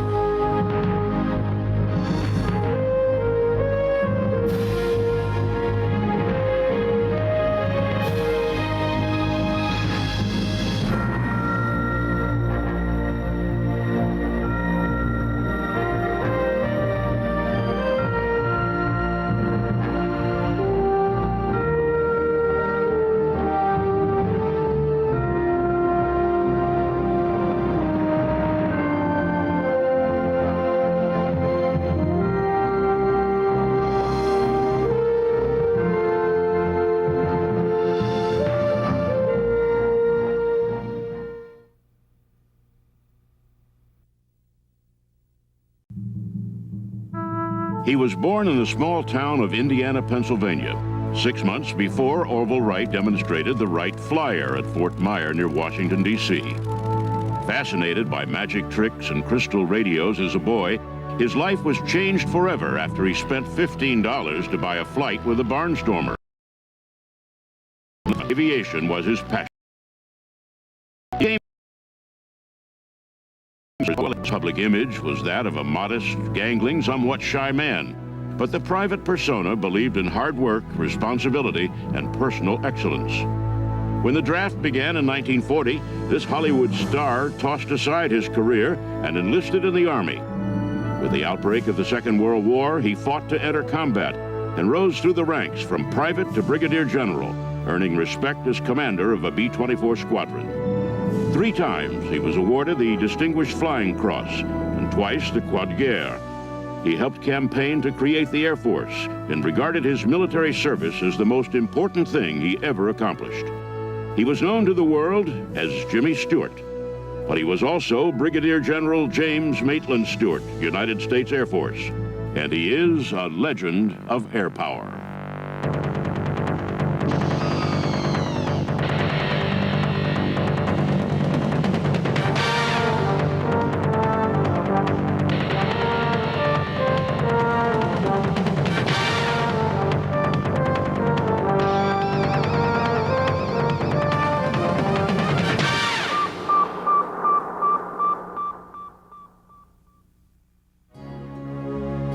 Jimmy Stewart was born on May 20th, 1908, the only son of Alex, proprietor of the J.M. Stewart & Company hardware store, and Bessie, an organist at the local Presbyterian church.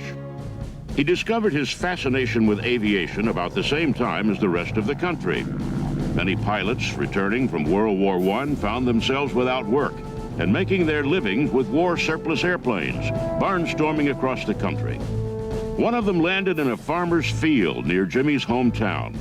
Despite the fears of his parents, Stewart bought his 15-minute flight for $15 and went flying, while his father sat below in the family car, engine running, ready to help in the event of a crash.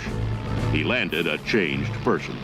barnstorming pilots were very popular in the 20s, and a pilot did land outside of town, and he pestered his father to go up in the plane, and his father didn't want him to, and he scraped together the money, and his father did allow it. However, a good friend of the family, Dr. Torrance, also went along for the ride, and that was Jimmy's first taste of flying. From that point on, Stewart kept a scrapbook with clippings of major aviation events. One such event was the flight of Charles Lindbergh 10 years later. In fact, his cross-Atlantic flight occurred on Stewart's 19th birthday. Excited by this historic flight, Jimmy placed a model of Lindbergh's Spirit of St. Louis airplane in the window of the Stewart hardware store, which was kept lit at night. A wire attached to a round board suspended the model between a drawing of the Woolworth Building in New York and the Eiffel Tower in Paris. As wire reports from the Indiana Evening Gazette across the street spelled out Lindbergh's progress, Jimmy dutifully ran back to the hardware store to move the model, letting the rest of the town know how Lindy was doing. Oh, he was crazy about flying. There's a little book called How to Fly an Airplane. It's about ½ an inch thick in red leatherette. And the first 14 pages are the history of flying. Then after that, they get into how to fly an airplane. And Jim pored over that book. Flying would be a lifelong passion for Stewart. Years later, sitting on movie sets between takes, he could be found curled up with a flying magazine. But it would be quite some time before Jimmy would climb into the cockpit himself. After graduating from Princeton in 1932, he embarked on an acting career that eventually landed him in Hollywood as an up-and-coming star. Now being paid for his talents, Stewart used the money to finance his childhood dream, learning to fly. Within a year, he would be flying his own plane. In less than 10 years, he would be commanding his own squadron of bombers. By 1936, Stewart had logged several hundred hours of flying and owned a 3-passenger Stinson HW-75. As predicted, he used it to escape the glare of press agents and the pressure of making as many as 6 films a year. But Jimmy always found time for family and friends. He was always Jim Stewart. He'd come home, he'd be just the same as he was. You'd have no idea that he was a famous man. And he was unfailingly kind. He would fly home after he bought his first airplane. He did fly home to Indiana, Pennsylvania to visit his parents, and I understand that he would follow the train tracks.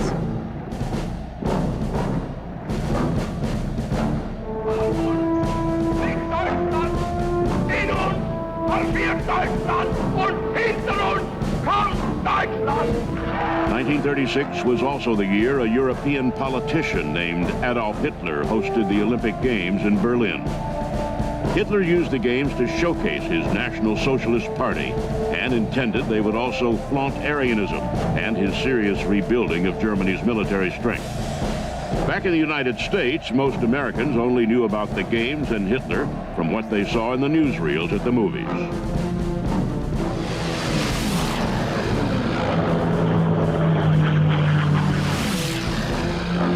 But Hitler was being noticed by American military leaders. The rise of the Luftwaffe began ringing alarms with American Army commanders like General Henry Hap Arnold. In 1936, the United States ranked only 7th in air power, flying a limited number of obsolete trainers from a single training base. The only bombers that existed were twin-engine, medium-range aircraft, totally unsuited for anything but a defensive battle. Arnold, faced with tight budgets and a Congress reluctant to invest in new aircraft, pushed civilians to begin building airstrips and learning how to fly. Stewart was anxious to help. Southwest Airlines was one of the companies that pledged to train pilots for the military effort, and Jimmy invested in the program. The result was some 80 new flyers. But it pointed Jimmy Stewart at something far more serious than his film career.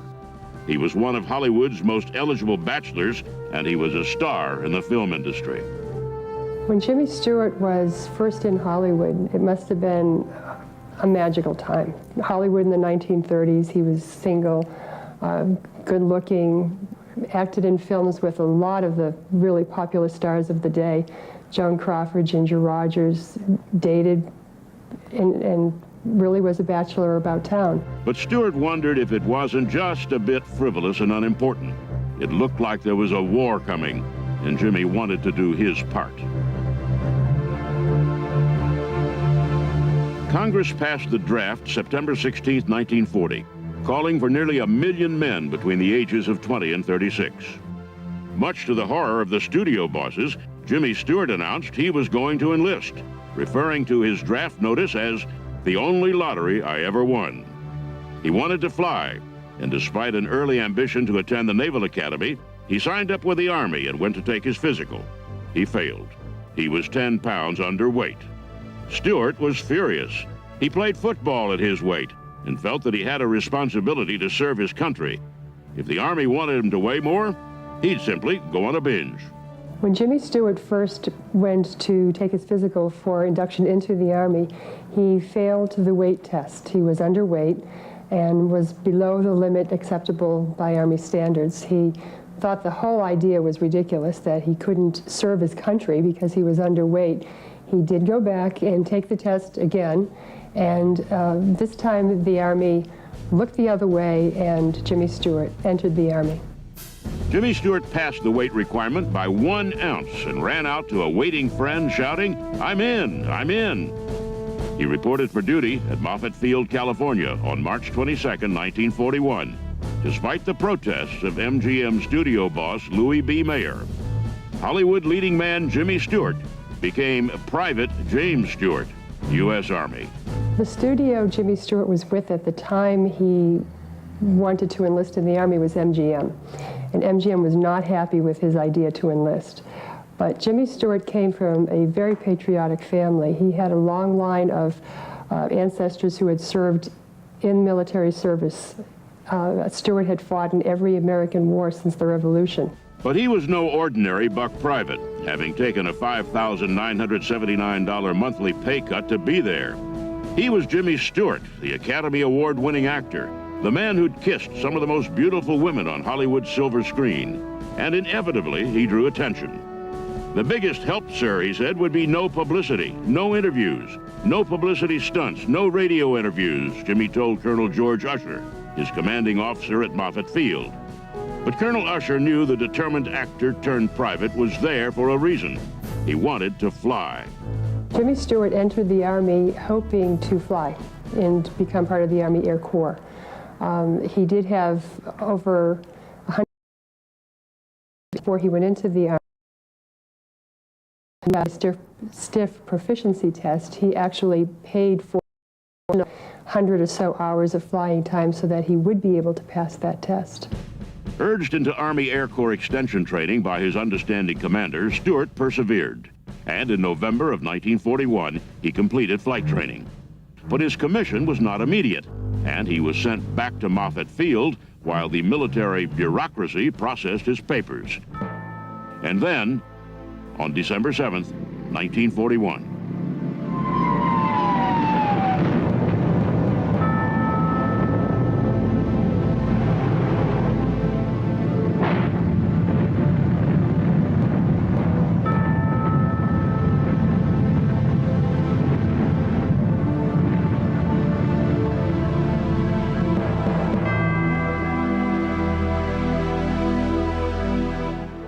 I ask that the Congress declare that since the unprovoked and dastardly attack by Japan on Sunday, December 7th, 1941, a state of war has existed between the United States and the Japanese Empire.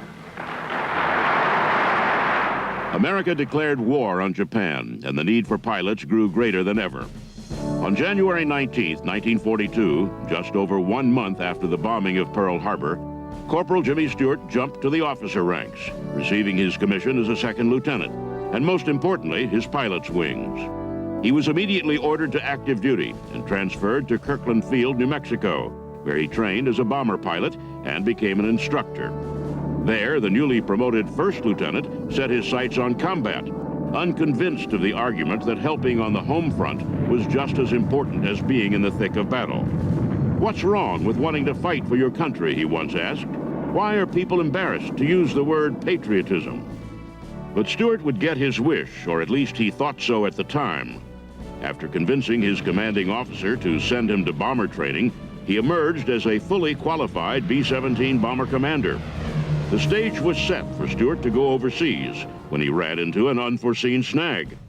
Awaiting final orders in Salt Lake City, his commanding officer delivered the bad news. "There must be some hitch about your going into combat," he said. "I've got orders to classify you as static personnel." That meant Jimmy wasn't going overseas, at least for the time being. There were people within the Army powers that be that weren't crazy about sending a famous movie star off to combat and perhaps running the risk of him being lost in the war. So they did their best to keep him grounded. Instead, Lieutenant Stewart was assigned as an instructor pilot at Gowan Field in Boise, Idaho. Heartbroken but strong, he never uttered a word of discontent and reported as ordered for duty. Instructing at Gowan Field wasn't combat, but it was grueling work. Orders from above came to churn out the flight crews. Instructors flew round-the-clock missions to keep up with the demand, and Stewart grew weary from the constant pressure to deliver qualified pilots. Now a captain, he longed for an overseas assignment and the chance to fight the enemy. Fortunately, he wouldn't remain an instructor for long. His commanding officer heard his request and arranged a transfer to the 445th Bombardment Group in Sioux City, Iowa. The 445th was scheduled to go overseas and needed a squadron operations officer. Jimmy reported for duty and immediately impressed his superiors. In just 19 days, he was promoted to commander of a B-24 bomber squadron. He was finally headed for combat. When Jimmy Stewart was about to fly out of Sioux City, Iowa, his parents both visited him, and his father did slip him a note that Jimmy didn't read right away. And within the note was also the 91st Psalm, and it was a prayer that Jimmy Stewart carried with him throughout the war and referred to on a number of occasions. Captain Jimmy Stewart, B-24 Squadron Commander, arrived in England during the latter part of 1943.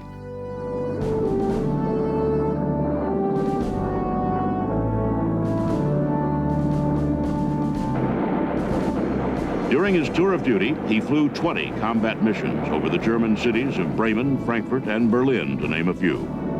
Hundreds of bombers were lost during those missions, but Stewart's calm command style held his squadron together, earning him accolades from peers and superiors alike. Serving with distinction, he was awarded the Distinguished Flying Cross with 2 oak leaf clusters, the Air Medal with 3 oak leaf clusters, France's Croix de Guerre with palm, and emerged from the war as a colonel in command of the bomber wing he served for so long. Colonel Ramsey Potts was honored to present Jimmy Stewart with the Distinguished Flying Cross. 8th Air Force lost over 6,000 airplane bombers and during the campaign, and we had over 50,000 casualties. He led a number of very difficult missions, including one to Berlin. And it may well have been that DFC was awarded to him because of his leadership on one of those very difficult missions. Jimmy Stewart was a talented flyer, and beyond that, he was a leader. The men, you know, he could have been hated in his outfit. Just think about it. Here's a movie star, guy with tremendous amount of income, could walk at any time. He could have walked from his task. He didn't demand special duties. He didn't demand special promotions. He was in the ranks, went up, made his way on his own. Tremendous leader. Stewart returned to America in September of 1945, noticeably grayer, but nonetheless the same gangly, modest, and somewhat shy man he always had been. True to his nature, he refused to let the MGM studio bosses use his war record to promote his movie career, instead electing to quietly leave active duty for the Air Corps Reserve. But this would not be the end of Jimmy Stewart's military career. When Jimmy Stewart returned from World War II, he was a colonel. He had gone in as a private and rose to the rank of colonel by the end of the war. He went back to Hollywood without a contract. MGM did not renew his contract, and he worked without a contract for a number of years, actually. One condition that he did have written into a contract was that they could not use his war record to promote a film. He did not want to be known as a war hero. 1946 was a busy year for the actor turned war hero. His first movie after World War II was Frank Capra's holiday classic, It's a Wonderful Life, for which he received an Academy Award nomination. He also found time that year to help establish the Air Force Association, a lobbying organization aimed at turning the Army Air Corps into a separate military branch. Stewart was elected National Vice President and was one of 6 board members to meet with President Truman on Air Force matters. The following year, President Truman signed the National Security Act, authorizing creation of the United States Air Force. Jimmy Stewart was proud to be a member of this new service, pledging his support as a reserve officer, board member of the Air Force Association, and as the master of ceremonies for Air Force awareness events such as Wing Ding 48. James, I know that there are very few people can do it this way, but you have the talent. Usually people finish with a song or a dance. They do something. Don't you do anything? Oh, you see, I don't have to do anything. I'm a colonel. Now in his early 40s, with World War II over and having been established as one of Hollywood's most acclaimed actors, Jimmy Stewart felt the need to settle down. In 1948, Jimmy met Gloria Hattrick McLean at a dinner party hosted by fellow Hollywood screen star Gary Cooper. Their romance quickly flourished, and a year later, they were married. She was very high style, very sophisticated. And Jim wasn't. But he thought she was beautiful and wonderful, adored her, just absolutely adored her. Gloria had 2 young sons from a previous marriage, Ronald, age 5, and Michael, age 3. But to Jimmy, that just meant more family. I don't think Jimmy Stewart ever felt that he was anything less than a father to both Ronald and Michael. They were very young when he married their mother, and they were his boys, and he was their dad, and they called him Dad. I don't think he ever looked upon them as stepsons. They were his sons. 2 years later, Jimmy and Gloria added twin girls to the family. A devoted father and husband, he found a way to bridge the time among family, a film career, and the Air Force Reserve.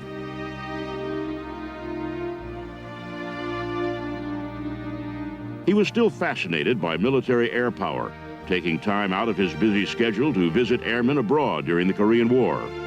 Recognized for his continued achievements by the Air Force, he was promoted to Brigadier General in 1959, a post he would hold until his retirement in 1968. By the 1960s, the next military. Gloria's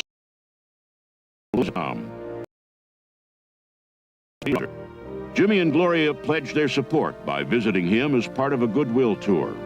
Unfortunately, it would be the last time they would ever see their son. In the spring of 1969, Jimmy and Gloria Stewart went on a goodwill tour of Vietnam. They met up with their son, Ron, and enjoyed their visit with him and met a lot of his friends and visited with a number of military personnel. Tragically, about 3 months later, in June of 1969, Ronald was killed, which devastated them both. When Ronald was killed in the war, he may have mourned privately, but he did not seem to be mourning because he said he died in the service of his country, and you can't ask for anybody to do more than that. But Gloria mourned. She never got over that losing that boy. But the shy, modest war hero from Indiana, Pennsylvania was proud of Ronald. And just like the bomber pilots he served with who never returned, Stewart knew his son had died with honor. He would never forget the brave men and women who risked and sometimes lost their lives for their country.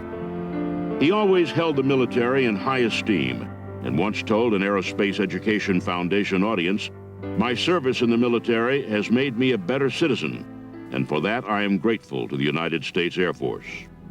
The Academy of Motion Picture Arts and Sciences held him in high esteem too. awarding him an honorary Oscar in 1985 for his 5 decades in Hollywood. His star is a fixture along Hollywood's Walk of Fame, and in his hometown of Indiana, Pennsylvania, stands the Jimmy Stewart Museum, a collection of exhibits on his life as both an aviator and a celebrity.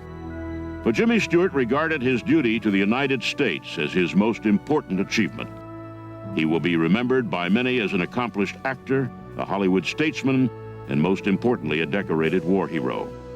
His name is James Maitland Stewart, and he is a legend of air power.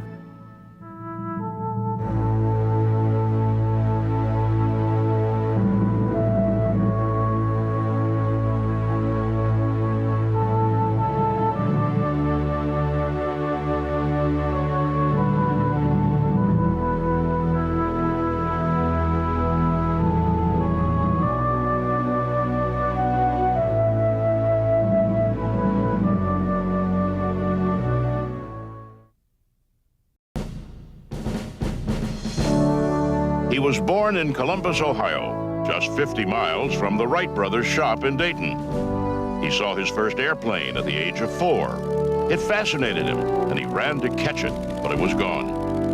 From then on, he was fascinated by flight and continued to chase it. After college, he joined the Army and became a pilot.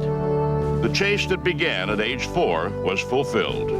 And for the next 40 years, aviation would bring him fame and achievement through a long and glorious career. He was always the best bombardier, best navigator, and best pilot in his unit. He developed the tactics to win wars from the air, then led the way as the Army Air Forces smashed Germany, then Japan on their way to victory in World War II. When the Soviets became a menace, he thwarted them by first organizing the Berlin Airlift, then developing the Strategic Air Command into the world's premier nuclear deterrent bomber and missile force, dedicated to the preservation of peace, a peace that lasted for over 40 years. His name is Curtis Emerson LeMay, and he is a legend of air power.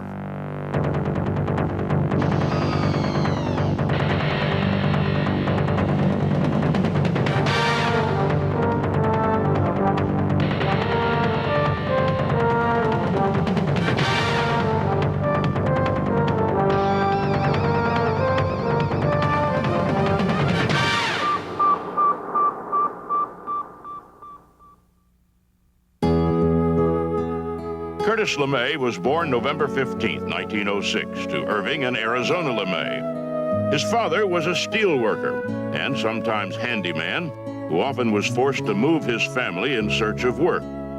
Their travels carried them from Ohio to Pennsylvania to Montana to California and back again. While in California, young Curtis and the rest of his family visited the Panama Pacific International Exposition in San Francisco. Young Curtis saw aeronaut Lincoln Beachley do aerobatics over the crowds, and he wondered just what it was like up there, a wonder he would never lose. LeMay graduated from Ohio State University in 1928 with an engineering degree. He also finished ROTC as an honor graduate and received a reserve commission in the Army. Unfortunately, the reserve commission didn't help land him in flight school. He worked hard to enter flight training as an aviation cadet at Kelly Field, Texas. His first tour of duty was with the 27th Pursuit Squadron at Selfridge Field, Michigan, where he received his regular commission in February 1930. At Selfridge, LeMay flew the Curtiss P-1. He stayed at Selfridge until 1937, when he transferred to Boeing B-17 bombers at Langley Field, Virginia. In February 1938, Lieutenant Curtis LeMay was lead navigator when the Air Corps demonstrated the long-range capability of its new B-17. 6 bombers of the 2nd Bombardment Group made a goodwill flight from Langley Field, Virginia to Buenos Aires, Argentina, and back.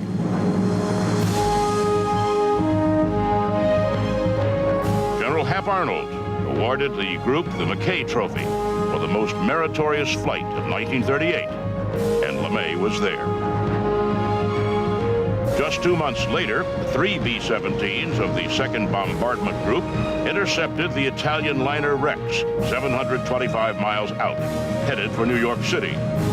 The Air Corps demonstrated that it could intercept an enemy fleet threatening the United States at vast distances, long before they became a threat. Once again, the lead navigator was Lieutenant LeMay.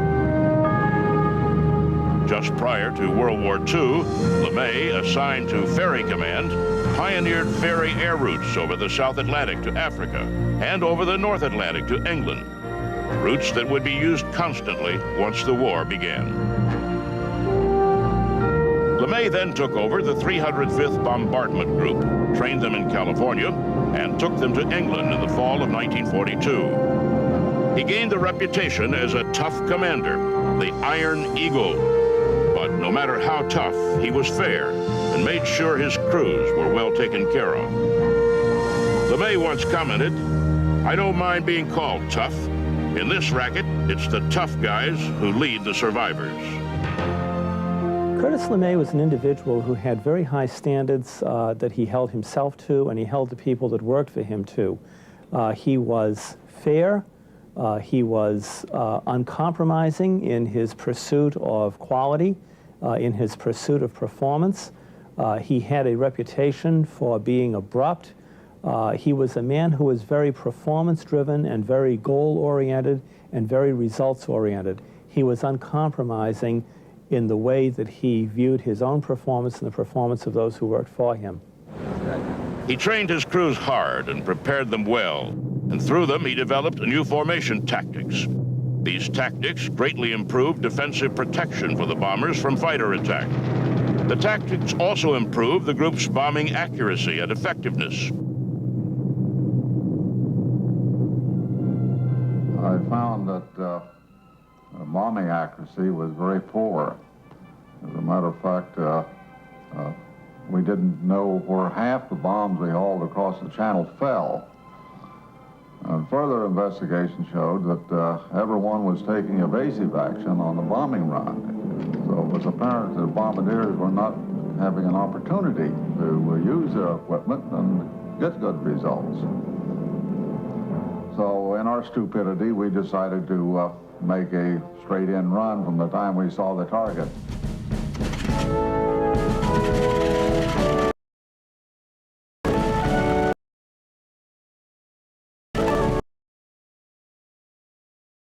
Aircraft combat box for mutual protection.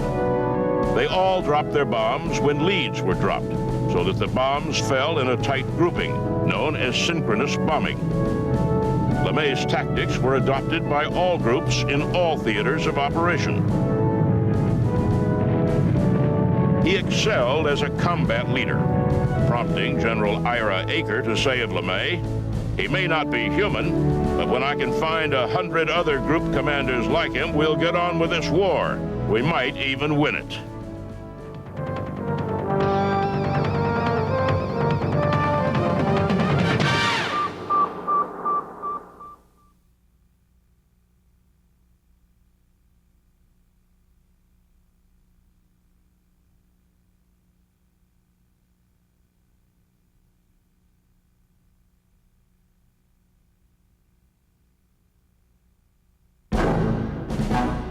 LeMay was quickly promoted to 4th Bombardment Wing Commander, and in August 1943, he planned and led the famous shuttle mission from England to Africa, in which they bombed the Messerschmitt airplane factory at Regensburg, Germany. Other bombers in the attack hit the ball bearing factories at Schweinfurt.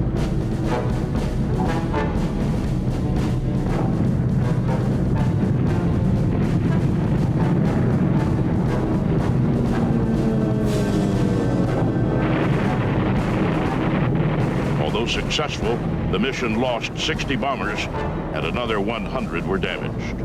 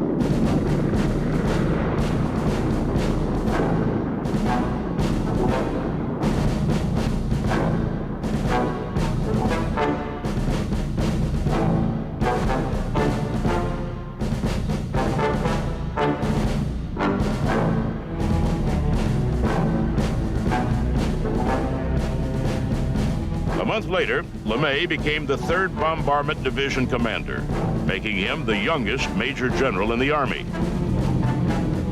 His next move came in August 1944, when General Arnold selected LeMay to command the 20th Bomber Command in India. It was time to take the war to mainland Japan, and LeMay planned to do it with the new Boeing B-29 Superfortress.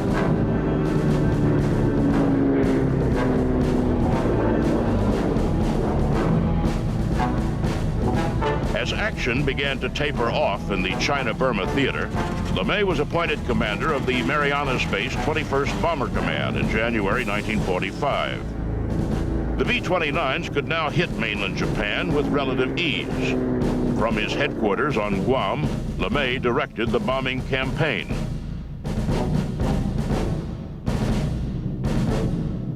Initially, LeMay used the European tactic of high-altitude flights with high-explosive bombs against targets in Japan.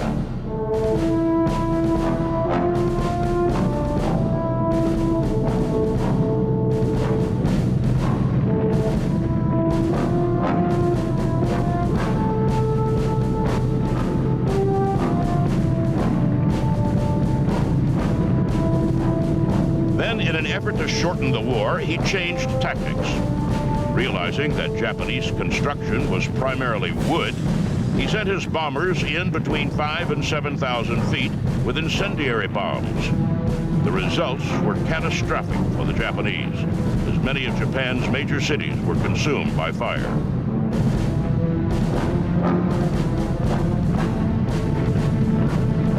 Unbelievably, the fires did not bring the unconditional surrender intended.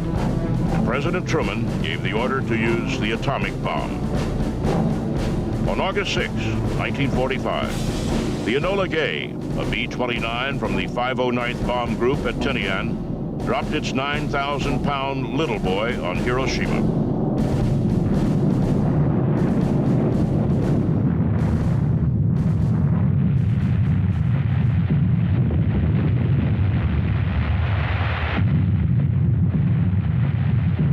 After a visit with LeMay, General Carl Spaatz telegraphed Washington, "Have had opportunity to check up on Baker 2-9 operations and believe this is the best organized and most technically proficient military organization the world has seen to date." Just 3 days later, a second bomb was dropped, this time on Nagasaki.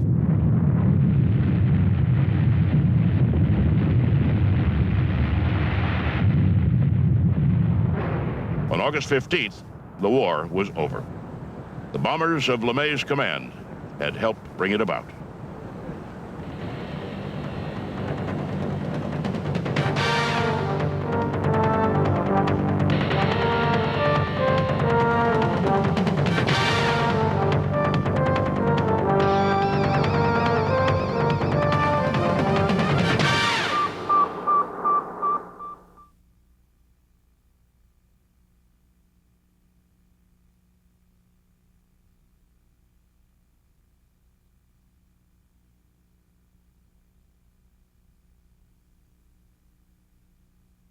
Major General LeMay became the first Deputy Chief of Air Staff for Research and Development at Air Force Headquarters in Washington in December 1945.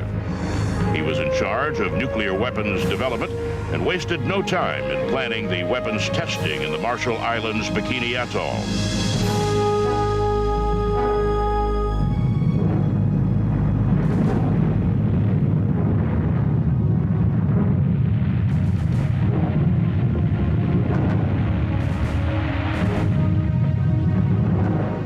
LeMay was promoted to Lieutenant General in October 1947 and assigned as Commanding General for U.S. Air Forces in Europe. In April 1948, the Soviets began to restrict the flow of supplies to Berlin, prompting General Lucius Clay, the commander of European Command, to ask LeMay if he could deliver coal by air. LeMay responded, "Sir, the Air Force can deliver anything." LeMay immediately began Little Lift from Rhine, Maine, West Germany, to deliver U.S. Army rations and perishables like fresh milk, eggs, and vegetables daily into Tempelhof Aerodrome Field in Berlin. LeMay organized the air operation and ordered more modern aircraft. Until they arrived, he had to rely on the 96 Douglas C-47s already assigned to Germany. Then on June 26, the Soviets closed the city completely, except for the air corridors. The Berlin airlift began.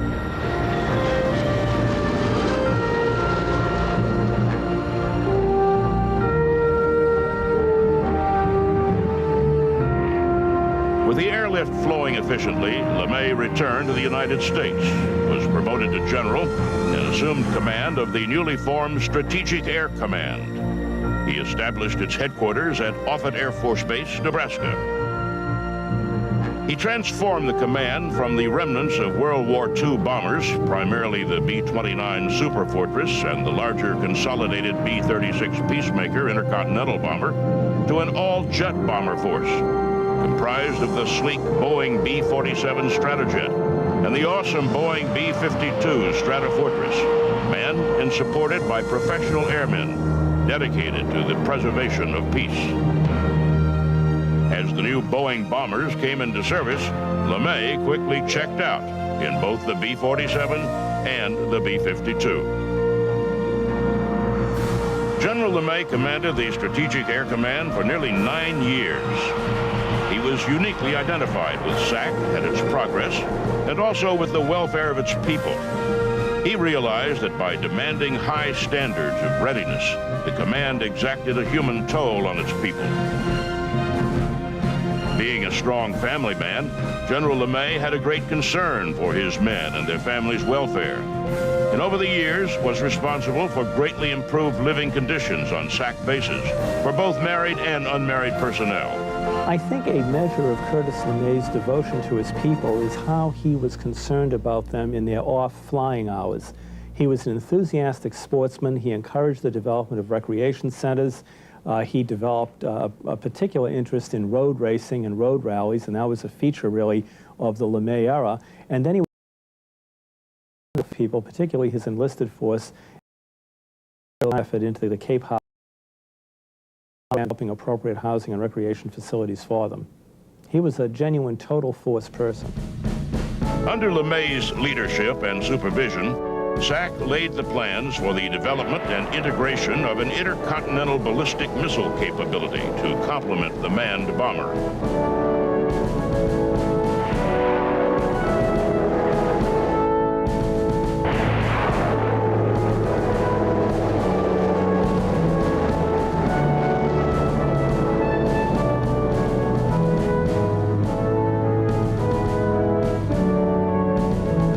In July 1957, LeMay became the Vice Chief of Staff of the United States Air Force. But even as Vice Chief of Staff, General LeMay continued to set records. In November of 1957, he flew a new Boeing KC-135 jet tanker on 2 record-setting non-stop flights between the United States and Buenos Aires, Argentina, and return. Then, in 1961, LeMay replaced General Thomas D. White and was named the 5th Chief of Staff of the Air Force, a post he held until his retirement in January 1965. I think historians will forever debate which of the 2 major events in LeMay's career was the more significant. In a combat sense, I think his decision to restructure and redirect the B-29 raids against Japan to adopt a low-level, night bombing, incendiary bombing approach, which of course radically transformed the success of the B-29 campaign. And then the second case is in the post-World War II era, where he radically transformed SAC. He took a look at Strategic Air Command, did not like what he saw in the post-World War II era, saw an organization that he felt had morale problems, had mission problems, had lost its edge, and he determined to build that force into the premier power projection force for the United States, and indeed he did so. As Chief of Staff, General LeMay remained committed to the welfare and professionalism of the men and women of the Air Force.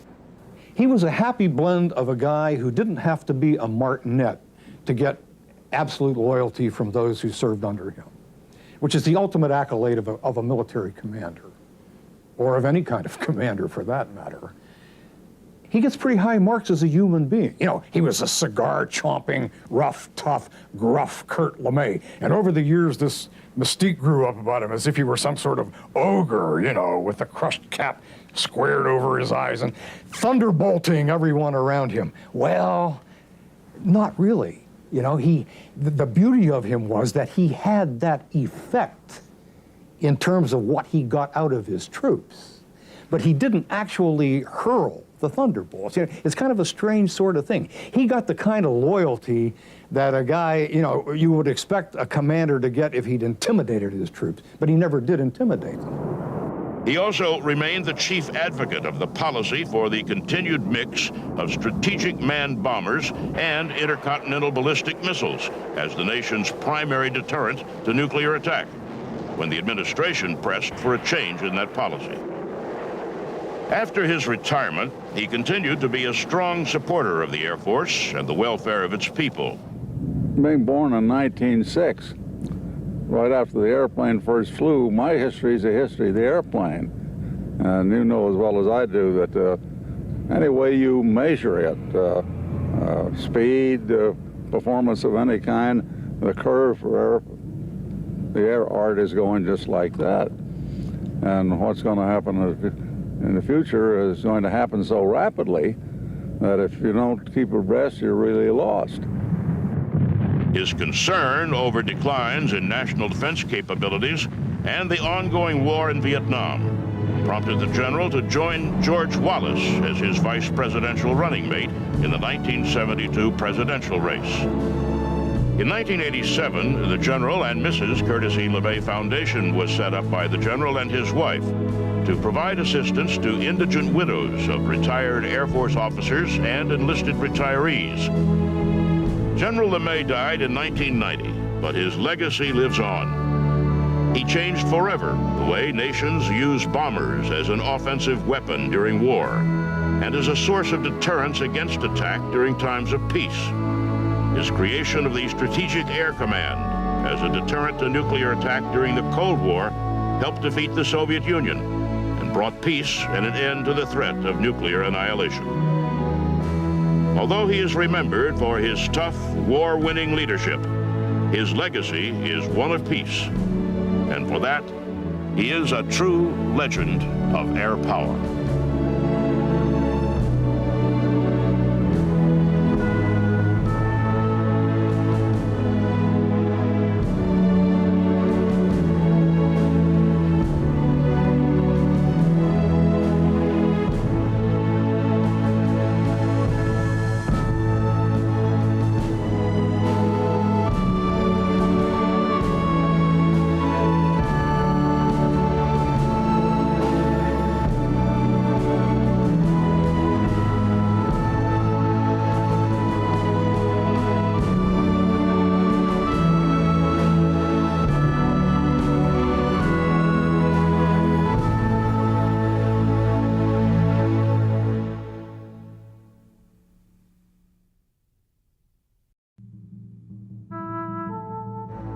He was born in Bremen, Germany at the end of the first decade of the 20th century and emigrated to Texas with his family when he was 7 years old.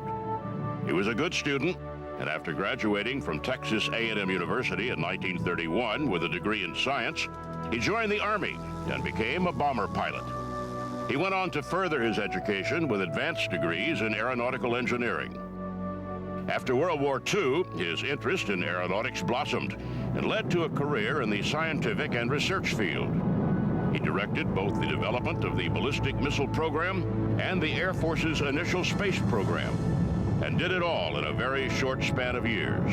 I'd not only consider Schriever a visionary, I'd have to say that he might have been the preeminent visionary in terms of what the Air Force has become.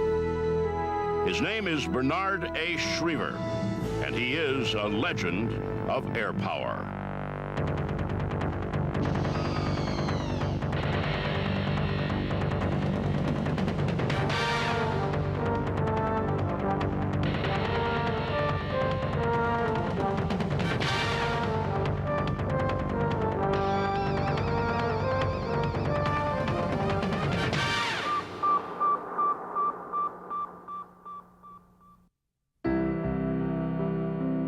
He was born Bernard Adolf Schriever in Bremen, Germany on September 14, 1910. His father, Adolf, worked as ship's engineer for the North German Lloyd steamship line and was interned when his ship was seized in New York in 1916.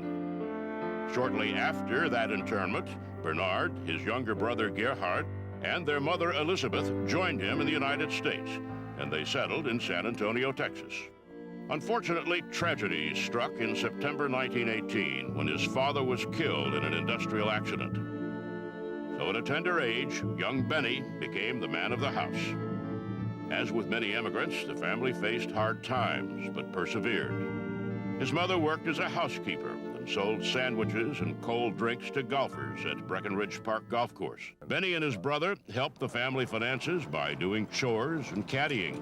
The Schrievers stuck together, worked hard, and became naturalized citizens. Benny excelled in school and graduated with honors from San Antonio High School. In 1931, he graduated from Texas A&M University with a Bachelor of Science degree in architectural engineering. Shortly after graduation, he accepted a reserve appointment in the field artillery, but found he was much more interested in aviation. He entered flight training at Randolph Field, Texas in June 1932, earned his wings, and was commissioned a second lieutenant in the Air Corps Reserve at Kelly Field, Texas the following June. From Kelly Field, Second Lieutenant Schriever was assigned to bombers, and over the next 4 years was stationed at March Field and Hamilton Field, both in California. I can remember at March Field, we had a poker game going. We had about 10 players. We didn't, all 10, of course, didn't play at one time, but we usually played once a week, but often not quite that frequently. But who were playing in the game? We had Tui Spots, we had R. Aker, we had Clarence Tinker, and we had a group of lieutenants. I mean, you wouldn't have that sort of. His active duty ended in mid-1935, and he worked at Brazilian Conservation Corps camps in New Mexico. In October 1936, he returned to active duty and was assigned to Albrook Field, Panama, where he was aide to the commanding general, Brigadier General George H. Brett. It was also at Albrook where he met his future wife, General Brett's daughter, Dora. In September 1937, First Lieutenant Schriever reverted into the inactive reserve to take a commercial pilot position with Northwest Airlines. I guess that's the only time I ever played golf with Hap Arnold. When I was flying for Northwest Airlines, he flew into Seattle, that's where I was based, for a meeting with Bill Allen, who was the president and CEO of Boeing Aircraft. And he asked Bill Allen, would he arrange a golf game while he was there, and if Benny Schriever is available, how about getting him in the foursome? And it worked out that way. I was available, and we played 18 holes of golf at the Seattle Country Club. And Arnold said, this is a true statement and shows you the kind of vision this man had. He said, look, I want to get every Air Force officer, Air Corps officer, been flying on the airlines back into the regular Air Force, because I want an all-weather Air Force. His vision was such that we had essentially an all-weather Air Force in World War II.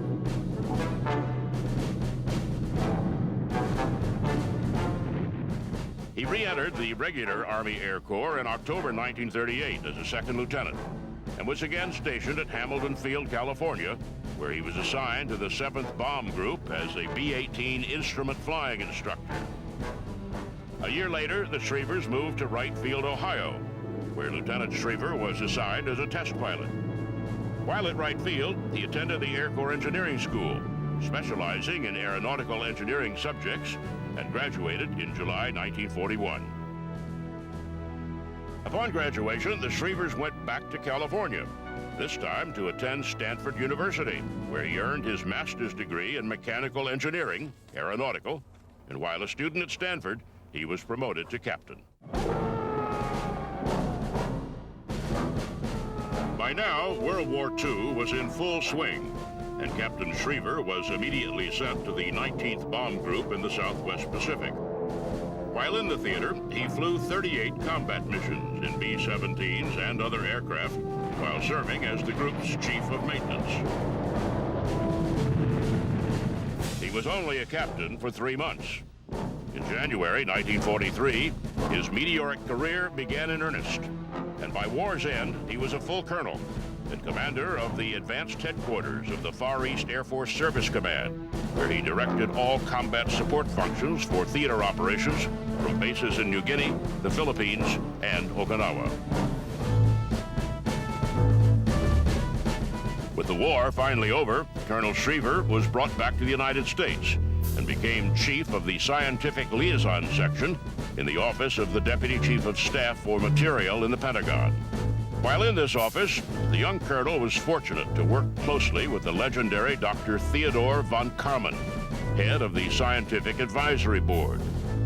Von Karman took Schriever under his wing, introduced him to many leading scientists. Von Karman, von Neumann, Edward Teller, and so forth were very. I developed very close relationships with all of those people during that period, from 1945 until 1950 or 49, late 49, when I went into National War College, and then the Development Planning Office, right out of the War College, back to the Pentagon again. It was here that he devised a revolutionary method of analysis called Development Planning Objectives, or DPOs.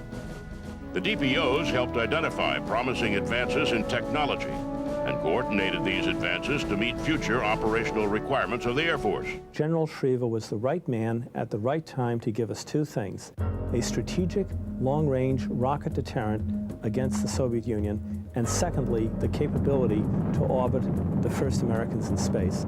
And when we look at the work of General Schriever in the 1950s in building the ICBM force, we see here that Schriever draws on some of these projects, Toward New Horizons, a long-range forecasting project of the late 1940s. He draws upon some of the work that's taking place in the physics community to reduce the size and weight of nuclear warheads, and he puts this together to give us the nuclear-tipped ICBM.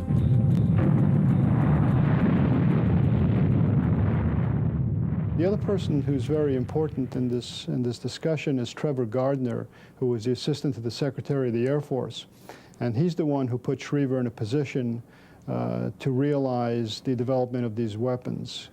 Gardner and Schriever then set up a Teapot Committee, which was headed by von Neumann, and they handpicked the members of that committee.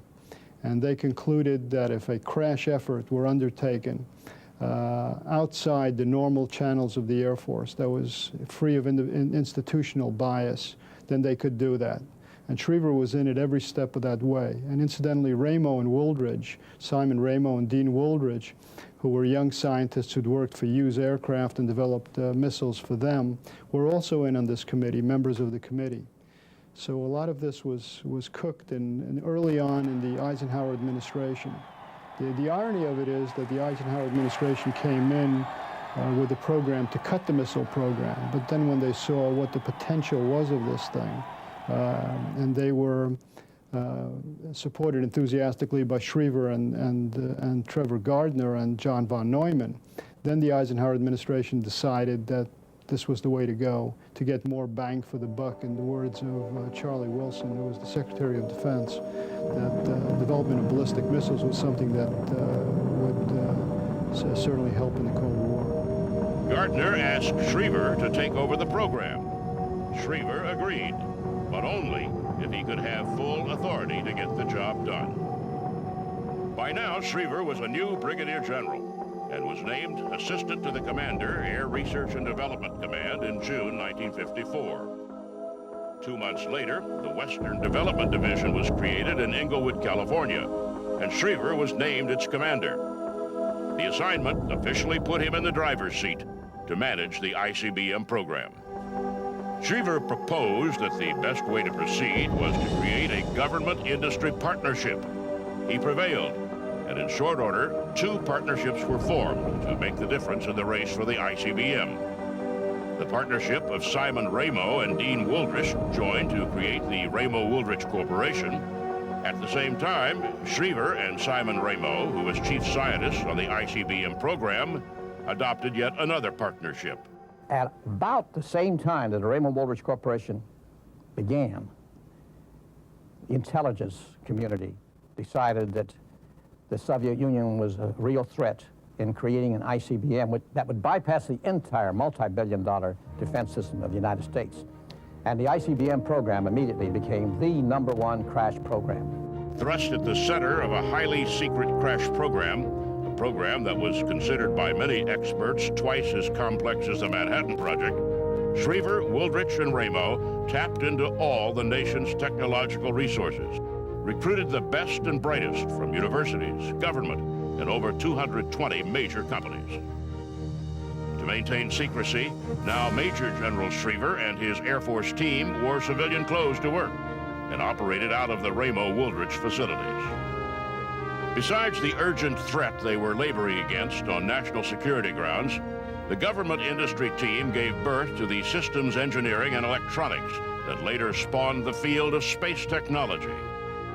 For their advances, Wooldridge, Ramo, and Schriever all gained celebrity status in Time magazine in 1957. Messrs. Thompson, Ramo, and Wooldridge worked extremely effectively with Schriever in terms of supporting the development of the ICBM force and then going beyond this to support the development of satellite payloads, particularly early satellite reconnaissance payloads and military payloads for national security purposes. In the area of weapons acquisition, Schriever and Ramo fashioned a new approach to systems engineering. For reasons of time and speed, they took what Ramo called a parallel approach, or working on all subsystems at once. Later known as concurrency, it was a very risky approach, but it paid off.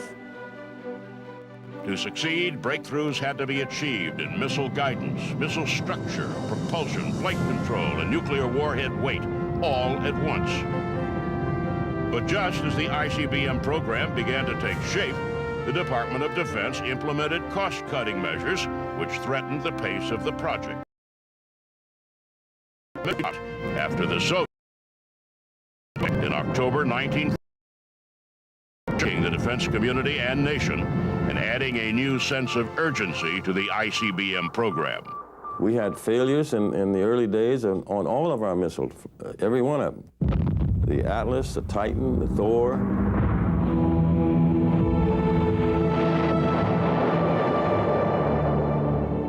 The Minuteman was a success on the very first flight, all up. But that was, again, because we had a great deal of pressure on, and we took the risk of doing all 3 stages, the guidance, and the whole works. Ultimately, the United States succeeded, and in the 1960s surpassed the Soviet Union and won the race for an operational ICBM and, as a byproduct, the space race. At the heart of these achievements were the government-industry partnerships conceived by General Schriever and exemplified by the teamwork of Schriever, Simon Ramo, and Dean Wooldridge. General Schriever's achievements over a relatively brief span as head of the ballistic missile programs included the development of a new class of weapon systems, a second generation on the way, and the frontiers of space well marked. Roger, I understand our copy. He is outside of the spacecraft at this time. No, we're coming over the west end. I want you to come back in now. In April 1959, Benny Schriever was promoted to Lieutenant General and named commander of the Air Research and Development Command. His command was vast, and he was now responsible for managing the widespread military, science, industry brainpower required to provide the Air Force with the military tools to do its job. To get the job done his way, General Schriever introduced his concept of concurrency to weapon system development and acquisition, the same concept that had worked so well for him at the Western Development Division. This method of management certainly was not a happy thing for the assistant secretary's level, because we came in with a program every year and presented it to the Pentagon, and we didn't have any problems. We kept him informed, but we didn't have anybody that if he couldn't say yes, he couldn't say no. In other words, that in essence is what happened. As before, he wanted complete control over the development and acquisition process. But he faced fierce opposition from the Air Material Command Commander, General Samuel Anderson, whose command controlled weapon systems production. Although the air staff in the Pentagon offered many compromise positions, none was accepted, and the disagreement went on for 2 years.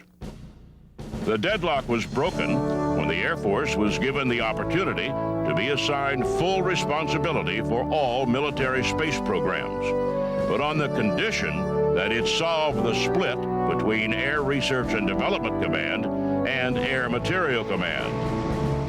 The Air Force Chief of Staff, General Thomas D. White, wasted no time in deciding in favor of Schriever when he established 2 new commands, Air Force Systems Command and Air Force Logistic Command. Schriever was promoted to 4-star general and made the first commander of the new Air Force Systems Command. He reached the goal of total control and was now responsible for research, development, procurement, and production actions required to place a complete aerospace system in operational use.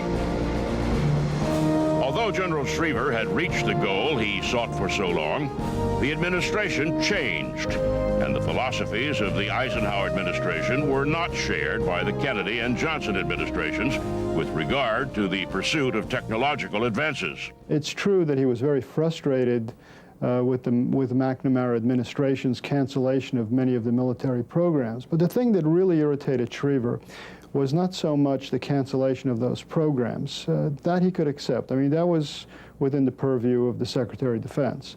The thing that really irritated Schriever about McNamara's opus operandi was that he would do this without debate. There was no public debate. There was no institutional debate. It seemed as if this was just done unilaterally. Schriever saw all the streamlining of weapon system development and acquisition that he enjoyed during the development of the ballistic missiles replaced once again with layers of review, or as he called it, paralysis by analysis. Beyond this, General Schriever, of course, as head of Air Force Systems Command, was responsible for a very important long-range planning effort, Project Forecast. And Project Forecast and some of the spin-off efforts of Project Forecast brought to this country some tremendous things as well, one of which was the high-capacity, long-range global jet airlifter and the high bypass ratio turbofan engine.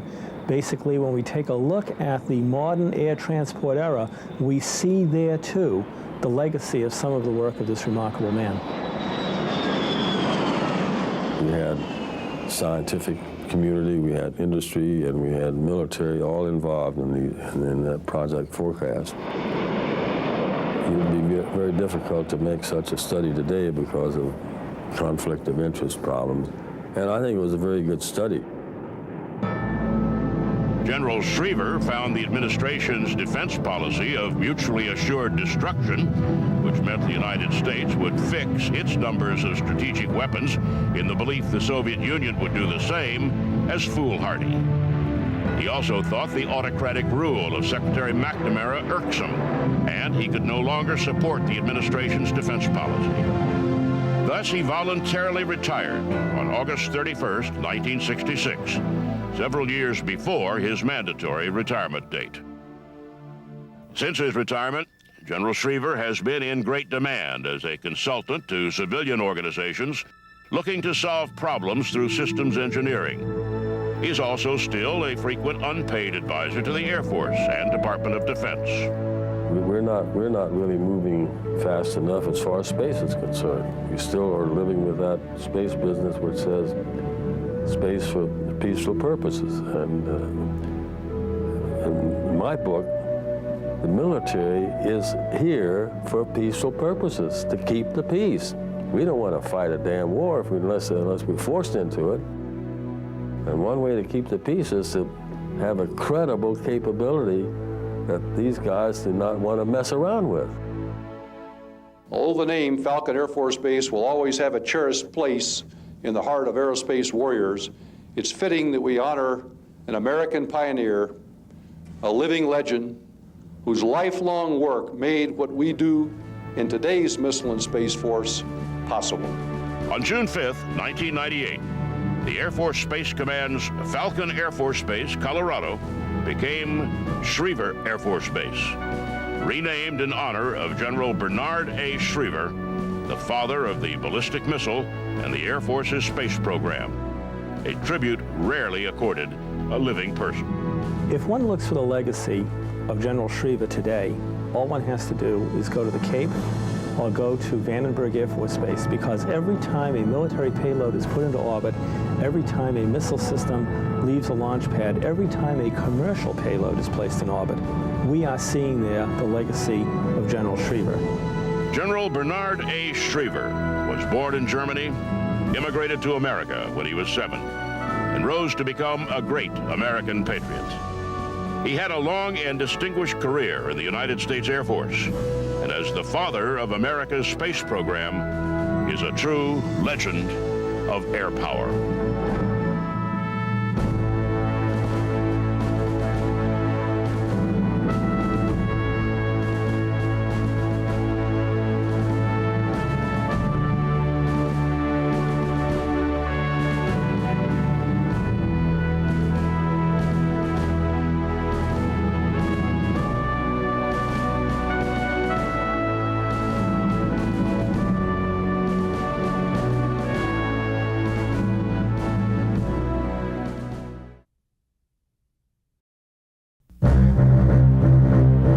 Born in the age of the horse and buggy, he would lead his service and the nation to the atomic age.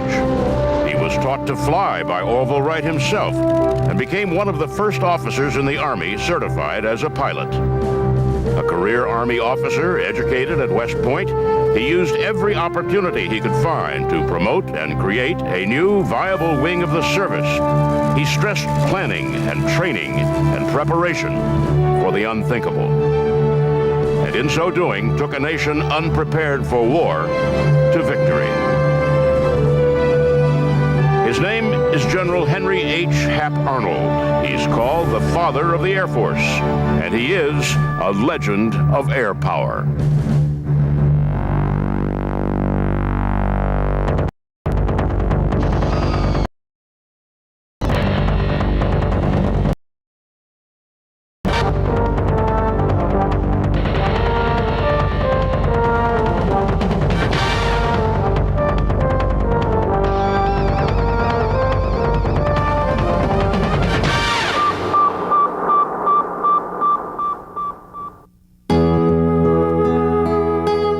Harley Arnold was the second son of a Pennsylvania physician. Dr. Arnold, who served with the Pennsylvania Cavalry during the Spanish-American War, wanted one of his sons to carry on in the military service. It was expected that Harley, as he was then called, would pursue the ministry. Instead, his brother sought a degree in electrical engineering, and Hap, short for Happy, entered West Point with visions of joining the cavalry himself. When Henry H. Arnold entered West Point in 1903, the Army was still a place of horse cavalry and artillery. But the explosion of new technology that marked the end of the 19th century was making itself felt now in the 20th. The Wright brothers had made their historic first flight, but had yet to sell a single airplane to anyone. The only kind of aviation the military used was observation balloons at battlefields, a technique over 50 years old. But in 1907, within months of Arnold's graduation with a degree in engineering, the Army Signal Corps created the Aero Division.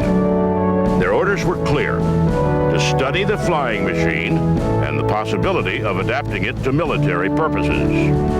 In December, the chief of the Signal Corps issued the first request for proposals for a military airplane. It must be able to carry 2 men, fly for at least an hour, with a range of 125 miles, and be capable of attaining a speed of 40 miles per hour. The test flights for the Wright Flyer took place at Fort Myer, Virginia. Using a catapult launching system, Orville Wright himself flew the initial runs and even carried a passenger to demonstrate the plane's performance.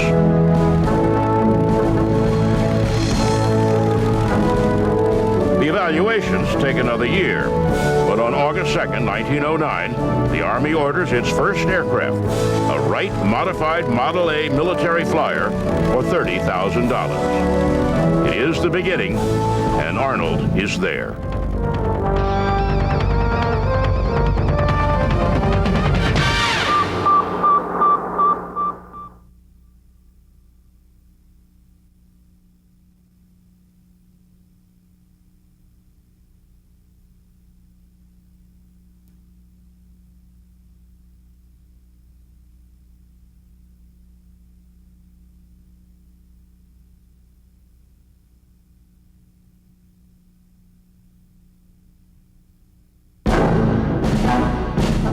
On July 12, 1912, Arnold becomes the first of 3 officers to receive the wings of a certified military aviator.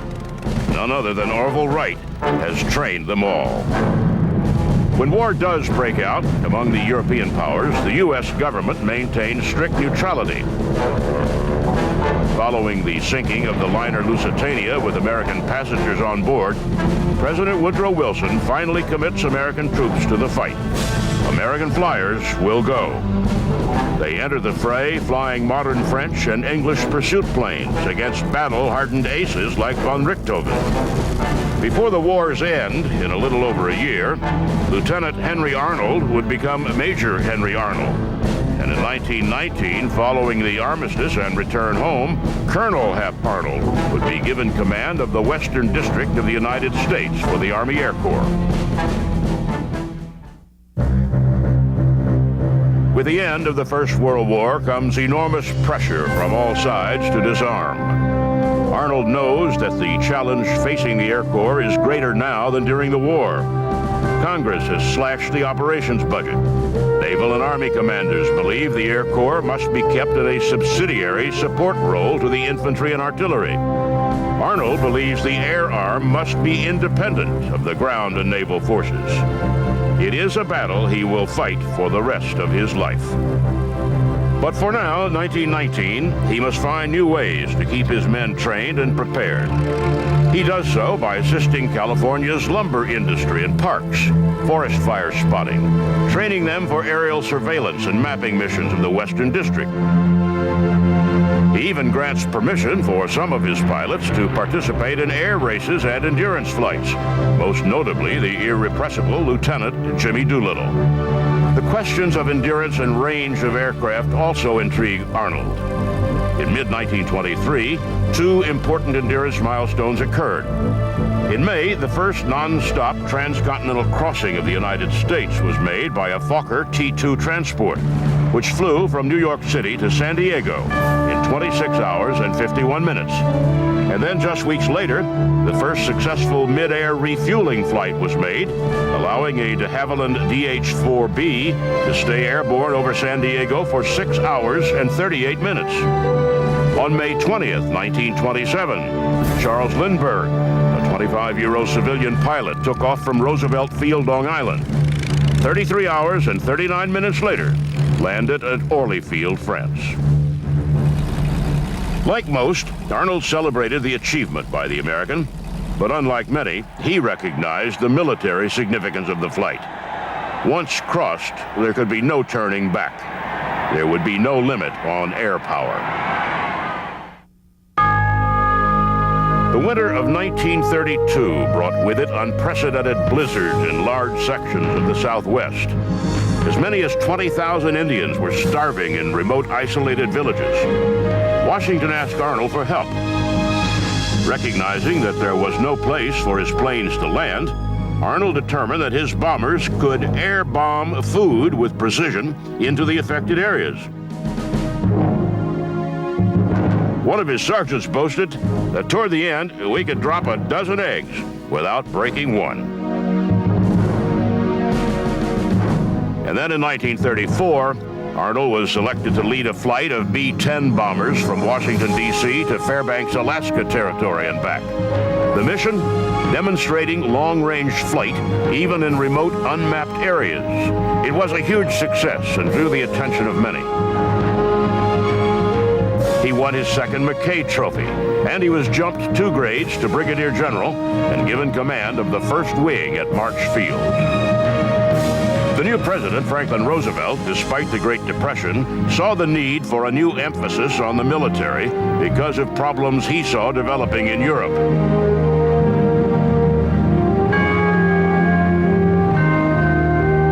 Where previous administrations had slashed military spending to maintain a balanced budget, FDR saw the need for a new, modern Air Corps. That would take lots of aircraft, which began with a thoroughly modern 4-engine B-17 bomber. He pressed for more extensive training, running mock air raids on Long Island. Then Arnold went after a modern pursuit plane, each element a piece of his overall vision for a true Air Force.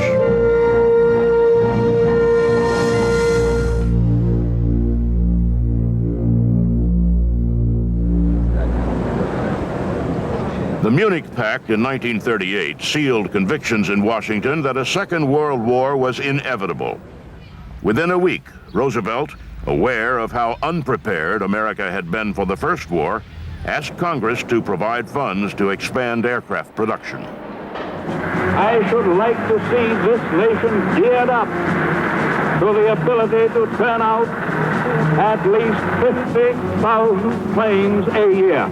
He tapped Arnold to be Air Corps Chief and promoted him to Major General. Now a member of the General Staff, Arnold began preparing for war with Nazi Germany.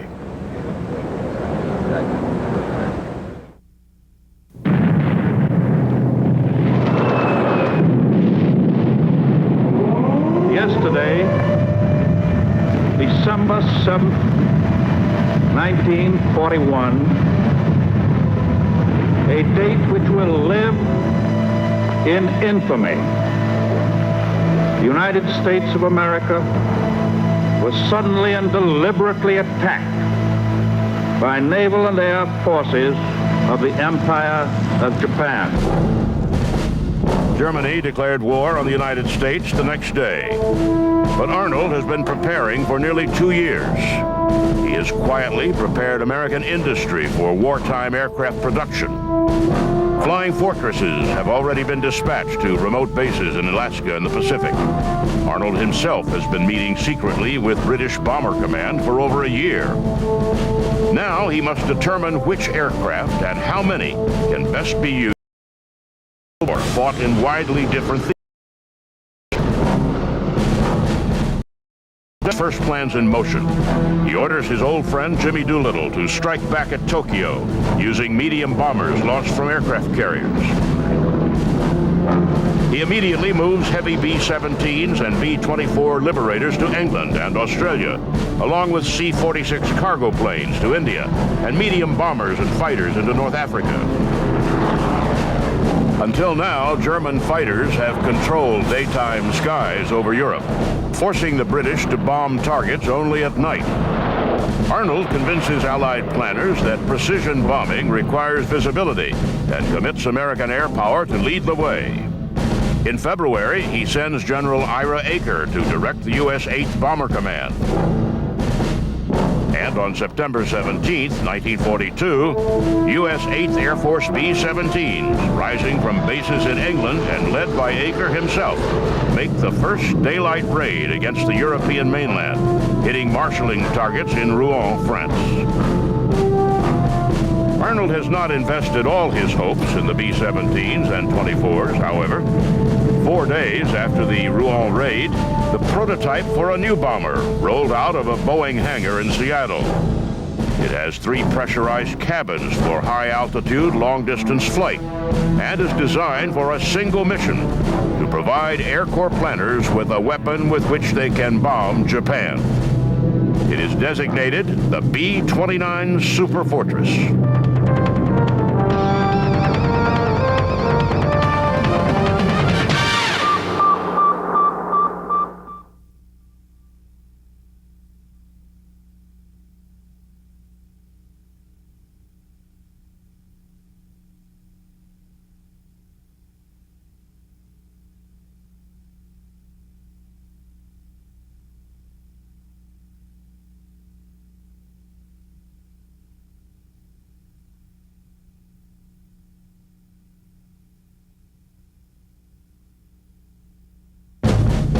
But if 1942 is the first year of American participation, 1943 is the year they bring the battle to the Axis powers. Arnold is determined to strike at enemy soil, and January 1943 provides him with his first chance. Yeager's 8th Air Force launches bombers against the naval bases at Wilhelmshaven and submarine bases at Emden. Germany is struck for the first time in broad daylight. At home, Arnold's pre-war effort with heavy industry is paying off as well. By May 1943, American factories are turning out warplanes at the rate of 1 every 7 minutes. Monthly output matches that for 1939. American aircraft are being flown by every Allied nation in the war.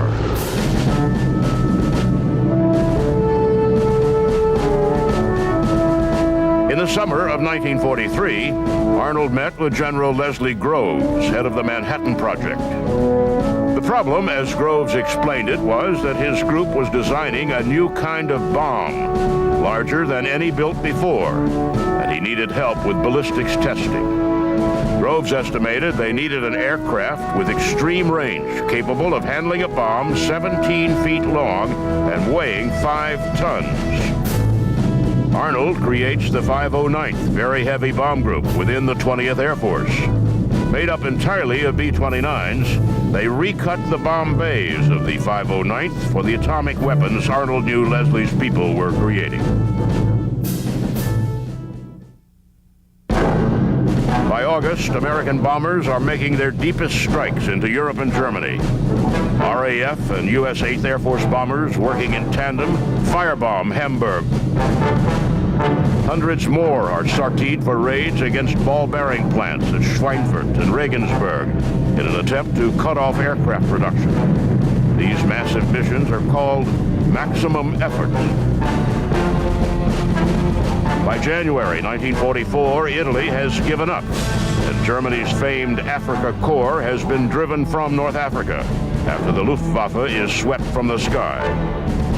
Arnold decides to place his African commander, Jimmy Doolittle, at the head of the 8th Air Force and taps the dapper Karl Spaatz to head all strategic air forces in Europe. Eisenhower agrees. He has a date in mind for D-Day, and the first priority is air supremacy. Without it, his 150,000 ground troops will be trapped on the beaches. Arnold gave his orders directly to them. My personal message to you, this is a must, is to destroy the enemy Air Force wherever you find them, in the air, on the ground, and in the factories. In order to accomplish this goal, fighter tactics changed. Instead of simply escorting and defending the bombers on missions, the fighters now attack the Luftwaffe.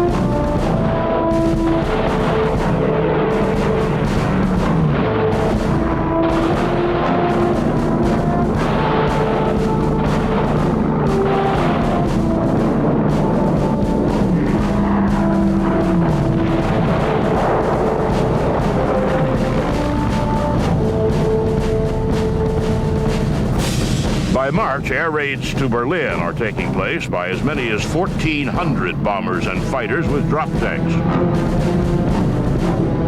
With factories and cities under daily bombardment and new aggressive assaults on their existing aircraft, German air supremacy collapses by May.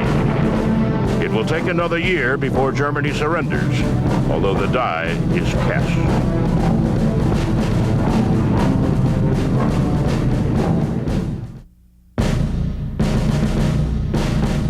Japan's command of the territory, Southeast Asia, the Philippines, the Chinese coast, have made any attempt at hitting Japan itself all but impossible. The distances were simply too great.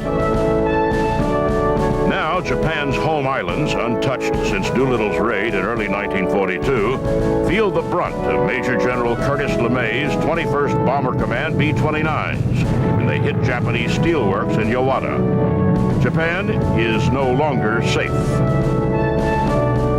On December 15th, Congress creates a new rank of General of the Army, and Roosevelt awards 5th stars to 4 officers, including Hap Arnold. As 1945 dawns, it is clear in Washington that Germany is teetering, and And in March, Arnold directs the largest strike force ever assembled to smash Nazi Germany's capital, Berlin. 1,250 bombers and 645 fighters. 3,000 tons of bombs and rockets.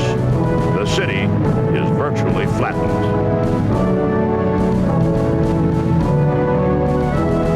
6 weeks later, it is over. During the spring and early summer of 1945, B-29s of the 21st Bomber Command firebomb most of Japan's major cities, including Tokyo.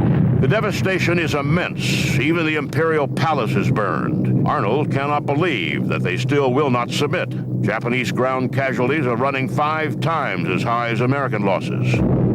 Japan responds by launching kamikaze suicide planes against U.S. ships and vows to never surrender unconditionally.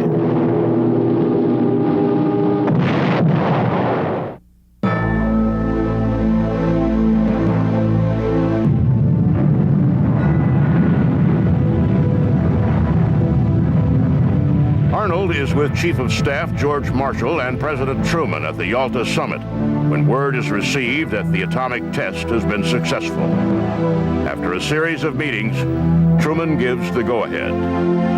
They go over a list of targets, eliminating Kyoto and Tokyo, the old and new capitals, and decide on the southern headquarters of Japan's home army, Hiroshima. On Tinian Island, Tibbetts and the 509th have been practicing secretly for 2 months. Even the other crews do not realize that the Enola Gay has not dropped a real bomb since arriving. Now, August 6th, their time has come. Tibbetts and his crew of 11 take off from Tinian at 2:09. It is the true significance of their mission came clear. Nearly 5.5 hours later, flying at 31,000 feet, they drop Little Boy and dive away.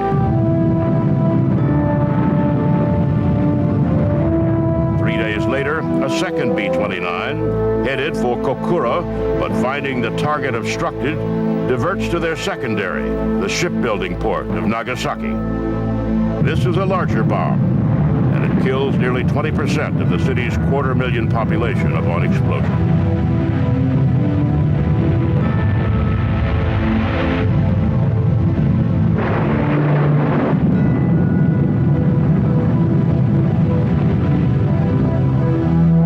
August 15th, 1945, Japan offers unconditional surrender. The war is over. Arnold has seen his nation and guided his service through the largest war in human history. Because of his efforts, the nation's air forces were trained and prepared. He proved the strategic importance of air power. But there was one final task for Hap Arnold. For our protection, we must have an Air Force second to none. For this, we need a great aviation industry, a great air transport system, and a great body of trained personnel. On September 18th, 1947, President Truman signs the National Security Act, creating a new Department of Defense, and with it, a new and independent service, the United States Air Force. General of the Army, Henry Hap Arnold, proved out his vision. From the fledgling pair of Wright planes that began the Aero Squadron to an Air Force of more than 2.5 million people and 75,000 aircraft. Above all, he believed that success came from anticipation and research. His combination of elements as commander, thinker, planner, and innovator made him a great leader and a legend of air power.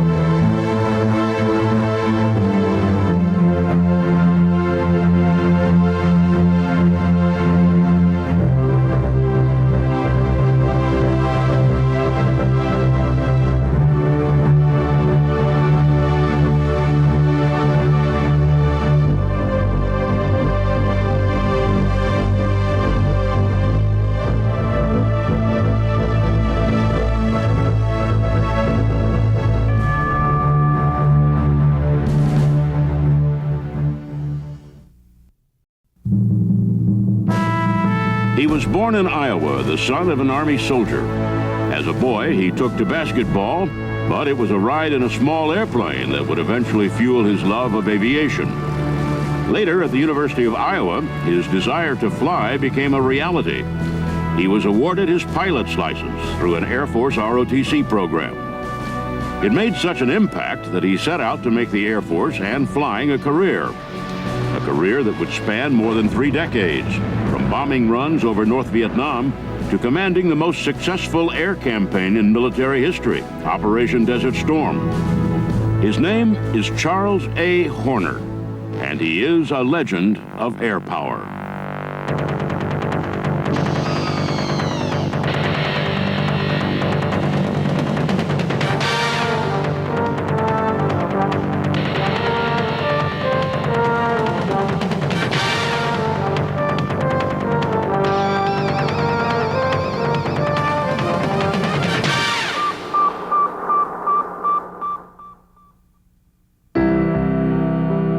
Charles Albert Horner was born in Davenport, Iowa, on October 19, 1936, to Ike, an attorney and Army soldier during World Wars I and II, and Mildred Baker Horner. Young Chuck grew up in the smaller community of Centerville, Iowa, where he spent much of his time on his grandfather's farm. It was during those days that he got a chance to ride in a light airplane, and from then on, he knew he wanted to fly. Chuck went on to high school, where he was active in sports, but it was at the University of Iowa where 2 important events would shape his destiny. He began dating his future wife, Mary Jo, and he was awarded his pilot's license through an Air Force ROTC flight program. From that point on, he pursued his passions. Soon after graduating from college with a degree in general science, Chuck Horner was commissioned as a second lieutenant in the Air Force, and later that year, he was married to Mary Jo. Capping off a busy year, he applied and was accepted to pilot training, which he completed in 1959. Probably the proudest moment of my life, other than when I got married to my wife, Mary Jo, was the day that I got those wings pinned on my chest. Because I'd worked so hard, I'd survived so much, and it was the beginning of my life for me. At that time, most of the flying jobs in the Air Force were bomber slots. But Chuck knew he wanted to fly jet fighters. So he opted for an assignment overseas in England, where he could cut his teeth flying the F-100 fighter. 3 years later, the newly promoted Captain Horner returned to the United States with valuable fighter training and experience under his belt. But he felt something was missing. He had never experienced aerial combat. So he set his sights on changing that.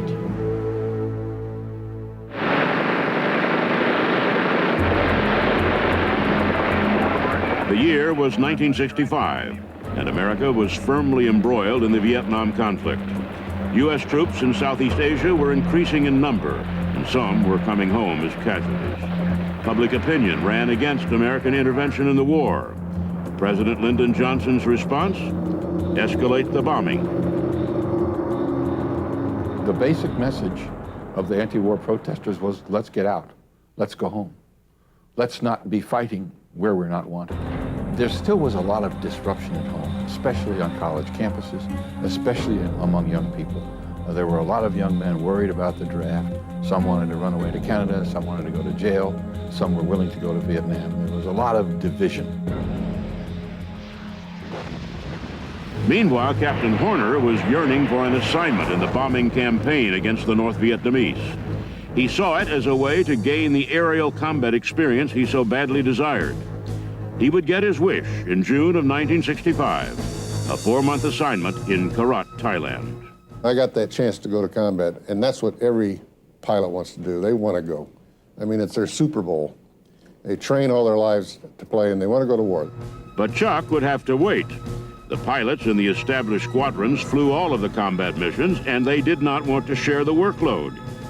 That didn't last long, however. His squadron was steadily losing pilots, and they needed replacements. My first mission was against an oil refinery at Vinh in North Vietnam. We rolled in, I laid my bombs right through the refinery area where they processed the fuel. And then out of the corner of my eye, as I'm looking off to my right, I see these yellow tracers go by the canopy, and then I realized They were trying to kill me. They were trying to shoot me. Well, they had a right to do that because of what I'd done to them.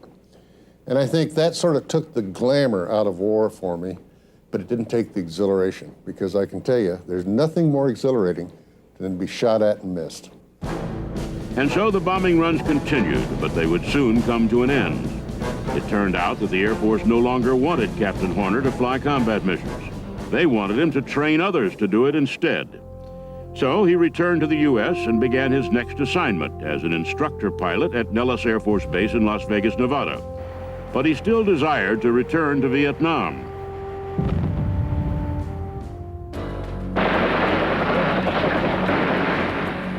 "1967 saw the continued escalation of the Vietnam conflict. The war was a hot topic in the news media, and public opinion on American intervention in the war was increasingly negative. Amidst it all, Captain Horner was doing everything he could to get back into the war and build on the combat experience he learned at Korat in 1965. His second chance came in May of 1967 as part of what was called the Wild Weasel program. It was a riskier assignment than the typical bombing mission. Wild Weasel pilots deliberately drew anti-aircraft fire from North Vietnamese surface-to-air missiles known as SAMs so they could be identified and destroyed. It was kind of like a mongoose fighting a cobra. A cobra being the SAM site, the mongoose being this airplane flittering around, dodging missiles, going in and shooting up the SAM site. And at that time, if you were a weasel, you were pretty well guaranteed you were going to die. Despite the fact that he wanted to be in Vietnam, Captain Horner realized that the U.S. government's intentions were different from his own. The second time I was there, I realized that we weren't in this war to win it. We were in this war to make some sort of show of containing communism. And one of the things that we learned in the Air Force that's very, very important, and the Navy, you only have one air commander. You need one strategy for all the same strategic vision that propelled Captain Horner into the next stage of his career. He left North Vietnam for the last time in September of 1967 and was assigned to a new operation called the Fighter Weapons Center. There, he worked to elevate fighter aviation by assisting in the development of new radar bombing and rapid targeting techniques. He would later take that base of knowledge to the Pentagon, where, as part of a select team of strategists and planners, he helped to create and implement some of the most important elements of the Air Force's mission. Elements such as aggressor squadrons, groups of fighters modeled on Russian aerial tactics, AWACS, airborne surveillance operation centers with multi-mode radar that could distinguish between maritime and airborne targets, and perhaps most notably, the establishment of Red Flag, the Aerial Combat Training Center for top Air Force pilots. The Air Force version of the Navy's Top Gun, Red Flag's aim was to raise the sliding kill ratio of U.S. warplanes over enemy aircraft. From that little group of people, we created a whole new attitude towards intelligence and how to exploit it, towards how you use your fighter forces and packages and things of this nature. As Chuck Horner's experience grew, so did his rank. The newly promoted colonel served in a number of positions over the next 15 years, from a stint at the National War College to commanding fighter wings. Even as he rose through the general officer ranks, he continued to fly fighters and to learn about air power.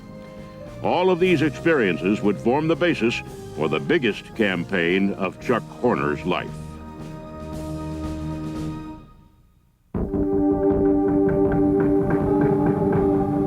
Iraqi President Saddam Hussein invaded the oil-rich neighboring country of Kuwait and announced it as an annex of Iraq, sending Kuwait's ruling emir fleeing to Saudi Arabia. One of Hussein's first acts as the new ruler was to install the Provisional Free Government of Kuwait, which in turn made its top priority the confiscation of the emir's family assets. The international community was caught off guard. The day that Saddam Hussein invaded Kuwait, nothing happened in this country. We were serene. I think we were caught so much by surprise, we didn't know what to do. Fortunately, Margaret Thatcher and George Bush were meeting in Aspen on another matter, And so that sort of energized the process about a coalition responding to this threat. Saudi Arabia braced for a possible invasion and turned to the United States for help. It was up to the U.S. military to prepare a response, and leading the charge was Army General Norman Schwarzkopf. Despite a violent temper that earned him the nickname Stormin' Norman, Schwarzkopf had a head for military strategy. He had even predicted an Iraqi invasion of Kuwait almost a year before it happened. He noticed that from the Iran-Iraq War, Iraq emerged with a huge, powerful military, Army, Navy, and Air Force, particularly its Army and Air Force. And it was deeply in debt. So what do if you have a big gun and no money? You go find a bank. And of course, the bank being Kuwait. Schwarzkopf also understood the role of each of the armed services in a military operation. Building a leadership team to address the brewing situation in the Middle East, he called his good friend, General Chuck Horner. The following Friday, the invasion occurred Wednesday night. That next Friday, I was flying up to Langley in my F-16, and I got a recall. I knew what it was, went back home, went to my office and called General Schwarzkopf. He said, Chuck, can you come down? We need to brief the president, and I need some inputs for air. And we worked all night on a briefing. And the first part of the briefing is how we would respond to an Iraqi invasion into Saudi Arabia with our ground forces, and then I briefed what our air forces would do. The briefing for President Bush and his cabinet marked the beginning of America's military strategy in the Gulf. Soon after, an international coalition comprised mainly of American forces was dispatched to the region. The deployment was called Operation Desert Shield and quickly became America's biggest military endeavor since Vietnam. But there was still a bigger task ahead. If Saddam Hussein refused to withdraw his military from Kuwait, the coalition forces would need to be ready with an attack plan. General Horner felt strongly that air power could do more than just support ground forces. It could also be part of an offensive attack. General Schwarzkopf would have to be convinced. One of Schwarzkopf's main motivation is how do I keep my soldiers from dying needlessly? And so he listened intently when I talked about strategic air operations. Really, it's offensive air operations. As a result, when he left me at Jeddah, he says, I'm going back to the States, and he says, I'm going to ask the Joint Staff to build an air campaign for a strategic operation against Iraq. With the green light given to strategic offensive air power, General Horner and his aides turned to building an attack plan from the collection of targets picked in Washington. We took that plan and we showed how we would gain control of the air over Iraq. We showed how we would cripple their nuclear, biological, and chemical capabilities. We show how we would then cause the Iraqi army to lose its capacity to inflict casualties on our ground forces when the ground war started to liberate Kuwait. Schwarzkopf loved it. He bought it all the way. And for the first time, air power was the driving strategy for a war. That driving strategy became Desert Storm, an air plan working in conjunction with a ground plan. U.S.-led coalition forces spent the next several months building up for a potential military conflict with Iraq, and by the second week of January 1991, they were ready for action. President Bush made one last diplomatic attempt to end the conflict by issuing an ultimatum to Saddam Hussein. Withdraw your military from Kuwait by January 15th or suffer the consequences. In anticipation of the impending air attack, General Schwarzkopf called on General Horner. General Schwarzkopf came to me and he says, when do you want to start the war? The thing we used to decide when to start the war was we were employing stealth F-117 fighter planes for the first time really in heavy combat. To give them the best chance of survival, we picked the darkest night of the year to start the war. And that's why January 17th, Riyadh time, is why Desert Storm kicked off. What followed was an intense bombing campaign by the American-led coalition air power. You'll be able to count each bomb. Saddam Hussein's command and control centers, weapons storage sites, troop installations, supply lines, and integrated air defenses were systematically destroyed. One of the major themes within the United States Air Force has always been the idea of precision attack. We developed means of using laser-guided weaponry where you could use a laser beam to designate a target and then you could launch a weapon that would lock onto the spot of that laser and hit that target precisely. We were surprised during Desert Storm. We were doing very well, and we were suddenly plinking tanks, taking the Iraqi apart a piece at a time, killing the tanks and artillery. We'd gotten control of the air. We'd gotten the nuclear, biological, and chemical that we knew about. And pretty soon, he became aware of the fact that we were dismantling his army in place on the battlefield. And we were only enduring 1 or 2 casualties a day, and they were airmen. So as a result, he had to do something. He had to generate a ground war.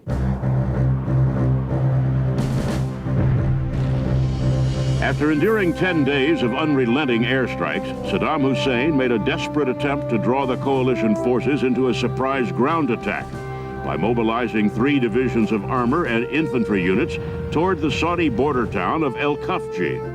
Saddam hoped that this threat would draw Allied forces into his lair, where heavy casualties could be inflicted from carefully prepared defensive positions. But U.S. air power wasn't just limited to precision weapons delivery. An experimental airborne radar intelligence system called Joint STARS made its wartime debut and successfully thwarted Saddam's plan. On the night of 27, our Joint STARS aircraft, which was an experimental airplane, which had a radar that could see objects moving on the ground, started generating hundreds of targets, and we would just pour air into them. And what we were doing is we were catching convoys of Iraqi tanks and armored personnel carrier and trucks that were trying to form up a 3-division attack into Saudi Arabia. Joint STARS provided real-time radar intelligence into the cockpit, giving pilots an active view of the advancing threat and even allowing them to attack Iraqi armor in darkness and adverse weather. The depleted Iraqi forces that made it to El Khafji were met by a prepared defense of U.S. Marines and Islamic troops. The element of surprise was gone.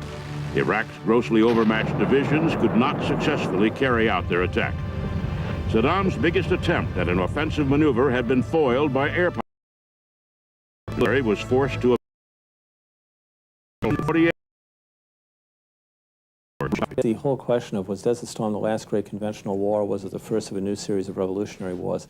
And I think my answer is that it's a transitional conflict. It's a conflict in which you see some of the aspects of an older form of warfare and many of the aspects of a newer form of warfare. So to this degree, I would say that it's more revolutionary than evolutionary as a conflict. What to me is remarkable about Desert Storm is the fact that we saw here the tremendous payoff that the Air Force investment in precision and stealth gave the nation.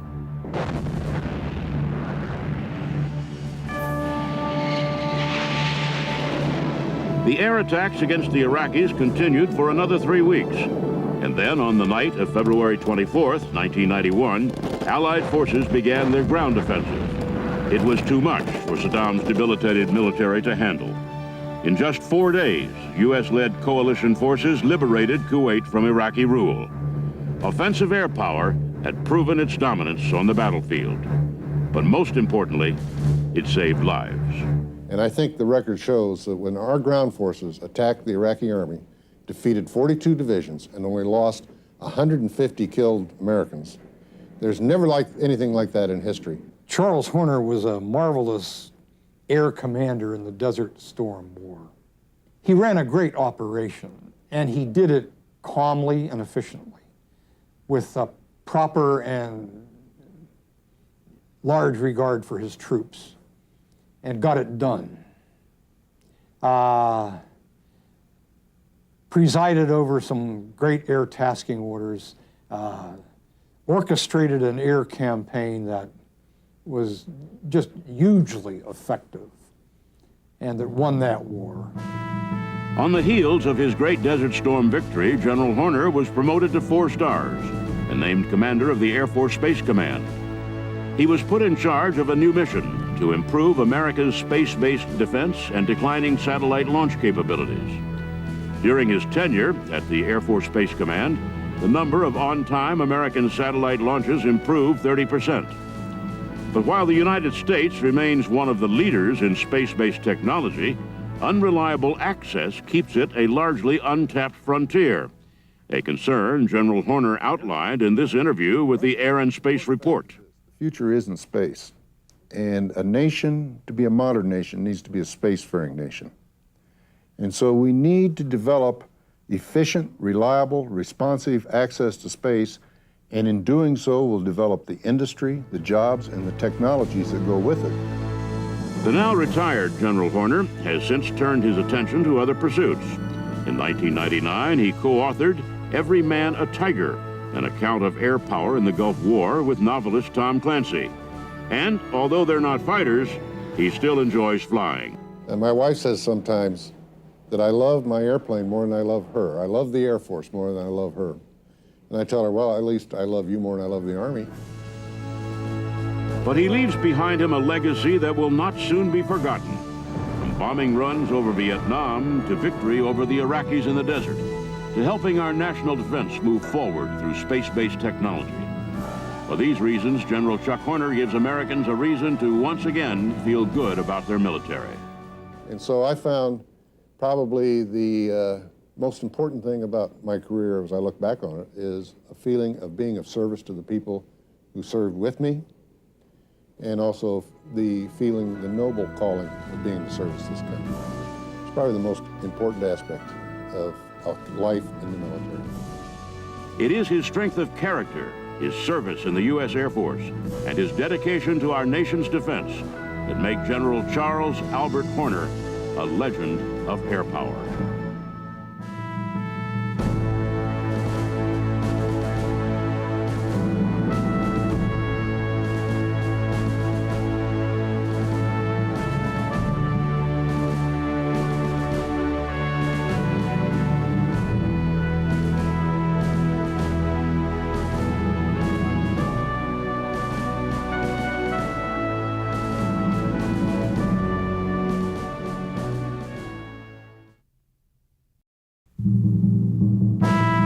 He was a National Guard enlistee at 15, an Army Air Corps pilot during World War II, and a talented flight instructor.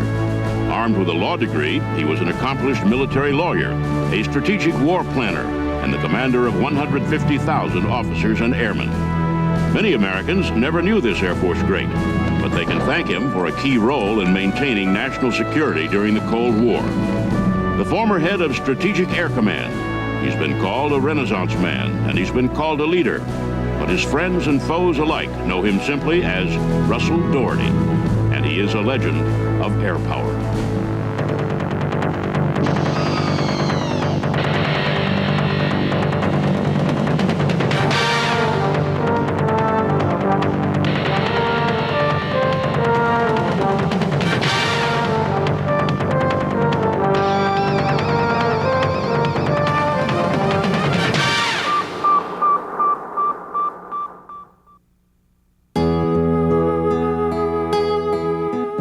Russell Elliott Doherty was born on November 15, 1920, to Ewell and Bess Doherty in the close-knit hill country town of Glasgow, Kentucky. The oldest of two sons, Russell, came from a distinguished lineage of pioneers.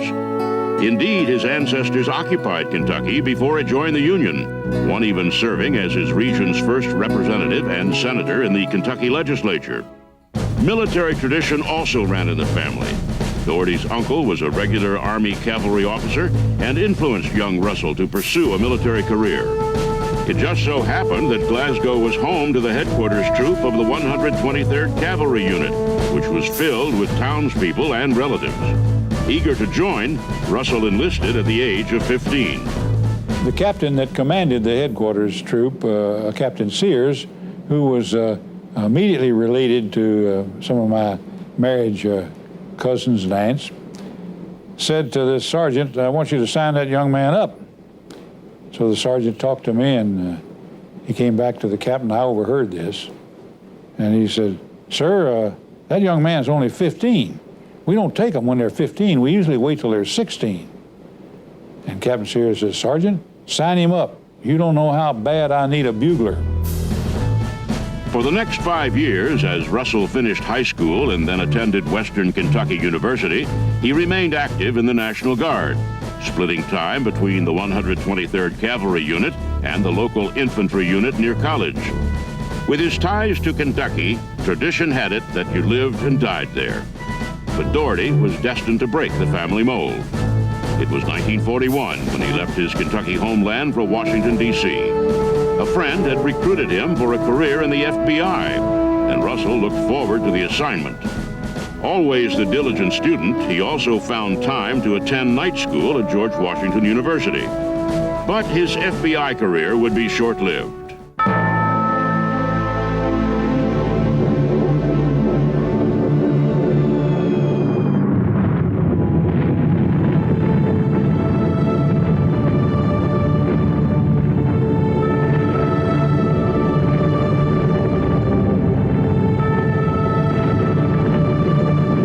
December 7th, 1941. A horrified America learns of the Japanese attack and destruction of the U.S. naval base at Pearl Harbor, Hawaii. The United States declares war on the Japanese and enters World War II. I ask that the Congress declare that since the unprovoked and dastardly attack by Japan on Sunday, December 7th, 1941, a state of war has existed between the United States and the Japanese Empire. Russell Doherty rushed to Bowling Field, where he joined the Army Air Corps later that December. It was there that he almost ran into legal trouble. Doherty was one of the tens of thousands of young men in uniform who had misrepresented their age in order to enter the military.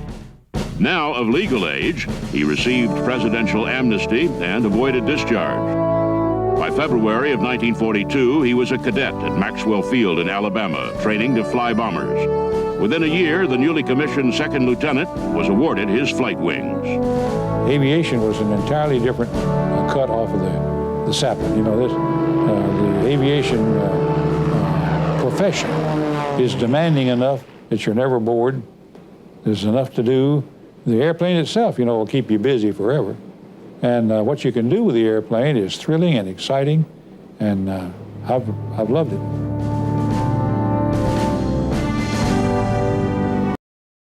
Of air raids over Tokyo, his flying skill instructor instead. He spent most of the war teaching others to fly advanced trainers and the B-17 bomber. His chance came to train as a B-29 combat crew commander, but the war was over before he got into combat.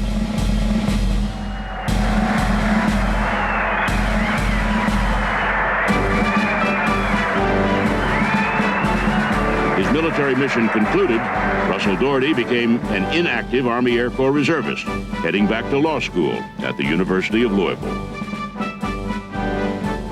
Following the war, Russell was an active law student, making a name for himself as a trumpet player and manager of a successful university dance band.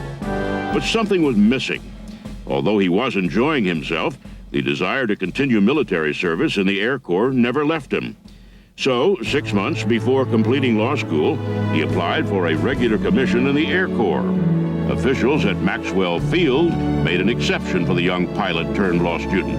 They assigned him as a reserve officer for the remainder of law school, and then accepted him for active service in February of 1948. Doherty took up where he left off, this time serving a tour in Guam as a B-29 aircraft commander. It wouldn't last long, however. President Truman had authorized the creation of a separate Air Force by signing the National Security Act into law. The military climate was changing. When we became an Air Force, you know, the Army just pulled out. And they shook the bush and all the lawyers fell out. And I was one, and I had had some practical experience with the 20th Air Force Judge Advocate's Office. And I became the wing judge advocate. And this was about 19,000 people, one lawyer. I used to say that my greatest claim to fame was that 2 years later I was replaced by 6 lawyers. So it was back to the books for the young bomber pilot and back to his training role. As the judge advocate of the 19th Bomber Wing, he turned a group of lieutenants and captains into competent trial lawyers and made a name for himself as a capable military lawyer. And he continued to fly, maintaining an active flying status with the B-29 bomber. Doherty was serving as the assistant judge advocate of the Far East Air Force in Tokyo at the outset of the Korean War.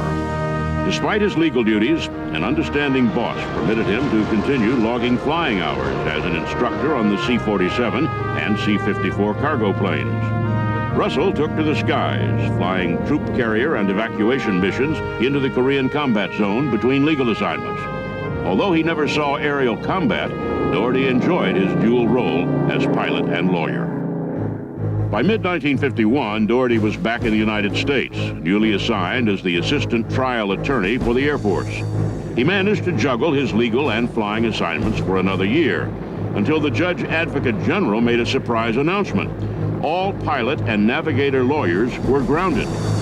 I got a set of orders saying that I was no longer on flying status. So I went to my commander, who was a 4-star commander of Air Materiel Command, and asked permission to go to Washington and plead my case, because I didn't think I should be grounded. Doherty pleaded his case in Washington and won the right to make a choice: fly or continue in military law as a judge advocate. The choice was easy. He wanted to fly. But so did about 100 others from the Judge Advocates Division, including his good friend Les Richardson. The Judge Advocate General was furious. General Harmon didn't, the Judge Advocate General didn't like that very much. He didn't like Les Richardson leaving or me leaving. So one night we were at dinner, and this sounds trite now, but he says, "You know, boys, I'm so mad at you for electing to leave. I'm going to see that you get a fate worse than death. There's a new command forming, and I'm going to see that you get sent right to SAC." General Harmon didn't realize that he was actually doing them a favor. With its bomber force, SAC, or Strategic Air Command, served as America's deterrent against the emerging nuclear threat of the Soviet Union. SAC soon became one of the most important commands of the Air Force, and the people assigned to it were responsible for the heavy task of national security. The assignment was tough, but Doherty was committed. Everybody that was closely associated with the early things of SAC, if you stick them, they'll bleed SAC. They'll like it. They'll tell you, "I hated it at the time, but by God, it was great." Part of what made Strategic Air Command a hard assignment was its commanding officer. General Curtis LeMay had a reputation as a tough commander. Called the Iron Eagle, LeMay was hard but fair and always made sure his crews were well taken care of. LeMay once commented, "I don't mind being called tough. In this racket, it's the tough guys who lead the survivors." Doherty thrived off of LeMay's leadership. As far as I'm concerned, General LeMay was absolutely incredible. He was a man who brought needed discipline to a young, undisciplined Air Force that still stands us in good stead. He had a philosophy that I can't fault. He wanted everybody to fly their missions as if they were combat missions, and absent only the enemy, real bullets and real explosions. He drove you hard.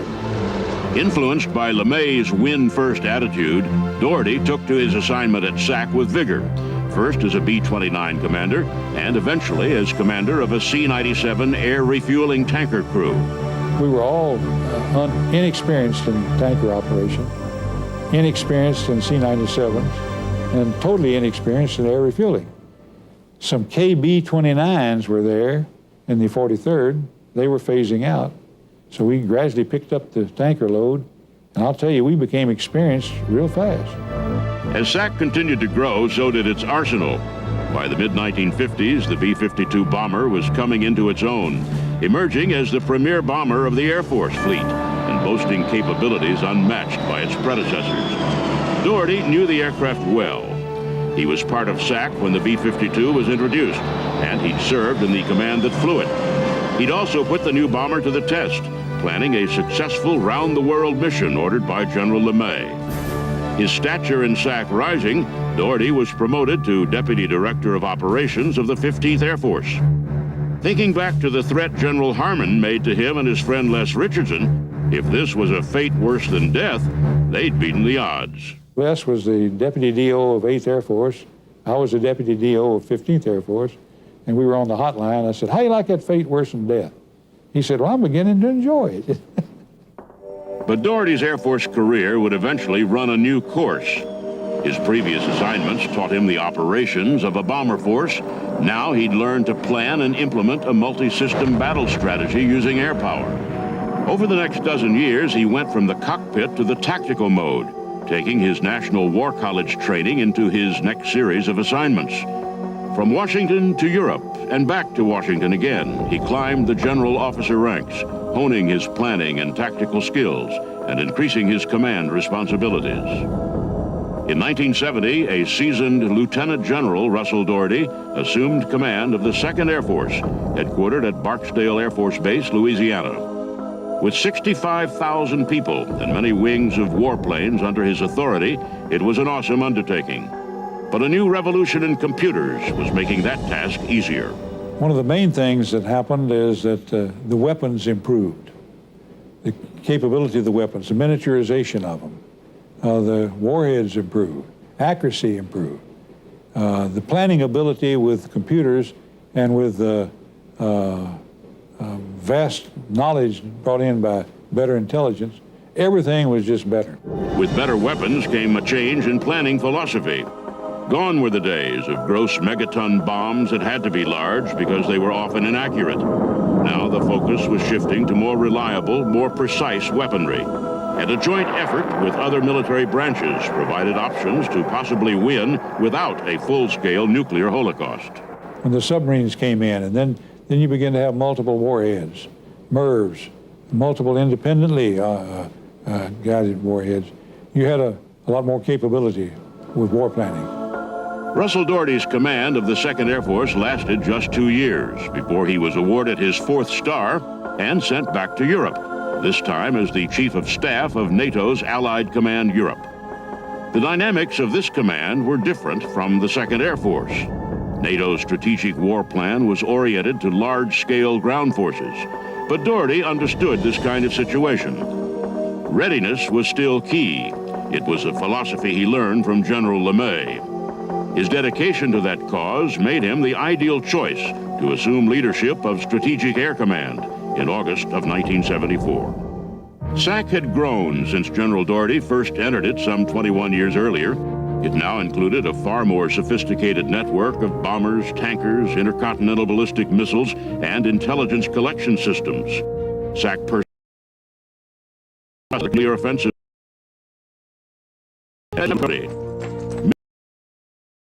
in a large-scale accident or the outbreak of war. Doherty fit the mold of the consummate commander. He was well-trained, having lived and breathed the SAC protocol for so long. But unlike some of his predecessors, he had a different way of running things. I was the first non-hero ever to command SAC. All my predecessors were really first-class heroes in their own right, not only from awards and decorations for bravery, but for skill and for daring do. So early on, I had a meeting of all my logistic officers, and these were the real prime movers in SAC, the navigators and the logistic officers, and the engineering officers, maintenance officers. So I told them, I said, you know, I want to try to institute a change here. I don't want any of you to think that your job description requires you to be an unmitigated son of a bitch. I want you to cool it. General Doherty's philosophy represented a turning point for SAC. Discipline would be calculated by readiness and skills, not by impersonal, uncaring aggression. And it was important that every member of SAC understand that America's nuclear arsenal was really a vehicle for peace.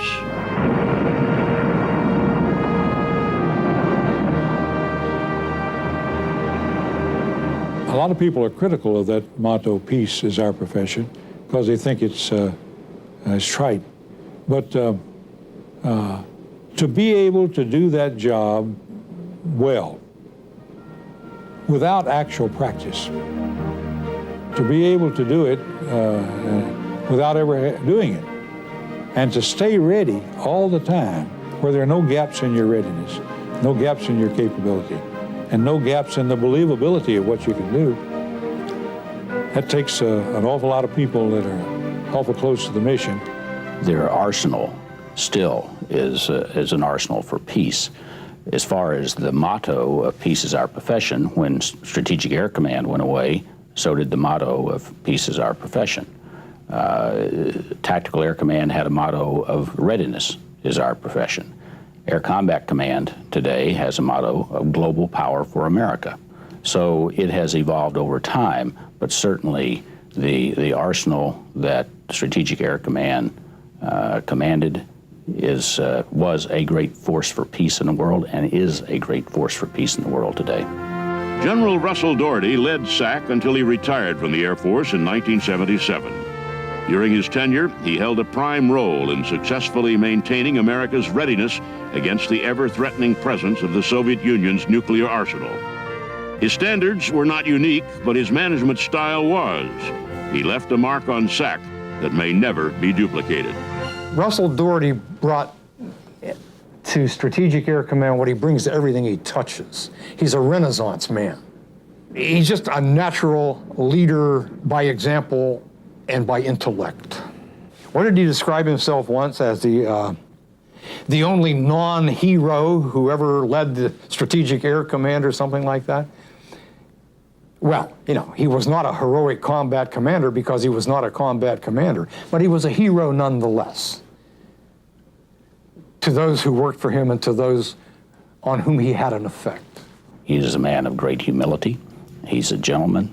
He's a professional in every sense of the word, and that's just Russ Doherty. He is going to understate his accomplishments every day, and make no mistake about it, he is one of the real heroes of the United States Air Force. Despite his retirement from active duty, Russell Doherty remains involved in Air Force matters. Serving as the third director of the Air Force Association from 1980 to 1986, he ensured that Air Force matters were properly represented before Congress and that Air Force capabilities and requirements were understood throughout the local communities of the United States. As for the Air Force of the 21st century, he sees the need for certain changes in military philosophy. I took no pleasure the other day in having somebody say that every decision that was made at such and such a period of time was made by people in our government, none of whom had military experience. I think that the security of our country is important enough that it needs to be shared. I wish there was some way that we could make volunteer service for the nation a requirement for citizenship. While the U.S. military may always remain an all-volunteer force, the move toward an increased role for women in hazardous duty is an issue Doherty thinks the military should address. I don't think women ought to get into the god-awful, dirty, vehement fights that you're experiencing in hand-to-hand combat, in land battles and things like that. So what are you going to do about it? You can't just say, it's so awful, I don't want my girls, my mother and my daughters to do it. They're going to do it. So we have to figure out an acceptable role for women in everything we do, and the women have to accept it. The role of women in our armed forces clearly has increased over the years. Today, in the United States Air Force, for example, the vast majority, 99% plus of the jobs in the United States Air Force are open to both male and female. If the individual is qualified for the job, they certainly are welcome, and the Air Force will do everything possible to get the right person into the right job. Many of General Doherty's relatives, both past and present, have served in the United States Air Force, but they may never match the legacy he leaves behind. He is remembered as a great leader, a man who, despite a calming influence, could invigorate those under him. A command bomber pilot, a master missile man, a judge advocate, and a strategic planner. He is Russell Elliott Doherty, and he is a legend of air power.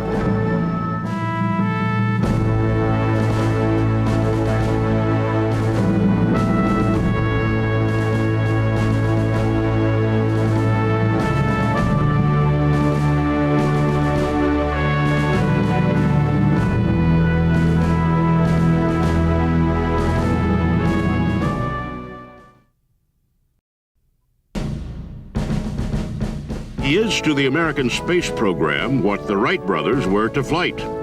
This pioneer of space travel, the first American to orbit the Earth, did so again at 77, the oldest person ever in space. A veteran of 2 wars, he triumphed in the sky both as a combat-tested fighter pilot and as an astronaut. His career as a U.S. Senator spanned more than 2 decades, but Americans will remember him foremost as a man who answered the call of his nation and followed a dream of returning to space one last time. His name is John Herschel Glenn, Jr., and he is a legend of air power.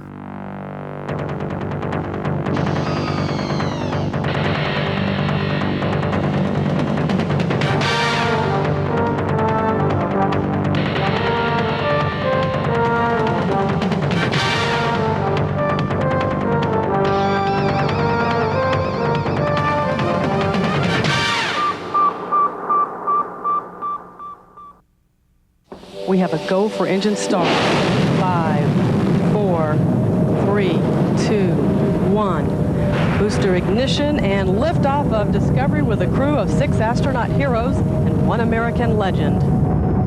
As the Space Shuttle Discovery blasted off on the afternoon of October 29, 1998, John Glenn once again made history. The flight was epic on many levels, but one factor stood out over the others. It wasn't the spacecraft. This was Discovery's 25th mission. It wasn't the payload or the experiments either.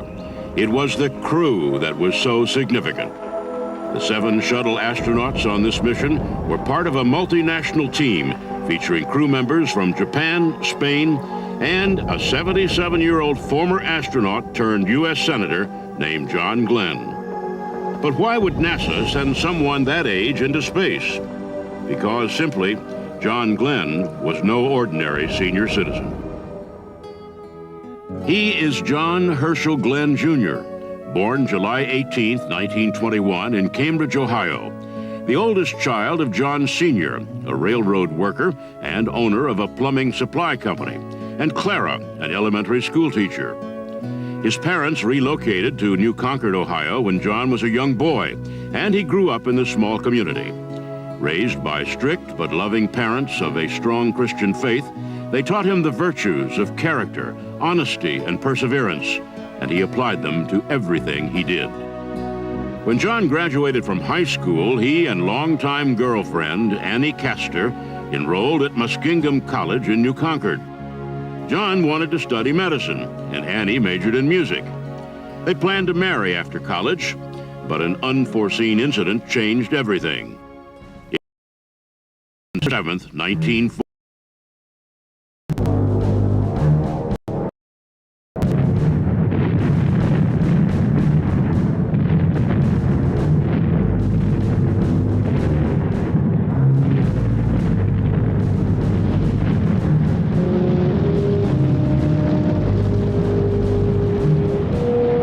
An unsuspecting nation was devastated when the Japanese waged a surprise attack on the U.S. naval station at Pearl Harbor, Hawaii. I ask that the Congress declare that since the unprovoked and dastardly attack by Japan on Sunday, December 7, 1941, a state of war has existed between the United States and the Japanese Empire. After the bombing at Pearl Harbor, John felt compelled to serve his country. Annie agreed to put their wedding plans on hold while John dropped out of school to join the Naval Aviation Cadet Program. It was there that he befriended a tall Texan named Tom Miller. He worked hard at everything to be the very best, and he was one of the so-called cadet officers in the troop group, the students that were there. John took every opportunity to fly during flight school and in his squadron, even logging hours on his days off. Knowing there would be stiff competition, he set his sights on flying fighters. He was anxious to see combat. In March of 1943, John Glenn graduated from flight school and